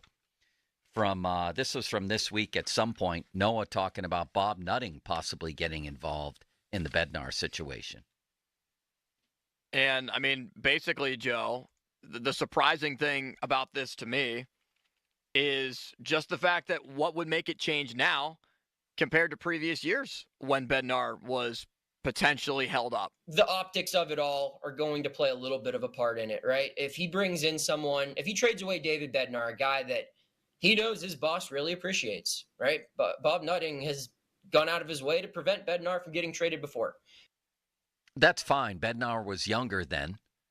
Now he's in his 30s. He only has 1 more year of control left, if I'm not mistaken, That's right? correct. And the hometown thing only goes so far here. It's about how you play. I mean, people were willing to boo Bednar early last season, right? So that would be ridiculous for Nutting to step in and block a trade or something like that. Because of David Bednar's hometown roots. If Nutting loves him so much and Bednar loves it here so much, then he can sign back in a year. Okay? Right. He can come back after 2026, return, sign a free agent contract, or he can sign this team-friendly extension that everybody believes that he's going to sign. He could do basically what Aroldis Chapman did with the Yankees. Remember, they traded him to Chicago and then came back and re-signed? Right. His final team-friendly act here should be leaving and getting them a bat in return. But then ultimately coming back a year later. He could. Yeah, if he's still effective. Why not? Well, that's he wants the other to take thing. less to come back. I mean, relief pitchers are like that. They're up and down all the time. And this is the best that he's been. I mean, we got to remember what David Bednar was last year. There's a reason why he was demoted. There's a reason why there were boos. Like Bednar last season, maybe it was just a one-off, was not good at all, where many people were wondering, like, what is the future of this guy? And they missed the opportunity to trade him at his highest value. Well, now they have the opportunity to do it again and be able to get a bat, because closers, you can acquire a good piece, a significant piece, if you pair him with something else too. So you have to move Bednar today by 6. And I would think Santana. And maybe they have something bigger in the works. Greg Brown has been on our station. He goes on with the PM guys every week.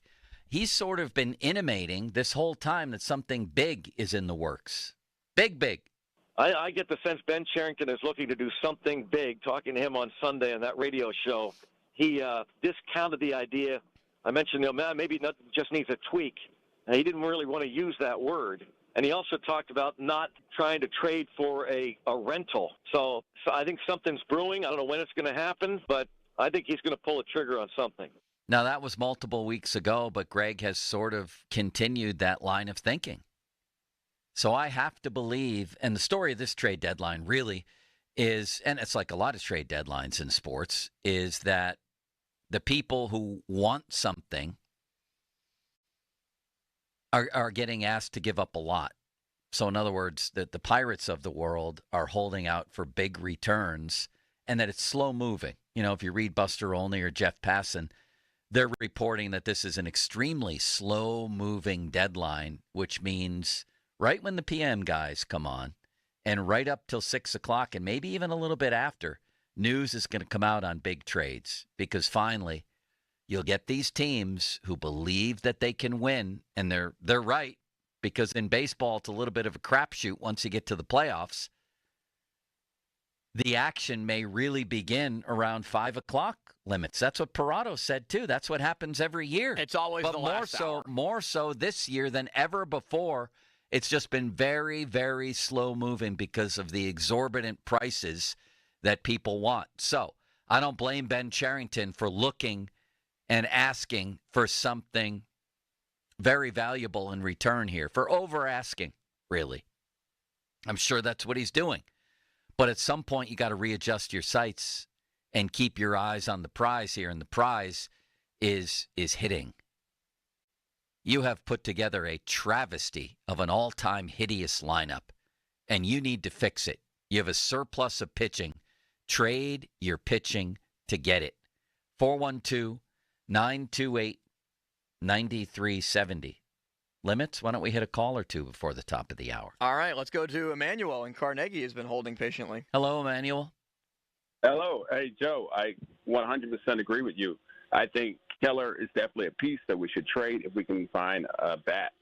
I mean, I'm baffled by the people that disagree. You know, I know, it's crazy. Wouldn't it be nice if Steven Kwan or Yandy Diaz walked in that locker room tomorrow? I mean, wouldn't that be? It would be like when Derek Bell walked in all those years ago. And I know that didn't work out in the end, but the presence of a truly professional hitter around here would be so refreshing and possibly transformative. I have some news here on Kwan. So Dennis Lin is the reporter for the Padres for The Athletic.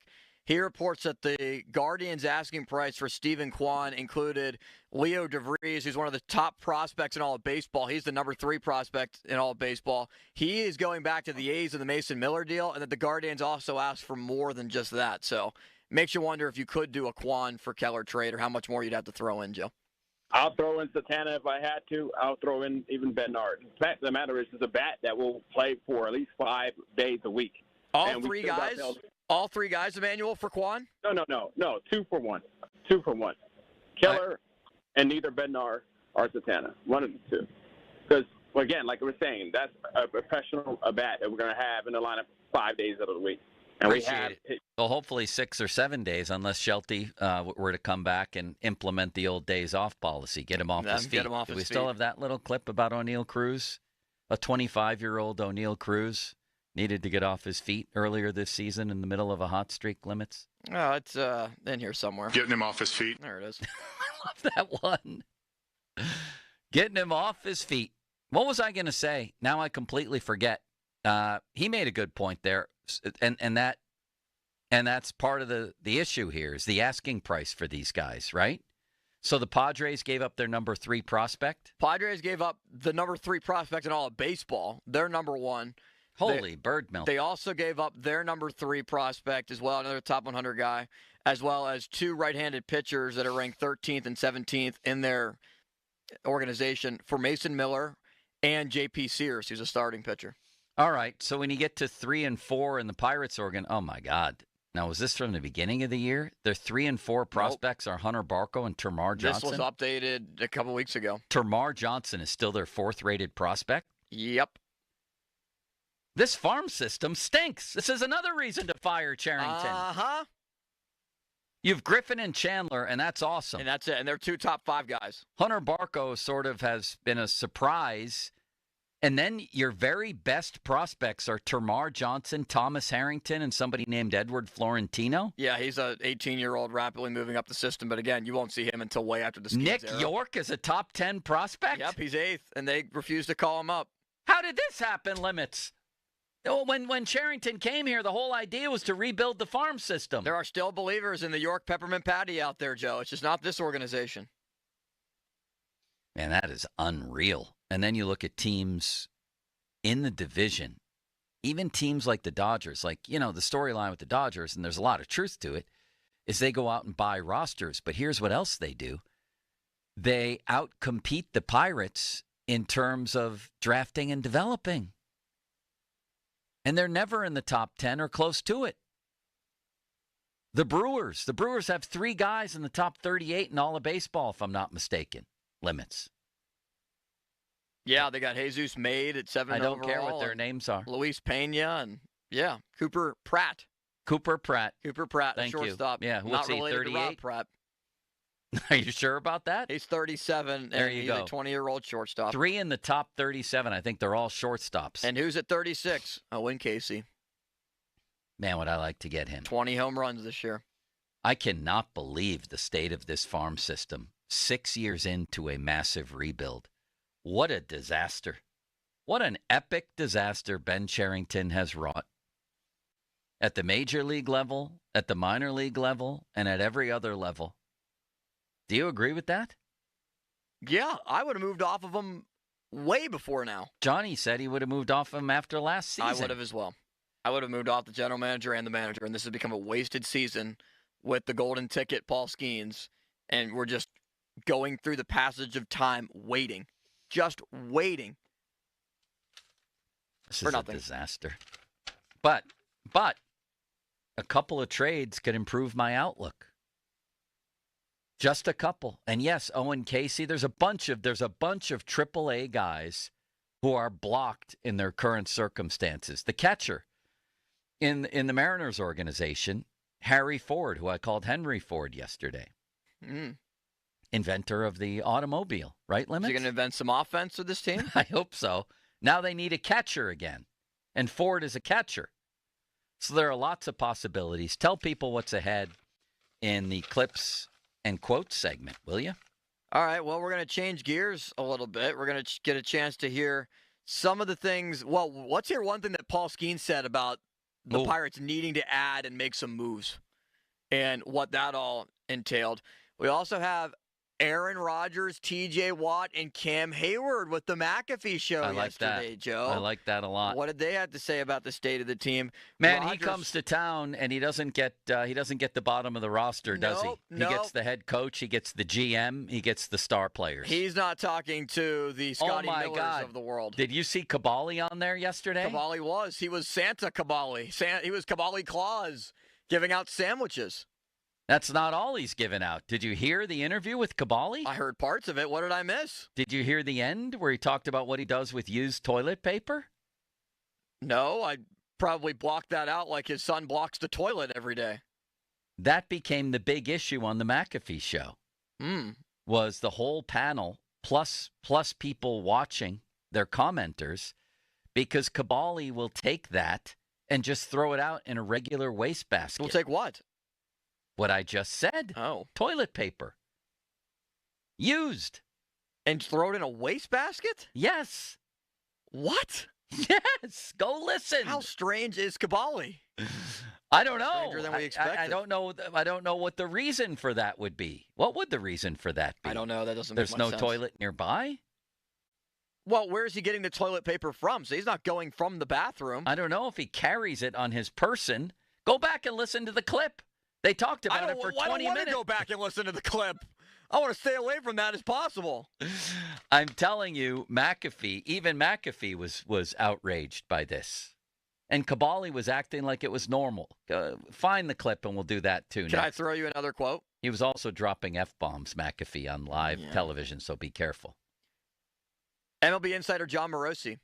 I've never seen your relief pitchers dealt at a deadline for more value in all my years covering baseball. Wow. There you go. There you go. Bednar, Santana. Bednar, Santana, Majinski, Ashcraft. Bring in hitters. There's your bats.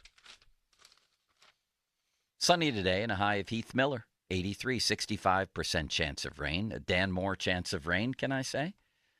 With fan weather brought to you by Myers Law Group, Pittsburgh's choice for affordable legal solutions. Notes and quotes, or quotes and clips, whatever we call it, next on Pump and Joe. Now, fan headlines powered by Bowser Genesis of Monroeville. T-minus 6 hours away from the Major League Baseball trade deadline at 6 o'clock. We will continue to have coverage for you throughout the day. And how about this?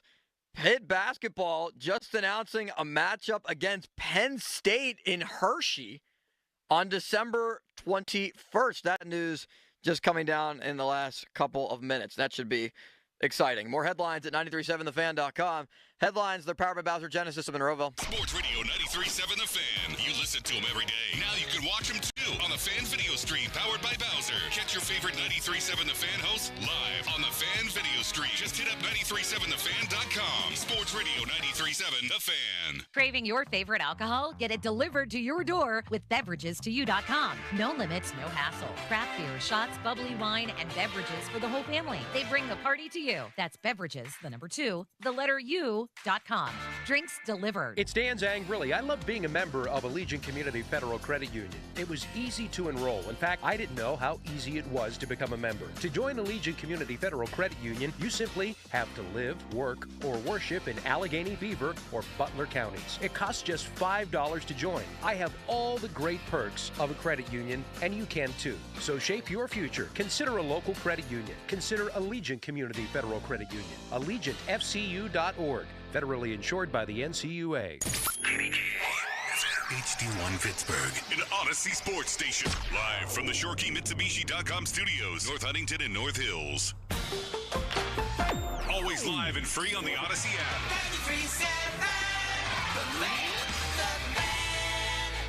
Folds of Honor has been meeting sacrifice with hope since 2019 in Western Pennsylvania. It's their honor to empower people through education and the opportunities it creates. 41% of Folds of Honor scholarships are awarded to minorities, making recipient families as diverse as the country we call home. Folds of Honor has earned the Gold Star Platinum Seal as well as a 4 out of 4 stars ranking on Charity Navigator. You can become a Folds of Honor wingman today at westernpa.foldsofhonor.org. Please donate today. Spitzer Toyota of Monroeville is a proud supporter of Folds of Honor. Get 50% off windows plus no interest until 2030. Visit windownation.com today. Famous Footwear has the latest styles from all my favorite brands like Nike, Adidas, Crocs, Converse, New Balance, Birkenstock, and more. And with over 830 stores, Famous Footwear is always nearby with fit experts to make sure my new shoes fit my feet and mom's budget. She says the prices are like really good, so you don't have to overspend to make it famous. Right now, buy one pair of shoes, get one half off at your local Famous Footwear store. Some exclusions apply. Lowe's knows hot deals help you get the most out of summer. Get up to 30% off select major appliances and get it delivered as soon as next day. Plus, get up to 30% off select patio furniture, grills, outdoor power equipment, and more. These end-of-season savings won't last long. Lowe's, we help, you save. Valid through 7/30. Selection varies by location. While supplies last. Valid on eligible in-stock orders in select locations. Price, delivery time, and vehicle availability may vary based on order size and location. Exclusions apply. See Lowe's.com/delivery for more details. For over 45 years, family-owned Globe Airport Parking has been serving the Pittsburgh airport with friendly service and competitive rates. Forget the hassle of searching for a parking spot and dragging your luggage through the airport lot. Let Globe staff assist you with your luggage. When you return, simply call or text, and they will promptly pick you up and bring you back to your warm car, ready for your journey home. Globe Airport Parking also offers car washing, detailing, oil changes, and more. Visit globeparking.com. That's globeparking.com. I'm Rhett. And I'm Link. And we're the hosts of the podcast Ear Biscuits. We're just two lifelong friends who've been talking about life for a long time. From being dads to businessmen to all the random things we experience, nothing is off limits. And now we're talking to you. We're answering your questions, giving advice that you may or may not want to take, and listening to your hilarious stories. So leave us a voicemail to be part of the show at 1-888-EARPOD1 on the Odyssey app or wherever you get your podcasts. SchultzFord.com, SchultzFord.com, SchultzFord.com, SchultzFord.com. That's the sound of James adding long-lasting Gain scent boosters to his laundry this morning.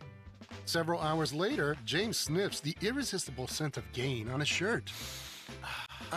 Gain. Several hours later, James has even caught the attention of his mother-in-law, and she never gives him attention.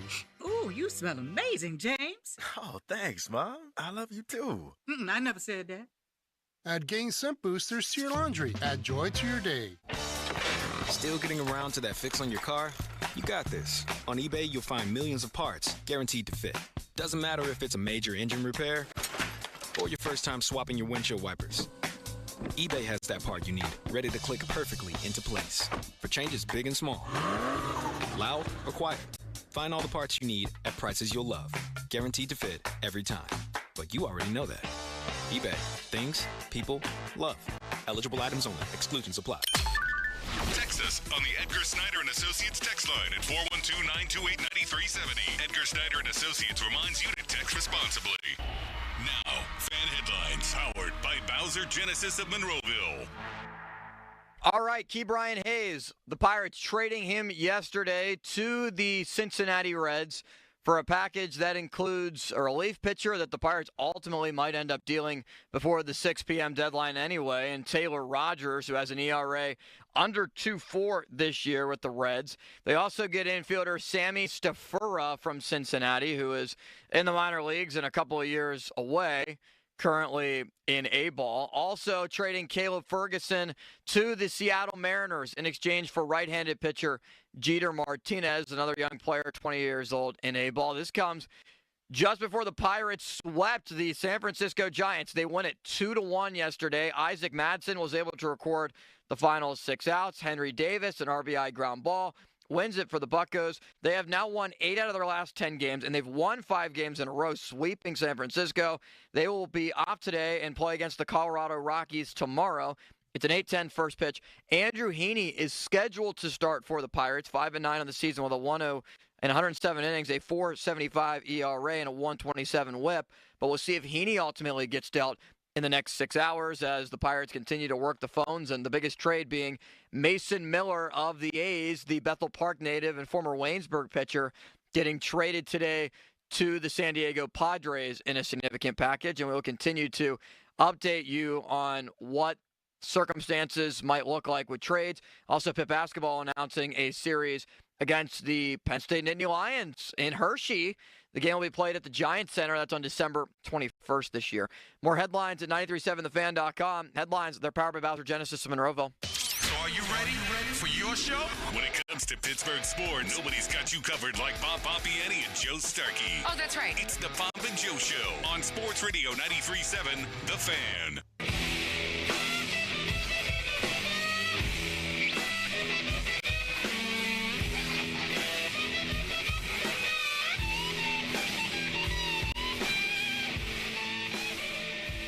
We are under 6 hours away from the Major League Baseball trade deadline at 6 o'clock today. Joe is currently lost in the hallways somewhere. Sometimes Joe disappears, and I try to find him. And sometimes the lost ones will eventually find their way home. But first, let's go to Michael in Bellevue, who wants to talk about the deadline. What's up, Michael? Michael, are you there? Yes, how's it going, guys? We're good. What you got?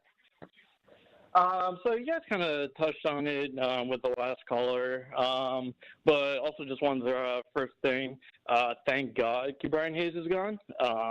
That dude was an automatic out every single time. Just couldn't be happier that he's gone. But I think so I was on the fence about Bednar being traded. I thought, maybe like 50-50. But I'm definitely leaning more towards that he is going to be traded now, a lot because of the Mason Miller trade and all the other closers getting traded for high prospects and everything. Because Mason Miller, yielded back the number 3 prospect in all of baseball. So that's essentially if we traded Bednar, that's like getting Bubba Chandler back, almost. So I think that, if we trade him, which we definitely should, we can definitely get back, a super high prospect. As well as Keller. I think we should trade Keller as well. And I don't see why that can't yield really high prospect or major leaguer already. Yeah, thanks, Michael. I mean, there's a good point, I think, that's made there, Joe, of just what the reliever market is. And J.P. Morosi also pointing it out about how much back teams are getting. Mason Miller is in a class of his own. David Bednar is not Mason Miller, age-wise, talent-wise, 100-mile-per-hour fastball-wise. But I do think you could probably acquire a top 100 prospect for Bednar. 2 years left ERA right around 2. It's under 2 since he returned from AAA. Something horrible has happened, Limits. What's that? Mulsey invited me to play a very prestigious golf course next Thursday, and I told him I could. Chartiers? I'm not telling you. Neville Wood? And then at the last minute, because, well, like father, like daughter, my daughter's doing everything for her college visits at the last minute. Yes. She wants to go to some places in North Carolina. Yes. So I arranged these flights in a panic yesterday. And then I realized when I just went back to talk to Mulsey, which is why I was delayed here, that next Thursday is the day we're supposed to play. And I have to fly to North Carolina. I don't think I can get out of it. And he said part of the attraction here was Pomp and I playing together. Very much with so. These people. To which I say, come on. If it's Mulsey and Pomp, if it's simply Pomp, then the invitation will stand, I think. Don't you? You don't think that you're a big part of that invitation? No. Where if you're not a part of it, I'm the also invitation is rescinded? I'm highly disappointing to people. I felt like I was partially at Nevillewood yesterday. My friend Wayne over there introduced me to all his friends in the restaurant afterwards, and I'm just a disappointment in person. A disappointment? I'm a dud, yeah. A dud? Yeah. You think you're like a background character? Yeah. Why do you think that is? I don't know. You shouldn't think I that. think You're the main character, the expectations are high. Are the expectations about your personality or about you I don't know. golfing? I don't know. You ask them. And then You talk to them. I don't know them. And then it's not the same. I think I've relatively the same personality on the show as off the show. Would you agree? I would agree with that. Except it's not the show. It's a round of golf or talking over a drink or a sandwich in the clubhouse. I can't do the radio show there. So maybe this is all in my head. No. I feel like then I'm disappointing people. I understand. Sometimes I feel like if I'm talking to people, I think, oh, man, what am I going to say now? Or what can I think of? What's a good topic of conversation? Yeah. Where when we're on right now, it just kind of feels natural. You mean to tell me that a guy in the minor leagues right now, Nick York, who's batting .270 with 6 home runs in 300 at-bats, is in their top 10 prospects? Limits? Yeah, Nick York. Are you kidding me? And he's still only 23. Then why isn't he here? What are they going to get the equivalent of Nick York in one of these other deals? They feel great about IKF.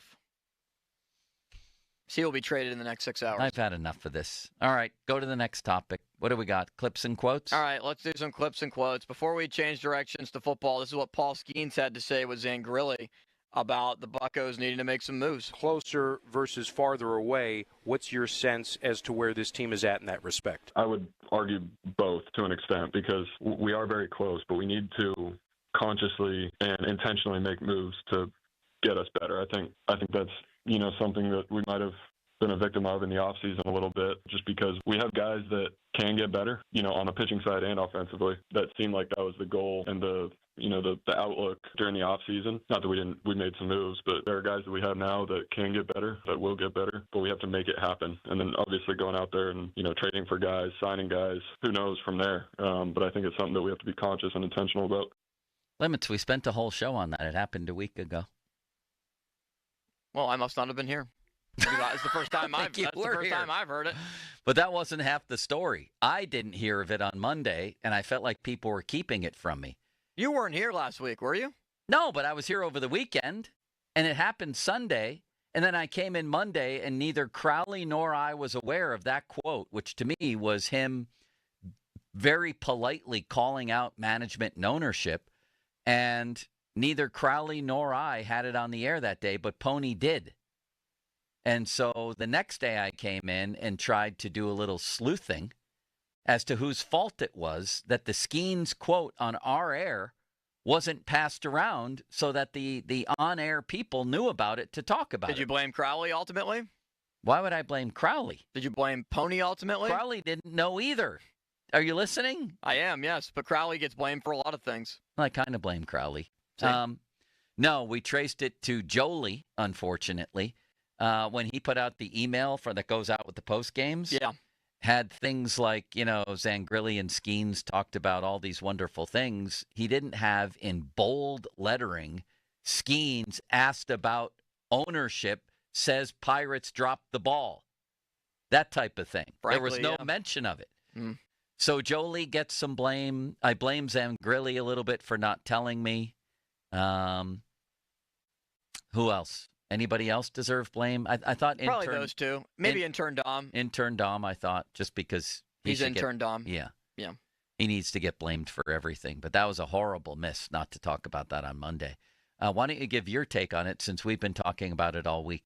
I would love to. I think Skenes is entirely right to do this. I hope Skenes does more of this, where he basically calls out the things that are wrong in the organization that he sees, because if there's somebody whose voice carries more weight than anyone in this organization, it should, player-wise, it should be Paul Skenes. And if he's the one that's going to be publicly out there saying, look, we didn't do enough in the offseason, or there were moves that were made, but basically saying that they were not the right ones because the guys that were acquired are not good enough, it's not good enough for us to win. They're close, but they got to make the right moves. That's basically what you and I have been saying a lot, where their pitching is definitely there, but they have to acquire 2-3 bats for us to feel comfortable about it. Next. Here's what Aaron Rodgers had to say on the McAfee show about the playbook with Arthur Smith. Getting more comfortable as the days go on. There's not a my own playbook, and it's Arthur's playbook. Now I'm finding ways within it to add little stuff here and there, but it's Arthur's playbook, and I like it. I like it a lot. But we already talked about that yesterday, Limits. I'm just biting my tongue. I'm biting my tongue. I'm not going to say what I actually wanted to say. Say it, as long as it's not a swear word. Please go ahead and say it. Shouldn't you have checked with me on the things we've already talked about before you put together this segment? Wouldn't it have been nice for you to pass that along with me, considering I wasn't here? What do you want me to do? Give you every single thing we've talked about, every quote, every clip? Did you talk about how Rodgers feels on the field? Body feels great, DB. We just got 2 days off. Okay. That never happens. We had a day off, and then we had a rain out yesterday, so I feel great. Well, let's go back to the previous one, and let's hope that that's the case when he's playing behind Broderick Jones in about 3 months, that he still feels great. Arthur Smith's offense, we're all going to be very curious to see how this evolves, right? No doubt. I mean, is it going to be a lot of play action? How much input will Rodgers have? How much behind center will he play? He's like Ben. He wants to be back in the shotgun. I don't know that he wants to be behind center. I would imagine not much. I mean, he doesn't want to move that much around. And how much freedom will he have? I would imagine a lot, maybe more than Wilson and late-stage Ben had under Mike Tomlin. But let's not also forget, or let's also not forget, that Tomlin's the guy running the show here.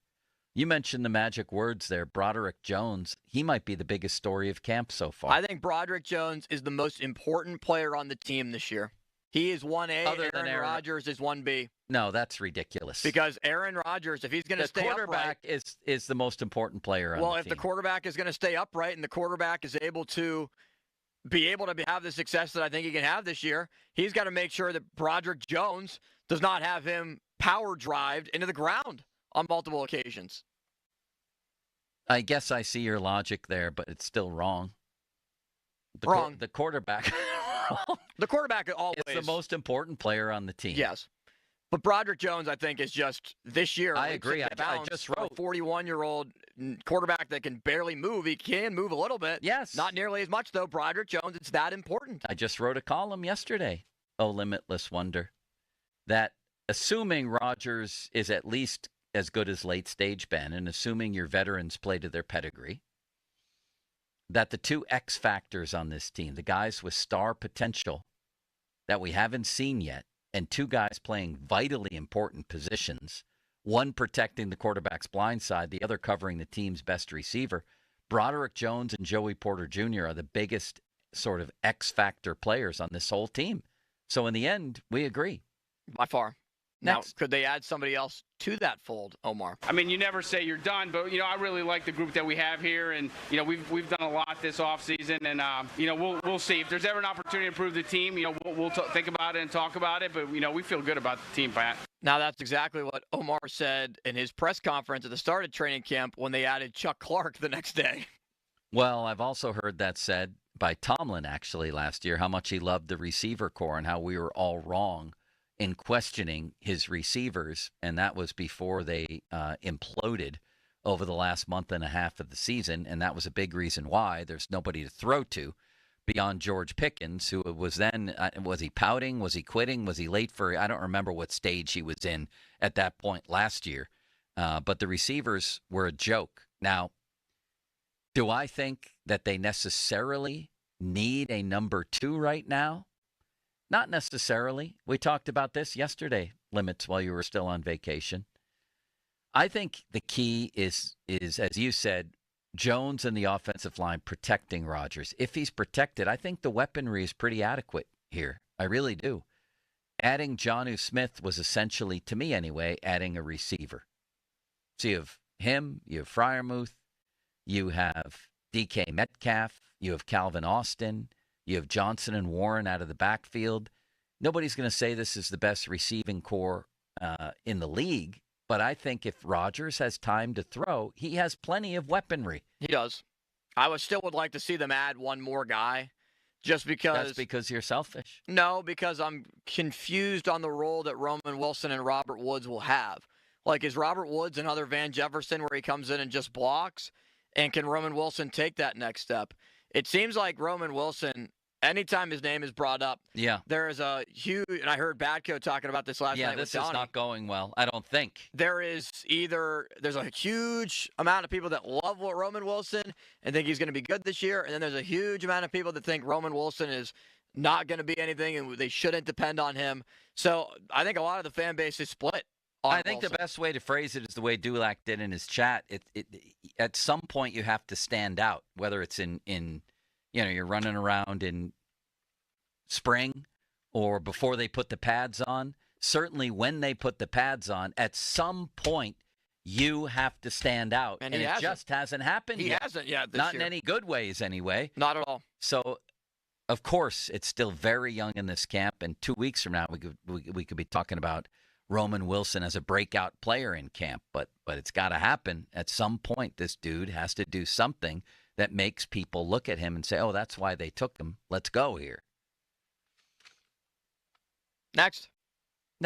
TJ Watt on what it's like working with Aaron Rodgers. Frustrating because he talks a lot of smack. He really does. Like does he after the line of scrimmage? Is he saying stuff to you at the line of scrimmage? Oh, yeah, and I think a lot of the no-look passes are things that we're getting used to. I like to bat down a lot of passes at the line of scrimmage, and he's able to manipulate the defense good, so that's been very frustrating. Hopefully today we get the better of him. They talked about this a little bit, and Peter Schrager also echoed it on Twitter, that it seems like this year the vibe around the Steelers is just better than what it was in previous years. I do agree with that. I do agree with that, and I meant to bring it up today. That's a great point, I think, relaxed.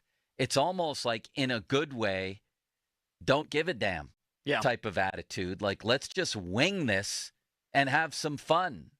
It's almost like we're under no pressure here.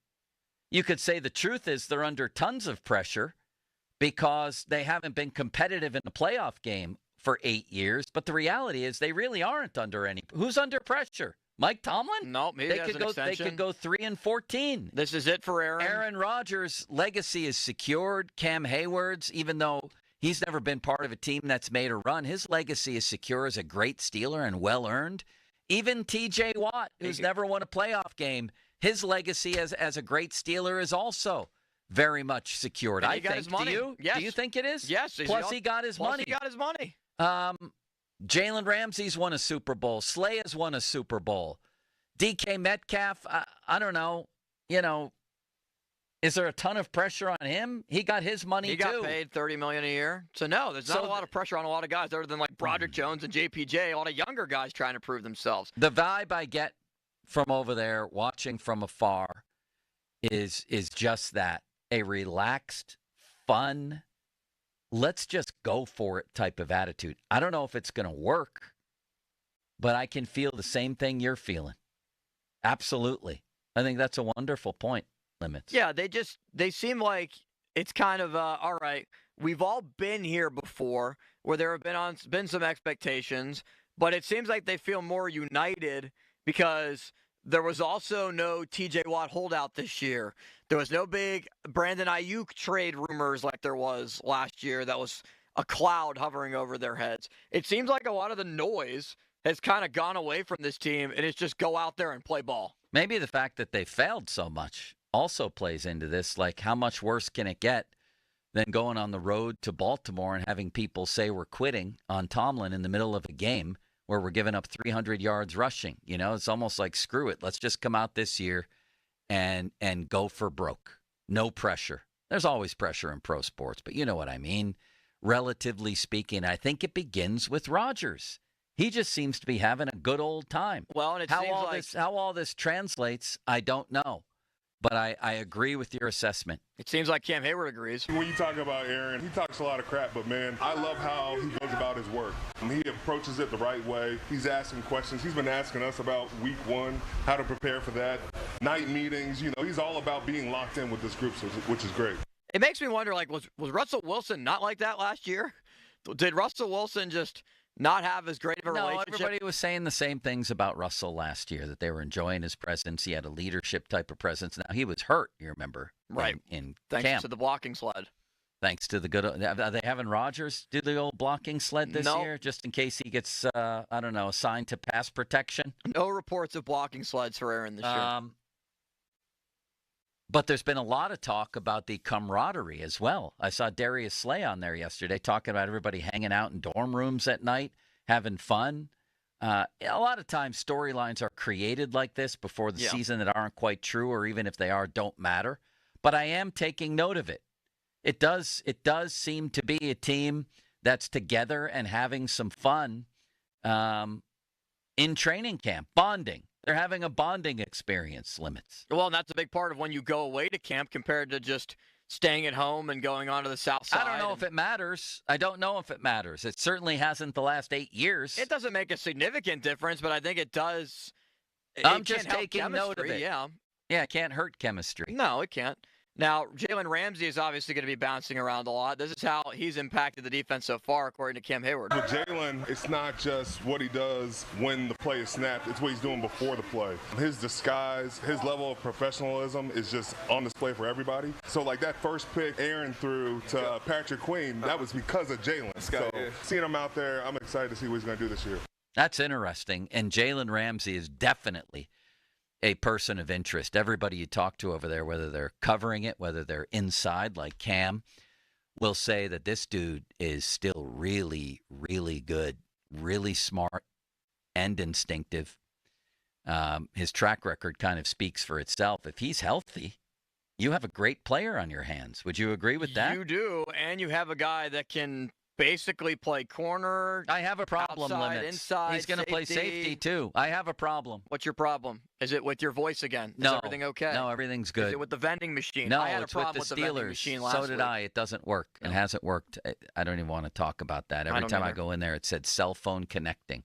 What's cell phone? It's a vending machine. 50 years ago, 100 years ago in this country, which would have been 1924, you could have put a nickel into a vending machine and gotten what you want. We've had all these advancements in technology, all these highfalutin, newfangled machines, and they don't work. That thing's been sitting in there. I want that Gatorade protein bar, and I've been wanting it literally for months. And every time I walk into that room, they won't take money. It'll only take a one. Who carries ones around? And then when you try to do the credit card, it simply doesn't work. No, it says all not the time. connected. So Not it's stocked connected. the same way that it's been stocked for 3 months. 100 years ago in this country, you could get something out of a vending machine easier than you can now. What was I going to say? I don't know. Neither do I. I put a 5 in the other day, and I got all quarters back, and I wasn't happy about it. I should have known better. Some vending machines give you dollar bills back. They do? Yeah. I never knew that. They're the most modern ones. Fascinating. Oh, what I was going to say was, I feel like I'm starting to drink Steeler Kool-Aid. Am I? Now, I compared it yesterday to being immersed in Bradenton with the Pirates in spring training. It's like you've just won the Super Bowl and people are dumping Kool-Aid over your head. You know what I mean? By the end of spring training, By the end of spring training, you think the Pirates are at least going to go 158-4. Yes, it'll be a surprise if they lose 5 games. Am I starting to drink Steeler Kool-Aid here? Now, why am I doing this? Where were you before with the Steelers? 9-8, 8-9, 10-7. Of course, everybody's there with the Steelers, and they're always right. So have you changed their record, or have you changed their outlook on what they do, like winning a playoff game or not? That and their record, just higher on the Steelers, and maybe literally high on them. I don't know. Is the Kool-Aid spiked? I don't know what's going on here. Maybe I'm watching too much of these interviews, too many of them, and things are making sense, and Rodgers is moving around better. And I loved hearing Jonnu Smith. He seems like a really good dude and a good player. Caleb Johnson, I think, is going to be really good. Peyton Wilson taking a huge step forward. Camp. Backed on backers. He's having a great camp, Limits. They've only been in pads once. Well, he had a good start to the camp as well in the first 3 practices they had. And backs on backers, Backo was saying. Well, what do you mean he's having how can somebody have a great camp when they've barely hit yet? Well, as what they've done so far, he's been very good. I know. When I'm drinking the Kool-Aid on him, I'm drinking it on Rodgers. You're trying to throw the Kool-Aid away. I'm drinking it on Rodgers the way I used to drink, Coors Lights. I used to. Well, I won't tell you what I used to do, but I used to drink lots of them. Please don't. I don't think. Is there something wrong with me? What is happening here? Well, I'm not totally converted yet. No, I think they could win a playoff game. That's basically where I shifted, where they might be able to win a playoff game. Now I think that they can be 10-7 and win a playoff game. I think is possible for them. So that's the. I'm worried about myself. I'll tell you that I'm worried about myself right now in the Steeler Kool-Aid. Is it to be believed?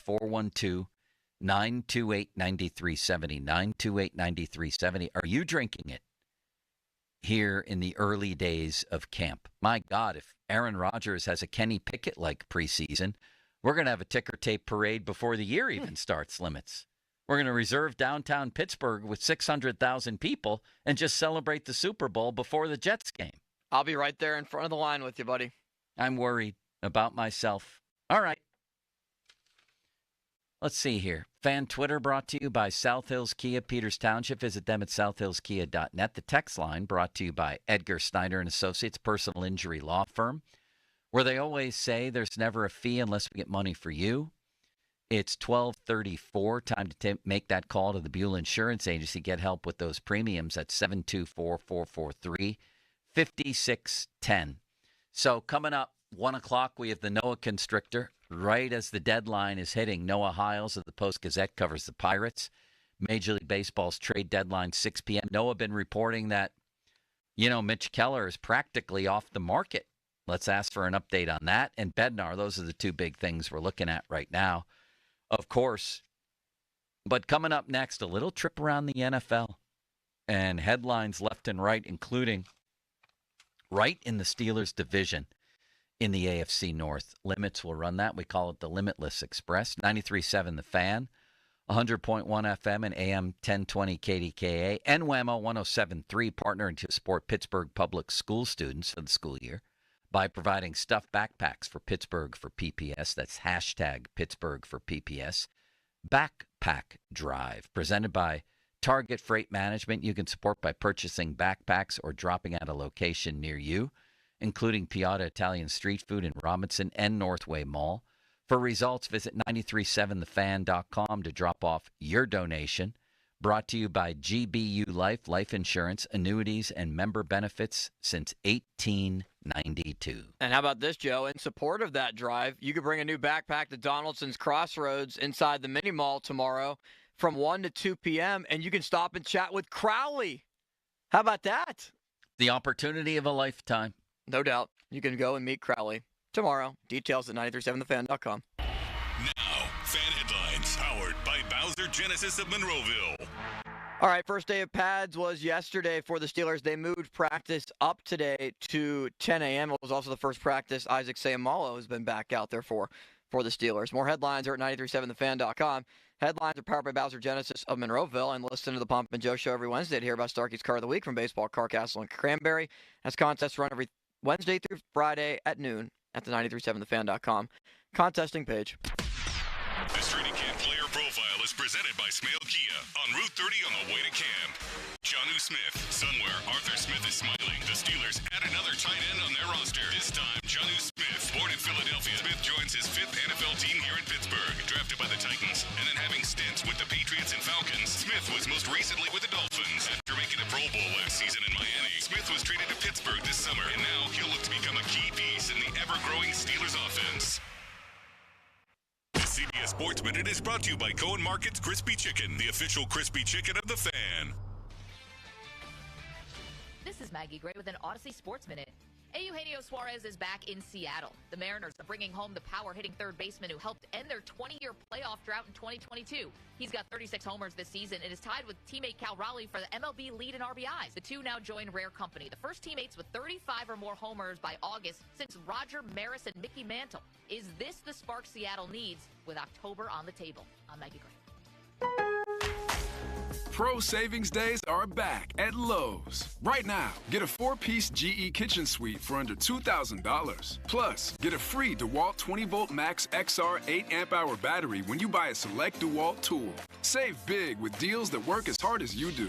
Shop Pro Savings Days in-store or online today. Lowe's, we help, you save. Valid through 8/1. Selection varies by location. While supplies last. Discount taken at time of purchase. See sales associate for details. Get a $15 O'Reilly Auto Parts gift card after rebate when you buy 5 quarts of select Mobil 1 synthetic motor oil in-store or online. O'Reilly Auto Parts. I didn't ask to be thrown in the streets, but I did ask for help, and Covenant House was there for me. For these kids who didn't ask to be put in this unthinkable situation, Covenant House is there. To learn more, go to safeplacetosleep.org today. Finding great candidates to hire can be like, well, trying to find a needle in a haystack. Sure, you can post your job to some job board, but then all you can do is hope the right person comes along, which is why you should try ZipRecruiter for free at ZipRecruiter.com/free. ZipRecruiter doesn't depend on candidates finding you. Its powerful technology identifies people with the right experience and actively invites them to apply to your job. You get qualified candidates fast. So while other companies might deliver a lot of hay, ZipRecruiter finds you what you're looking for. The needle in the haystack. 4 out of 5 employers who post a job on ZipRecruiter get a quality candidate through the site within the first day. ZipRecruiter, the smartest way to hire. And right now, you can try ZipRecruiter for free. That's right, free. Just go to this exclusive web address, ZipRecruiter.com/free. That's ZipRecruiter.com/free. ZipRecruiter.com/free. 84 Lumber is proud to partner with Anderson Windows and Doors to present an all-new interactive showroom, now open in Mount Lebanon. The showroom features an extensive selection of windows, doors, and accessories from Anderson. The space is designed for personalized consultations, so homeowners, builders, and contractors can work directly with 84 Lumber experts to find the perfect Anderson products for their projects. Visit the showroom at 1675 Washington Road, Monday through Friday from 9 a.m. to 6 p.m., or Saturday from 9 a.m. to 3 p.m. Now is the perfect time to start on your next success. Apply now and save with no application fee. Classes start August 13th. An accredited state university, University of Maryland Global Campus offers online and hybrid courses. Plus, you can earn up to 90 credits toward a bachelor's for prior learning and work experience, or transfer up to 12 credits towards a master's. Learn more at umgc.edu. Certified to operate in Virginia by Shell. Life insurance. Why are you putting it off? Can't afford it? Too much hassle? Think you don't need it? There's lots of excuses for putting off life insurance. But if you weren't there, who would pay the mortgage and other bills? With Ethos, you could be covered in 10 minutes and boom, family protected. Ethos, fast and easy online term life insurance. Up to $2 million in coverage with no medical exam. Some policies as low as $1 a day. Answer a few health questions and get your free quote at ethos.com/radio. That's ethos.com/radio.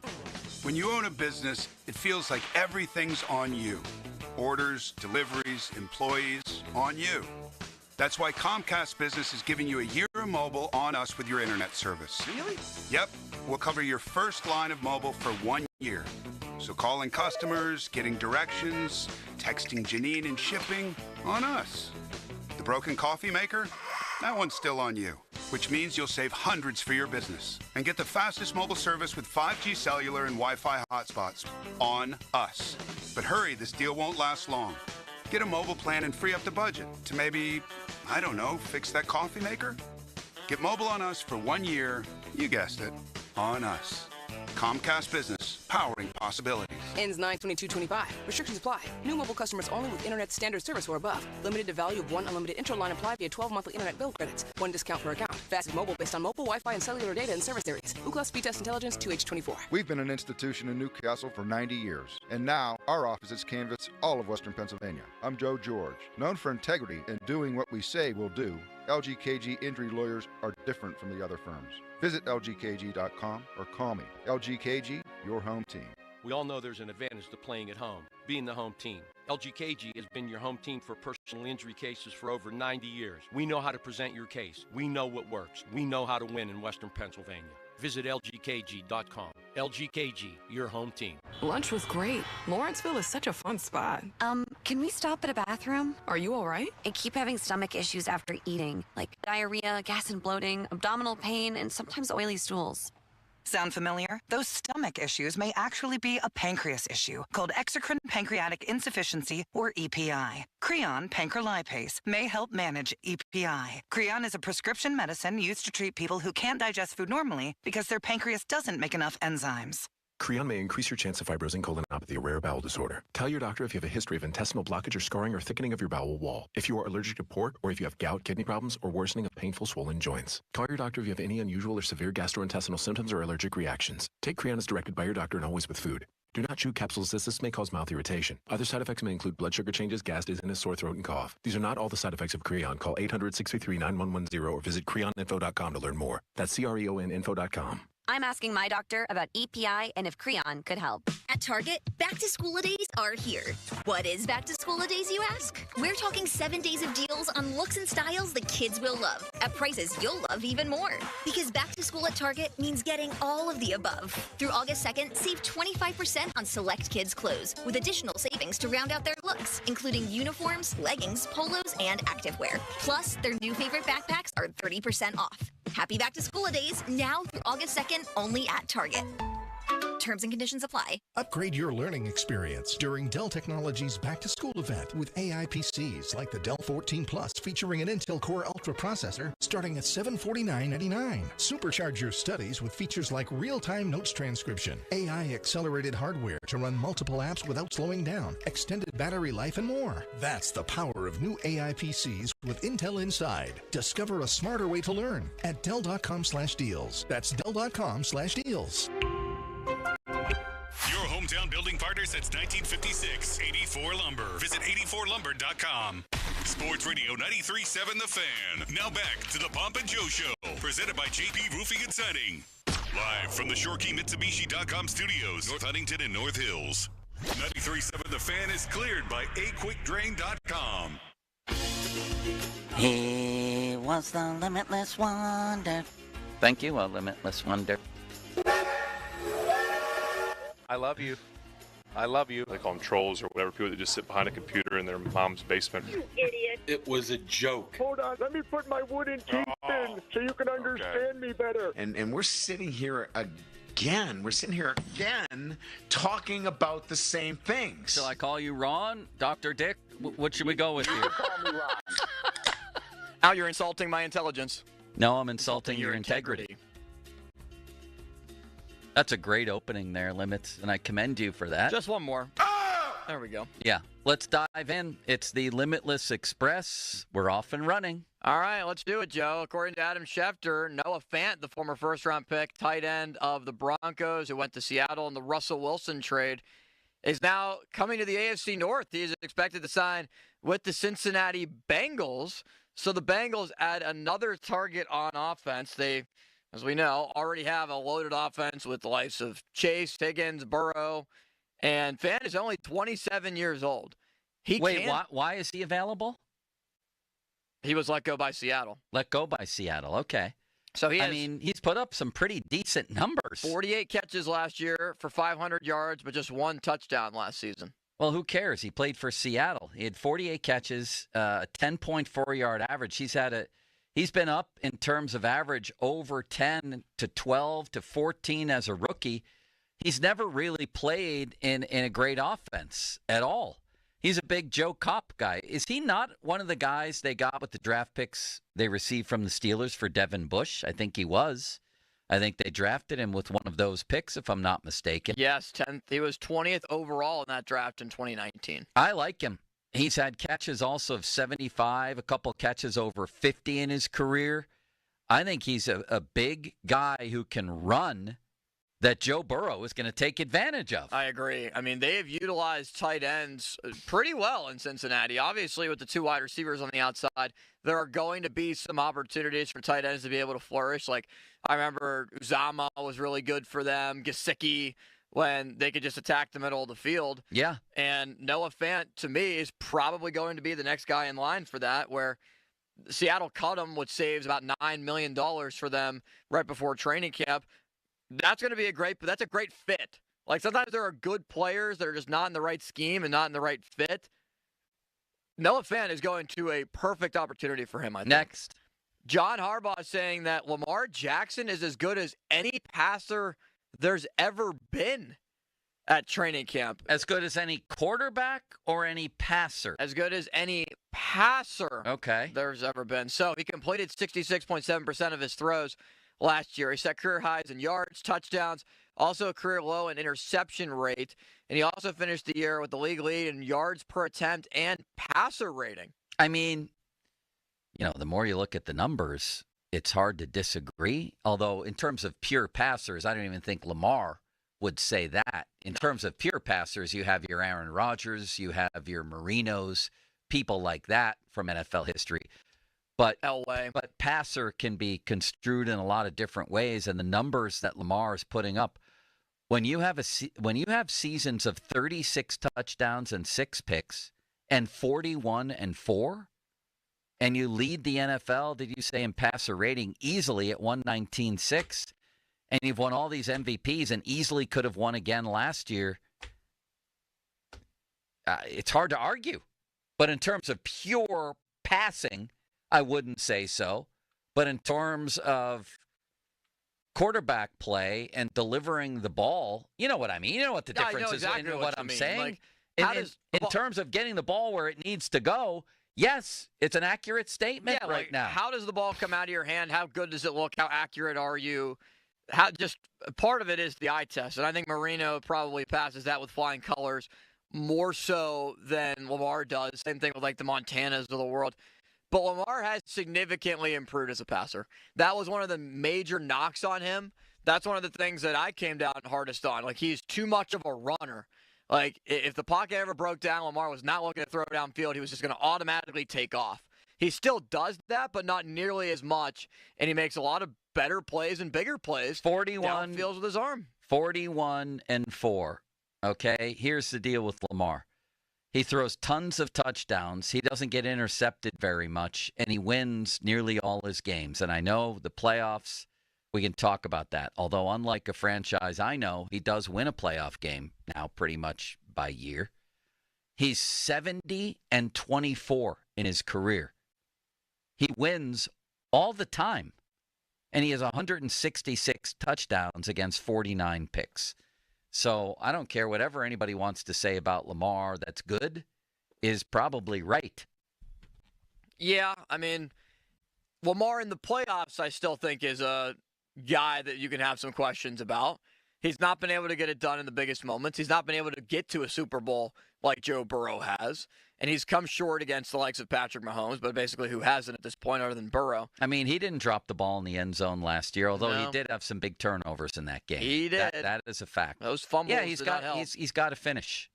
So does everybody else in the AFC not named Mahomes, right? How about this story from the Ravens camp? Michael Phelps is going to teach Ravens players how to swim in the team's new pool. What? Yes, Michael Phelps is going to teach Ravens players how to swim in the team's new pool, according to Pro Football Talk. Getting in, I will say this, Limits. I don't know if you agree. Swimming might be the best overall body workout there is. I was swimming in the lake yesterday. Were you? It was fun swimming in the lake. We watched the sunset. in the I'm lake. glad. I'm happy for you. It was very your fun. vacation. That's wonderful. So the Ravens installed. What lake? Where? Albany? It was Lake Erie. Oh. Up at Geneva. Oh, boy. Yeah, that's where Lake Erie is. Doesn't get much better than that. So they posted a video on social media saying they can't swim and are hoping that Phelps will help them, the Ravens posted, saying, Mr. Phelps, we have a problem. Did you know that 1 in 3 Ravens cannot swim? We have a solution for you. Come to Ravens training camp in this beautiful aquatic center and teach us how to swim, players said in a video. I mean, it sounds like a fun activity. Is it going to happen? I think so. All right. It sounds like it actually will. Next. Michael Phelps said, I got y'all. Let's do it. So he will be showing up to his hometown in Baltimore.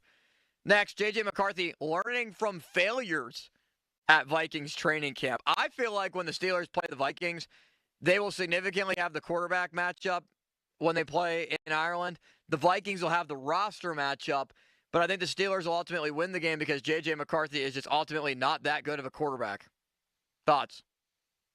How do you know? We've never seen him. That's based on what I saw from him in college. I think it's going to be different, and, it's ridiculous. Different? How so? It's not college anymore. It's the NFL, and he's playing in a passing system instead of handing the ball off all the time. I think he's going to be better. I think he's going to be good. It's not like he was very good when he had to necessarily throw it in passing situations. Thank you, Limits. You're welcome. You might be right in the end. I think when you're in a system like he was, where basically all you're doing is turning around and handing off the ball. What do you mean he wasn't any good? I thought he was pretty good at Michigan. He was very good in what they asked him to do, but they didn't ask him to do very much. They asked him to rely on the defense.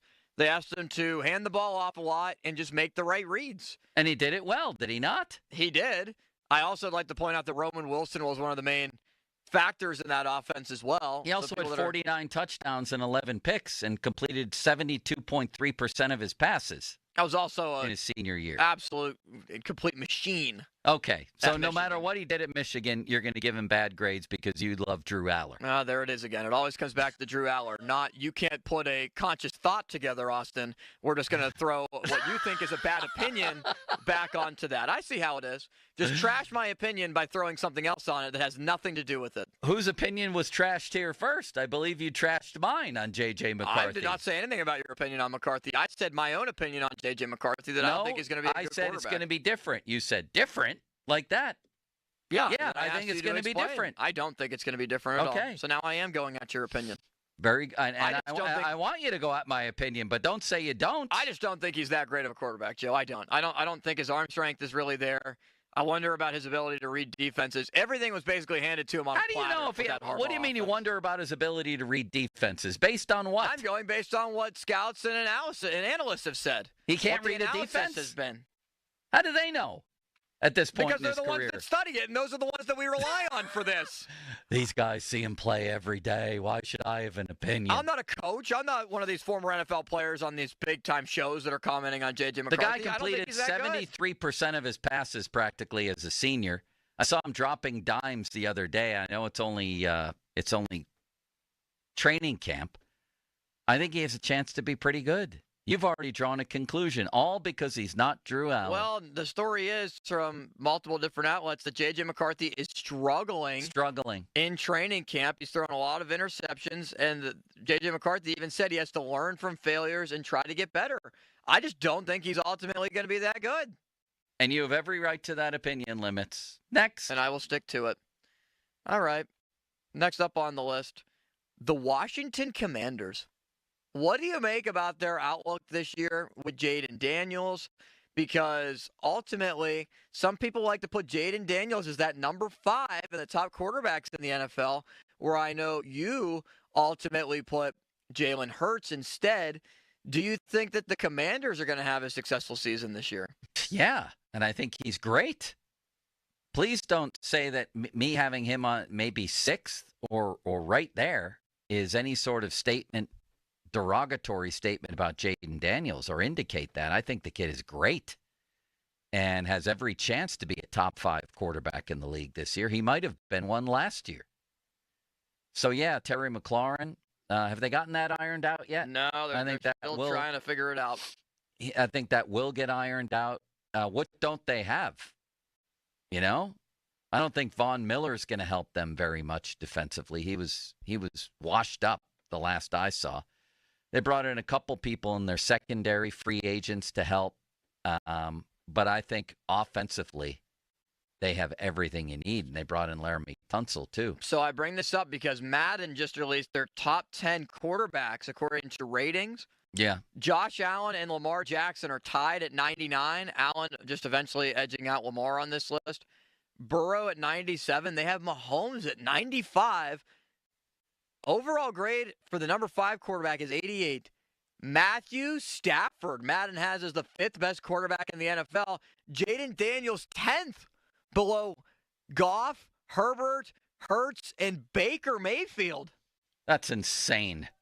What? That's ridiculous. Madden has Baker and Daniels tied at an 85 overall grade. Herbert and Jalen Hurts at 86. Goff at 87. You're a big Herbert guy, aren't you? I am a big Herbert guy. You love Herbert. Madden likes Herbert, too, just like me. I don't care what they like. Now I like Herbert better than Goff. I would put Herbert My stepson 7. Michael texted me the other day and said, show limits this, and Ooh. it was quarterbacks, records versus playoff teams. You ready? Okay. Over the last 3 seasons, their record against playoff teams. You ready? I'm sitting down.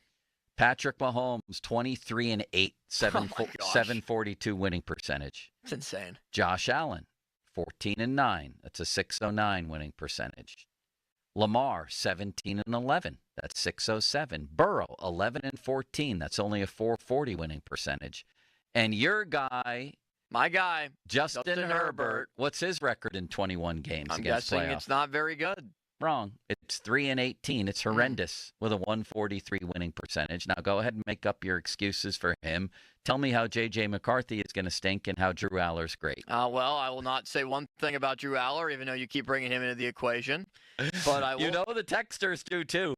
Not one person has brought up Drew Aller until you just did right now. Not one 412-928-9370 if you want to text limits about Drew Aller. It's the framing that you are trying to put me into this with J.J. McCarthy. And he's a big Justin Herbert guy. Aller has nothing to do big with this. boy. And 3-18. Now people are going to try to say, oh, J.J. McCarthy, he went to Michigan. That's why you don't like him. That'll be the next argument. See, that'll be the next stupid You protest argument. too much. You protest too much. And you know deep inside that as a Penn State guy, you are unwilling to give other Big Ten quarterbacks You know what that does, their due, Joe? including Will Howard. You know what that does, Joe? Including Will Howard. That is you putting me down, acting as if I can't make a thought on my own and separate the NFL and college. How dare you put me in that box? That's you being derogatory towards me. You said it better than I could. Yes, I did. Yep. Would you like to go to the phones before No. we get to Noah? No, I want to go back to Drew Aller. What phones? What are people calling about? There's a caller that wants to talk about the Steelers. I don't care. Okay. Texter, McCarthy sucks, Joe. What else are they saying? Tell me what they're saying about you. A texter said, quit swimming in lakes.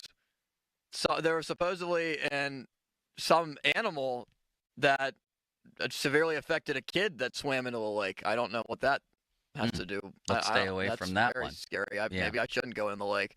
This is the first time that I went into the lake in years, actually. Anybody ripping you for Drew Aller? No, Jim in Omaha is saying that you are cranky today. Somebody else saying, Aller, wrong, to quote Joe. And then somebody else says, the Penn State cult guy doesn't like the Michigan quarterback. Wow, There we what go. a newsflash. There we go. I will tell you, I'm not the least bit cranky today. In fact, I'm in a great mood. I do think that I've lost 16 pounds. Did you know that, Limits? Another texter says, Limits, how do you do this every day with Joe? Beer? Wow. No, I don't drink beer. Limits, Herbert is way overrated. He's slightly above average. Another texter, City Limits doesn't know ball. Texter, I saw Drew Aller at the laundromat. He is washed. That's funny. For Tex in the City, it is. Remember Tex in the City? Those were the good old days. Those are the good old days, yep. City Limits is the man, another texter says. Another texter says, Limits, if you're so in love with Drew Aller, why don't you marry him? 50-minute mark on the fan brought to you by South Hills Chrysler Dodge Jeep Ram. Texter, you suck, Limits. Read that one. Read that one. Well, you know what, Texter? Damn it, I did. And that's why we love you so. Route 19 in Peters Township is where you can find South Hills Chrysler Dodge Jeep Ram. Fan Hotline presented by Sullivan Super Service. Pittsburgh's trusted plumbing and HVAC provider for over 50 years. Sunny today and a high of Heath Miller, 83, 65% chance of rain. Fan weather brought to you by Myers Law Group, Pittsburgh's choice for affordable legal solutions. The baseball trade deadline coming up here in less than it's 6 o'clock, right? 6 o'clock. So less than 5 hours. The PM guys are going to be all over that today. Let's talk to the NOAA constrictor, Noah Hiles of the Post-Gazette on the trade deadline, next on Pump and Joe. Now, fan headlines powered by Bowser Genesis of Monroeville. All right, the deadline is now 5 hours away. The moves that the Pirates have made so far is trading Ke'Bryan Hayes to the Cincinnati Reds. Caleb Ferguson goes to the Seattle Mariners. But today, nothing yet for the Pirates. It's been all quiet down on Federal Street, at least with deals that have been done. More headlines are at 937thefan.com. And our headlines are powered by Bowser Genesis of Monroeville. 93.7 The Fan. Boney and Muller think they know football until they talk to a Didi Kikawala every Wednesday at 4:15. You see a Didi each week reporting on the sidelines. Tune in as she tells us what she saw and talks about everything going on across the league. A Didi is brought to you by Tri-State Office Furniture, Cedarbrook Golf Course, Hampton Beer Outlet, and Window Nation. Sports Radio 93.7 The Fan. Get the latest on Pittsburgh sports from anywhere with the Odyssey app. Listen to shows and Pirate Games live. Check out our exclusive interviews and content anytime. Download the Odyssey app now and never miss a minute. Sports Radio 93.7 The Fan. HD1 Pittsburgh, an Odyssey sports station. Live from the ShoreKeyMitsubishi.com studios, North Huntington and North Hills. Always live and free on the Odyssey app. 93.7.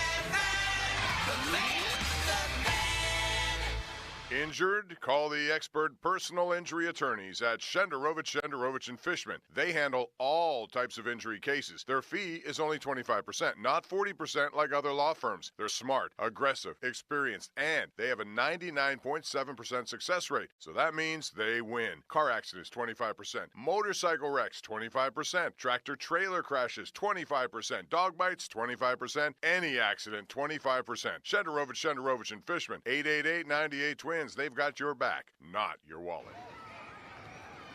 Bank of America is the nation's leading business lender, and we're ready to help with your next goal here in Pittsburgh. That's why we have over 3,700 local business specialists across the country. Because with the right team, your business and community prosper. What would you like the power to do? Learn more at bankofamerica.com/local business. Bank of America, official bank of FIFA World Cup 2026. Bank of America Corporation, all rights reserved. Do you owe $10,000 or more in credit card debt or personal loans? With credit card debt at all-time highs, Debt Relief Advocates is urgently notifying consumers of debt relief now being made available, designed to aid consumers with out-of-control credit card debt. Those who qualify and enroll for this relief program will only have to pay back a fraction of what they owe. This is not bankruptcy or a debt consolidation loan. This is a relief program that credit card companies would rather you not know about, as it ends your debt nightmare and saves you lots of money. Consumers owing at least $10,000 in credit card debt or personal loans can now take advantage of this debt relief as the cost of living skyrockets. Debt Relief Advocates has established a relief hotline for you to call to learn what debt reduction you may qualify for, so don't wait. For this free information, call the Relief Hotline at 800-390-1164. 800-390-1164. 800-390-1164. Would you believe that giraffes are 30 times more likely to get hit by lightning than people? Or that a single cloud can weigh 550 tons or more? Sounds fake, right? How about an insurance company that actually treats you right? Sounds unbelievable, but it's true. NJM Insurance is proud to put policyholders first. Don't believe me? Well, guess what? Everything in this commercial is true and approved by the legal department. No jingles or mascots, just great insurance. Visit NJM.com for a quote. Insurance underwritten by NJM Insurance Company and its subsidiaries. Planning a party? Make it unforgettable at Shooters Golf in Wexford, PA. With wedding and graduation season here, it's the perfect time to book your graduation party, wedding rehearsal, bachelor or bachelorette party, birthday bash, or corporate event. Our events team will work with you to create the ultimate celebration. Private spaces, food and alcohol packages, all the good vibes you need. Don't wait. Dates are filling up fast. Email info@shootersgolf.com to start planning your perfect event. Shooters Golf, your go-to for every celebration. Change is always happening. It's part of life. And when it comes to music, change is all around us. Songs are rewritten. Classics are remixed. Bands and artists come and go. Even our taste in music changes.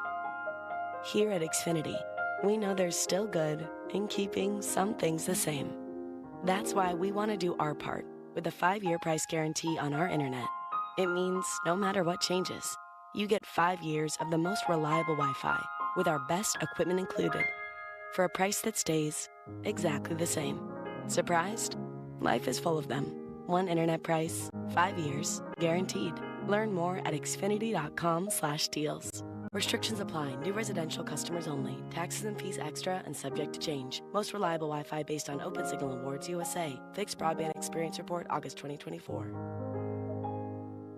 Aviation technicians are considered some of the most skilled and technically capable mechanics in their field. They ensure our most precious cargo, from family to goods, arrives safely every day. Whether you're thinking about a skilled trade or a 4-year education, if you enjoy combining problem solving with hands-on training, then explore an in-demand career in the aviation industry. Visit PIA's Pittsburgh Campus Open House on Saturday, August 16th at 11 a.m. Take pride in your career. RSVP at pia.edu. Hey, it's Malsey. Let's talk about the roof on your home. A lot of you will need to replace your roof this summer, but be forewarned. There are roofing companies out there that skip over the most important part of the process, the attic ventilation. You see, if your attic doesn't have proper air circulation, it can cause problems such as mold and wood rot, leaks in the winter, not to mention higher AC bills in the summer. This is one of the reasons I recommend MHI Roofing to my listeners. Their process begins with a free 21-point roof inspection that includes a thorough inspection of your attic. They know that if the ventilation isn't right, the roof will be built on a shaky foundation. Every MHI roof comes with a well-thought-out attic ventilation plan, and that's why they can offer a 50-year leak-free guarantee on every roof they install. Money-saving discounts and financing incentives are available. Call for your free 21-point roof inspection and estimate today. 412-998-8864 or book an appointment online at mhiroof.com. SchultzFord.com, SchultzFord.com, SchultzFord.com, SchultzFord.com. Do you owe $10,000 or more in credit card debt or personal loans? With credit card debt at all-time highs, Debt Relief Advocates is urgently notifying consumers of debt relief now being made available, designed to aid consumers with out-of-control credit card debt. Those who qualify and enroll for this relief program will only have to pay back a fraction of what they owe. This is not bankruptcy or a debt consolidation loan. This is a relief program that credit card companies would rather you not know about, as it ends your debt nightmare and saves you lots of money. Consumers owing at least $10,000 in credit card debt or personal loans can now take advantage of this debt relief as the cost of living skyrockets. Debt Relief Advocates has established a relief hotline for you to call to learn what debt reduction you may qualify for, so don't wait. For this free information, call the Relief Hotline at 800-707-6152. 800-707-6152. 800-707-6152. Text us on the Edgar Snyder & Associates text line at 412-928-9370. Edgar Snyder & Associates reminds you to text responsibly. Now, fan headlines powered by Bowser Genesis of Monroeville. Under 5 hours until the Major League Baseball trading deadline. Pirates have made 2 moves in the last 24 hours. Keep Brian Hayes to the Reds, Caleb Ferguson to the Mariners, and Noah Hiles of the Post-Gazette joins us next. More headlines are at 937thefan.com. Headlines, they're powered by Bowser Genesis of Monroeville. Get a load of this. I'm turning it up. Talking Pittsburgh sports on the Pomp and Joe Show. Oh, it's all for real. Sports Radio 93.7, The Fan. Joe, I got a note for you. JP Morosi, we were talking about it a little bit earlier. He says a Stephen Kwan trade today is viewed as increasingly likely. To who? He didn't say.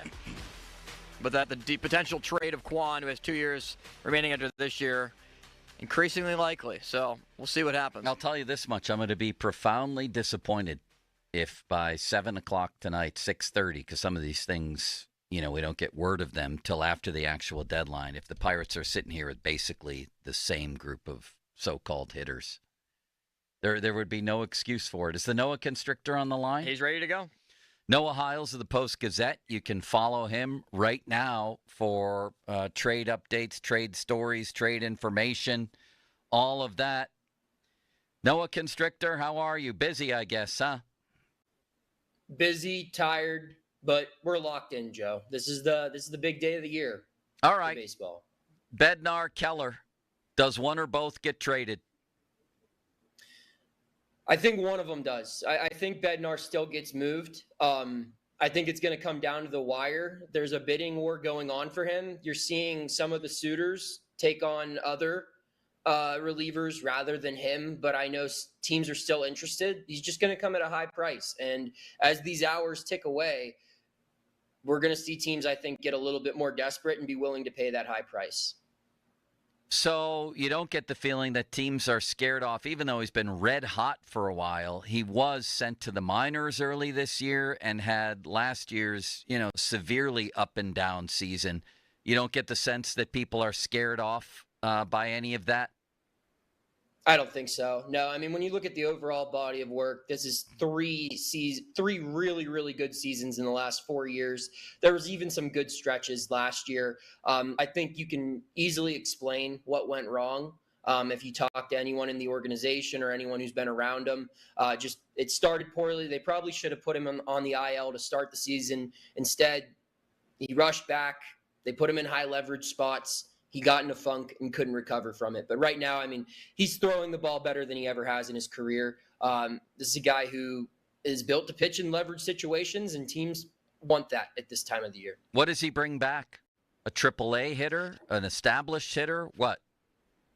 I think it depends on the organization that acquires him. I think you're probably better off trading him for prospects. I know that's not what fans want to hear, but when you look at the reliever returns, a lot of them have been like the relievers in Bednar's category or caliber. They're getting elite prospects. I don't know if you're going to get an elite position player or an impact bat for a relief pitcher. I mean, I don't think how many buyers, have traded away an impact bat over the last couple of days. It just looks like that's not happening on this year's market. It looks like prospects, on the other hand, are up for grabs. There have been a handful of top 100 prospects moved, and almost all of them have been in deals revolving around relievers. So I think at the very least, you can expect a top 100 prospect for this guy. And if not, if the prospect capital is lower, then maybe you get a big league hitter with some lower rated prospects. It just depends on the organization, because some of the teams interested have better farm systems than the others. You said the other day, I believe, on one of our shows, that Bob Nutting has stepped in the past to keep Bednar here. Is there any danger of that happening again? I don't get that sense this time around. When that happened, I mean, that was prior to 2024. So Bednar was he was back-to-back All-Star. I think there might have been interest in extending him at that point in time. I don't know that for sure, but I just know that I think Nutting wanted to keep Bednar because there hadn't been the bad year yet. He was a back-to-back All-Star. He was among the best at his position. He's the hometown guy. And, yeah, they probably could have got a lot more for him back then than they can now, actually. When you look at what he was worth probably back then, he was probably similar value to like what Mason Miller just went for. But now you look at what he's worth with an extra year of control, probably a little less, but still a lot more value. And the Pirates are in a different position. Back when that trade was denied, you got to think they were extending Mitch Keller. They were getting O'Neal Cruz back for a full season. They just had that strong finish in 2023. There was some optimism around the team that they had yet to play their best ball. People still believed in Hayes. People still believed in Jack Sawinski. It's no longer the case. They need hitters. They need to improve their farm system. That means you got to part way with assets that you really appreciate. Talking to the Noah Constrictor here. Yeah, come on, Noah. It's 11-0. It's 11-0. Bednar, Holderman both threw yesterday. Santana's been our best reliever. Come on, you've watched enough baseball to know that. It's 11-0. Seriously. You don't have to ask. There's a better question than that. Okay. Seriously. I mean, it's 11-0. I do as I'm told, Noah. I did not approve of that. I was told so. That's all right. Hey, that's my guy. He's your competition now. I think he has a radio show. I know. I saw where Shelty has his own show. Maybe he'll break some news on that one. I'm offended he hasn't asked me to come on as a guest. I would be, too. Noah Hiles of the Post-Gazette. You can see him, too. Was there a question there? Right. Right here on 93.7 The Fan, our YouTube channel. Very easy to get to. Don't cost nothing. And you can get to our YouTube channel through our website. You can watch Noah as well. Percent chance that Keller goes by 6 p.m. 10. Wow. If less. Yeah, I mean, a couple weeks ago, it's crazy because a couple weeks ago, I had people, really good sources on that subject, telling me it could be as high as 70%. But it just seems like they knew what they want from Mitch. They wanted an established hitter. They want the hitting equivalent of Mitch Keller, which is exactly what you should be asking for. And I know it's frustrating that they're not going to probably get that type of hitter by the end of the day, but you can't just take the best offer. If you have a price set for that type of asset, you have to make sure you get it. You can't just settle. And so the Pirates, I think, have a better chance of getting that in the offseason. You can have a wider market then. You're not just trying to trade him for teams looking to win a World Series and down the stretch trying to get hot or whatever. He's open for all 29 teams. Everyone's retooling their roster, and if they're parting ways with a quality bat to get Keller, those teams can replace that hole or fill that hole through free agency. That's not an option right now. So I just think his market will probably be better in the offseason, even if he does have a second half regression. As long as he's healthy, I think Keller's value is still going to be really high, and you can get the hitter you need for him in the offseason. I just don't see them getting that offer in the next 4 hours, so they're going to hang on to him. Wow. To me, that's really disappointing, actually. Well, the only thing that will be disappointing is if they don't have a bat by the end of the day. So let me ask you, Noah. Let me ask you this. If you were the Pirates and you were putting together a package to get Stephen Kwan from Cleveland, what would that package look like? Would they, because they've started to falter here, they got a lot going on out in Cleveland. Would it look more like a prospect-laden package then, or what would a package look like for a guy like that? What would they want? I mean, this is just pure speculation, but something tells me they're going to need some hitting or some pitching prospects. I mean, when you look at what's going on in that organization, I mean, it's hard to just imagine it's going to be those two. It seems like there's a good chance it could be more. And even if it's not, I think that they're in a place now where if they lose Clase A for good, and Ortiz was a guy that's going to be in their rotation, and they're trading away Kwan, I mean, they're tearing it down. So if they're rebuilding, they're looking for prospects. Pirates are going to have to give up some good prospects to get Stephen Kwan. I mean, he is – but I think that's worth it. I think – So do I. Mean, I don't know what you give – I mean, a Barco could make sense, a Harrington some lower-level pitchers as well could make sense. There are some guys like Antoine Kelly in Double-A could be an attractive pitching prospect, a guy who I think could work his way onto a top 100 list sometime soon. There are a handful of other guys. But, yeah, I think that's an organization that knows how to develop pitching. They're going to need pitching, and they're going to be rebuilding. So I think that the return for Kwan is going to include some good pitching prospects. Well, and the Pirates have those. That gets into what Limits talked about, which is, keep Keller and dip into your prospects to get an established major league bat. Limits, do you want to ask Noah a question based on that? Yeah, and I think mainly because of that, Noah, we've seen some good things from Burrows. We've seen some really good things from Ashcraft in the bullpen. Don't you think that the sample sizes, even though they've been small, would allow you to keep Keller and trade those guys? And they might, especially with the years of control, be a hot commodity? Maybe. I mean, the problem with both of those guys are they've already had Tommy John surgery. I mean, Ashcraft, I don't think has thrown more than 80 innings in a professional season. So there's the health concern. Even if you're throwing the ball well. I just think once you have that surgery, and that can apply to Barco too. Once you have that surgery, your value goes down until you're an established multi-year big league productive pitcher. That surgery takes your value away. So I think that Burrows or Ashcraft could be used for a different type of trade, maybe like similar to like what they did with Quinn Priester last year. And you could get the young hitter equivalent of that. But I don't think either of those guys would headline a package that would land a Stephen Kwan. I think it would have to be, I don't know, maybe a Bubba Chandler, if not him, like a Barco or something like that. Limits, did we have the Tigers acquiring Kyle Finnegan from the Nats? Did you already mention that? We have not, no. I think that's breaking then from Jeff Passan. So there goes another closer. Kyle Finnegan goes to the AL Central leading Tigers. So still, though, there's a bunch of teams out there, we say closer, who need a high leverage late inning reliever. Right, Noah? There's still a huge market for Bednar. Yeah, and I mean, just because the Tigers got one guy doesn't mean they're not interested in getting another. I mean, you look, the Mets acquired 3 relievers yesterday. So, I mean, every team is looking to strengthen its bullpen at this time of the year. Teams that are looking to compete for the World Series.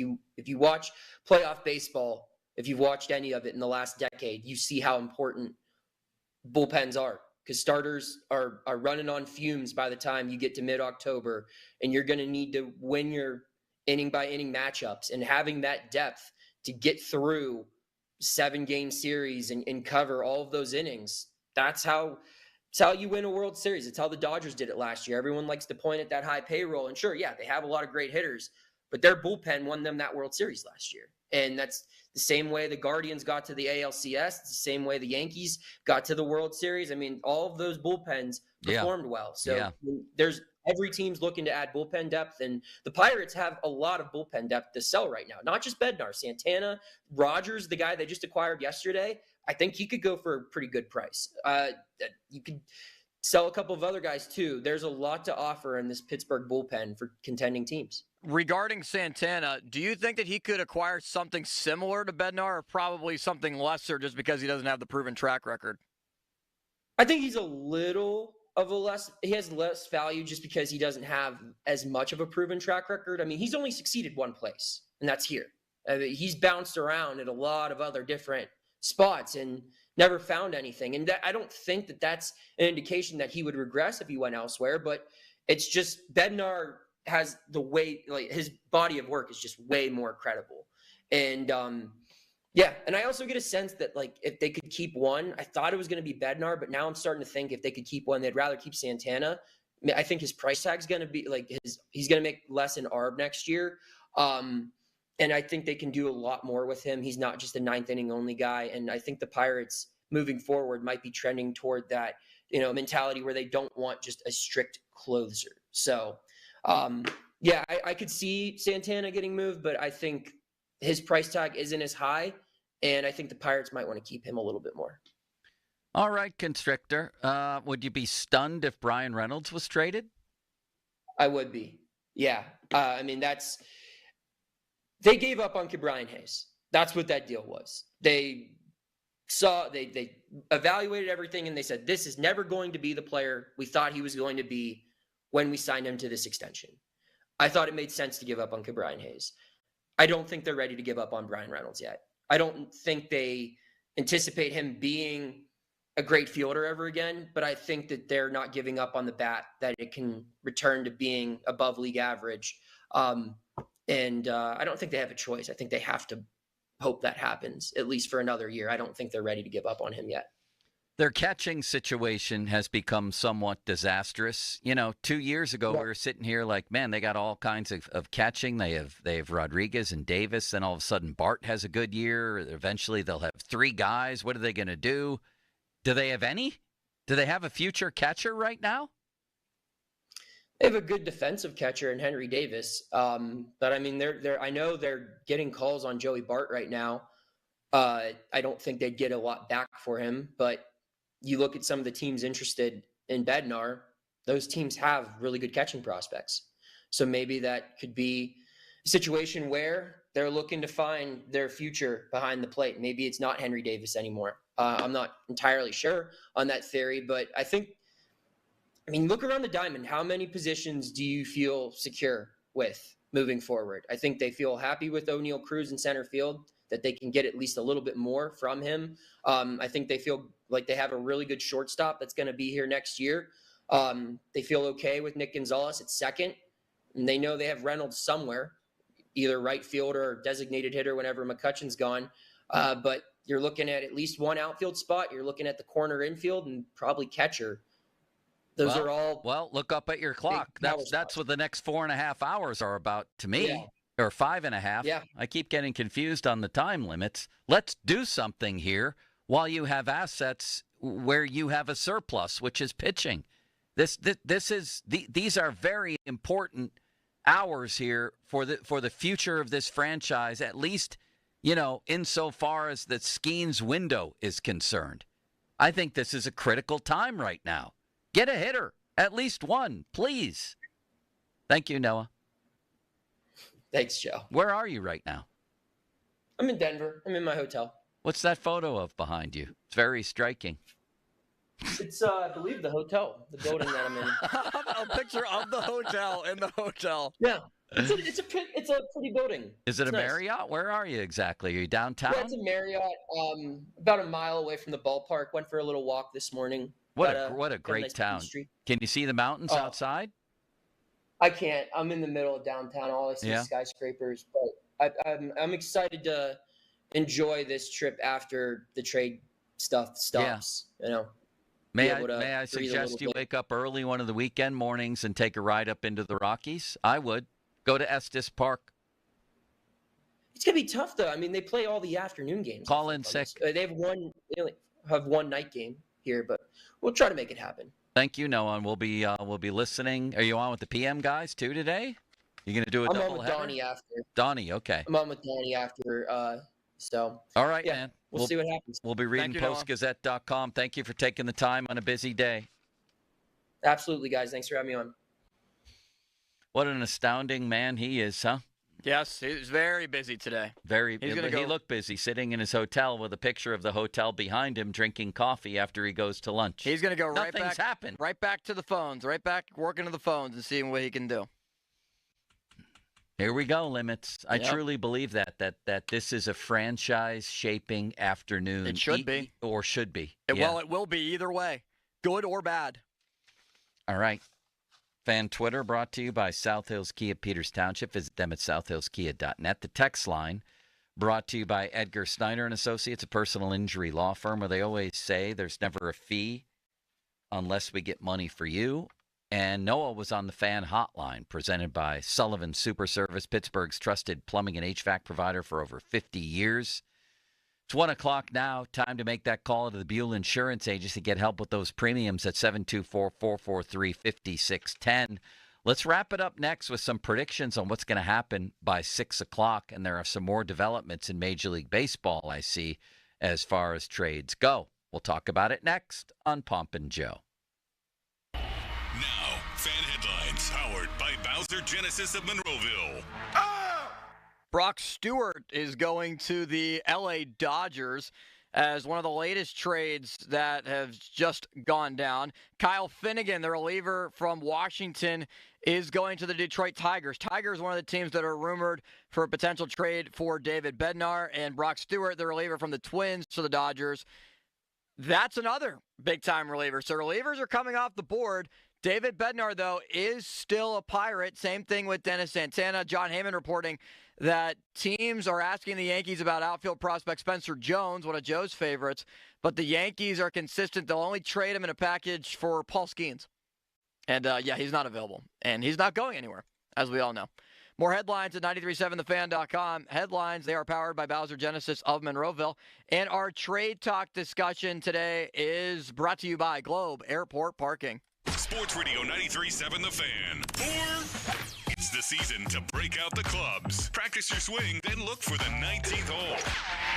Golf season is here, and Going Low is back. Join Chris Muller every Saturday morning at 7 for Going Low. Powered by Bowser Chevrolet and powered by Samuel Adams American Light at Twisted Tea. Chris will talk national golf news, meet with local golf pros, and visit courses throughout the summer. Going Low is brought to you by Shanapin Country Club, Totter Ridge Golf Course, True Green, the official lawn care provider of the PGA Tour, Hickory Heights Golf Club, MHI Roofing, and Brookline.com. Sports Radio 93.7, The Fan. Sports Minute presented by Morgan & Morgan, America's largest injury firm for the people. This is Andrew Perloff with an Odyssey Sports Minute. The Dodgers pulled Shohei Ohtani from the mound last night due to cramp. It was a scary moment. Ohtani threw 6 straight balls, and his manager said it looked funky. Fortunately, Ohtani stayed in the game as a hitter, and he'll continue to pitch. Bigger picture, there has to at least be a discussion about Ohtani's future. He's good enough to be a perennial MVP as a hitter. Is risking his health worth it to pitch? That could be the biggest decision the Dodgers face as they try to repeat as champions. I'm Andrew Perloff. Pro Savings Days are back at Lowe's. Right now, get a 4-piece GE kitchen suite for under $2,000. Plus, get a free DeWalt 20-volt Max XR 8-amp-hour battery when you buy a select DeWalt tool. Save big with deals that work as hard as you do. Shop Pro Savings Days in-store or online today. Lowe's, we help, you save.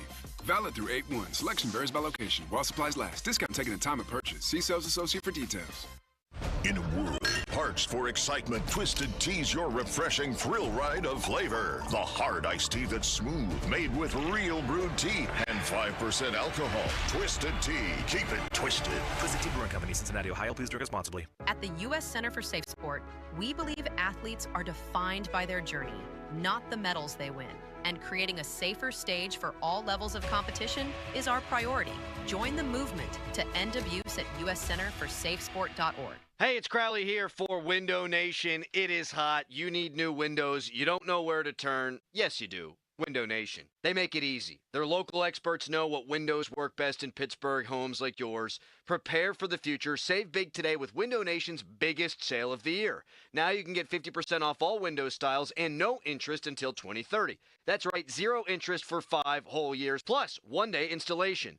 Call 866-90-NATION or visit windownation.com for your free quote.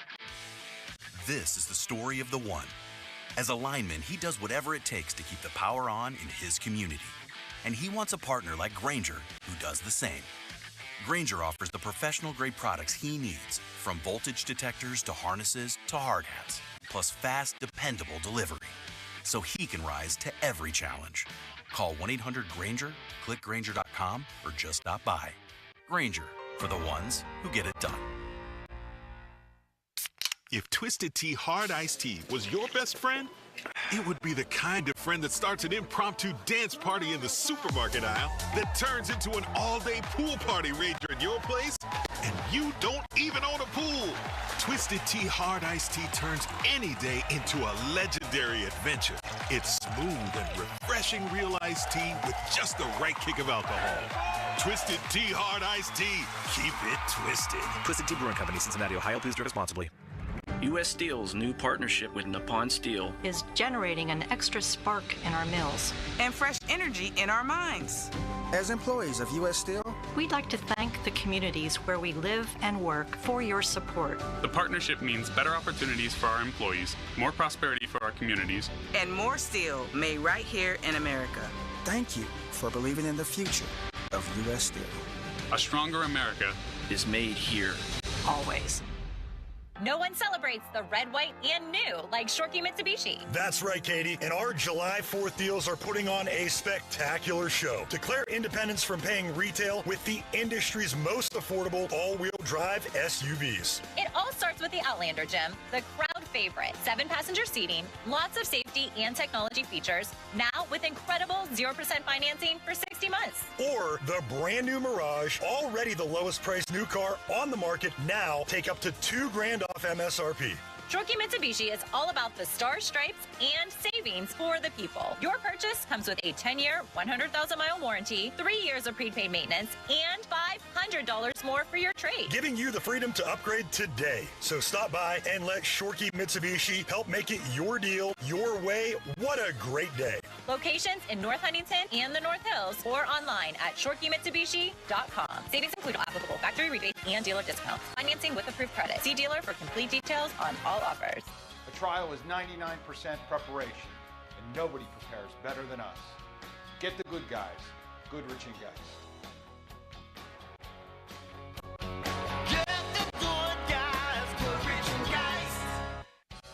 When you hire our firm, you become part of the family.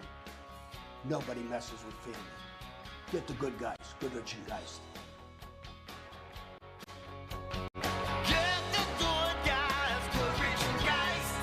Viral songwriting sensation Oliver Anthony comes to the Western Pennsylvania area this August, and you don't want to miss him. Oliver Anthony, live at Timber Rock Amphitheater in Farmington on Friday, August 15th.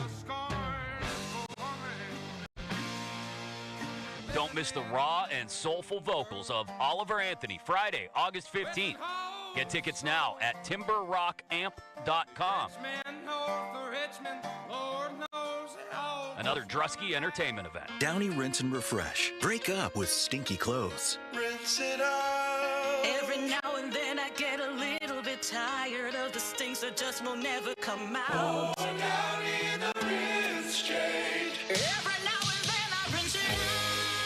One wash and it delivers. One wash, it smells so clean. Downy Rinse and Refresh, it's a dream. Downy Rinse and Refresh. Fights odor in just one wash. Guaranteed. Your hometown building partner since 1956. 84 Lumber. Visit 84lumber.com. Sports Radio 93.7 The Fan. Now back to the Pomp and Joe Show. Presented by JP Roofing and Siding. Live from the ShoreKeyMitsubishi.com studios. North Huntington and North Hills. 93.7 The Fan is cleared by AQuickDrain.com. Man, I'm looking at this Mason Miller deal again. The number 3 prospect in all of baseball limits goes the other way. Significant. The other thing is, how does San Diego get all these top prospects? They do so well in international free agency where every year A.J. Preller can just trade off assets, and it doesn't matter. They find a way to be able to restock. But yeah, huge. How good is J.P. Sears? He's fine. What do you mean he's fine? How good? Like a number 4 starter. 7-9 with a 5 ERA, for God's sakes. And look at what the A's got back. This DeVries kid, or DeVries, I don't know what he is. Yeah. He's the number 3 prospect in baseball. He's a shortstop. Then they get the Padres' number 3 prospect, who's a right-handed pitcher. They're number 13 and 17 prospects. Oh, my God. What a haul that is. Basically for Mason Miller, right? Basically for Mason Miller, yes. And another starter for basically, to fill out their rotation. Is Mason Miller doing everything that he's done in the past? Is he just blowing people away here? What does he have? Yes, he is. 59 strikeouts in 38 innings. He's been very consistent. Now, his ERA is a little bit higher than previous years. Nobody cares 376, about whatever. That. Yeah. Last year was 249. His first year was at 378. The ERA for a closer doesn't matter. That's not even relevant. He's striking people out and finishing games. And is he still throwing 103 or whatever he throws? Yeah, and think about the years of control that they have on him. He's still pre-arb. He's not arbitration eligible until next year. He has 26, 27, 28, Don't you wish the 29. Pirates had gotten him? He's not a free agent until 2030. Yeah, they would have had to part with Bubba Chandler for him. Would you do that for a closer? I wouldn't, just because the Padres are in a win-now position. The Padres, yes, you do it. You give up whatever prospects it is to be able to get this guy in your system for the next 4 years. His whip is 1.02. Last year it was 0.88. He's incredible. I don't know if I'd give up Chandler for that, though. I'd like to see Chandler in the Pirates rotation, wouldn't you? I think probably sometime soon. Once Heaney gets traded, which I'm a little surprised we haven't heard today, any rumblings. Heaney is scheduled to start tomorrow's game, Joe. Now, what does that mean? Who knows? It might not mean anything at all. But I do think that he probably eventually does get traded. And we have another little note here that we can make note of.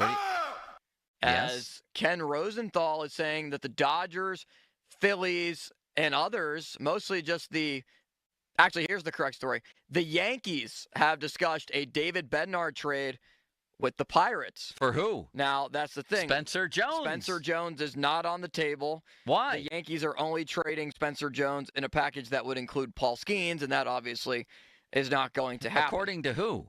According to John Heyman. A package that includes Paul Skenes? Well, That's ridiculous. He would be included in a Paul Skenes package. Yeah. Well, then it's not happening. What it but would be. No, but it's not that gonna doesn't happen. mean it won't happen. Just because he says so. Ken Rosenthal reporting that the Yankees and Pirates are discussing David Bednar. Now, if those talks will continue, that is another story, as The Athletic wants me to create an account to fully read the story. Thank you, The Athletic.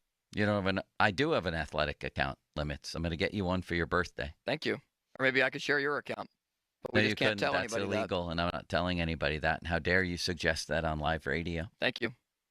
Pitt and Penn State to face off in men's basketball for the first time since 2017. That will be fun. In Hershey on December 21st. Will it, though?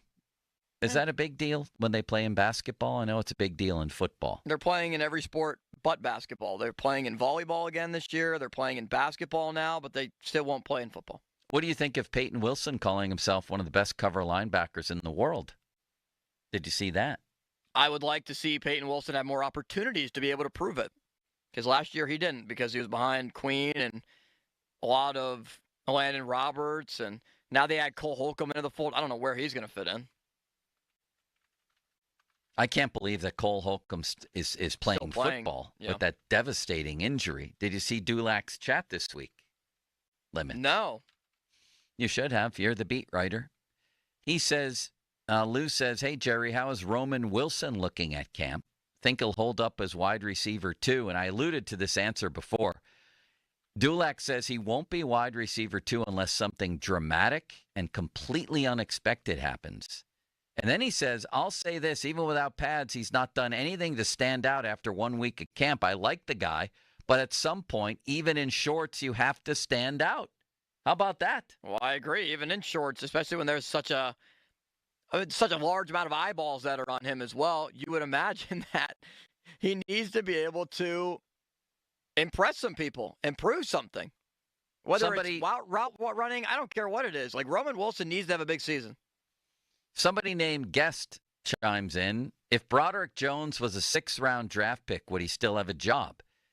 Is he just not living up to expectations of a first-rounder, or is he really as bad as he seems? The 3 penalties in 5-snap game was hard to watch. Dulac says he's not as bad as you seem to think he is. Well, I hope not, Jerry. I truly hope not. But even if he's average, even if he's above average, it's not worth that pick. They picked him to be an absolute stud. They moved up 3 spots to get him at number 14. They needed a corner at the time, which is why they drafted Joey Porter 32nd. And they passed up Christian Gonzalez, who's a second-team All-Pro in New England. That is not looking like a good move right now. And it's early, but not as early as it was. Let's just put it that way. Next, do you think Caleb Johnson, says Jim, will surpass Jaylen Warren early in the season? Jerry says at some point he will. How about that?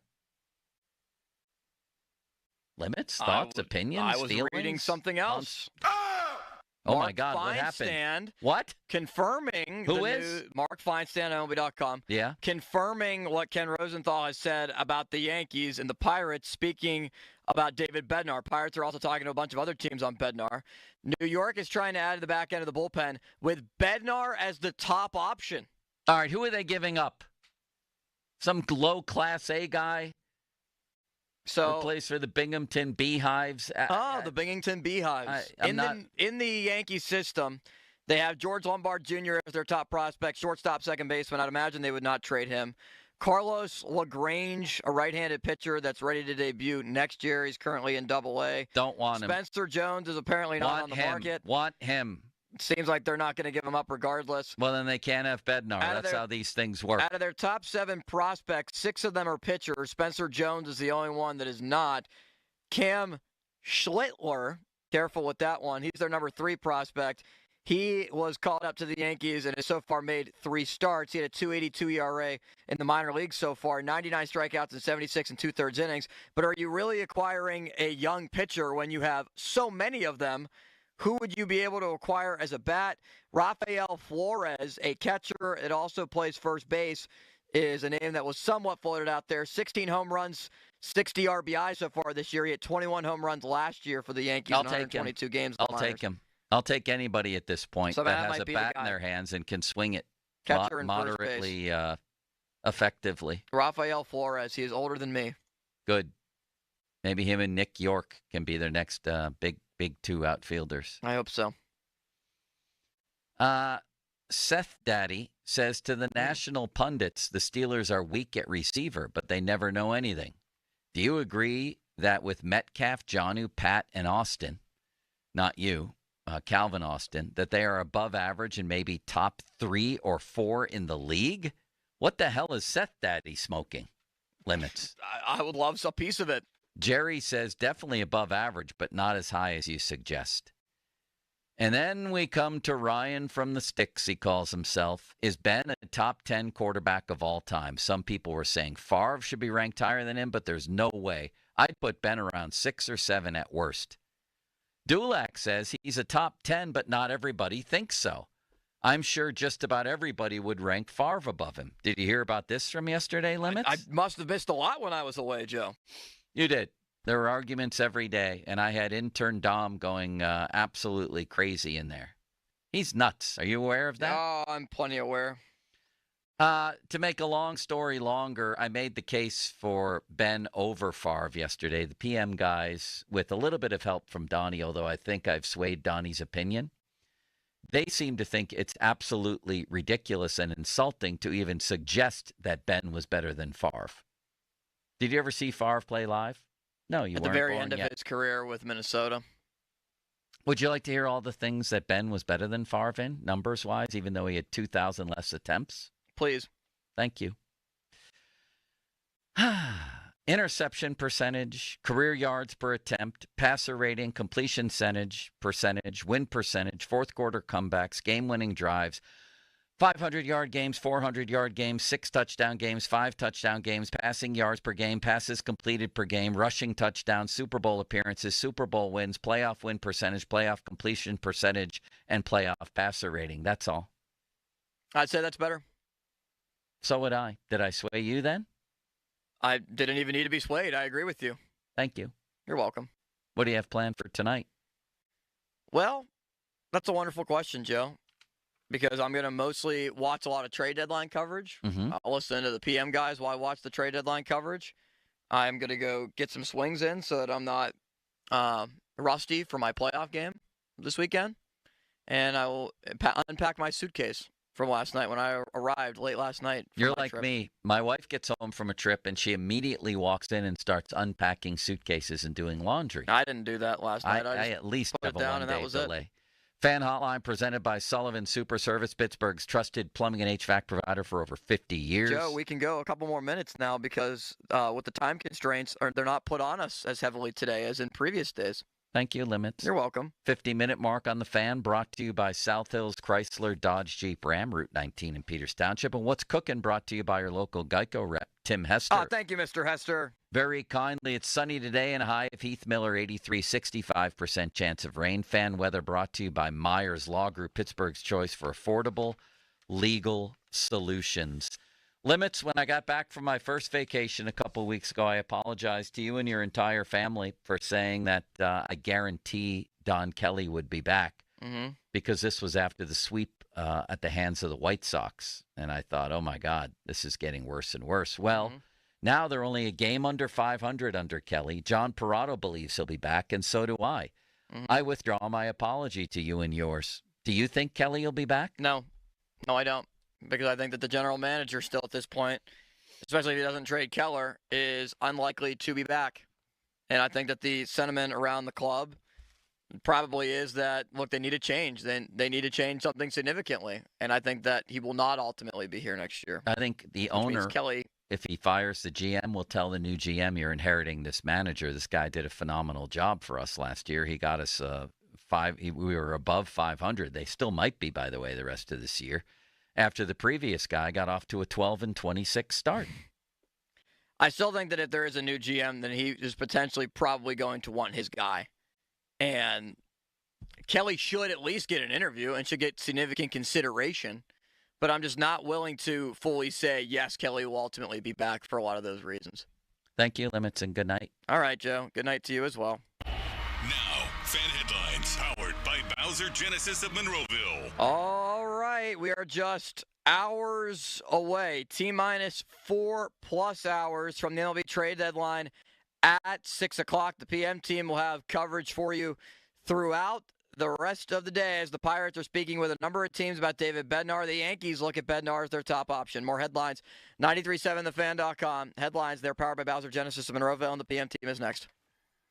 Radio 93.7 The Fan gets your day started with the latest in Pittsburgh sports with the Fan Morning Show with Doran Dickerson and Adam Crowley. Weekdays 5:40 to 10. Presented by Guardian Protection on Sports Radio 93.7 The Fan. Sports Radio 93.7 The Fan. You can catch up on the latest Pittsburgh sports news anytime. Just tell your smart device to play Sports Radio 93.7 The Fan.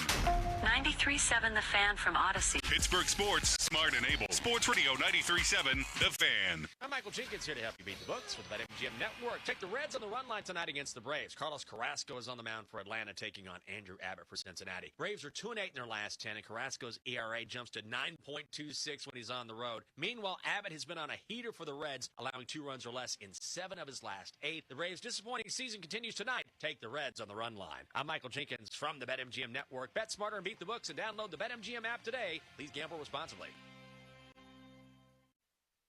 Wesley Financial Group is not a law firm, and Chuck McDowell, definitely not an attorney. This is Chuck. If someone talked you into buying something really silly and you want to get out of that silly little thing, my advice, get the facts. Call me and I'll send you our timeshare exit kit absolutely free. Inside, you'll learn how timeshare works and all your options for cancellation. Call Wesley now for your free timeshare exit information kit. 800-761-0000. That's 800-761-0000. Paid for by Wesley Financial Group. Honey, I found the perfect place for my parents and us. Where? St. Barnabas. For us, the Woodlands Carriage Home Community. And for my parents, condominium-style living at the Village. My folks will love the Village. There's an indoor mall with shops, restaurants, and more. And we can relax, knowing they're safe and secure. That's what I plan to do when we move to St. Barnabas. Relax. Call 724-444-5568 or visit stbarnabascommunities.com. Comcast Business High Five Hotline. What's the state of your excitement? I signed my business up for the 5-year price lock guarantee, and I can't stop high-fiving people. High five! Okay, deep breath. High five. You're in a good place. You signed your business up for 5 years of gig speed internet and advanced security, all on our ultra-reliable network. Gig speeds and advanced security? I'm so stoked. Yep, and you get it at a great rate that's locked in for 5 years. Woo! The high five is just your body's way of saying, I'm winning. So this is natural. High-fiving everyone you see in a state of business savings enthusiasm? Totally natural. Sweet! Thank you! Thank you! High five, everybody! High five! The Comcast Business 5-year price lock guarantee is back, but only for a limited time, so sign your business up today. High five!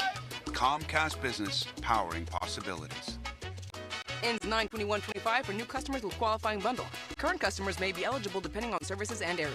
Guaranteed rate applies to monthly service charge, excluding taxes and fees. Other restrictions apply. People ask, is PNC just a boring bank? Well, that depends. Is starting a business boring? Or being the first person in your family to go to college? For nearly 160 years, PNC has done the hard and occasionally boring work of banking to deliver brilliant results for their clients. To see what boring banking can do for you, stop in to any one of their local branches right here in the Pittsburgh community. PNC Bank, brilliantly boring since 1865. PNC Bank, National Association member, FDIC. Aviation technicians are considered some of the most skilled and technically capable mechanics in their field. They ensure our most precious cargo, from family to goods, arrives safely every day. Whether you're thinking about a skilled trade or a 4-year education, if you enjoy combining problem solving with hands-on training. Then explore an in-demand career in the aviation industry. Visit PIA's Pittsburgh Campus Open House on Saturday, August 16th at 11 a.m. Take pride in your career. RSVP at PIA.edu. Wesley Financial Group is not a law firm. Hi, I'm Chuck McDowell, the timeshare cancellation guy. In 2011, I founded Wesley Financial Group with one goal in mind, to help honest folks out of their timeshares permanently. Today, I run Wesley with my two sons, a real family business, treating every client and every employee like we'd want our own family treated. That philosophy has helped us grow into the largest, most trusted timeshare cancellation company in the United States. Fortune magazine even recognized us as one of the best places to work. Why?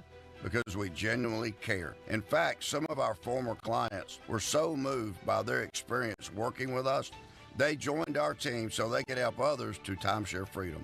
If you're stuck in a timeshare, give us a call.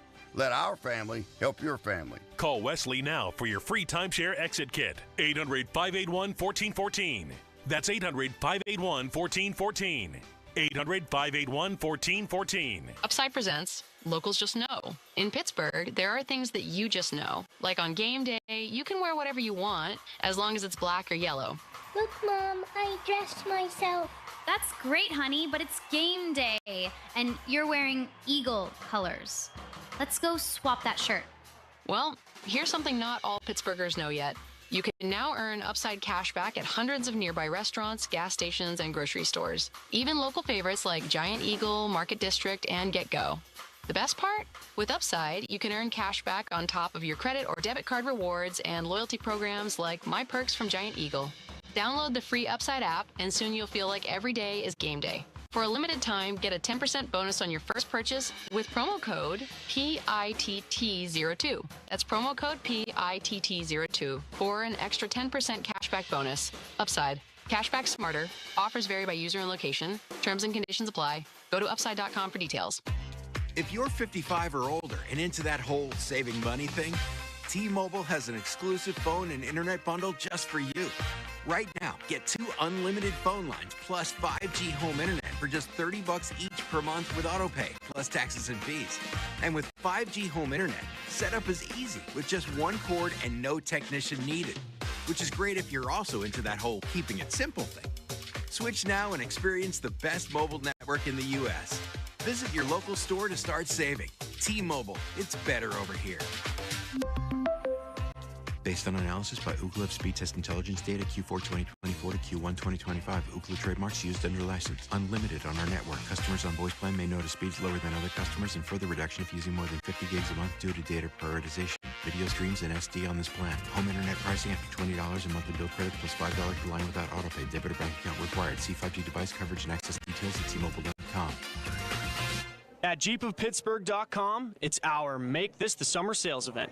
The choice is yours. Lease or buy your new Jeep at Jeep of Pittsburgh. Visit Pittsburgh's #1 lease leader at JeepOfPittsburgh.com. We truly are Pittsburgh's Jeep store. Today we're constantly taking photos and videos to remember our favorite moments. But what about those captured before the smartphone? What about the memories tucked away on aging VHS tapes, film reels, or in fading photos? These cherished memories are fading away with time, vulnerable to threats like heat, moisture, and mold. But fear not, there's a solution to safeguard your legacy.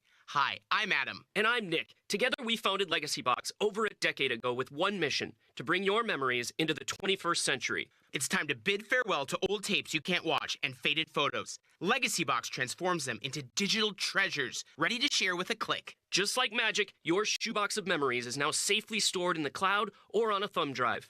Over 1 million families have trusted Legacy Box, so you can rest assured your priceless moments are in good hands. Don't let your childhood fade away on old tapes. It's time to digitize those priceless moments. Fast forward into the digital age. Visit legacybox.com/value and unlock 50% off your order. That's legacybox.com/value. Text us on the Edgar Snyder & Associates text line at 412-928-9370. Edgar Snyder & Associates reminds you to text responsibly. SchultzFord.com. SchultzFord.com. SchultzFord.com. SchultzFord.com.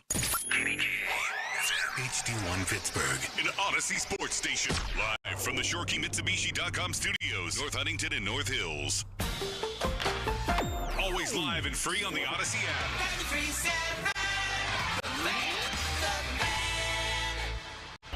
Now, fan headlines. Hauser Genesis of Monroeville. Pirates don't have a game today, but that's really not what today is about. It's trade deadline day, and we're 4 hours out from the deadline. 3 trades in the book so far. A few days ago, the Pirates sent Adam Frazier to the Royals. Yesterday, Brian Hayes to the Reds, and Caleb Ferguson to Seattle. For more, go to 937thefan.com. Right now, it's the PM team. Now back to the PM team, presented by Mike's Beer Bar. And they're not stupid, they're special. Live and local, just like Mike's. 2 outs, 2 on in the 10th, and a 1-2. Swing and a miss. He struck him out. Matson threw his fastball by Ramos. He'll get the win, and the Bucs get the sweep of the Giants.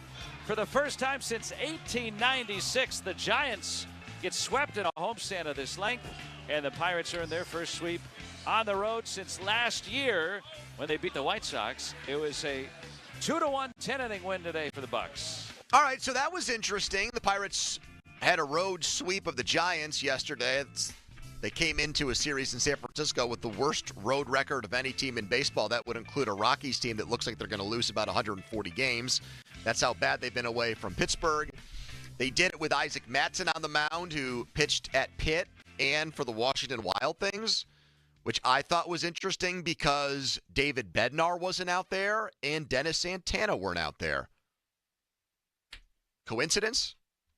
Nothing's coincidental this time of year. We're 4 hours away from the deadline, and we have John Morosi saying things like, in all my years, a man who's fluent in 6 languages, by the way.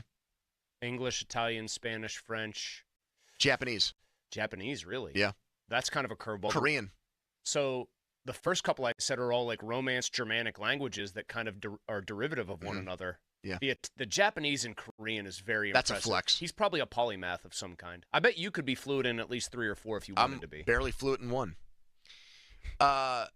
He said moments ago on MLB Network, in all my years of covering baseball, I've never seen relief pitchers get traded for more value. Mason Miller from Bethel Park, friend of the show, came on with us and said he was honored to be our guest after he was the best pitcher in the All-Star game, not named Paul Skenes last year. Yep. Was traded this afternoon to San Diego, and the number 3 prospect in all of baseball went back to the A's in the deal. Leo DeVries, switch hitting, high A shortstop. 18 years old. Now, Miller has 4 years of control left. Bednar has next year. Dennis Santana has 2 more years. But it's not just Miller. You had Duran Duran, the Minnesota closer, with 3 years left on his deal, go to Philly for 2 top 100 prospects, a catcher Tate, number 56 on MLB's list, and Abel, number 92. He's the starting pitcher that beat Paul Skenes in that complete game loss Skenes had in Philadelphia earlier this year. Yep. The Mets got Ryan Helsley from St. Louis. He's on an expiring deal, 21 saves. And New York gave up their 8th and 14th rated prospects for a rental. So it's never been higher. Here's how I would do it. I would cut the baby in half. Yeah. I would take the baby and I would chop it in half. Big Solomon over there. Solomon I have a Solomonic approach to this. Yeah. Did I say that right? Sure. Solomonic? Is that an expression? Saltolomachia? This is what I would do. Okay. I would keep Bednar, even though prices have never been higher, and even though intern Jack, who's here today, and you can call him and give us your thoughts at 412-928-9370. Intern Jack said, quote, you'd be incredibly stupid to not trade Bednar and Santana today. So I am incredibly stupid, according to Jack. Stick to your guns, Jack. He'll respect you more for it. I would not trade Bednar today. Okay. And file that under, I think Ben Cherington is an idiot and incredibly stupid. But I would risk trading Santana, and here's why. He has a 1.36 ERA. He has the second highest WAR of any relief pitcher in all of baseball. The only guy by the fancy WAR stat that takes everything into account who's been a better reliever this year is Duran, who just got traded to the Phillies. Chris, he's never going to be this good again. He's pitched for a bunch of teams, Atlanta, Texas, the Yankees, the Mets. I mean, he was a journeyman until, to Ben Cherington's credit, they resuscitated and salvaged his career last year. So given the price of relief pitchers, man, I think I have to trade him. Well, your last sentence right there is why I would trade both of them. Given the price of relief pitchers, if you can trade one for a potential King's ransom, why not trade two? Because I don't think Ben Cherington can fetch King's ransoms. Well, then we're back to sort of the existential take on this, which is we're really asking why is he here? Well, no. With this stuff, we're asking two questions.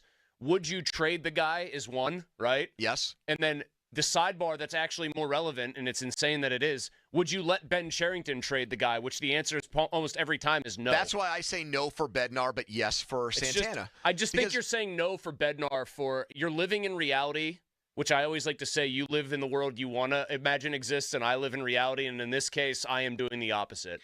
You are living in reality that Ben Cherington has to make these deals, and there's no reason to trust him. Because I think Bednar has a better chance of maintaining his value, and I don't think Santana will.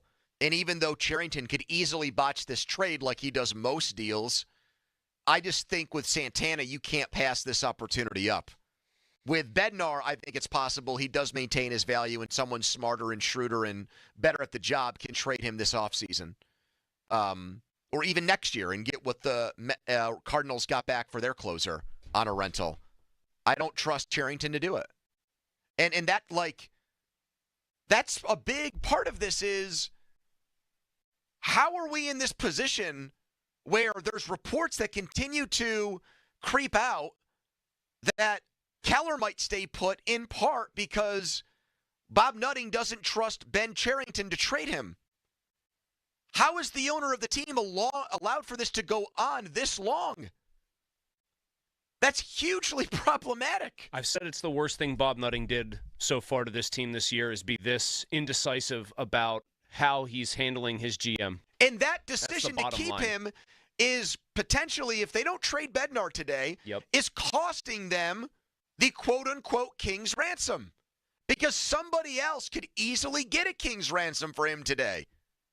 God, it wouldn't be hard. I think I'm at the point now, though, where But he's so incompetent, I know. Chris. I understand that. I agree with you. Although we did sort of give him credit yesterday for getting the 9th-ranked prospect in a system in a glorified salary dump. I guess, by the way, the Reds, did you see the little just detail that when they reported the trade, they said they were sending cash considerations back? Yeah. Just an interesting little footnote Let me there. just pick up on what you just said there about that trade for a quick second, and we'll get to calls here, too, at 412-928-9370. I celebrate that trade and that they actually got something for Ke'Bryan Hayes, but that doesn't let Cherington off the hook because of the way Ke'Bryan Hayes failed to develop here. They gave him a $70 million contract thinking he would be one thing. You would say that they got a surprisingly good return because the player that they traded is somebody they and their development team screwed up. You know what it reminds me of? Mike Tomlin digging himself out of a hole and going from 5-8 to 8-8. No doubt. You credit him for managing to get back to 500, but why were you in such a lousy position in the first place? There's no doubt. That's a good analog. That's a good comparison to draw. This is where I'm at, and I can only be an honest broker about my own feelings right now about this and tell you, even if it's contradictory to what I've said in the past, and I don't even remember if I've said something that's directly going to be contradicted here. As much as I think Ben Cherington is an ignoramus who shouldn't be allowed to do any of this and should be on the unemployment line or just headed back to Toronto to be a special assistant, one of those cushy baseball front office jobs. Yeah. I feel like the returns out there are good enough that, my God, as bad of a GM as he is, he should still be able to get something really good for both of those guys that you just mentioned. Teams are paying a King's ransom for bullpen arms, elite ones, and Bednar is truly elite. Props to him for figuring himself out again. I guess you have to say props to their development team for figuring out what was wrong with him, maybe. Yep. Teams are willing to give up a ton, Pony, because they're shortening games and those arms are more valuable in the way baseball is played, especially in the postseason now than ever before. 412-928-9370. Should the Pirates trade David Bednar in the next 4 hours? Mason Miller from here, one of the best relievers in all of baseball, not having his best year, but still has the best strikeout rate in baseball over the last 2 years, was traded for the number 3 prospect in all of baseball. Is it time for the Pirates to strike while the iron is hot? 412-928-9370. The only person on the line right now has been labeled guy keeps calling, don't answer. So let's see if we can do better than guy who keeps calling, don't answer from our listeners. John Heyman is reporting that Spencer Jones, who's hit a bajillion home runs in the minors this year, is only on the table in a David Bednar trade if the Pirates include Paul Skenes. Which prompted Kevin Gorman to say if Spencer Jones isn't the return, the Pirates shouldn't be discussing a David Bednar trade with the Yankees. Is Arson Judge available? No, but there is a catcher at AAA who's available named Flores who has 16 homers and 60 ribbies for the Yankees. He's 24. He's ready to play. He's ready to go. 279, 16, and 60. Well, the Pirates don't need a catcher. They drafted 1-1 in 2020. And don't forget about Joey Bart, who was drafted second. And don't forget about Andy Rodriguez. This year. Remember, Andy Rodriguez was the great return they got in the Joe Musgrove trade. Who's the best catcher currently playing for them right now? For the Pirates? Yeah. Is there one? Henry Davis. Because he receives – Kevin Young was acting like he the greatest defensive catcher of all time. I like Kevin, but KY, come on now. Again. He was waxing poetic. That's a bit of tire pumping right there. I was listening. Unnecessary. Maybe they're doing that to try to get Henry Davis traded. I don't know, but are there any teams in Double or AAA that need a catcher? I'm listening to that, and he's just waxing poetic about his receiving abilities. Yeah, It's not Jerry Rice receiving. No, he's I don't not. care about him catching the ball. He's not Pudge Rodriguez back there either. Pudge Rodriguez would hit 300 with 25 bombs. Here is Alan in Monroeville on the trade deadline. Hello, Alan. Yeah, hi, guys. Hey. I'd like to discuss not a return, but realigning the team. Now, here's my opinion. First of all, I would bring Triola back up because the hot corner is one of the most important places on the team in third base. Alan, so we're starting this call with you're going to redesign the Pirates by calling up a guy who can't hit? Not for return. Okay. Just where they are right now. You got to have something more interesting than we're going to go back to Jared Triolo. I am going to wait a minute, but you're off to a horrible start. I would get rid of Bednar because he scares the hell out of me every time he comes in. He literally hasn't given up a run with the lead all year. I would use Rodriguez for... You're just going to completely gloss over that point, Alan, and you're just a train that's on a track, and you can't stop. The guy has not given up a run or blown a save all year when he has a lead, and he scares you to death? He's very scary, Bednar. I would not. Do you know what's scarier to me than David Bednar? Jared Triolo with a bat in his hand needing to get a hit. I'll say it again. When Triolo was a player of the year in the minor leagues. Triolo can't hit major league pitching, Alan. At third base. So you're more excited about Jared Triolo than David Bednar, Alan, is what it sounds like. Wait a minute. I also would get rid of Kiner Khalifa and let that Figueroa play. Another guy who stinks, and they're going to get rid of IKF because he's on an expiring contract. Is Kiner Khalifa the child of Ralph Kiner and Sammy Khalifa? Keep Figueroa in it. What's the last point? And I would use the rookie for a closer. Who's that? That's what I would do. What's the rookie's name? I forget. Begins with an M. I forget. Madsen. Thank you, Alan. I'm sorry. He's scared to death of a guy who's been automatic. Pony, what are we doing with the Jared Triolo thing here? I can't even get past What are step we doing? one. It's one guy. I mean, I don't think any other person who's going to call us over the next 4 hours today is going to begin his call by saying, here's my plan to reshape the Pirates. Let's put Jared Triolo back out there. His glove is not as good as Hayes. His bat is somehow, and this is incredible, worse than Hayes. He's perfect. Come on, this is a baseball town. We can do better than this. Kiner Khalifa. 412-928-9370. Any relation to Mia? I get it because Dom trying to sit in there like he doesn't get it. First call, trade Bednar today because I don't trust him and he scares me. Do you agree with that? 412-928-9370. Jason Mackey's thoughts in 20 minutes. More of you until then. If any trades happen, we'll be the first to tell you about it. But first, an intern Dom headline. Now, fan headlines powered by Bowser Genesis of Monroeville. By the way, Malsey, I most certainly did get it. 100%. Believe you me. Trade deadline is at 6 o'clock tonight. A couple of the big moves that have been made today. Padres have acquired closer Mason Miller. The Blue Jays have acquired right-hander Shane Bieber from the Guardians. And the Phillies have finalized a trade to acquire Harrison Bader from the Minnesota Twins. We'll be keeping you updated all afternoon long. Fan headlines are powered by Bowser, Genesis of Monroeville. For more, go to 937thefan.com. Hot damn! Twisted Tea Hard Iced Tea just got harder with Twisted Tea Extreme. Twisted Tea Extreme is made with real brewed tea, goes down smooth, and an 8% kick of alcohol. Dial up the fun with Twisted Tea Extreme. Keep it twisted. Twisted Tea Brewing Company, Cincinnati, Ohio. Please drink responsibly. If you could hear Old Spice Fiji Antiperspirant, what would it sound like? First, you'd start with Fiji Antiperspirant's amazing scent of palm trees. Add pure notes of fresh coconut and layer on 24/7 odor and sweat protection. You won't hear any dyes or parabens because with Fiji, you won't have any. So while your regular antiperspirant sounds like this, Old Spice Fiji sounds like this. Sounds like it smells amazing. Check engine or ABS light on? Take the guesswork out of your warning lights with O'Reilly Veriscan. It's free. Ask for O'Reilly Veriscan. O'Reilly Auto Parts. This is Andrew Perloff with an Odyssey Sports Minute. The Jacksonville Jaguars are following through on their promise to play number 2 overall pick Travis Hunter on both sides of the ball. He's getting plenty of snaps at wide receiver and defensive back in training camp. So far, the former Colorado star is holding up just fine. Jags might not win a lot of games, but if they continue using Hunter this way, he'll be one of the most fascinating players in recent NFL history. So get ready, Duval. Something we've never seen is coming soon. I'm Andrew Perloff. FanDuel, because nothing says summer fun like adding excitement to the game while your friends are getting sunburned at the beach. Summer sports are calling your name. Baseball under the stadium lights, golf on pristine green fairways, soccer matches with world-class goals, and all the action-packed moments in between. You were going to spend all day following your favorite sports on your phone anyway. Might as well make it more thrilling with FanDuel in partnership with Valley Forge. Open the app today to see the daily promotions. New to FanDuel, new customers can bet just $5 and get $150 in bonus bets if your first bet wins. Open the FanDuel app today and visit FanDuel.com/Starkey to get started. 21 plus and present in Pennsylvania. First online real money wager only. $5 first deposit required. Bonus issued as non-withdrawable bonus bets, which expire 7 days after receipt. Restrictions apply. See terms at sportsbook.fanduel.com. Gambling problem? Call 1-800-GAMBLER. Have a house you're ready to sell? Ryan Shalaba here with the Home Buyers of Pittsburgh, and I want to make your next home sale the easiest one yet.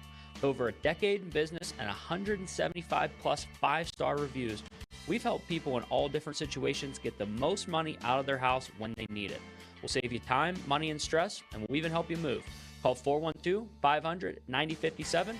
Get you a cash offer in as little as 24 hours. That's 412-500-9057 or visit homebuyersoftpittsburgh.com today. The world comes to Washington County for the Prince Cape Pony League World Series, presented by Dick's Sporting Goods, August 8th to the 13th at historic Louis Pony Field. Catch all the action as the best youth baseball teams play for the World Championship. Daily admission is just $8, $5 for kids. Go to ponyworldseries.org for a complete schedule. History will be made one batter at a time at the Prince Cape Pony League World Series. Don't miss it for the world. Sponsored by Washington County Tourism Promotion Agency. Hey, it's Mulsey. Let's talk about the roof on your home. A lot of you will need to replace your roof this summer, but be forewarned. There are roofing companies out there that skip over the most important part of the process, the attic ventilation. You see, if your attic doesn't have proper air circulation, it can cause problems such as mold and wood rot, leaks in the winter, not to mention higher AC bills in the summer. This is one of the reasons I recommend MHI Roofing to my listeners. Their process begins with a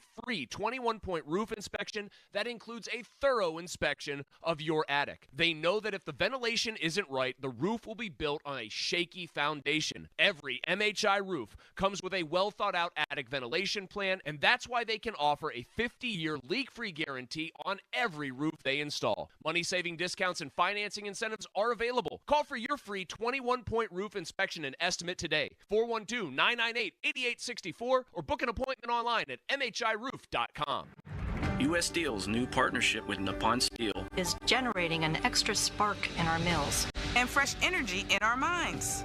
As employees of U.S. Steel, we'd like to thank the communities where we live and work for your support. The partnership means better opportunities for our employees, more prosperity for our communities, and more steel made right here in America. Thank you for believing in the future of U.S. Steel. A stronger America is made here. Always. Do you owe $10,000 or more in credit card debt or personal loans? With credit card debt at all-time highs, Debt Relief Advocates is urgently notifying consumers of debt relief now being made available, designed to aid consumers with out-of-control credit card debt. Those who qualify and enroll for this relief program will only have to pay back a fraction of what they owe. This is not bankruptcy or a debt consolidation loan. This is a relief program that credit card companies would rather you not know about, as it ends your debt nightmare and saves you lots of money. Consumers owing at least $10,000 in credit card debt or personal loans can now take advantage of this debt relief as the cost of living skyrockets. Debt Relief Advocates has established a relief hotline for you to call to learn what debt reduction you may qualify for, so don't wait. For this free information, call the Relief Hotline at 800-390-1164. 800-390-1164. 800-390-1164. Get 50% off Windows plus no interest until 2030. Visit windownation.com today. Live from the ShoreKeyMitsubishi.com studios, North Huntington and North Hills. Bednar ahead, 2 strikes. Here it is. Swing and a miss. He struck him out. 3 curveballs, 3 strikeouts for Bednar in the 9th. Pirates score. They win. All right, Fan Hotline is presented by Sullivan Super Service, Pittsburgh trusted plumbing and HVAC provider for over 50 years. You already had one closer from Western PA traded today. That is Bethel Park's Mason Miller to the San Diego Padres for a king's ransom. Will David Bednar be the next? Malsey says yes, but Malsey's also been trying to trade David Bednar for give or take 3 years. Our producer, Jack, our intern, Jack. That makes it sound like I hate David Bednar and want him out of town. I didn't say that. I just said I didn't say it was because it was anything personal. It might be for strictly baseball reasons. It is strictly it is. baseball reasons. Intern Jack saying it would be, quote, incredibly stupid to not trade Bednar or Santana. He's today. well on his way. He understands the assignment. Have big takes.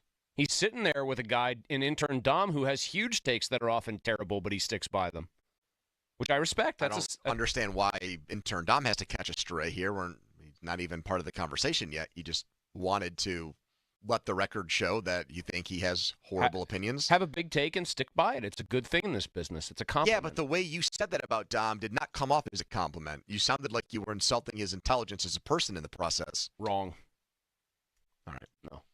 I mean, but I'm also kind of feeling myself a little bit today during the break. I mean, I said that I felt most of my takes were very accurate. Yes, you missed that, Dom. Mueller said, lately all my takes are right. For Mr. I don't know about that. For self-loathing Malsey, this is a big admission. Here is Josh in Pittsburgh on the deadline now, 3.5 hours away. Hello, Josh. Josh? Goodbye, Josh. Connor is next. Hello, Connor. Hey, Tony. How's it going? Hey, man. So I'm going to hear from I'm going to put you back on hold, and we'll see if we can trying to get figure your, out your phone service fixed. He's out there in Mars. Things could be a little spotty on 228. You're in Bednar country. Yeah, you so are I do in want to Bednar hear country. your thoughts on things. We'll get right back to you in a minute. Let's go to Matt next. Hello, Matt. Hey, guys. How are you? Hey. What's up? So I have a little bit of a different take on this. Hear me out. So only the Pirates can be in this position where they have something that's desirable out in the trade market, but the people on the other end almost, in my opinion, are controlling the cards and have Cherington by the you-know-whats. Because every minute that's going by, the Paul Skenes clock on the other end is ticking, and all these other GMs can just say back to Cherington, hey, you can take whatever scraps I'm going to give you because those 2 points are running together and going to meet in the middle at some point in the very near future, and I'm not going to give you what all these other teams are getting because they know there's a finite expiration date on when he has to fix this team, and he's just an idiot anyway. And overall, this team needs to be renamed into the plywood company instead of the lumber company. All right, thank you, Matt. I don't think other teams who are trying to win this year are going to put Ben Cherington over the barrel that Matt is describing there. They're trying to augment their teams now regardless of what the Paul Skenes clock is doing. I don't think the Paul Skenes clock has much to do with Bednar and I don't think it has anything really to do Santana. with it. The only thing it would have to do with it is the Pirates' desire to get back players who are going to be a part of teams with Paul Skenes on it. That's it. That's the only thing that has those two things intertwined, in my opinion. Yeah, that's correct. But they've shown in the trades that you can get those guys. Abel's pitched in the majors this year. Tate is younger, but again, like, not every one of these deals is for a high A ball or a double A guy. I mean, the one with the A's and Padres was because the Padres' best prospect happened to be a guy who's only 18 years old. If their best prospect was a 21-year-old, I bet they still would have traded him for Miller. He's one of the best prospects that's ever been traded in recent deadline history. Here's like a question I would ask anybody that's on the line. We got loaded lines that I would like to just put to you. I give you two sort of binary situations here that could arise in the next 3.5 hours. One, which one would you be happier with? One, Ben Cherington deals at least two of the three that we've talked about, Keller, Santana, Bednar, although the Keller calls really do seem to be completely drying up. Mm-hmm. And you roll the dice that he'll actually get a decent return. Mm-hmm.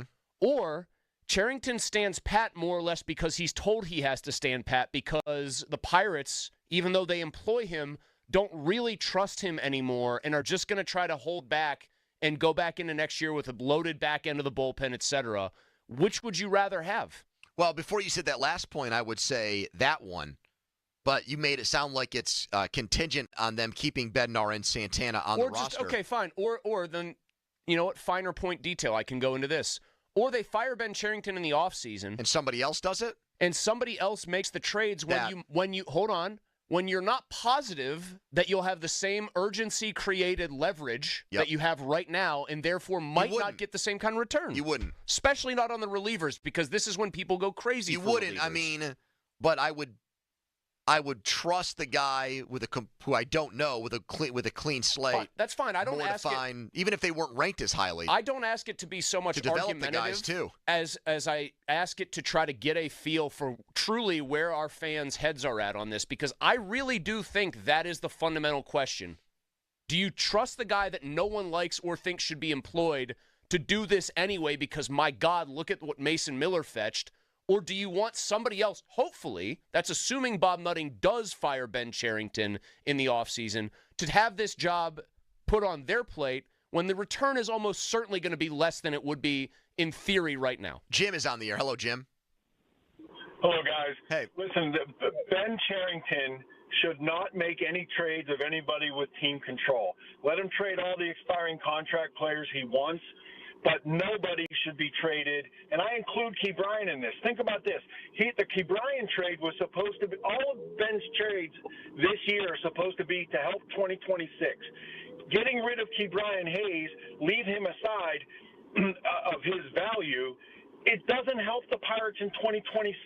Ben Cherington needs to go, not needs to give away whatever assets we have now and get some kind of paltry return, because almost none of the trades he has made have worked out. But I would say of the Hayes trade, they got better because someone not named Ke'Bryan Hayes will play third base for them next year. That's why I said leave him out, right? Because I agree with you on him. Okay. But the whole thing is Cherington shouldn't be making any kind of permanent deal. I got you. I mean, I just disagree on Santana because I think there's a chance if he pitches another 2 months, he comes back down to earth, and then you just have a guy. He's literally the second best relief pitcher in all of baseball by WAR, and he's the best setup man in the league this year. I mean, I think there's a case to be made though that Bednar right this second, like a FIP, which is 196, which just means he's doing a ridiculous job of limiting homers, limiting walks, and striking people out. That's basically what I'm describing there. Okay. I don't even know if you can say Bednar is going to ever be this good again. Those numbers, like a lot of his peripheral numbers that you would use to judge. But he's been an all-star before, Chris. He's had other good seasons. Santana really hasn't. Santana has been good since he got to the Pirates, to their credit. But so that's about a full season of baseball. Just because Bednar's been an all-star before doesn't mean he still might not be at apex value, because your value is also a function of what the market. He probably is at apex value. But your value is also a function of what the market is willing to pay for your services. I know, he probably is at apex value, why I've got to make the deal. I don't think Cherington can extract that. I don't feel comfortable saying what I'm saying, but that's why I've got to roll the dice. Because that's where my gut tells me to go. And you trust your gut? Gutty has always been my North Star. Here is Troy in Mount Washington, a fan loyal listener. Hello, Troy. Guys, what's going on? Hey, man. So I'm way more willing to give Santana up than I am to give Bednar, and I'm going to tell you why we need to keep Bednar, and I'm not going to beat a dead horse and keep talking about because we don't trust Cherington. No one in the world trusts that man. So leave that out of it. So the best time to trade him was about almost a year and a half, 2 years ago. So you keep the guy because you believe in him when he's actually very unstable. And when he finally gets stable for you and shows that he can be what you thought he was, which is why you kept him, now you want to get rid of him. It just seems like a Pirates thing to do and not what Paul Skenes was asking for. I think if you're crafting the best team for Paul Skenes to have over the next couple years, David Bednar is a top 3 guy when you're putting that together. I know we're talking about hitting, but David Bednar, what Triola guy earlier, how you told him what Bednar's been doing this year, he's finally showed you that you want to have a guy like that on your team. Not to mention, if you're going to get another closer, you ain't going to – imagine if Bednar continues this. We're going to give him a hometown discount, get one of the best closers in the entire league for cheap. It's a win-win. You cannot get rid of this guy. Santana will pull what you need. Maybe not as much. You'll probably have to put another player with him. But outside of that, man, do you think they're a good team, the Pirates? I think they're better with Bednar. Okay, I didn't ask that though. Do you think they're a good team? Yes. Yeah, you do. I think they're a good team because you have to balance out. You think they're a good team, Troy? They're the worst hitting team in the entire league. Okay, how are they in pitching? They're 15 games under 500. Troy, at the risk of trying to hold on, they're Troy, above average. Troy, at the risk of trying to read Pony's mind here, I'm pretty sure he asked you if you thought they were a good team for this reason. A great closer only really matters on a good team. Bingo. Chris is right. No, I look at a good team when you're saying good team, and I think of it as like when you're selling a used car and you put the condition in. It's good. It's a middle-of-the-pack team because if you have a high end on pitching but a low end on hitting, you're kind of right in the middle. Well, now we've gone from good to middle of the pack, but their record is 47-62, and that's with an 8 out of 9 heater they're on. And you would also have to say that the managing in the front office has more to do with this franchise losing than mostly any other franchise in baseball. Is that going to change anytime soon, Troy? Do we think Sherrington's going to be here more than a year? You don't. I don't. Right. I agree with that. Is that not moving forward? I would hope it's moving forward, but you might be stocking the cupboard better for whoever comes after Troy, Sherrington by trading these guys. I just can't argue keeping him on the grounds of a closer is really important when you're not that good of a team. I would honestly, we've been just infatuated with players that we haven't seen much from, and I think that's who they'll get. I'd be more willing, I know this isn't something, but just saying I'd be more willing to give up Bubba Chandler than I would to give up. Oh, my God. Troy, that's lunacy, man. And I haven't seen Chandler pitch here either, but a starting pitcher who projects as a top 2 or 3 guy in your rotation is so much more valuable than a closer. Troy's who only has 1 year left on his deal, by the way. Troy said he thinks the guy's going to sign an extension here. I doubt that. I'm not sure about that. Troy is a very loyal listener. We like Troy, but that just I'm sorry. I refuse to believe that any of the pro David Bednar stuff there is not colored by the fact that he's from Mars. I wish he was still on the line. We could have asked him that. If Bednar wants to keep playing here and is willing to take a hometown discount and the organization loves him, then why not get him to sign a new deal and not trade him? Sure, shouldn't they be talking about that right now? Right, it should be easy. Hey, David, let's talk extension. If both sides want it. Follow us on Twitter, brought to you by South Hills Kia, Peters Township. Visit them, southhillskia.net. Jason Mackey has covered the Pirates for a long time, and he has plenty of thoughts. He's still talking to people in the know. His take on what's going to happen in the next few hours next. But first, an intern Dom headline. Now, fan headlines powered by Bowser Genesis of Monroeville. A little bit of non-baseball news today. Pitt and Penn State basketball will play a neutral site game on December 21st in Hershey per a release. Now we just got to get it going to football, and then we'll really be talking. Fan headlines are powered by Bowser, Genesis of Monroeville. For more, go to 937thefan.com. Pony. All right, thank you so much. Let's talk right now about Weather Seal Home Services. Hey, everybody's looking for a great deal today. Everyone is trying to better themselves, whether it's for the short term or the long term. That's what baseball is on July 31st. With Weather Seal, they've got their roofing replacement program running throughout the summer. And no one's getting fleeced. No one's getting ripped off. They're giving you an outstanding deal. No payments for 2 years. No payments through 2027 with Weather Seal Home Services. Free gutters get included on that deal as well. Hey, roofs are important. Roofs can be big projects. Weather Seal wants to give you peace of mind. They want to take the stress out of it. They want to accommodate you. They want to help you. And that's what Weather Seal does with this deal. Most of their customers, if not all, are like, whoa, I'm blown away by what Weather Seal has done here. A 4.8 rating out of 5 on Google. A+ from the Better Business Bureau. So give them a call today, 855-351-SEAL, or go to weathersealhomeservices.com.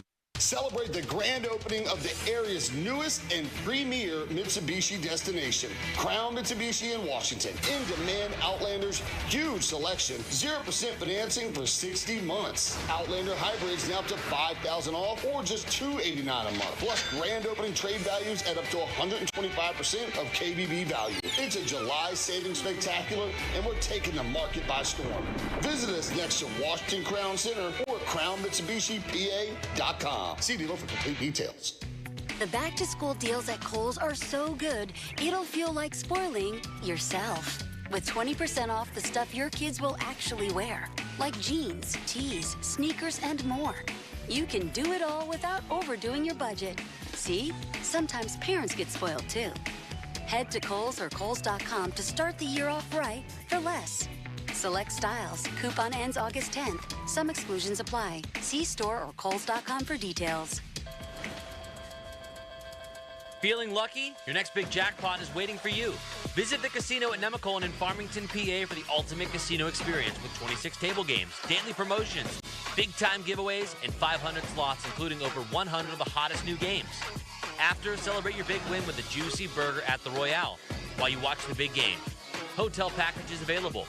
Visit CasinoNemacolin.com for more information. Gambling problem? Call 1-800-GAMBLER. Oh, no. Ah, that's the sound of someone who's misplaced my debit card. Their debit card. Where'd I leave that thing? Not at the gas pump, or the checkout counter, or the roof of your car. Now, if he has the Chase mobile app, he can use Card Lock. Wait, I could just lock my card. Yep, just a few tippy taps on his phone, and that sound? That's peace of mind from Chase. Chase mobile app is available for select mobile devices. Message and data rates may apply. J.P. Morgan Chase Bank N.A. Member FDIC. Did you know there are more ways than ever to save with Allstate? Like adding more cars to your policy means you could save more. Same with bundling home and auto. More savings. Oh, and staying safe on the road? Ding, ding, ding. You guessed it, more savings. So check Allstate first, and you could save more today. You're in good hands with Allstate. Subject to terms, conditions, and availability. Potential savings and prices vary, including based on how you buy. Allstate North American Insurance Company and affiliates, Northbrook, Illinois. I'm Joe George from the local injury law firm of LGKG. I grew up here and I live here, and I fight for my clients here. If you're injured in an accident, let's fight together. The Western PA way. Call me directly at 724-658-8535. That's 724-658-8535. Target Freight Management, empowering Pittsburgh area businesses like yours to conquer the complexities of modern supply chain management. A trusted leader in logistics solutions, backed by years of industry experience and revolutionary thinking. Efficiency, flexibility, visibility, and reliability. And all right here in Pittsburgh. Target Freight Management, exceeding customer expectations using first-in-class technology. Move your product regardless of size with Target Freight Management. TargetFMI.com. TargetFMI.com. Here's Sports Radio 93.7 The Fan's Fan About Town. See the world's top youth baseball players compete at the Princegate Pony League World Series, August 8th through the 13th at Lou Hayes Pony Field in Washington Park. It's a week full of incredible plays, home runs, and unforgettable moments. Plan your trip today at GoWashco.com. 93.7 The Fan has all of your training camp coverage presented by Smale Kia. Live reports daily from Latrobe, interviews with new faces of the team, and the latest on injuries, cuts, and more. Camp coverage on The Fan is presented by Smale Kia and brought to you by Miller Lite and New Flow Men's Health. Discover uncompromising quality at a reliable price with Giant Eagle and Market District. Look for signs throughout the store highlighting lower prices. Surround yourself with savings at Giant Eagle. Experience value like never before. Visit Giant Eagle today to see how easy it is to save. For more information, visit 937thefan.com. Your hometown building partner since 1956, 84 Lumber. Visit 84lumber.com. The PFT Team is brought to you by Mike's Beer Bar on the North Shore. Meet me at Mike's. 93.7 The Fan is cleared by aquickdrain.com. Afternoons with Andrew Filipponi and Chris Muller. Sports Radio 93.7 The Fan.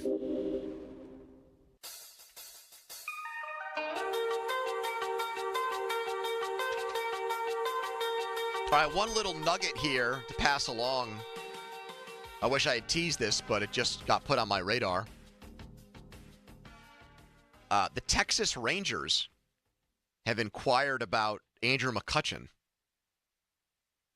But my guess is they were probably told Andrew McCutchen is unavailable because Andrew McCutchen doesn't want to play baseball outside of Pittsburgh. I was just going to say, I think Andrew McCutchen might have just reached out to the Texas Rangers himself and said, Chris nah, Young I'm good. Is the GM there? Harvard, or was he Princeton? Princeton played 6'10". basketball. Did not throw hard for being 6'10". He is the best of both worlds. He's got the dork and the Ivy League diploma, but he also was a big leaguer. The Pirates had a dork from Princeton who was also a big leaguer, Ross Ollendorf. Jason Mackey went to Westminster, which is it's the Ivy League of what is that? The President's? No, that would be. It's the Pack. Yeah, the Pack? but Washington and Jefferson. Ivy League of the Pack, baby. Washington and Jefferson would be the Princeton of the Pack, right? Well, I know multiple people who would text me right now and say, "You're damn right, we were the Princeton of the Pack." What is Teal in the Pack? That's like the Dartmouth. No, Teal's more. No, Teal's not that. They were getting beat 63-0 when I was a kid in games. They're the doormat of the Pack.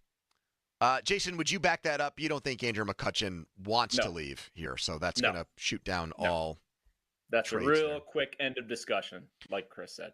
If that just a hypothetical, and you don't have to spend a ton of time on this. If he was having a monster season, like truly absurd, what the hell's going on? He was hitting 320, had 23 home runs, and they were still this bad, okay? And he was like one of the hottest players in baseball as far as like value. Would the Pirates just respect his wishes and be like, no, man, we won't trade you. Like, you're doing nothing functional for us, but we won't trade you because you don't want to go anywhere? I think they would have a conversation with him, Chris. I think they'd bring it to his attention. Okay. Like, the Texas Rangers isn't going to move that needle. Yeah, if he's having a really good year and the Dodgers want him, okay. I don't know why that would happen. It was a silly hypothetical, but I was curious how deep the respect for him went internally on that front. It would take it to Andrew, and I think it ends really quickly unless it's a very small group of teams. And even then, I don't think I don't know, but I would doubt that Kutch wants. Jason, how has the Mason Miller trade today and the other reliever trades affected your thoughts on what's going to happen with David Bednar in the next few hours? Yeah, my thinking has changed on that, guys. That market seems fertile. They seem interested in it. I know they're fully engaged in the Bednar stuff. I can back that up. I know a bunch of the national guys are discussing that. I don't know if it happens. I mean, they're not going to get Spencer Jones back. They're not going to get George Lombard Jr. back, I wouldn't think. Whether that the catcher here, I just was looking at his page, Rafael Flores. That might be the ticket to get it done. Maybe the Pirates hold out for Flores. I don't think that's a terrible deal.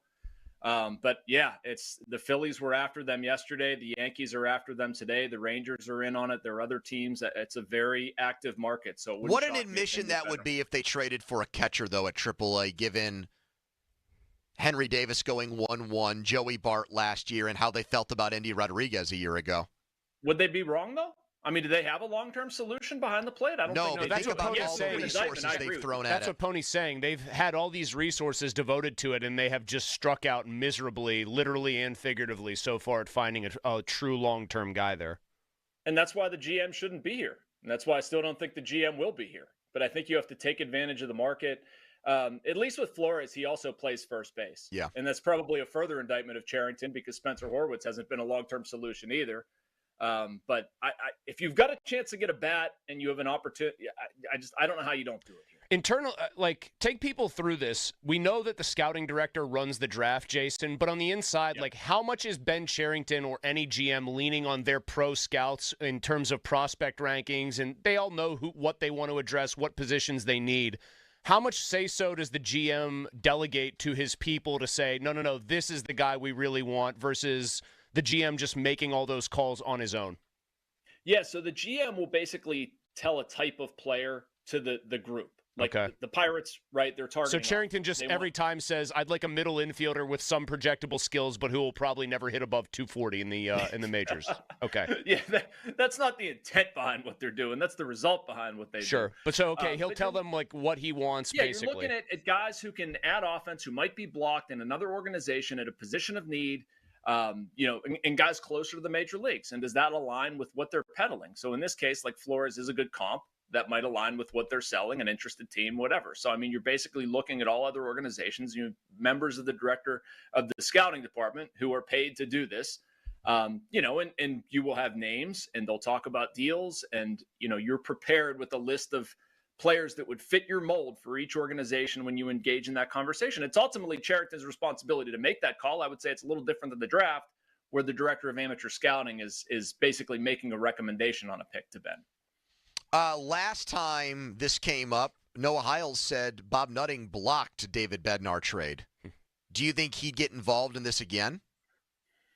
I think it depends on the return. To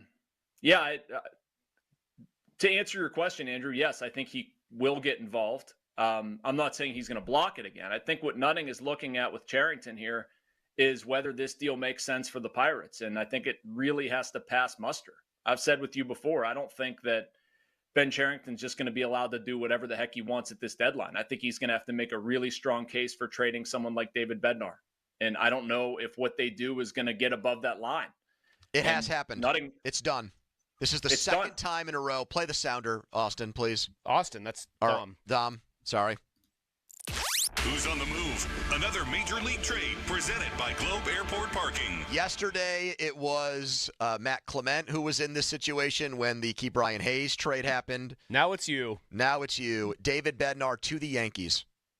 Yep. Deal pending medical review. Rosenthal's got it, as well as Passan. It's out there. So here's the question. If it's for Flores, does that make up for Ayuk? For you? Yeah, because I was the first person who said Flores for Bednar. Did you say this deal was rounding third and headed for home? No, I didn't go that far. But did you say Rafael Flores will be a Pittsburgh Pirate? No. So I guess you're saying it's not. Yeah. Why can't you just say no instead of having me relive my nightmare from last year, you jerk? We're not putting the toothpaste back in that tube, my friend. Yeah.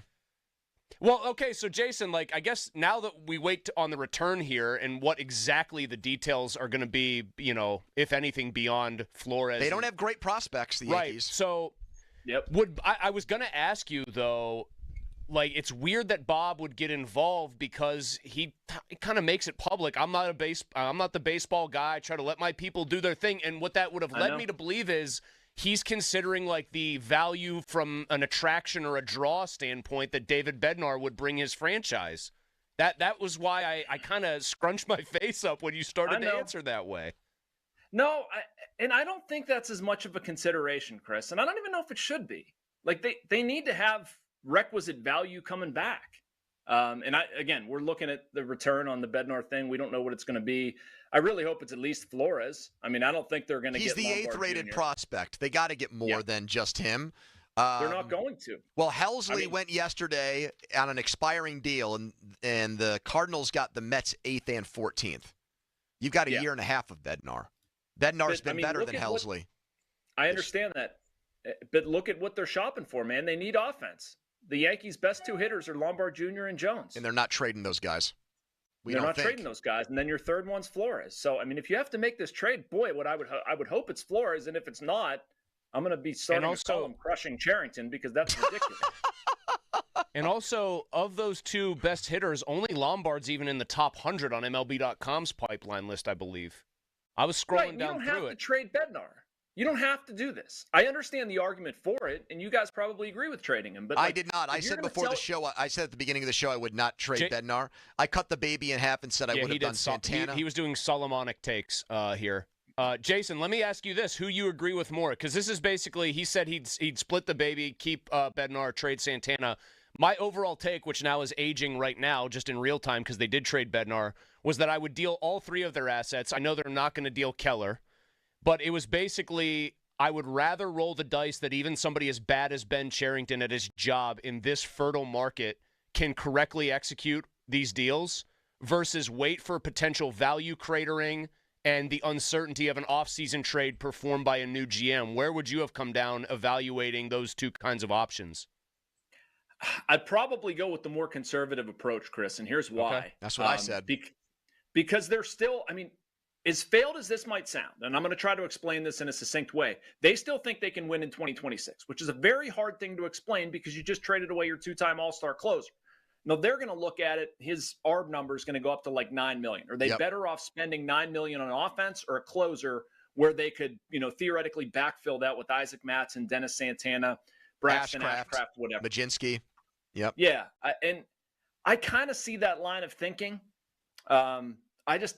It depends on return for me. If they got crap return, then I don't agree with making this deal. If they got, one of the Yankees' better prospects, certainly the top two, but I'd settle for Rafael Flores, then I understand the logic. Let's get into Bednar and what happened here a little bit, because it was reported by Zangrilli and John Parado that Bednar really soaked up the moment Saturday when he got his 100th save at PNC Park. And both of those guys, Andrew, yes. Let me cut you off. I just got a message that Flores is believed to be a part of it. There you go. We're reporting more live stuff here, but yeah. Do we want to play the sounder again? Play that sounder again now that Jason's reporting that Flores is part of the deal, Dom. Who's on the move? Another major league trade presented by Globe Airport Parking. It's apparently, according to Jason Mackey, Jason, I'm not doing this to hang you out to dry. You just said it. I'm just making sure you get proper credit. Rafael Flores is part of the David Bednar deal, reported right here by Jason Mackey, who is on the line multitasking very impressively. Thank God for iMessage, huh? You know what's really funny about this for a second? Can I just do this for like one quick second, guys? Oh, yes. So I tweeted out today, report, the Yankees and Pirates have discussed the David Bednar trade. Please. Name to watch, Yankees catcher prospect Rafael Flores, New York's 8th-ranked prospect, is, the guy, ready to play now. And Cody Duncan says not happening. He already deleted that. Our YouTube commenter said he deleted it immediately. Boy. Good job, Andrew. Let's go. For a tennis coach, Cody makes a lot of unforced errors. Anyways, now that I've got that self-indulgent thing out of the way. So we went over what happened with Bednar on Saturday. Those guys felt like he was acting like a dude who had pitched his final game at PNC Park and wanted to soak it all in. You're familiar with David. You know him well, his family. Do you feel like there was any resentment or anger over how the organization made him go down to AAA and reinvent himself? Because they basically made up something for Holderman, and they didn't do that for him. They said, you're not good enough right now. Go figure it out in Indy, Jason. I don't think so. Maybe at the time. I think when he looks back on it, I don't know David or his parents or his brother or anybody associated, and I know them pretty well. They're not the kind to harbor a grudge. They're tremendously positive people. I know at the time he was upset about it. I'm not breaking any news by saying that, but it was the best thing for him. He figured it out. Look at where he's gone now. Did they help him figure it out, or was it Bednar just working almost on his own? No, I think they did. So there was somebody in the organization who actually did do work with him. It wasn't just go and get your confidence. He actually had some help internally that got him back on track. Okay. Yeah, Jeremy Bleich is a guy, one of their pitching guys who floats between the minor leagues and the pro team, and he's very good. He's very good at his job. And hey, we can rip the Pirates about a lot of things. They've actually helped pitchers figure it out. So, and I think they did help David, and a lot of it's on David too.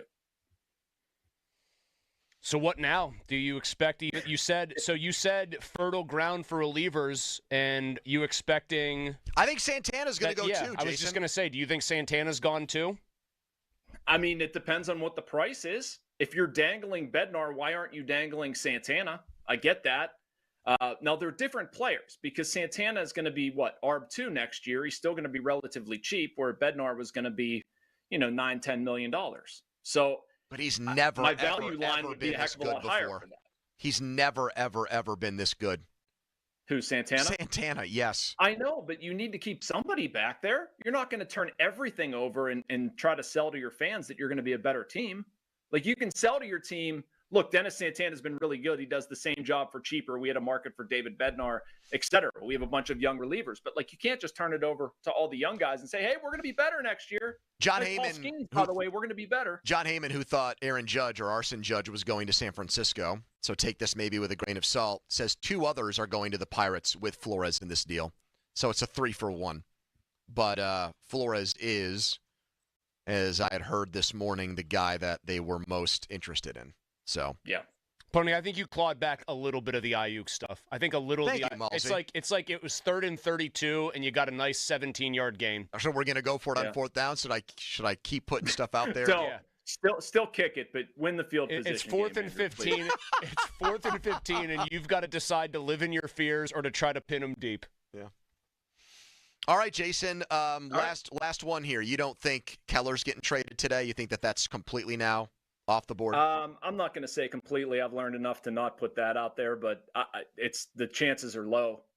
That's my read on it. How long did their stance and posture on this ever change? Was it always going to take a ridiculous ask or a ridiculous offer by another team? Like, I felt like he was good as gone maybe 2 weeks ago, and it just feels like this has done a 180, man. Well, Jason never felt that way, though. I'm saying I personally did, not you. I personally just got the sense they were going to move him, and then in the last, 48 hours, it was like, hell no, he's not going anywhere. Let me try to translate that, Chris. I've never wavered. No, I never thought they were going to move Keller because it's a better deal to make in the offseason, especially if you have a new GM. The other thing is anytime you're going to sell one of these guys to try to get Major League offense, especially Keller, those teams aren't giving up offense right now. Like, they need an established Major League hitter for Mitch Keller because he's their biggest piece. They don't need it right now. They need it for next season. So it's better to open up that market to all teams, and it's better to frankly, have a GM who's going to be here try to make that decision. Now, if you're going to capitalize on a giant market with Bednar, relievers are fickle. I get all that. But I never saw this deal making sense for them, for Cherington to make. This is the exact deal that he screwed up time after time.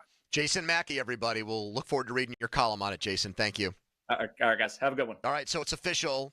Well, not official from the teams, but it's all over rampant now, every insider. David Bednar to the Yankees for catcher Rafael Flores, AAA, and 2 more minor leaguers going back to New York in this deal. Or going back to Pittsburgh in this deal, excuse me.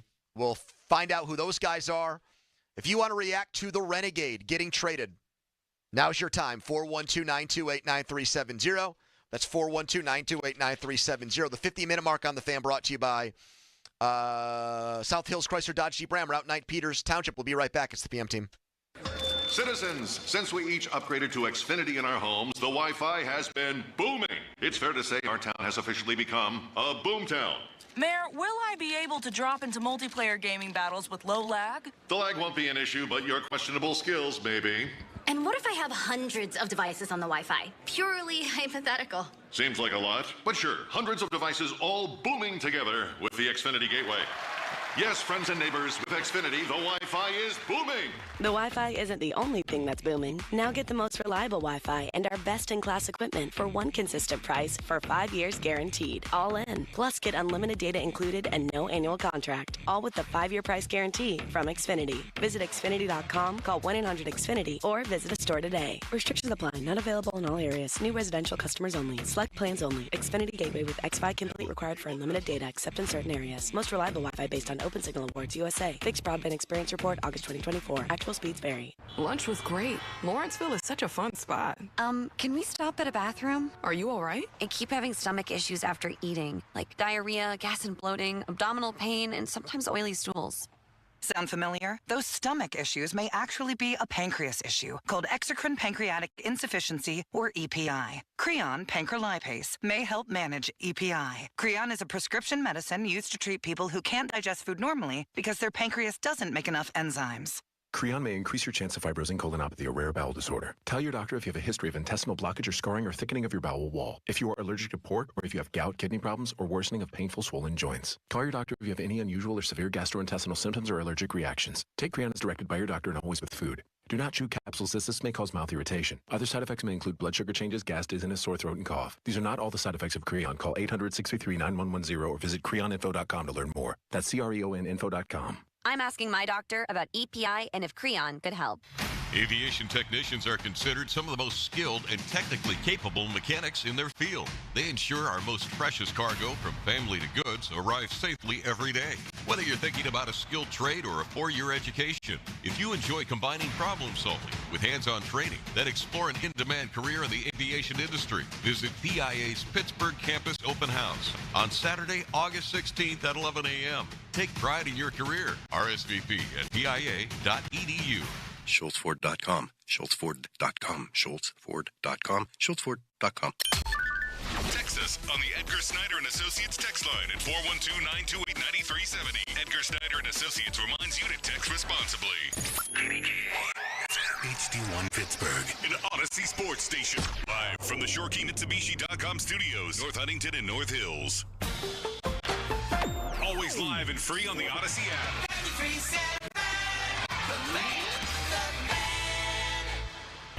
Now, fan headlines powered by Bowser Genesis of Monroeville. All right, breaking news. David Bednar has been traded to the New York Yankees for, I want to say Robert Flores, but I think he's on MLB Network. It's Rafael Flores, a catcher at AAA, and 2 prospects working on those names. For more, go to 937thefan.com right now. More PM team. It's Andrew Filipponi and Chris Muller. Pony and Muller. Sports Radio 93.7, The Fan. I'm not sure I can recall a single player who has been as strong on the field and off the field and happens to be from that city as David has been. Trifecta of those things is, and so much respect for him, for who he is, the performer on the field, the person off the field, the willingness to fight through adversity, which he has done here also, not too recently. So I don't know what's going to happen. He's a really valuable pitcher, really, really important person. I think we should take that very seriously. Yeah, any conversations I have with him, I'll keep between him and I. Have a huge amount of respect for him. Fan weather overcast here in Pittsburgh. Steelers training camp practice got moved up today because of potentially inclement weather. That's your fan weather, brought to you by Myers Law Group, Pittsburgh's choice for affordable legal solutions. Ben Cherington on David Bednar and everything David brought to the table, both on the field and off the field. And he sounded Sunday like it would be painful, like it would be extracting a rotten tooth with no Novocaine to trade him, which I felt like kind of came from the owner when he said that. But there were escalating prices for relief pitchers. We've seen that over the last 2 days. Mason Miller from Bethel Park got traded to the Padres for the number 3 prospect in baseball. And so the Pirates couldn't help themselves. They've traded David Bednar to the Yankees. The number 1 player coming back is Rafael Flores, 16 homers, 60 RBI at AAA, 279. He's kind of old. He's 24. That's pretty old. So is he older than Henry Davis? How about No, he's not older than Davis because Davis was a college player drafted 5 years ago. Right. So Henry Davis is 25 or 26? 25, almost 26. And how old is Bart?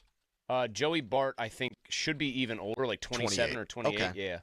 So he's younger, but it's really you're getting about a year younger than Henry Davis, the guy who was supposed to be your catcher of the future, who clearly isn't. And I will say this. I wanted Ben Cherington to do these deals and try to get the most out of them that he could. But against the Mason Miller deal, and I understand Miller is probably more attractive to teams. He throws 125 miles an hour approximately. He's got more years of control than Bednar does, 3 years as opposed to 1 more after this year.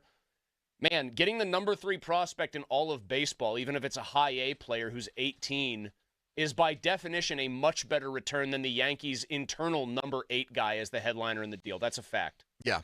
They did not get a top 100 prospect back. And I believe when we had Noah Hiles on yesterday, he said they would trade David Bednar if they got a top 5. That their ask for any team would be one of your top 5, and they did not get that. Now, we'll see how good the other 2 guys are that get thrown in. But if they're not being mentioned already, I mean, yes, throw-ins occasionally become the bigger parts of deals, but Flores is the biggest part of the deal from the Pirates' standpoint. I wouldn't have made this trade. And I say that as someone who believes that closers are fungible and replaceable, and Bednar is going to make enough money last year where if I were running the team, I would trade him.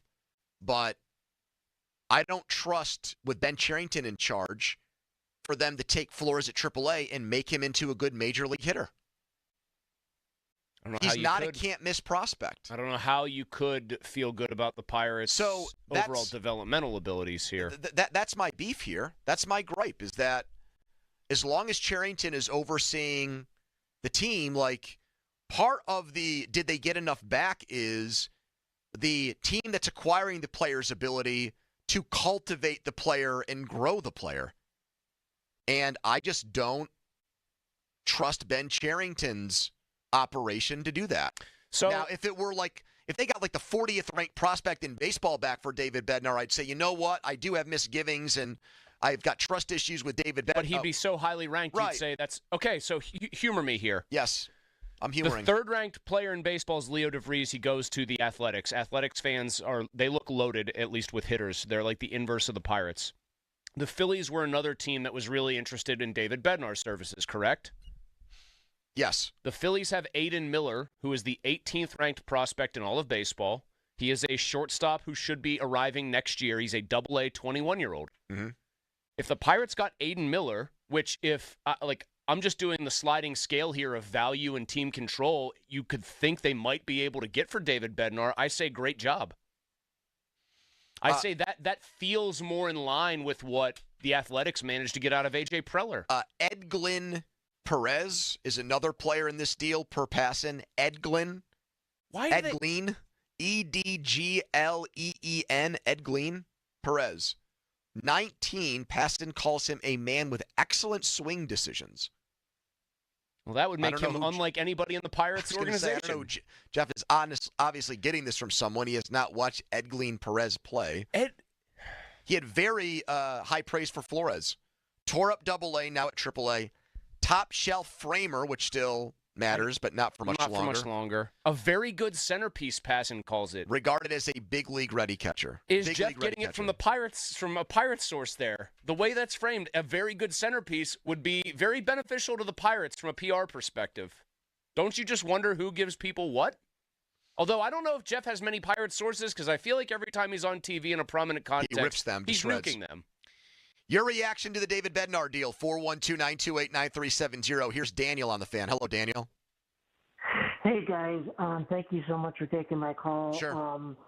I'm not very happy about the trade. I understand that the Pirates are maybe trying to get better players or whatever. The thing is, I feel like we have traded so many great players. I don't know where we're going, and I don't even know if the Pirates will ever get back to the way they were in 2012. When they went to the playoffs, they had a great year that year. But you got to remember, we had great pitching, we had great hitting. And the thing is, who's going to be the closer now? And who are they going to try to get to replace? That's such a tertiary concern That's like for the me. least of my worries. I'd give Carmen Majinski a chance to be their closer. Or like anybody with a live arm who's probably not a starter. Mo Rivera was supposed to be a starter until he couldn't be. If they don't trade Santana, you let him do it because he's got years left on his deal, and he's been excellent this year. He's been the best non-closer in baseball by WAR. Pony, Edglin Perez, by the way. Yeah. 14th ranked prospect in the Yankees system. Also a catcher first baseman is his listed position, and he's 5'10", $155? No. So they got Craig Riley or Adam Crowley in this deal. Biggest weakness as a catcher. So wait, they can't play in windy conditions. So they got 8-14 right now? So far it's 8-14. Now the Mets system to the Yankees, the Mets is a little bit better. But the Cardinals got 8-14 from the Mets back for Helsley, their closer, and Helsley's in the final year of his deal. But not as good as Bednar, probably. Not lately. I mean, last year he was an all-star. He's got 21 saves this year. But a rental. Mets got 2 players back for Helsley. Pirates got 3. We don't know who this last guy is in the deal at the moment. We know 2 so far. Flores, a catcher, and Edglin Perez, 19 years old, and Edglin Perez, you know how they do the 20/80? His overall future value, FV, is a fun thing, 45 on the 20/80 scale. Flores, for people who are curious, 40 on that same scale. Here is Chuck on the David Bednar trade. Hello, Chuck. How you doing? I don't like the trade at all, but I bet you Bob Nutting likes it. Get rid of the payroll. And there's a couple hitters. Well, wait a minute. Why would Bob Nutting? Why would he love getting rid of a guy who's from here and probably does put not a lot, but some fannies in the seats? He puts butts in the seats. Well, Nutting isn't going to spend for the team. Yes, but that was not the question we asked you. Why would he love the deal if he was having his GM or if his GM traded away a guy who does put fans in the seats? Well, because Nutting isn't going to spend it for the team, and yes, that is just kind of again. I think we going kind in of put him. circles here. I think we kind of put him in a blender very quickly there with a very simple question. All right, David Bednar traded to the Yankees. We still have 2 hours and 50 minutes to go before the trade deadline. Your reaction to trading David Bednar? He's one of us. He's a Pittsburgher. They finally did it, and they traded him to the hated Yankees. I believe intern Dom said on Twitter, this trade blows. Was that the exact terminology you used? Was it blows? Pretty much. So this blows. Yeah, okay, so that's what he's going with. This deal blows. How about you? 412-928-9370. We'll get someone on who's an expert on these guys coming back from the Yankees, too. But first, an intern Jack headline. Now, fan headlines powered by Bowser Genesis of Monroeville. Just moments ago, the Pirates traded David Bednar to the Yankees for their 8th-ranked prospect, You're big on Bednar. Rafael Flores. Jack, you say Bednar. Do you have inside knowledge of how he likes it said more than the rest of us do? Is it Bednar or Bednar? I don't know. I'm pretty I've always sure called it's him Bednar, but I mean, to each his own. Potato, tomato, tomato. The Pirates have traded David Bednar to the Yankees for their 8th-ranked prospect, Rafael Flores, among 2 others Yankees prospects, one being Edgalin Perez, who is 19 with excellent swing decisions, according to Jeff Passan. Fan headlines are powered by Bowser Genesis of Monroeville. For more, go to 937thefan.com. This is Andrew Bogish with an Odyssey Sports Minute. There are different ways to say it, but the sentiment's the same. World Series parades are better than keeping prized prospects. Now, that doesn't mean baseball GMs should empty their minor league cupboards by today's trade deadline, but they have to be aggressive. They owe it to the current roster, and they can't assume they'll be in a similar spot next season. Judging by the last 24 hours, I'm preaching to the choir, because there are plenty of aggressive GMs. I'm Andrew Bogish. If you could hear Old Spice Fiji Antiperspirant, what would it sound like? First, you'd start with Fiji Antiperspirant's amazing scent of palm trees. Add pure notes of fresh coconut and layer on 24/7 odor and sweat protection. You won't hear any dyes or parabens because with Fiji, you won't have any. So while your regular antiperspirant sounds like this, Old Spice Fiji sounds like this. Sounds like it smells amazing. Get a bottle of Seafoam motor treatment for just $8.99 and receive 5 times O Rewards points with the purchase at O'Reilly Auto Parts. O'Reilly Auto Parts. Do you have an invention idea but don't know what to do next? Call InventHelp today. We have representatives nationwide and services to showcase your invention. Get started today. Call 1-800-217-4380. That's 1-800-217-4380. Join the fun on DraftKings Casino. Ranked the #1 online casino experience. They've got everything you've been searching for. Thousands of exciting games, huge jackpots, exclusive offers, and more. New players get a 10-day welcome offer. 500 spins on Huff and More Puff when you play just $5 to start. Download the DraftKings Casino app and use code THEFAN. That's code THEFAN. And spin your favorite slots with DraftKings Casino. The crown is yours. Gambling problem? Call 1-800-GAMBLER. Must be 21 or older. Physically present in Pennsylvania only. Eligibility restrictions apply. New customers only. Non-withdrawable casino spins issued as 50 spins per day for 10 days. Valid for featured game only and expire each day after 24 hours. See terms at casino.draftkings.com/promos. Ends 8/24/25 at 11:59 p.m. Eastern Time. #1 based on Eilers and Kraychak 2H24 product analysis. Here's Sports Radio 93.7 The Fans, Fan About Town. See the world's top youth baseball players compete at the Princegate Pony League World Series, August 8th through the 13th at Lou Hayes Pony Field in Washington Park. It's a week full of incredible plays, home runs, and unforgettable moments. Plan your trip today at GoWashco.com. 93.7 The Fan has all of your training camp coverage presented by Smale Kia. Live reports daily from Latrobe, interviews with new faces of the team, and the latest on injuries, cuts, and more. Camp coverage on The Fan is presented by Smale Kia and brought to you by Miller Lite and New Flow Men's Health. Discover uncompromising quality at a reliable price with Giant Eagle and Market District. Look for signs throughout the store highlighting lower prices. Surround yourself with savings at Giant Eagle. Experience value like never before. Visit Giant Eagle today to see how easy it is to save. For more information, visit 937thefan.com. Now for the Gherkin Roofing and Contracting Call the Pickle Today Traffic Center. Seeing some congestion on 28 inbound from the 40th Street Bridge heading into the city. The Parkway West outbound is slow moving from Technology Drive heading into the Fort Pitt Tunnel. With AAA Traffic, I'm Margot Renzel. Hey, it's Crowley here for Window Nation. Now you can get 50% off all window styles plus no interest until 2030. Stop procrastinating on upgrading your home. Call 866-90NATION or visit windownation.com to take advantage of Window Nation's best deal of the year. Live from the ShoreKeyMitsubishi.com studios, North Huntington and North Hills. Afternoons with Pony and Muller, Andrew Filipponi and Chris Muller. Sports Radio 93.7, The Fan.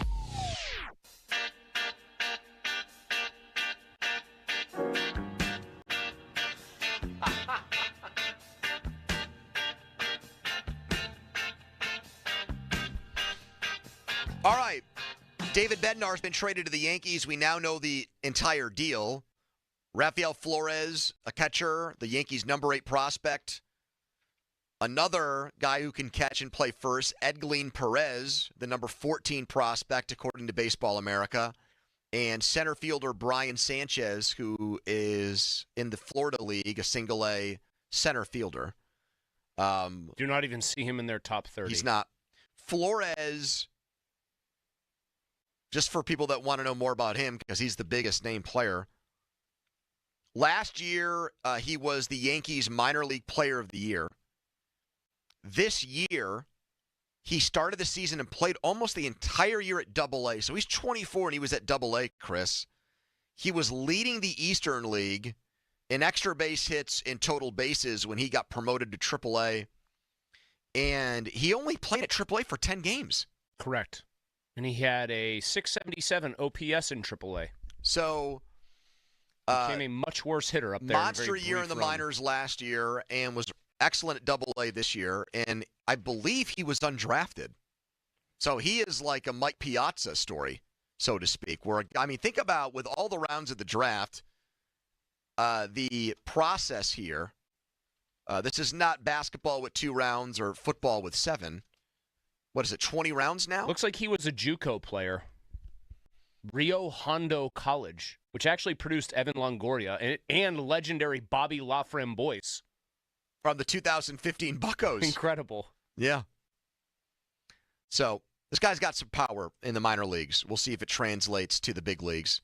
875 OPS last year, 279. Early grade from you. I actually downgraded. I went CC+, and then the more I thought about it, I go D. D because we heard Noah Hiles say that he, what he felt based on the people he talked to, the organizations asked for would be somebody's top 5, one of a top 5 prospect from an organization. Yankees do not have a great organization compared to a lot of other teams, and they got their 8th, 14th, and unranked. So, given what the prices were for relief pitchers, you're underwhelmed. Yeah, and I understand that Mason Miller was not, as somebody did point out. To be fair, J.P. Sears also in that deal, but J.P. Sears is a mediocre starting pitcher. Now, part of that might be the fact that everybody can hit in that ballpark that they're playing in this year. J.P. Sears has never really been good, though. Yeah. Like he was a good pitcher for like 5 minutes for the Yankees. He's an arm. Adam Crowley, the more I read, the less I like about the Bednar deal. He's chiming in. Guy named Derek texts me and says, get what you can before Bednar flames out again, I guess, but still don't love it. 412-928-9370. Let's get back to the phones and hear from Patrick in Bethel Park. Hello, Pat. Gentlemen, how are you? Hey, man. I'm kind of flabbergasted right now. It's just year after year, we're out of contention at the break, and the solution is just to get these minor leaguers. It's just like, when is enough? Like, when do we get someone who's ready to go right now? When do we make that move? Obviously Dave was a great back end of the bullpen, and right now he's not much of a use with the team we currently have. But you look at Mason and all these guys who are getting, the number 3 pick and all this stuff. It's just, when as fans do we just say, okay, like, can we put somebody on the field and get somebody in return that can make a difference immediately, not down the road. Well, I mean, thanks. My first blush on this guy was that he would be major league ready because of his age at 24, but he's only played 10 games at AAA. So is he really? Well, because I was going to say, one of the things that people in retrospect say about Henry Davis is that they rushed him and put him in right field, and he never really mastered AAA. He was great at AA, got rushed through AAA, got put out in right field in an unnatural position, clearly, and that might have stunted his growth. Now, I'm of the opinion that he wouldn't have been good anyway, but if you're going to do it, attempt to do it right with the player, do right by the guy, and I don't think 10 games at AAA is enough to say, okay, we traded David Bednar for this guy. He's ready to be our everyday catcher immediately. If he hit 279 with 16 homers and 60 ribbies and he was at AAA the entire year, I would say, okay, bring him let's see this guy. No, he looks closer to a work in progress, which we know they don't have a great history with. I mean, if he keeps it up, you'd say this guy is in position to be I'm not going to kill their him for opening day catcher next year. I'm not going to kill him for a 10-game sample size at AAA this year. Yeah, I don't care about that yet. That's way too small to see anything, but hardly a ready-made guy. Jeff Passan, I think he's the best insider Passan is going. loving this trade for the Buccos. And the only reason that's curious is after he has slammed the Pirates so much this year. We know he's not getting it from somebody over there and running with it because he has killed them every chance he's gotten this year. Here is all of you want to talk about David Bednar, as you would expect here with this trade. Let's get Johnny's thoughts next. Hello, Johnny. Hey, guys. I'm feeling kind of inspired today, man, for real, with what the Pirates are doing here. Because it's not hard to get where you want to be as long as you're moving forward. And I think we have been kind of under the radar. I think, look, we didn't get a lot of breaks for a lot of years. This guy would get hurt. That guy would get hurt. I think we started to get some breaks. We got young players that are healthy. These guys, we're kicking them out the door, but we're giving them a nice little landing place. We're like, thank you for all the years, but we're at the end of a rebuild, and next year's it. For real, man. If this ownership doesn't get this one with everything coming, it's like a synergy. It all came together at once. And it's next year's the year. We got the pitcher. Now we got – if I was going to build a team, it'd be a stud pitcher, stud catcher. Right there. That would be number one. And you think this guy's a stud catcher? I don't know if he is, but that's how I would build a team. And it has to be a stud catcher that the pitcher respects. Johnny, you sparking one up yet today? Oh, yeah, man. That's what I'm doing. Okay, thank you, Johnny. I had a feeling that was happening. What was that? I think he was talking about, karma. We found them a good landing space. One of the things that Jim Rutherford used to do all the time as Penguins GM when they were winning Stanley Cups and they were a great hockey team was he would make a mistake and he would immediately try to cover up and make up for his mistake. And he was really good at that. He made a bad signing, oops, I shouldn't have brought Rob Scuderi back. That was my bad. Go and flip him for Trevor Daley. He would do those kind of things all the time. And that one helped win him a cup. It did. So, yes, it is, I do commend them in a way for admitting that Henry Davis is not their catcher of the future. I don't think they just traded for Trevor Daley, though, so to speak. But also, you're having to admit that Henry Davis is a failure. Yeah. You failed.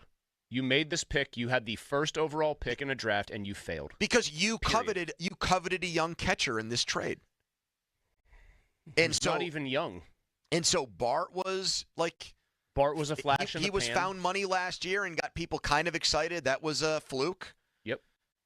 Andy Rodriguez was supposed to be the complete package, but he's either hurt or when he plays, he's not good. So they're going to try again with this guy.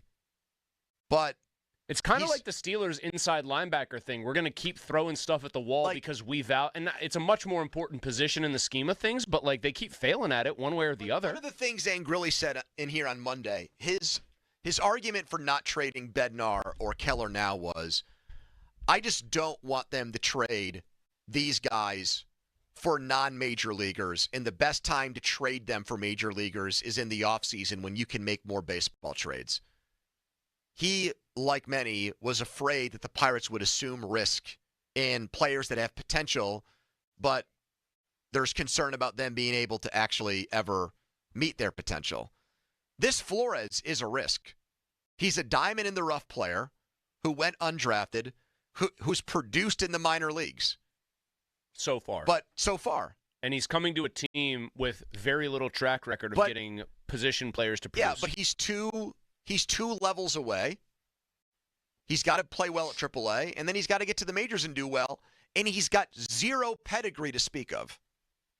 Although that could be overrated because we just talked about the 1-1 pick being terrible. Right. Good point. Touche. But I'm not saying that as like some great defense of it. I'm just saying it is almost just like a flippant counter. Hayden is next. Hello, Hayden. Hey, I think the trade is pretty meaningless. All it's going to do, it just pushes that future down the road. The catcher in AAA can't hit, so he'll fit in nice here.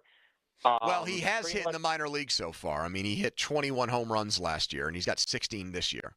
So you say you can't hit. He's shown he can hit so far in baseball. Well, in AAA this year, he hasn't. He's hitting .211. That's in 10 games, though. I'm not going to make big sweeping judgments about a guy over 10 games. Correct.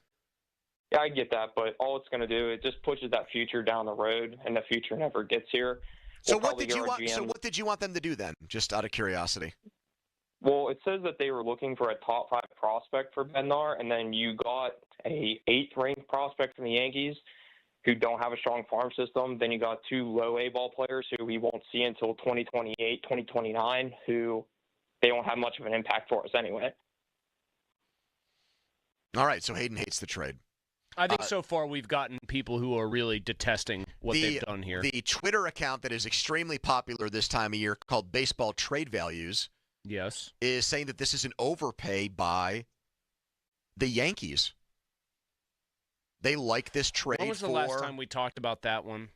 They had a very strong opinion, and I got into it with that account online on the Twitterverse because they value the prospects almost always more than the player, was what I recall. They look at Bednar and Flores as having just about equal value, but then you get Perez and Sanchez thrown in there, and they think that's what puts the deal over the top. The deal is rejected by our model as an overpay by New York. Yep. God, I wish I could remember the last time I cited baseball trade values because I just thought that their methodology was very strange.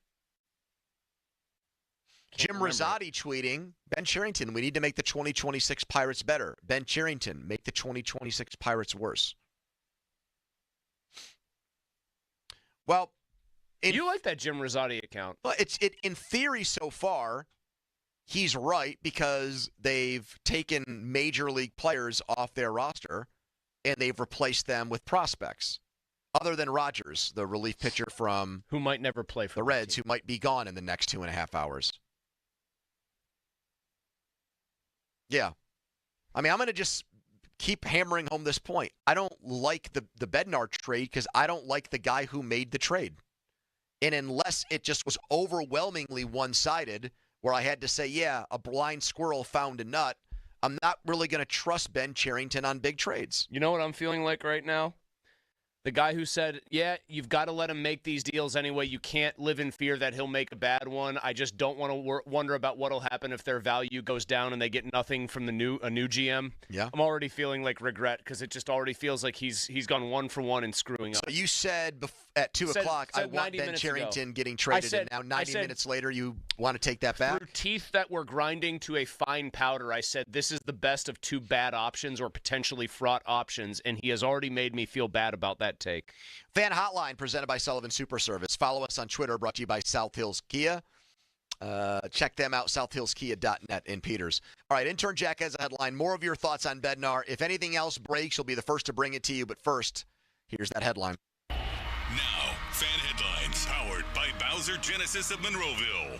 If you haven't heard by now, the Pirates just traded David Bednar to the Yankees for Rafael Flores, who is a catcher that's ranked 8th in the Yankees farm system, who tore up AA and is now at AAA. Also in the deal is Edglin Perez, who is 19 with excellent swing decisions, according to Jeff Passan. Fan headlines are powered by Bowser Genesis of Monroeville. For more, go to 937thefan.com. Sports Radio 93.7 The Fan. To the count. Bednar delivers. Swing and a miss. He struck him out. It's time to say goodbye to David Bednar. Called third strike. Raise the Jolly Roger. Bednar goes to the Yankees. For continued Pirates coverage, keep it here. Swing and a miss. He struck him out.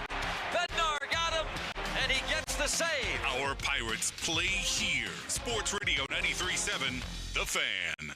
Doran Dickerson here with an exciting announcement for my guys at Keystone Custom Apparel. A huge promotional offer this month for you to take advantage of for your organization, group, charity, or sports team. If you buy 4 dozen or more t-shirts, you can get them for just $6.95. That's an incredible deal from an incredible company that's located right here in Western Pennsylvania. Keystone Custom Apparel. Take advantage of this offer. Tell them Score and Doran sent you, and visit KeystoneCustomApparel.com today. Homeowners, if your home needs a new roof, call a Platinum Preferred Roofing Contractor. Owens Corning only selects the best 1% of all its dealers, and JP Roofing and Signing has earned that honor. They've accomplished this through hard work and customer satisfaction and offer the best warranty in the business. Homeowners receive $500 off any roof or siding installation. Ask about 100% financing, no payments for 18 months, and free estimates. All that, JP Roofing and Siding. Give them a call at 412-829-7711. That's 829-7711. When you own a business, it feels like everything's on you. Orders, deliveries, employees, on you. That's why Comcast Business is giving you a year of mobile on us with your internet service. Really? Yep. We'll cover your first line of mobile for 1 year. So calling customers, getting directions, texting Janine and shipping, on us.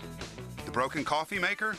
That one's still on you, which means you'll save hundreds for your business and get the fastest mobile service with 5G cellular and Wi-Fi hotspots on us.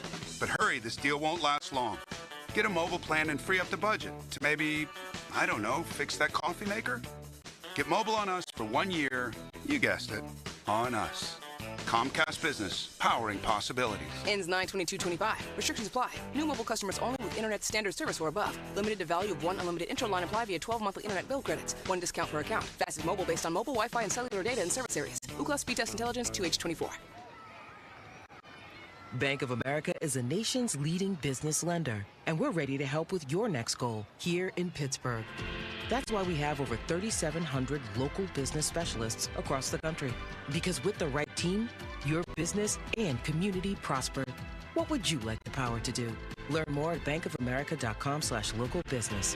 Bank of America, official bank of FIFA World Cup 2026. Bank of America Corporation, all rights reserved. SchultzFord.com, SchultzFord.com, SchultzFord.com, SchultzFord.com. The PM team is brought to you by Mike's Beer Bar on the North Shore. Meet me at Mike's. 93.7 The Fan is cleared by aquickdrain.com. More of Andrew Filipponi and Chris Muller, Pony and Muller, on Sports Radio 93.7 The Fan. 2-2 the count. 2 outs, nobody on. 2-0 Pirates in the ninth. Here's the set and the pitch. Swing and a miss. He struck him out. Bednar gets him on the curveball, and the Pirates shut out Arizona 2-0 on the Cruz home run. That does it for the Bucks tonight. That'll be David Bednar's final save in Pittsburgh. Final game as a Pirates closer at PNC Park. We'll see if he comes back here with the Yankees and nails down some saves, if he's even used in that role. They traded for Devin Williams this past offseason, but he's been shaky at times this year. He will team up with, well, Garrett Cole's not pitching this year because of Tommy John.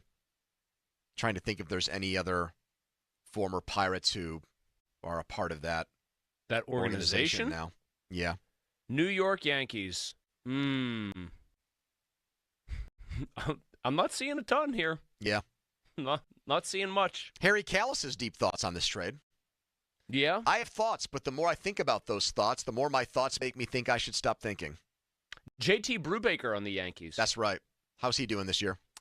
He has pitched in 11 games with a 3.21 ERA. Whatever happened to the 17-year-old that the Pirates got back in that trade? Remember, he was considered to be a toolsy guy? Yes. Was it Kiner Delgado? Yes, it was Kiner Delgado. Kiner Delgado, at last check, is playing for Greensboro right now. Oh, and we know Ben Cherington's talked about that team like they're the 27 Yankees of minor league He baseball. is 21 years old, so he's still not he's not like old for that level. 774 OPS, 12 jacks. Okay. Hitting 248, getting on base a ton. All right. Doesn't look horrible. Congratulations, Ben Cherington. We found a trade that doesn't 28 suck. extra base hits in 91 games. That's not terrible. Decent. He's kind of a Moneyball-looking type of player. Tommy Pham still here. IKF still here. Andrew Heaney still here. Mitch Keller still here. That doesn't look like it's going to happen. Dennis Santana still here with relief pitchers getting traded left and right. Jason Mackey with us last hour said he does not anticipate a Mitch Keller trade. That now seems to be universally thought around the league. I actually heard they might have a hard time trading Heaney because he's been so bad. And he might be one of these expiring contracts they get stuck with. That by the way, that like level of the guy just doesn't keep performing at a high level is why I ultimately wanted them to make deals while there was big value. And again, Ben Cherington has so far made me regret that by seemingly trading $1 for, 60 cents, 65 cents at most from the Yankees? Here is Don in Turtle Creek. Hello, Don. Hi, how's it going? Hey, man. I definitely agree with you on the Cherington aspect of this, that he shouldn't be the one deals. However, getting rid of Bednar is part of the reason why we are where we are. He came into the season not ready. He finished last season not ready. And would you risk your life on him saving games going into the future and being physically ready to perform at a high level? Ryan Hayes, he's part of the reason why we are where we are. Are you saying that like it's a slight on Bednar that he didn't have that himself he was prepared out to of go? baseball shape, and that that's part of the reason what he do you mean struggled by is that? the implication. Is that correct? I know what my eyes see when he's standing on the mound, and I know last year when we saw Chapman out there, he looked like a Greek god. And I know Chapman was ready last year and this year, and so wait a minute. So what's that mean? Because he's a heavier set guy, you don't think he prepares or gets himself ready as well as Chapman does? Is that what you're saying? I'm saying that he's had a issue with back problems, right? Yes, CC Sabathia just went into the Hall of Fame, and he's not a skinny guy. So a heavier set guy that is getting older is going to continue to have those problems, or at least run the risk of it. You're gonna put the money towards Bednar? I don't know, Don. He's basically built like Goose Gossage, who was a Hall of Fame closer for 20 years. Well, I feel like baseball history is replete with big boys closing games. Would you bet on Bednar performing at a high level going forward? I was pretty skeptical of him in the early part of this year, and then he came back and looked like absolute nails, which I have to give him a ton of credit for. In games that meant nothing against teams that you're going to find out. Losing. You are going to find out. Oh, absolutely. Well, let me flip the question on you. Do you trust Rafael Flores to develop into a good hitting catcher in the major leagues? I have no idea about him other than what I'm reading online and what you guys are saying. Exactly. I have no idea. But I know with the limited payroll that they have, do I trust that money being spent on Bednar closing games going into the future? Do you want them to trade? I don't. My question then is, do you want them to trade? Well, what was the I was going to ask him if he wanted them to trade Santana. I think the answer has to be yes. Well, no, he only weighs $190, so he's somebody you've got to keep around. Adam Marsho is the play-by-play voice of the Scranton. They used to be the Yankees. Now I think they're called the Railroad Cutters or Rail Splitters. I bet it's something like that. They've changed these up on me. When I was working in the International League, they were just the Rail Yankees. Riders. The Rail Splitters was Sebastian Telfair's high school team nickname. Okay, he is joining us on the fan hotline right now. Adam, you've actually watched Rafael Flores play baseball. What can you tell us about him? I'll tell you, he is. He's a good guy first and foremost. He's been around our team just the last couple of weeks. Yep. He joined us post big league break. He's caught 8-9 straight games. Projectable build, 6'4", a lot of size to him. I think he can be a hitter. To answer the previous question, 15 home runs in Somerset, hit one for us last week in Rochester. The word on him is elite receiver, which we've got the challenge system here. he's learning that, I think. We'll see where that takes him in the future. But it's a projectable build. It is a guy that I think fans will like. I think he'll gravitate to fans. He's got that kind of electric personality, which doesn't quite win baseball games, but I think he is just such a good character person. It's a good ad for the Buckeyes. What is his story like? Because you look him up on Baseball Reference, you don't even see you see like a junior college that produced Longoria. You don't see a draft position. Can you give us the skinny? Because it feels like this guy just appeared from the ether as a Yankees prospect. It was very much that junior college path for him. As much as Baseball Reference doesn't give you much, there isn't much. He's just developed into this prospect in his time, and the growth spurt that he had after signing up with the Yankees really put him into this spot. Baseball, MLB Pipeline put him at number 8 in their most recent rankings, up 7 this year. He's been able to hit the ball well, and the story, we're still learning it, quite honestly, whenever he might have been shipped away from us. So that's really where it was. He's been a good influence on this team so far. We've had some good catchers this season that have gone on to the big leagues, and I'm very curious to see where things go from here from him. Adam, what build-wise, who does he remind you of? I mean, you've watched hundreds of catchers come through the minor leagues. Does he remind you of anybody from a build, right-handed bat kind of prototype that you would say, yeah, he does have that kind of look about him? A 6'4" catcher is a little bit unusual to me. I can't think of another one that is in that range. Like, is he O'Neal Cruz starting at shortstop and going to center field because of that build? No. But I think there's some possibility there. He also has he could be a first baseman kind of. Did he play first for you guys at all at AAA, or did he strictly catch? He caught every single game since he joined our roster the Saturday out of the big league break. Gotcha. So I don't know if there's necessarily a comp. I don't know if I saw enough of him in the last 2 weeks to give that perspective. It is a big body, and I think there's still room for growth and power added to him. Is he the kind of guy who you're going to get power on that frame, but you're going to have to tolerate a lot of strikeouts as a result? Like somebody who's just going to be a bit of a 3 true outcomes type of player? I think he can make good contact. He was hitting very well in Somerset. He was still learning AAA pitching, so I'm not sold that this is something for Pittsburgh right now. Yeah. This month, this season, but moving forward, I certainly think it can be an option for the Pirates.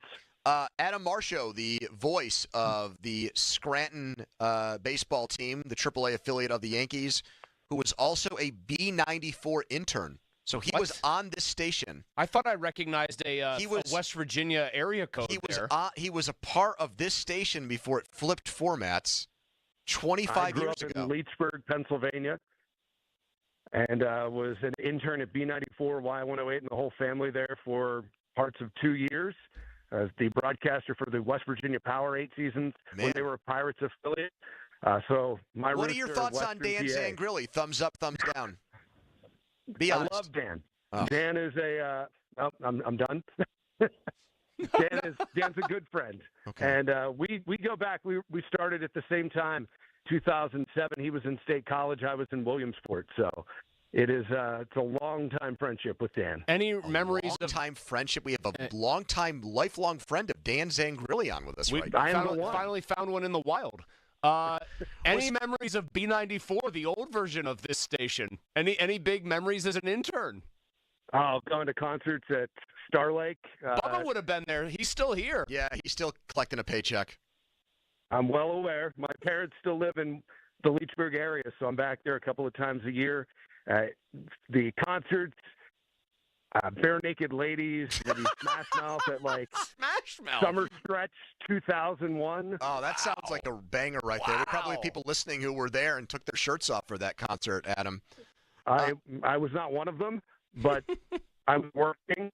The giant B-94 inflatable that you basically rolled across to fold back up and throw in the promo van. Yeah, I think we still have that promo van. Man, good guy in the promo department back then? Yes. Absolutely. All right, Adam. Well, great catching up with you, and thanks for the mini scouting report. We appreciate it. Take care, guys. All right, that's Adam Marshall. Is it Marshall or Marco? Oh, did I get his name wrong? M-A-R-C-O? Yeah, it's Marco. My bad. You did it right the first time, and then you got 2 wrong. You went 1 for 3. That'll get you into the Hall of Fame as a hitter. A lifelong friend of Zan Grilli. I know, that really threw me for a loop. He seemed to understand that saying that would throw people for a loop, too. He did not seem surprised by our reactions.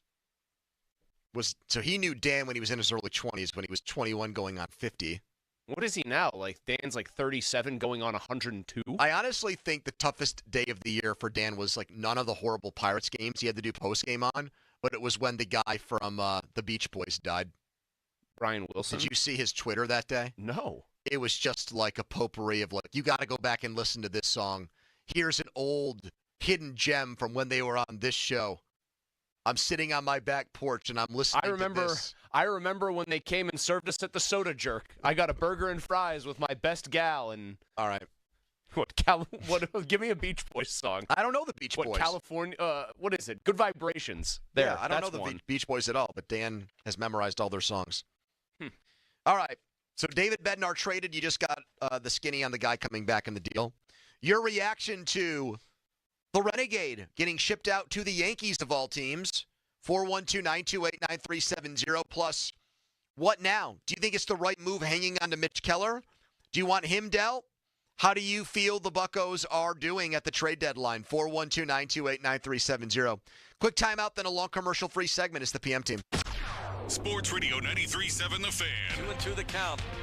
Bednar delivers. Swing and a miss. He struck him out. It's time to say goodbye to David Bednar. Cold third strike. Raise the Jolly Roger. Bednar goes to the Yankees. For continued Pirates coverage, keep it here. Swing and a miss. He struck him out. Bednar got him, and he gets the save. Our Pirates play here. Sports Radio 93.7 The Fan. Let's short the Astros in the AL West. I'm Sammy Pete, here to help you beat the books with the BetMGM network.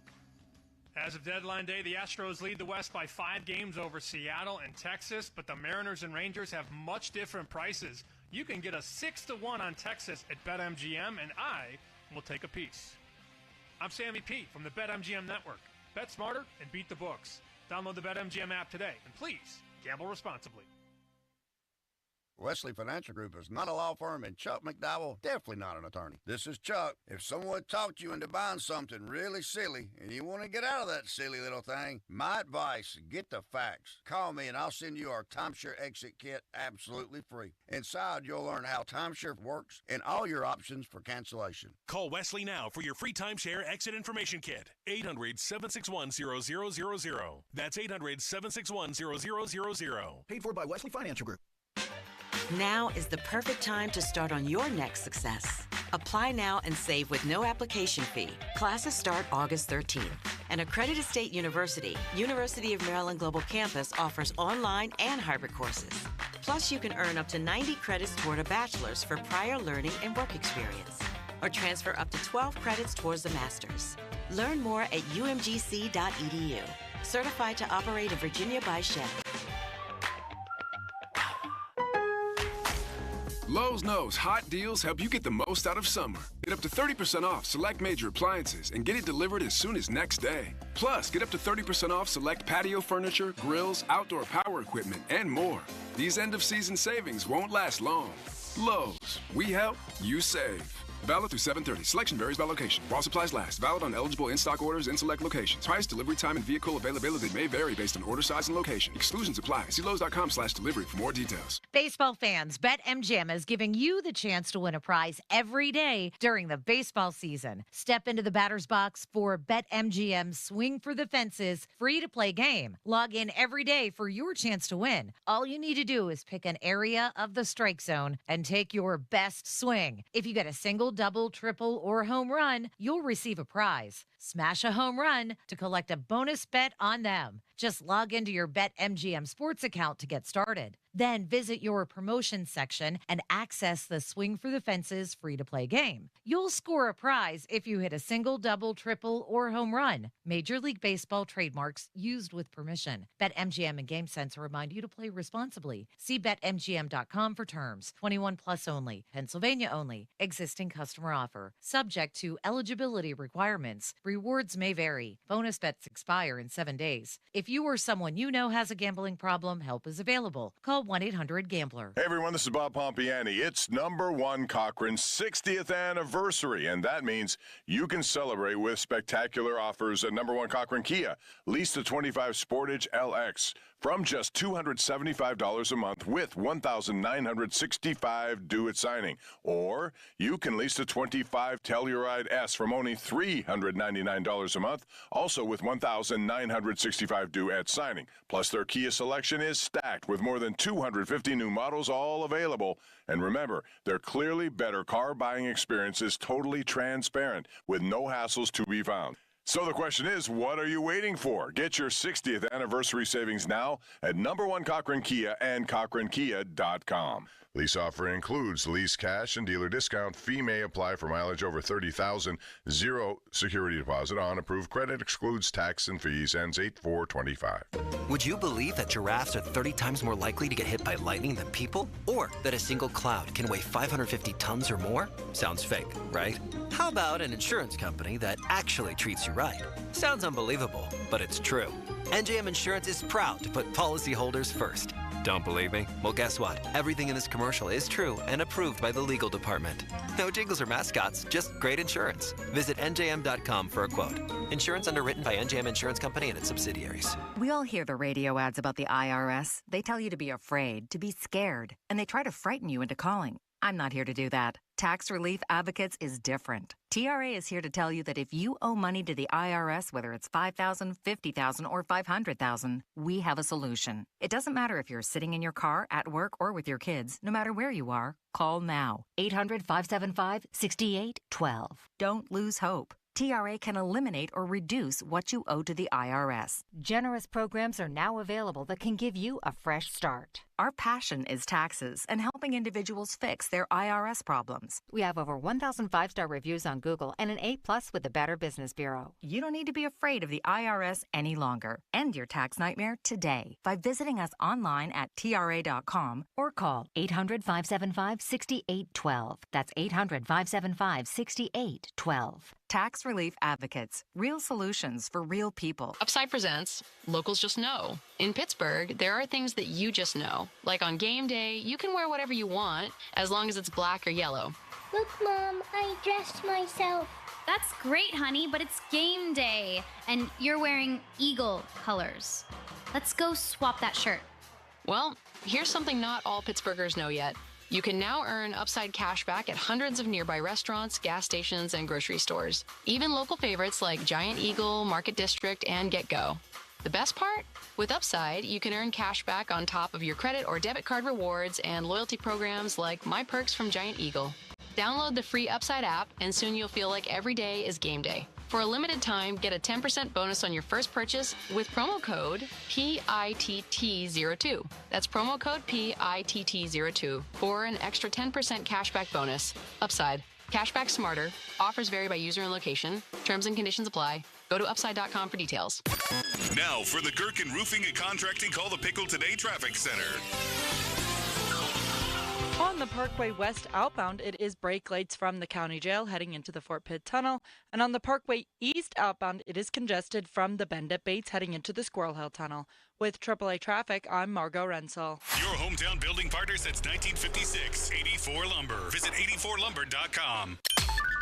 Text us on the Edgar Snyder & Associates text line at 412-928-9370. Edgar Snyder & Associates reminds you to text responsibly.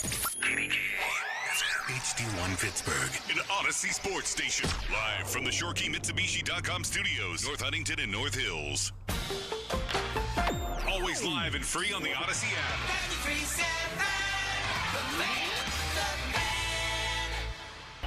Now, fan headlines powered by Bowser Genesis of Monroeville. All right, the Pirates have traded David Bednar to the Yankees. 3 prospects coming back in the deal. The top one is Rafael Flores, a 24-year-old catcher, recently promoted to AAA, who was the Yankees minor league player of the year in 2024. For more, go to 937thefan.com right now. More PM Team. Back with more Pony and Muller. Andrew Filipponi and Chris Muller. Sports Radio 93.7, The Fan.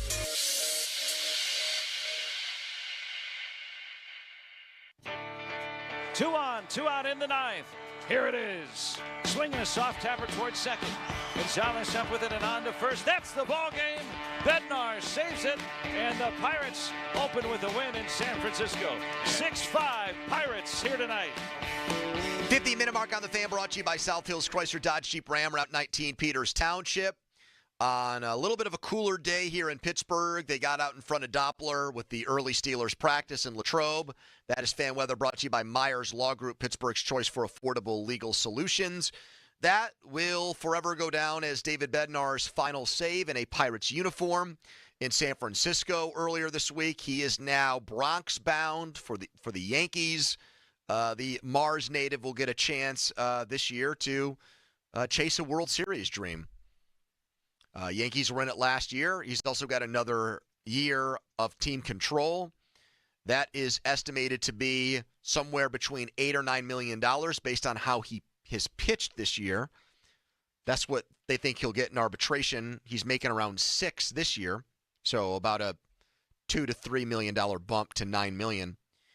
If you add up the money the Pirates have saved in trading Ke'Bryan Hayes, trading Caleb Ferguson, trading David Bednar, so the prorated amounts left on their contracts for this year, and then the money owed both guys, Bednar and Hayes, for next year. They've saved roughly $20 million with these deals. So there's got to be a reallocation of at least $20 million for next year. At least, right? I mean, and that's if the payroll is static at $88 million. You would think. You would assume. And it's not going to be next year. The year after, they'll have to start paying Paul Skenes arbitration money. He's going to get possibly a record, wouldn't you think? In his first year of arbitration for a pitcher? Absolutely, yeah. He's gonna set a record. Do you know what the first year arb record is for a pitcher? Off the top of your head? I do not. Do you? No, but I mean, whatever it is, I would imagine going to shatter it. Reviews coming in. Jeff Passan, who's the biggest insider in baseball, loves this trade for the Pirates.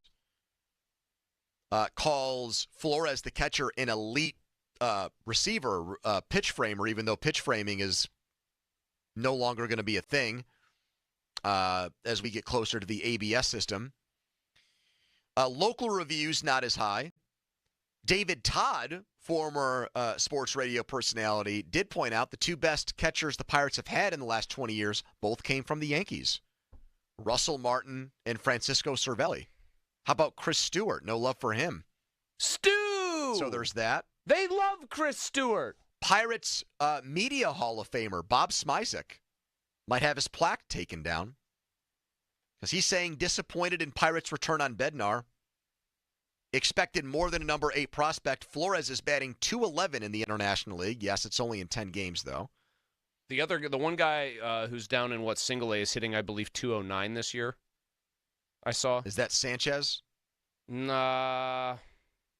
Because it's not the it's not Edglin Perez, is it? He's in single A though, isn't he? I thought they both were. I think one of the two. I think the infielder's hitting .209. I can look up Edglin. Donnie follows us, the host of Bucko Talk, and our A-plus producer. He is at a training camp live event, which is going to turn into, I think, trade deadline post-game with Donnie starting at 6. Edglin Perez hitting .209 with a .604 OPS. Fits right in. At the live casino out in Greensburg. Donnie's take 7 minutes ago. It really is incredible how bad Ben Cherington is at this. How do you feel about that take? I think everything Ben Cherington touches, for the most part, turns to whale feces.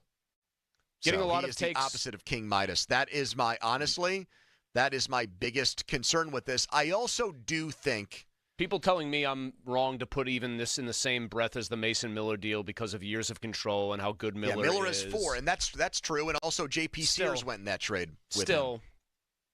I don't know. It feels I'm probably overvaluing Bednar a little bit. It just does not feel like they got a good return here.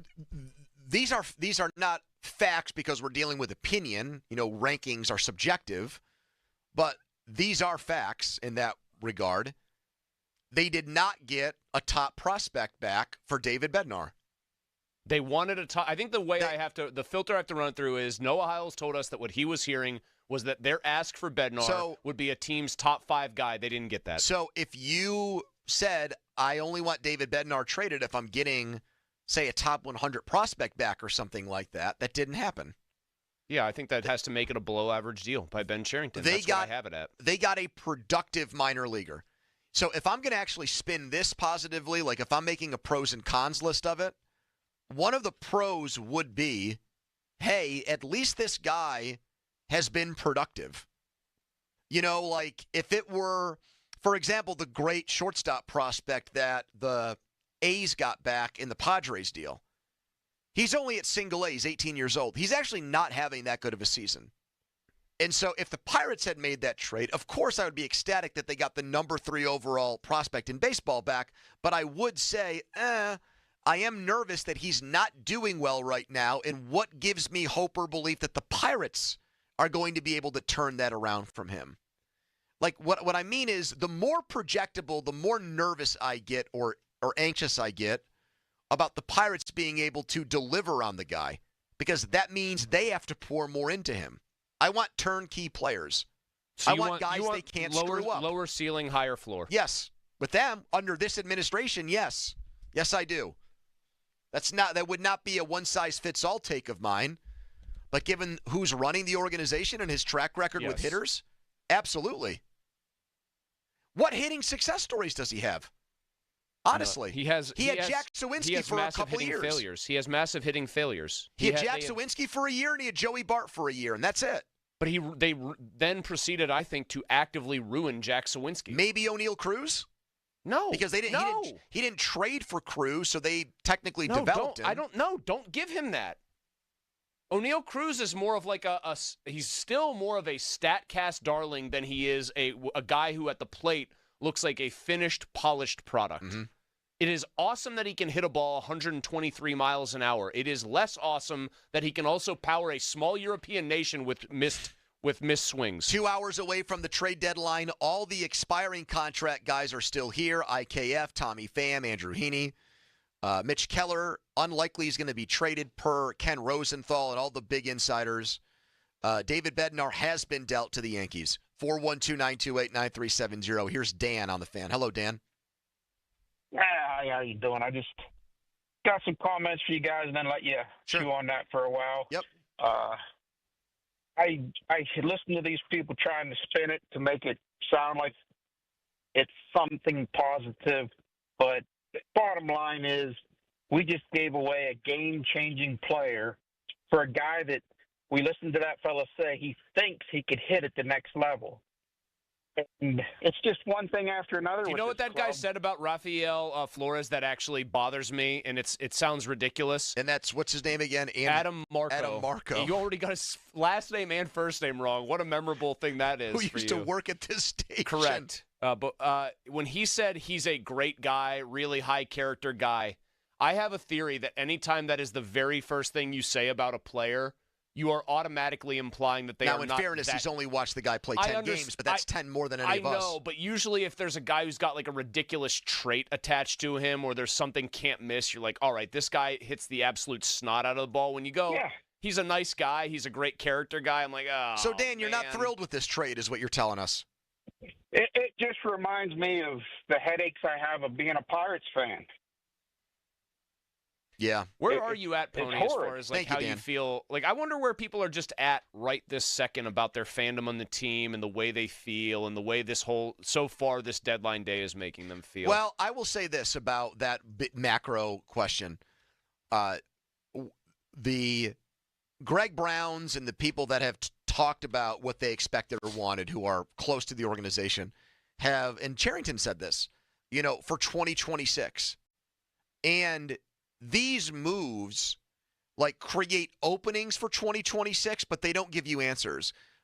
Going back to Greg Brown, he said on Tuesday his wish was that trades were going to get made where young players got put into positions where you felt this is like an audition for them, but they're like, the team we think we're going to have to start 2026 is pretty much on the field starting Friday in Colorado. That's not happening. Flores is not going to get called up right now and just completely skip AAA, you wouldn't think. Doesn't look like he deserves to. Hayes got, pushed out the door for a single-A player, and I'm totally fine with that because I think Hayes is useless as a hitter. But we still have 2 hours left. They've not made moves that have solidified those spots. Left field, shortstop, catcher, third base. There's still question marks. Flores has potential. He has a chance. But when you compare him to what other closers got traded for, it doesn't measure up. Now, Duran's more valuable than Bednar, and Miller's more valuable than Bednar. Helsley with the Cardinals is, I think, slightly less valuable because there's only 2 months left, and the Mets or the Cardinals got basically the same return for him, for 2 months of him, a rental, as the Pirates did for Bednar. So, does that answer your question? But here's the other part of it. I'm not hammering them because when Dan calls in and says they traded away a game-changing player. No, they didn't. They traded away a guy who pitches the ninth inning very well. For a team that's rarely leading. That's in last place, right. For a team that's won 8 of 9 in his 15 games under 500. Here is Gary next. Hello, Gary. Hey, guys. Pony and Chris, if you guys have the direct line to Bob Nutting, tell him to immediately call security, take the computer, take the phone away from him, hand him a pink slip, and escort him out the door. Ben Cherington, you're talking about? Oh, you know it. Yeah. Call Bob up and tell him you go right. You're talking about one of those red Cold War phones that you pick up, and it's got the old kind of punch buttons. So you're very disappointed in this trade, Gary. We've gotten a ton of people saying what Gary said. Fire Ben Cherington now.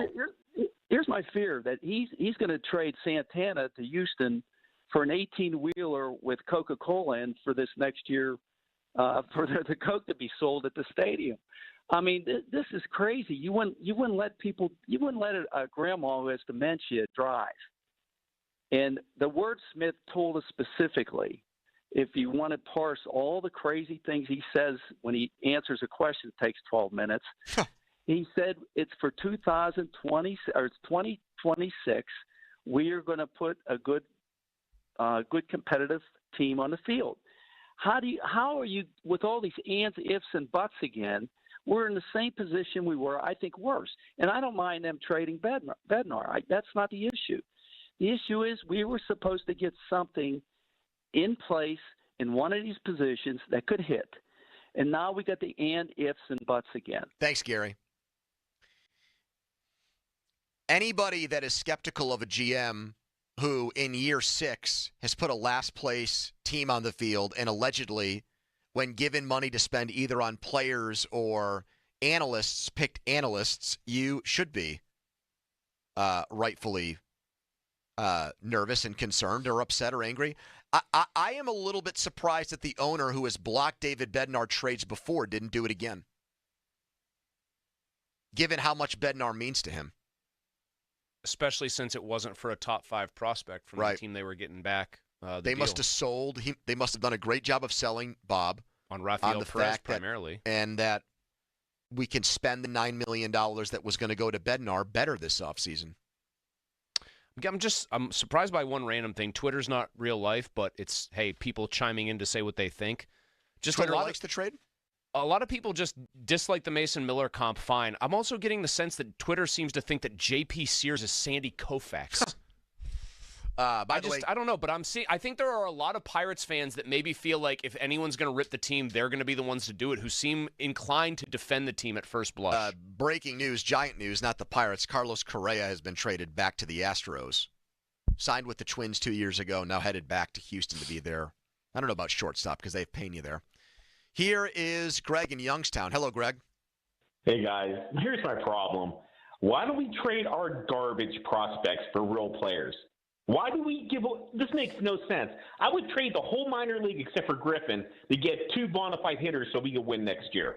Why are they holding on to these minor leaguers so bad? So even though you're supposed to be a seller, you're saying be a buyer and use your prospects to get – Be a buyer. Like the guy in the Indians, their left fielder, they want to trade this guy. Give them anything they want except for Griffin. Give them anything. but they won't do it. You know what? As far as like trading for hitters that teams want to trade that have years of control, the Pirates should be interested in dealing for those guys. It's not a bad point. Stephen Kwan's not a free agent till 2028. Right. Like, just because you're labeled a seller because your team's in last place, that would only count for hitters that are on expiring deals. You wouldn't trade for those guys. It would make no sense. Wouldn't trade for a Yandy Diaz, for example. But if Stephen Kwan is available, this Pirates should be just as interested, if not more interested, than the other teams who are in contention, right? Because don't you automatically feel like they'll end up overpaying for a guy like that? They'll trade. It'll be the whole Chris Archer deal, but for a position player. Chris, that circles back to what we've said for months. Yes, I know. Ben Cherington is running the show and calling the shots. So, yes, I would be concerned that they would overpay and get something like that wrong. Yeah, I would. I don't know, man. This just feels like a low point in a franchise that's had a lot of them where we can't even properly talk about trades and how we feel about them because the well is so poisoned, because the guy doing the job is so bad at it, and we all don't want him to be here, and many of us don't think he will be here, that you just can't even make evaluations. Intern Jack is a diehard Pirates fan. You give thumbs up, thumbs down on what you've seen so far here, Intern Jack. Thumbs down. Okay. Intern Dom, I think, for the first time in his life, doesn't want to give a take. Little gun shy.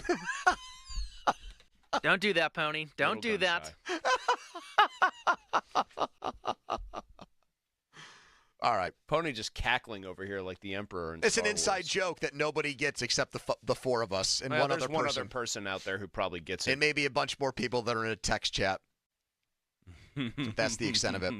All right, Steve Palazzolo will join us next week at this time. Even though Steve played minor league baseball, Dom, tell him we just had a breaking trade and he'll get it. And so we'll touch base with him next week as the Steelers get ready to play their first preseason game. Text is on the Edgar Snyder and Associates fan text line, where Edgar Snyder says there's never a fee unless we get money for you. We are reacting to the big news. David Bednar, one of the best players homegrown here in Pittsburgh to play for the Pirates, has been traded to, of all teams, the New York Yankees for 3 players. Your thoughts, 412-928-9370 right now, an Intern Jack headline. Now, fan headlines powered by Bowser Genesis of Monroeville. I'm sure you know by now, but David Bednar has just been traded by the Pirates to the Yankees for 3 players, including Rafael Flores, who's the number 8 prospect in the Yankees system. Some other trades today, just moments ago, Carlos Correa back to the Astros from the Twins, Mason Miller to the Padres, and Shane Bieber to the Guardians. Fan headlines are powered by Bowser Genesis of Monroeville. For more, go to 937thefan.com. Sports Radio 93.7 The Fan. 2-2 the count. Bednar delivers. Swing and a miss. He struck him out. It's time to say goodbye to David Bednar. Cold third strike. Raise the Jolly Roger. Bednar goes to the Yankees. For continued Pirates coverage, keep it here. Swing and a miss. He struck him out. Bednar got him, and he gets the save. Our Pirates play here. Sports Radio 93.7 The Fan. When you've got real work to do, Metal Supermarkets will help you get it done fast. With a huge variety of metals in stock, we can help no matter what job comes your way. And we cut to size, because just like taxes and BS, we think metal is better when cut. Metal Supermarkets, the convenience stores for metal. Find a store or shop online at metalsupermarkets.com. Hey, listen to this. All I needed was a new starter. Got a great deal on eBay. Did it myself. Yeah, that's cool. But how about the soft purr of an upgraded exhaust when it fits just right? For me, it's the little things. Like these new windshield wipers from eBay I installed. From small fixes to big upgrades, eBay has all the parts you need at prices you'll love. Guaranteed to fit every time. eBay. Things people love. Eligible items only. Exclusions apply.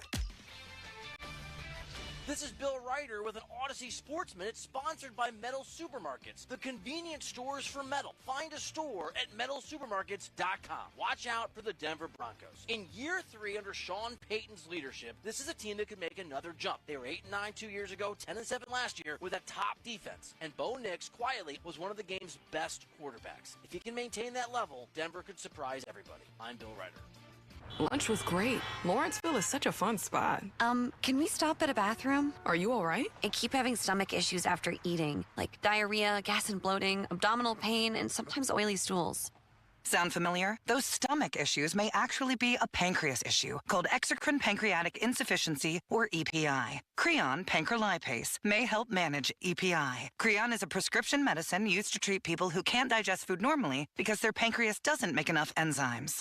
Creon may increase your chance of fibrosing colonopathy, a rare bowel disorder. Tell your doctor if you have a history of intestinal blockage or scarring or thickening of your bowel wall. If you are allergic to pork, or if you have gout, kidney problems, or worsening of painful swollen joints. Call your doctor if you have any unusual or severe gastrointestinal symptoms or allergic reactions. Take Creon as directed by your doctor and always with food. Do not chew capsules as this may cause mouth irritation. Other side effects may include blood sugar changes, gas, dizziness, sore throat, and cough. These are not all the side effects of Creon. Call 800-633-9110 or visit creoninfo.com to learn more. That's creoninfo.com. I'm asking my doctor about EPI and if Creon could help. For all station contest rules, go to 937thefan.com/rules. Celebrate the grand opening of the area's newest and premier Mitsubishi destination, Crown Mitsubishi in Washington. In-demand Outlanders, huge selection, 0% financing for 60 months. Outlander hybrids now up to $5,000 off or just $289 a month. Plus grand opening trade values at up to 125% of KBB value. It's a July savings spectacular,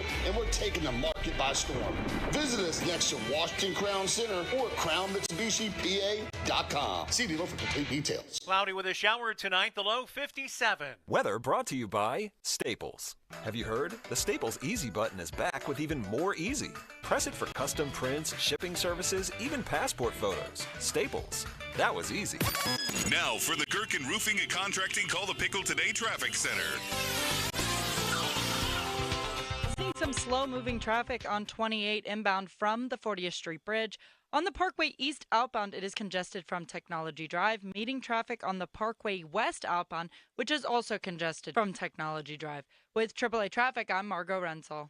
Live from the ShoreKeyMitsubishi.com studios, North Huntington and North Hills. Okay, let's go, come on! Now back to the PM Team, presented by Mike's Beer Bar. Foley and Muller, live and local, just like Mike's. Yeah, it's a special one for him. That saved number 100 with the Buccos, man. So that's unbelievable. I wanted him to do that more. You know, we all did. We all wanted that for him. So we were just glad he could get that done tonight. He was sharp all night. Good, we got the win. What does it mean to be behind the plate for a moment like that? Yeah, I mean, our guys came out and got after it, I mean, from the start to finish. But, you know, at the end of the night, we all knew we wanted Betty in that situation. You know how much this city means to him and, you know, his family and everything. So that's a moment that he'll never forget. That was Joey Bart getting a little choked up when David Bednar recorded his 100th save at PNC Park. It would be Bednar's last at home, and maybe Bart also knew that a Bednar trade could lead to something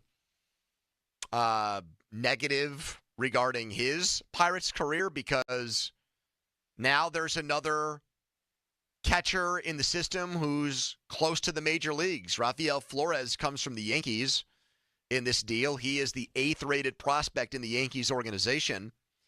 Travis Sawchik, who wrote a book about the Pirates called Big Data Baseball. Have you read it? Or are you too busy with the World War I books? I've not read Big Data Baseball. I know, you read it in like 2 hours probably. He now, I don't know who he writes for anymore. The Score. The Score. Travis Sawchik, the Bednar return is light in the context of this relief market. Here's what Baseball America had to say about Flores this year. AAA will be a big test for Flores. Savvy arms at that level will be able to exploit holes in his swing and force him to adjust. If he can, he has a shot at being a second division regular. Flores hitting .211 in his first 50 AAA plate appearances, says Sawchik. Second division regular. Yeah, which the Pirates are. Fangraphs has an FV grade of 40 on him. MLB of 45. Not good. Masterful gambit again, Mr. Charrington. What do those numbers mean? Future value. I think might be like a different. On what scale? 20 to 80. I believe it's future value is what that stands for. But it's what do they think the player can be? And if it's probably, I would say 50 or above, they think they can be an above average major league player. And so these are both You get into below. the 65, 70 range, you're talking about a perennial all-star.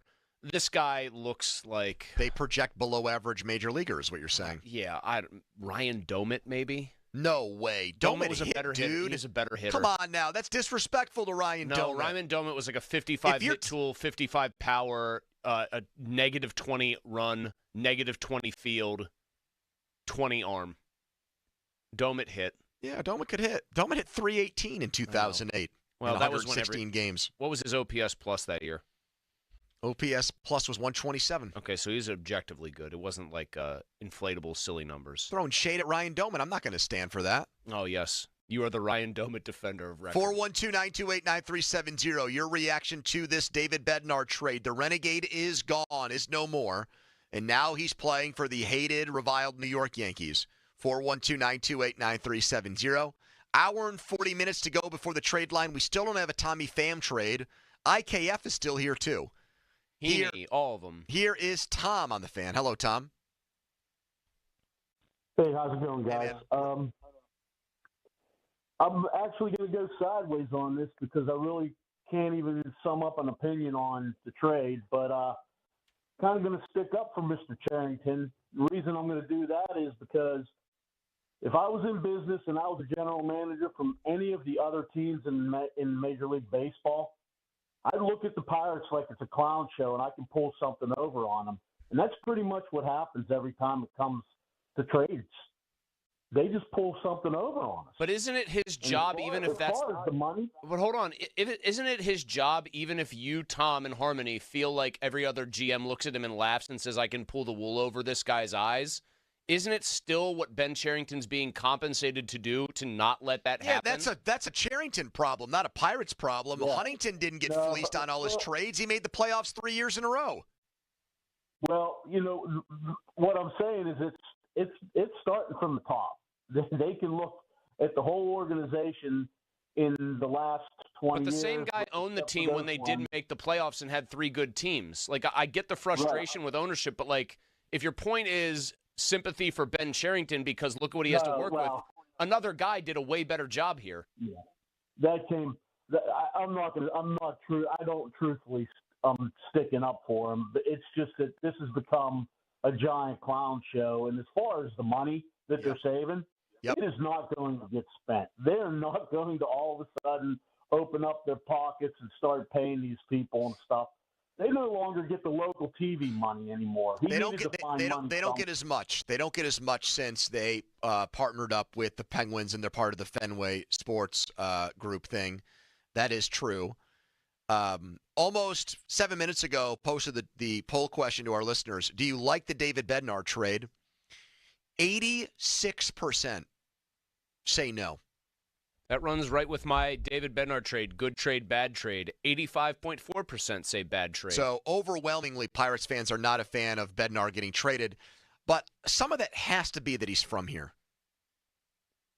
You said before the trade got made, saw what other relievers were getting. I know, but you said before the trade got made, man, people are pumping Bednar's tires. I can't ignore that it has to be related to him being from here. And I do think that is an aspect of this. Now, he's been booed in Pittsburgh.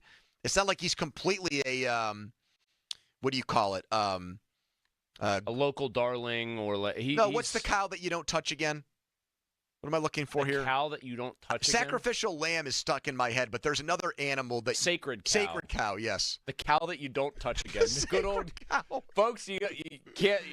There's no cows you don't touch again in this town. He's not a sacred cow. I mean, Rowdy Tellez had to go to his locker and do that ridiculous speech. I mean, I thought people were actually extra vitriolic towards him because we had a caller who just could not get away from his perceived weight problem. And when he was going bad, that was brought up all the time. People brought it up off the record, like not off the record to me, I should say, off the air. People would come up to me like and just trash him. So I think people were harder on him when it went bad for him than they would have been even on some other guys. But it absolutely factors in. Now he's cooking. He absolutely went down to the minors, figured his stuff out, and came up a different and better pitcher, much better pitcher. And so I think all that combines with the fact that people hate Ben Cherington and hate the work he's doing to give you this reaction to it. Clinton is next. Hello, Clint. Okay, sorry, gentlemen. Hi. Hey, good afternoon. Hey, listen. I'm glad that David Bednar is gone, and I'm going to tell you why. Yep. Number one, He is going, you know what, to be successful in life, you got to be around elite people. Mm-hmm. And the one thing the Yankees ownership is elite. Elite people will teach you how to win. And the fact of the matter is, listen, this Pirates organization is a farm club. It's sad to say a professional baseball team being a farm club for other organizations such as the Yankees and the Dodgers as an example. Look at the former Pirates that have left here that have won a World Series, like Garrett Cole, for example. All right? We had great people in this organization.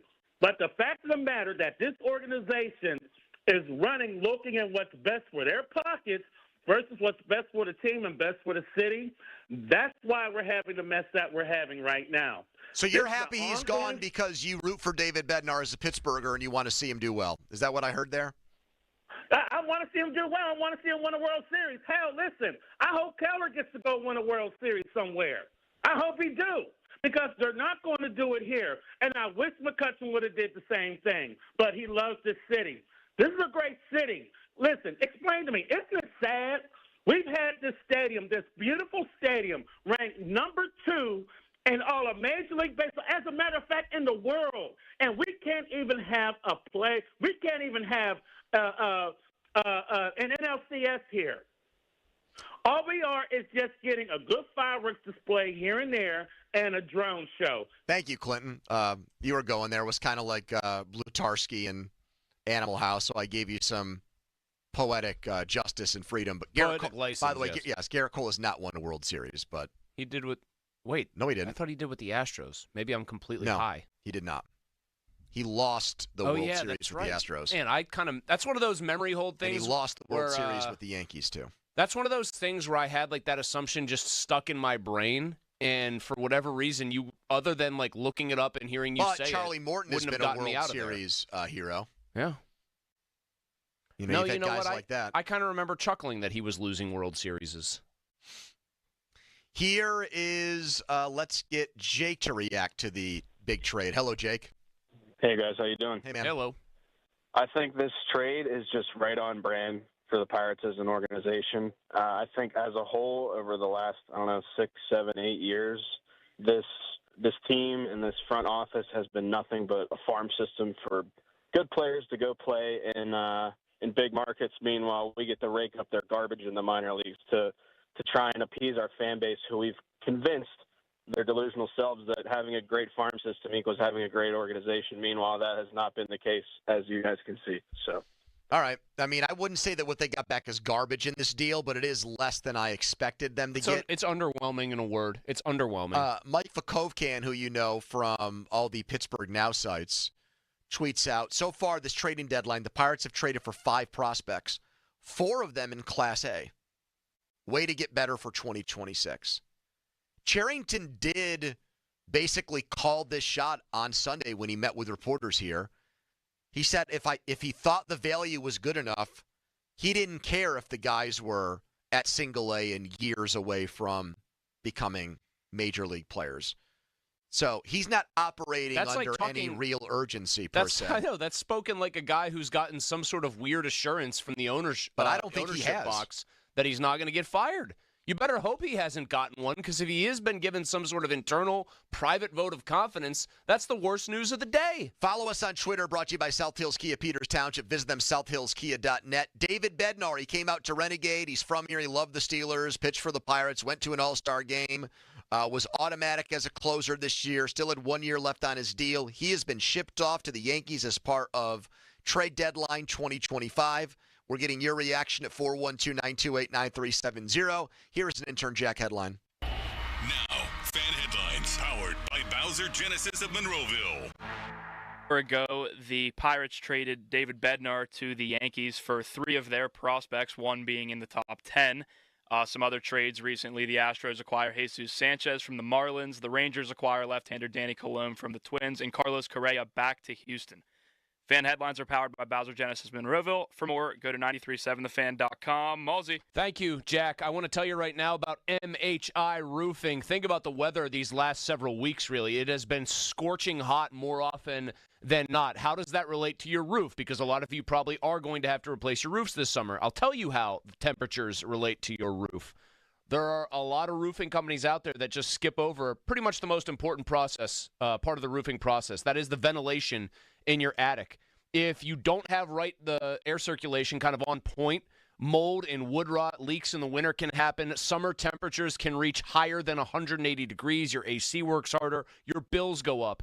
MHI Roofing, why do I recommend them? Because their process, it begins. The first point, I saw this firsthand, with a thorough attic inspection, and they know at MHI if the ventilation's not right, the roof is going to be built on kind of what you'd call a shaky foundation, but they know that the attic ventilation plan is a huge part. That's why every MHI roof comes with a well-thought-out plan for your attic ventilation. So what are you waiting for? If you need a new roof, call for your free roof inspection and estimate today, 412-998-8864, or you can book online, mhiroof.com. Hey, it's Andrew Filipponi for McVeigh. Gurgling noises from sink drains, recurring clogs, backups, and bad odors from your main line drain shouldn't be ignored. These can be a sign you have a problem in your sewer line. You need to call the honest sewer and drain experts at McVeigh Plumbing, Heating, and Cooling today. McVeigh fixes your problems fast and fixes it right. Already know you have a sewer problem? Call McVeigh for a free second opinion or any sewer line repair or installation. Don't overpay.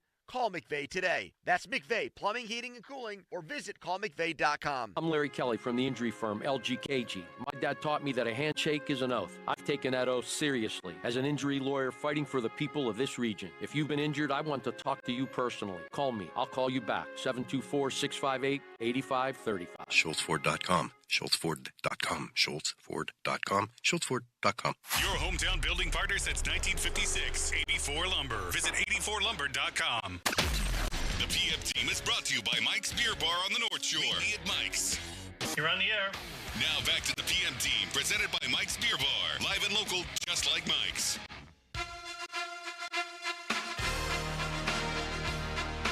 All right, the Donnie Football Debrief will return when Donnie joins us tomorrow, brought to you by Saloni's Italian Bread Company, over 100 years of baking experience.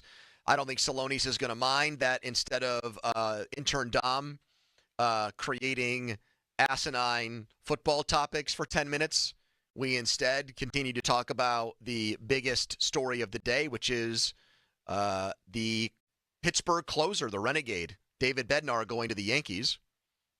I'm sure he's had his fair share of Saloni's bread in his day. It is delicious. Delicious bread. Brian Batko chiming in on all of this, the big story of the day. I'm waiting for Rowdy Tellez to tell me how to feel about the David Bednar trade. Pretty good. That is a good one. Former fan update anchor Robert Sir, who now is a meteorologist somewhere. I don't know exactly where. I think he's in Louisville now. Oh, good for him. He's steadily moved up the meteorological ranks. Tweeting out. They're basically something that points out how the Pirates have always found a closer. From Caps to Grilly, from Grilly to Melanson, from Melanson to Hanrahan. There's a he who shall not be named in there. He's got there. the order of it wrong. And then Hanrahan to Vasquez, and then Bednar, and he said they'll be okay. Yes, I don't think it's... Alan Saunders parachuted in to immediately respond, yes, they had a competent general manager making those moves. But I don't question the ability of the Pirates to find another closer. What I question is in this era, or in this moment, where closers are getting traded for a ton, what the Pirates got back. That's all. Yeah, relative to what other teams have gotten, it seems light. I don't know how you could say anything else. And they don't have a GM who you would say, in this guy we trust. They have Ben Cherington. Noah Hiles pointed out in all of these moves Cherington has made, draft picks, trades, free agent signings, he's acquired 2 All-Stars in the 6 years he's been here. Paul Skenes, 1-1, and David Bednar. And I would even say with Bednar, it was a 3-team trade in January of 2021, so coming off the COVID year. They sent Joe Musgrove to the Padres, and they got back Hudson Head, who just retired from baseball. Wasn't there a guy in there named like Means, Jerry Means or something? Or am I thinking of a different trade? Drake Fellows, Hudson Head, and Omar Cruz went to the Pirates. Okay. No, there was a Boston trade where some random guy like that came back. Who was the first name in there? Drake Fellows. That sounds like an SNL character. Because there was Brian Fellows. Drake Fellows, Hudson Head, Omar Cruz, and David Bednar to the Pirates, and then Endy Rodriguez came to the Pirates from the Mets in that 3-team deal. Just for the record, Musgrove, after that deal... Musgrove was a stud for the Padres. Racked up in the next 2 years, 7 wins above replacement, and was an objectively outstanding pitcher. They lost that trade. They did. Pitched a no-hitter and was really good for the Padres in the playoffs in 2022 as well. In 2022, the guy was an all-star with a 2.93 ERA who started 30 games for them. Yeah. So he was excellent. I'm happy they got another all-star back in Bednar, and he wasn't even thought to be the main player back in the deal. Trade, though. Still did not, yeah. It's one of his 2 trades that led to an all-star you would technically rank as a loss. And I don't think that's being Noah Heil is also difficult. That's just being honest. Noah, somewhat cryptically, I tweeted out I might be downgrading this move to a D the more I think about it, particularly when Noah Heil said that the teams asked for Bednar would be one of a team's top 5 prospects. Noah responds 3 minutes ago. I'll have more on this in a bit, both additional reporting and my own thoughts. That seems kind of ominous / interesting. I want to hear more about that. Like, what changed, basically? I think Noah's going to tell you that he's getting good feedback on Flores that has him thinking this is a better trade than what he originally heard. Is he getting good feedback from Pirates sources, I don't know. Or is he getting good feedback from people around baseball? Text him and ask. Maybe I will. Just text him and say, do you feel good about this trade, yes or no? The only thing, I will, Pony, but we're on the air right now, and I will do that. Well, when has that stopped Starkey or Pomp from sending a text out while they were on the air? I'd like to think that I have a little more respect for you and your very good opinions. Well, you start that text up right now because I'm going to go to Tony I'm going to say one more thing. There is one thing as a Pirates fan that is making me think this might not be an underpay by the Yankees and a bad deal for the Pirates. Jeff Passan, who I do not think is fond of the Pirates very much at all, loves this trade for them. Yeah. Like, went out there and put something out there in the ether. He's the biggest baseball insider there is, and he is the biggest backer of this trade. Gushing about this trade. Yes. Here's Tony in Freedom. Hello, Tony. Hello. One of the things that I looked at with this trade was, what are we really getting? And I looked up Flores on the internet, and of the 90-plus games he played this year, 53 of them were first base. Okay. Is this a move for a first baseman? I think he does both. So he'll play he'll catch and he'll play first. He can do both. Why?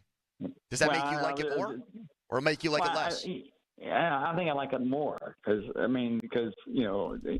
Davis has stunk. Let's be honest. Yes. Yeah, I don't think we have to try to sugarcoat that one. He's been terrible. But I still think he needs a full year that he's playing almost every day. Why? Well, because you spent number 1 overall. They're in last place. Why isn't he playing every day right now? Why wait? I don't know that. Because he can't play. He can't hit. He can catch decently as a receiver. He can't hit.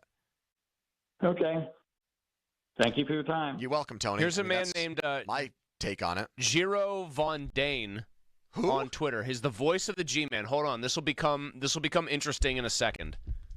His Twitter bio is official page of sports broadcaster and voiceover artist Gero, Gero, Von Den, Robert Morris University, and the Alaska Gold Panners. Okay. Why? The Alaska Gold Panners was a team Yeah. that Rafael Flores balled out for. Oh, okay. That got him, I think, on the Yankees' radar. All right, so now I am interested. The man has Alaska Gold Panners takes. I believe he is the guy doing these games for them. And what did he say Flores is a big talent with a high ceiling, hits for power.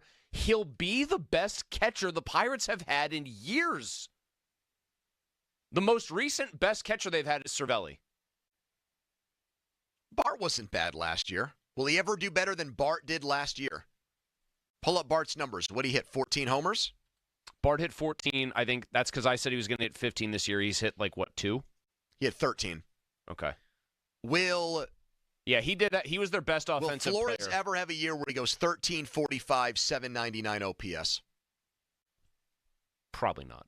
You don't think so? He was a 2.5 win player last year, was Bart. Yeah, this guy, though, He fell off a cliff this year. I guess this guy was the broadcaster of record for the Alaska Gold Painters.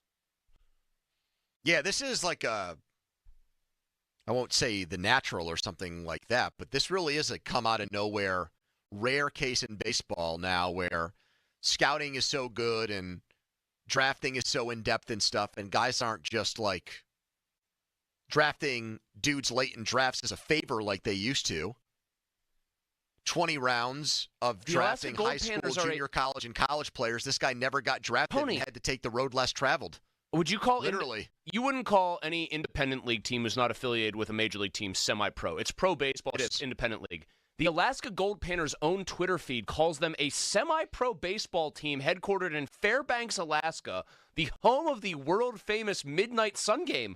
I think if this guy turns into a major leaguer who hits like 15 home runs, you might as well call it the natural. Is his bat say Wonder Boy on it? I mean, if you're the Yankees, you want to talk about an unreal development job. They took somebody who was a scrap heap player, and they made him the centerpiece of a trade to get an all-star closer who might help them win a World Series. It's a great job. Didn't Adam Marco, who's the play-by-play man for the Scranton Rail Riders, say that he had a growth spurt once the Yankees got him? Yeah, up to 6'4". Like that he was not that big of a guy?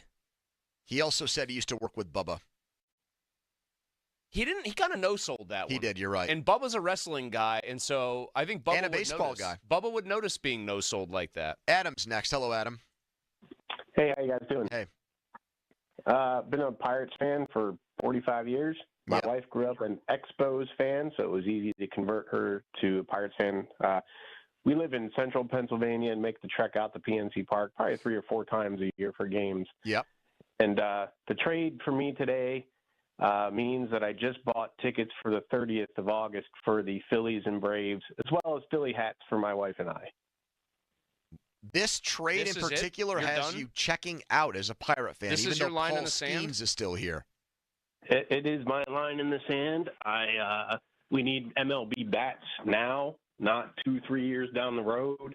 We only had Skenes for, who knows how many years, and it's like, I'm just done. It doesn't sound like you should care about any of those things anymore. You're a Phillies fan now.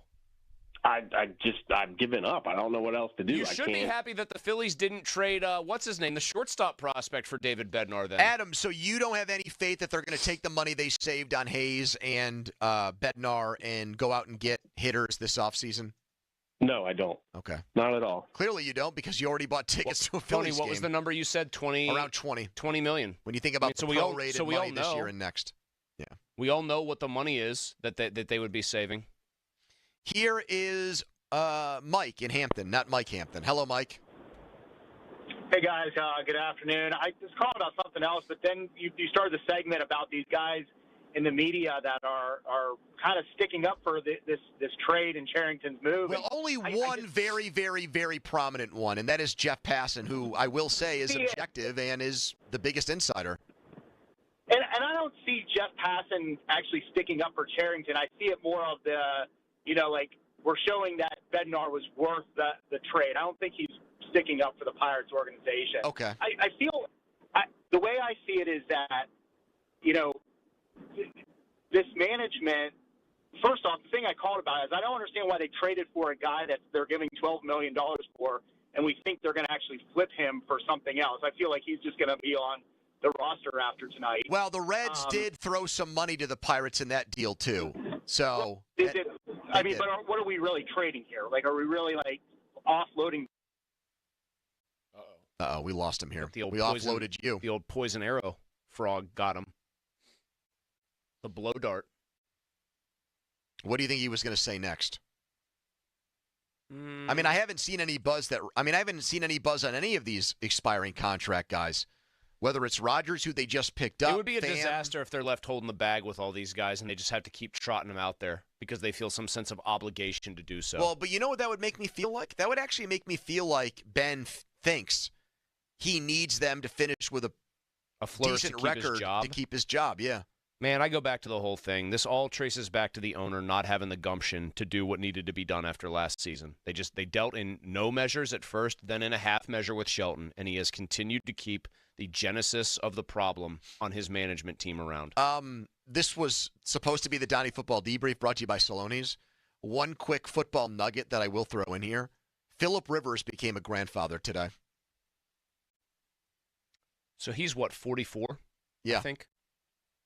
So he would have had a kid. Hold on. He has a million kids. No, but he had kids in college because he was married at like, what, 20?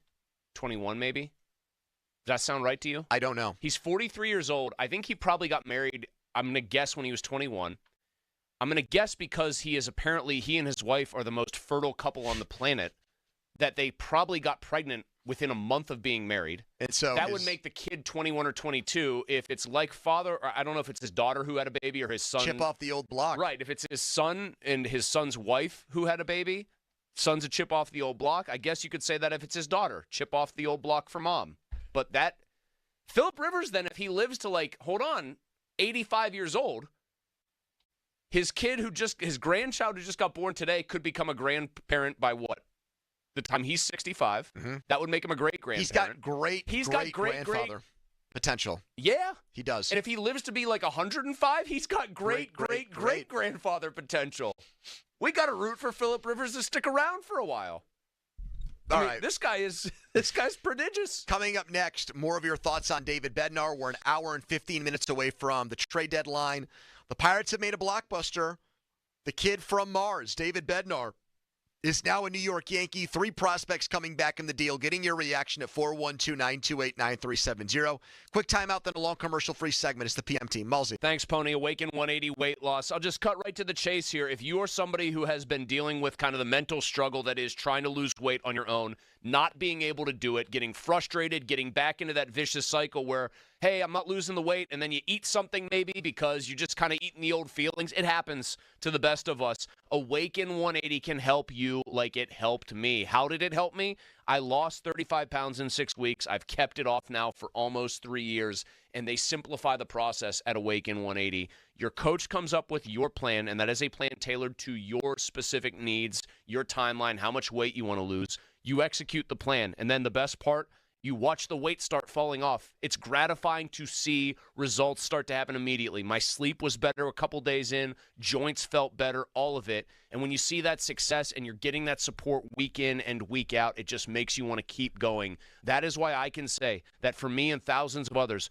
Awaken 180 has been the long-term solution for weight loss. So find out for yourself online at awaken180weightloss.com.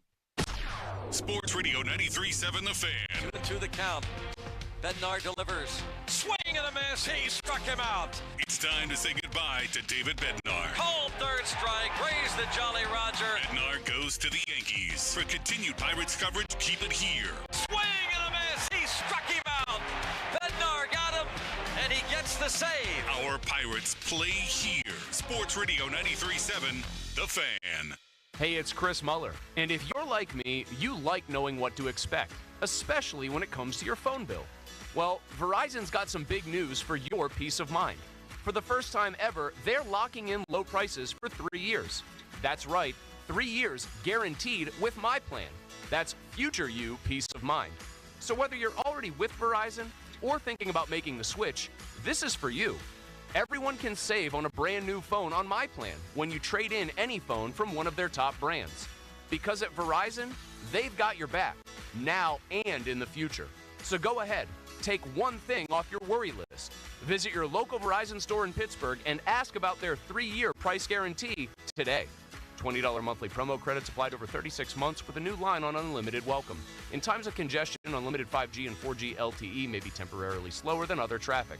Domestic data roaming at 2G speeds. Price guarantee applies to then current base monthly rate. Additional terms and conditions apply. Can you even believe how deep into the summer we're getting? It's incredible. But listen, it is a perfect time right now. And I mean perfect time to get to Schultz Ford.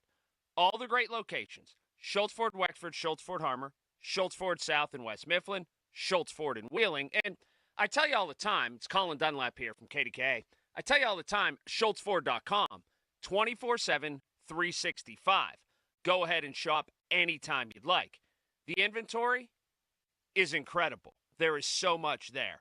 So check all that out, see what you like. You see a Mustang, you see an Explorer, you see that F-150. Man, those F-150s are sharp, and for all seasons. They're fantastic.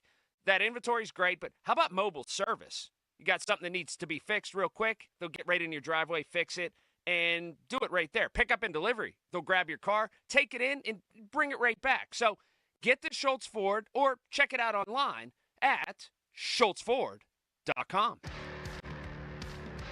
As you head out to training camp in Latrobe, look for your cold Miller Lite displays at the following distributors: Barkley Beer, Route 982, Bradenville, and Beverage Warehouse, Wilson Avenue in Greensburg.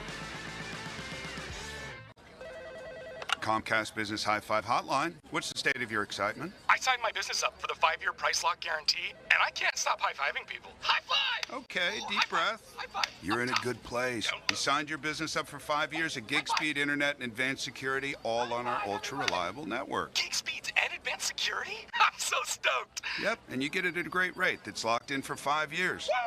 The high five is just your body's way of saying, I'm winning. So this is natural. High-fiving everyone you see in a state of business savings enthusiasm? Totally natural. Sweet. Thank you. Thank you. High five, everybody. High five. The Comcast Business 5-year price lock guarantee is back, but only for a limited time, so sign your business up today. High five. Comcast Business, powering possibilities. Ends 9/21/25 for new customers with qualifying bundle. Current customers may be eligible depending on services and area. Guaranteed rate applies to monthly service charge, excluding taxes and fees. Other restrictions apply. Attention. Have you racked up $10,000 or more in credit card debt? Are you barely getting by making minimum payments? With credit card debt reaching all-time highs, National Debt Relief is notifying consumers about significant debt relief options currently being made available to help those with overwhelming credit card debt. These options may reduce a large portion of credit card debt for those who qualify. You don't need to declare bankruptcy or take out a consolidation loan, and you may only have to pay back a fraction of what you owe, even if you have bad credit. National Debt Relief has already reduced the credit card debt for more than 550,000 consumers. So don't wait. If you owe $10,000, $20,000, or even $100,000 in credit card debt, you can now take advantage of this financial debt relief as the cost of living continues to skyrocket. To check what debt reduction you may qualify for, call 800-355-8282. That's 800-355-8282. Again, that's 800-355-8282. Target Freight Management, empowering Pittsburgh area businesses like yours to conquer the complexities of modern supply chain management. A trusted leader in logistics solutions, backed by years of industry experience and revolutionary thinking. Efficiency, flexibility, visibility, and reliability. And all right here in Pittsburgh. Target Freight Management, exceeding customer expectations using first-in-class technology. Move your product regardless of size with Target Freight Management. TargetFMI.com. TargetFMI.com. She's got a sound like no other. Joan Jett and the Blackhearts. Friday, August 8th, the Iron City stage. Joan Jett and the Blackhearts. With special guest, Winger. Their latest EP, Mindsets, is available everywhere you stream music. Tickets on sale now at etix.com. Joan Jett and the Blackhearts. Want to save big for back to school? Check out Going Gone by Dick's Sporting Goods and score up to 70% off thousands of styles from top brands like Nike, Adidas, Jordan, and more. Score big with A+ deals on shoes, tees, shorts, pants, and backpacks. Your year, your style, your price. Eat up, buddy. It's almost time for school. You take charge of your home. You take charge of your work. Don't forget to take charge of your gut health too with Nature Made probiotics. Nature Made has clinically studied probiotics that work with your digestive tract's natural bacteria, so you won't miss a beat in your daily routine. Find us in the vitamin aisle. These statements have not been evaluated by the Food and Drug Administration. These products are not intended to diagnose, treat, cure, or prevent any disease. Some things can steal your sunshine. Ugh, I just got my hair done. Sorry, the cooler's broken. Anyone see my flip-flops? Anyone? But COVID-19 can steal a lot more. I just took a COVID test. Ugh. Prescription medications for COVID exist. If you test positive this summer, ask your doctor if they're right for you. Visit PfizerForAll.com/COVID-19 to learn more. Sponsored by Pfizer. Oh, hey. Hey, thanks for meeting me here. It's just, you're my only lawyer friend, and I need your professional opinion. Do you see that brand new Hyundai Tucson out there? That's all I paid for it. Let me get back to you on that. Deal's so right, it almost feels wrong at the Hyundai Getaway Sales Event. Get 0% APR for 60 months, plus 0 payments for 90 days on all Hyundai Palisade, Santa Fe, and Santa Fe hybrid models. And check out our other great deals at your Hyundai dealer today. Offer ends September 2nd. Call 562-314-4603 for details. At Target, back-to-school-a-days are here. What is back-to-school-a-days, you ask? We're talking 7 days of deals on looks and styles the kids will love, at prices you'll love even more.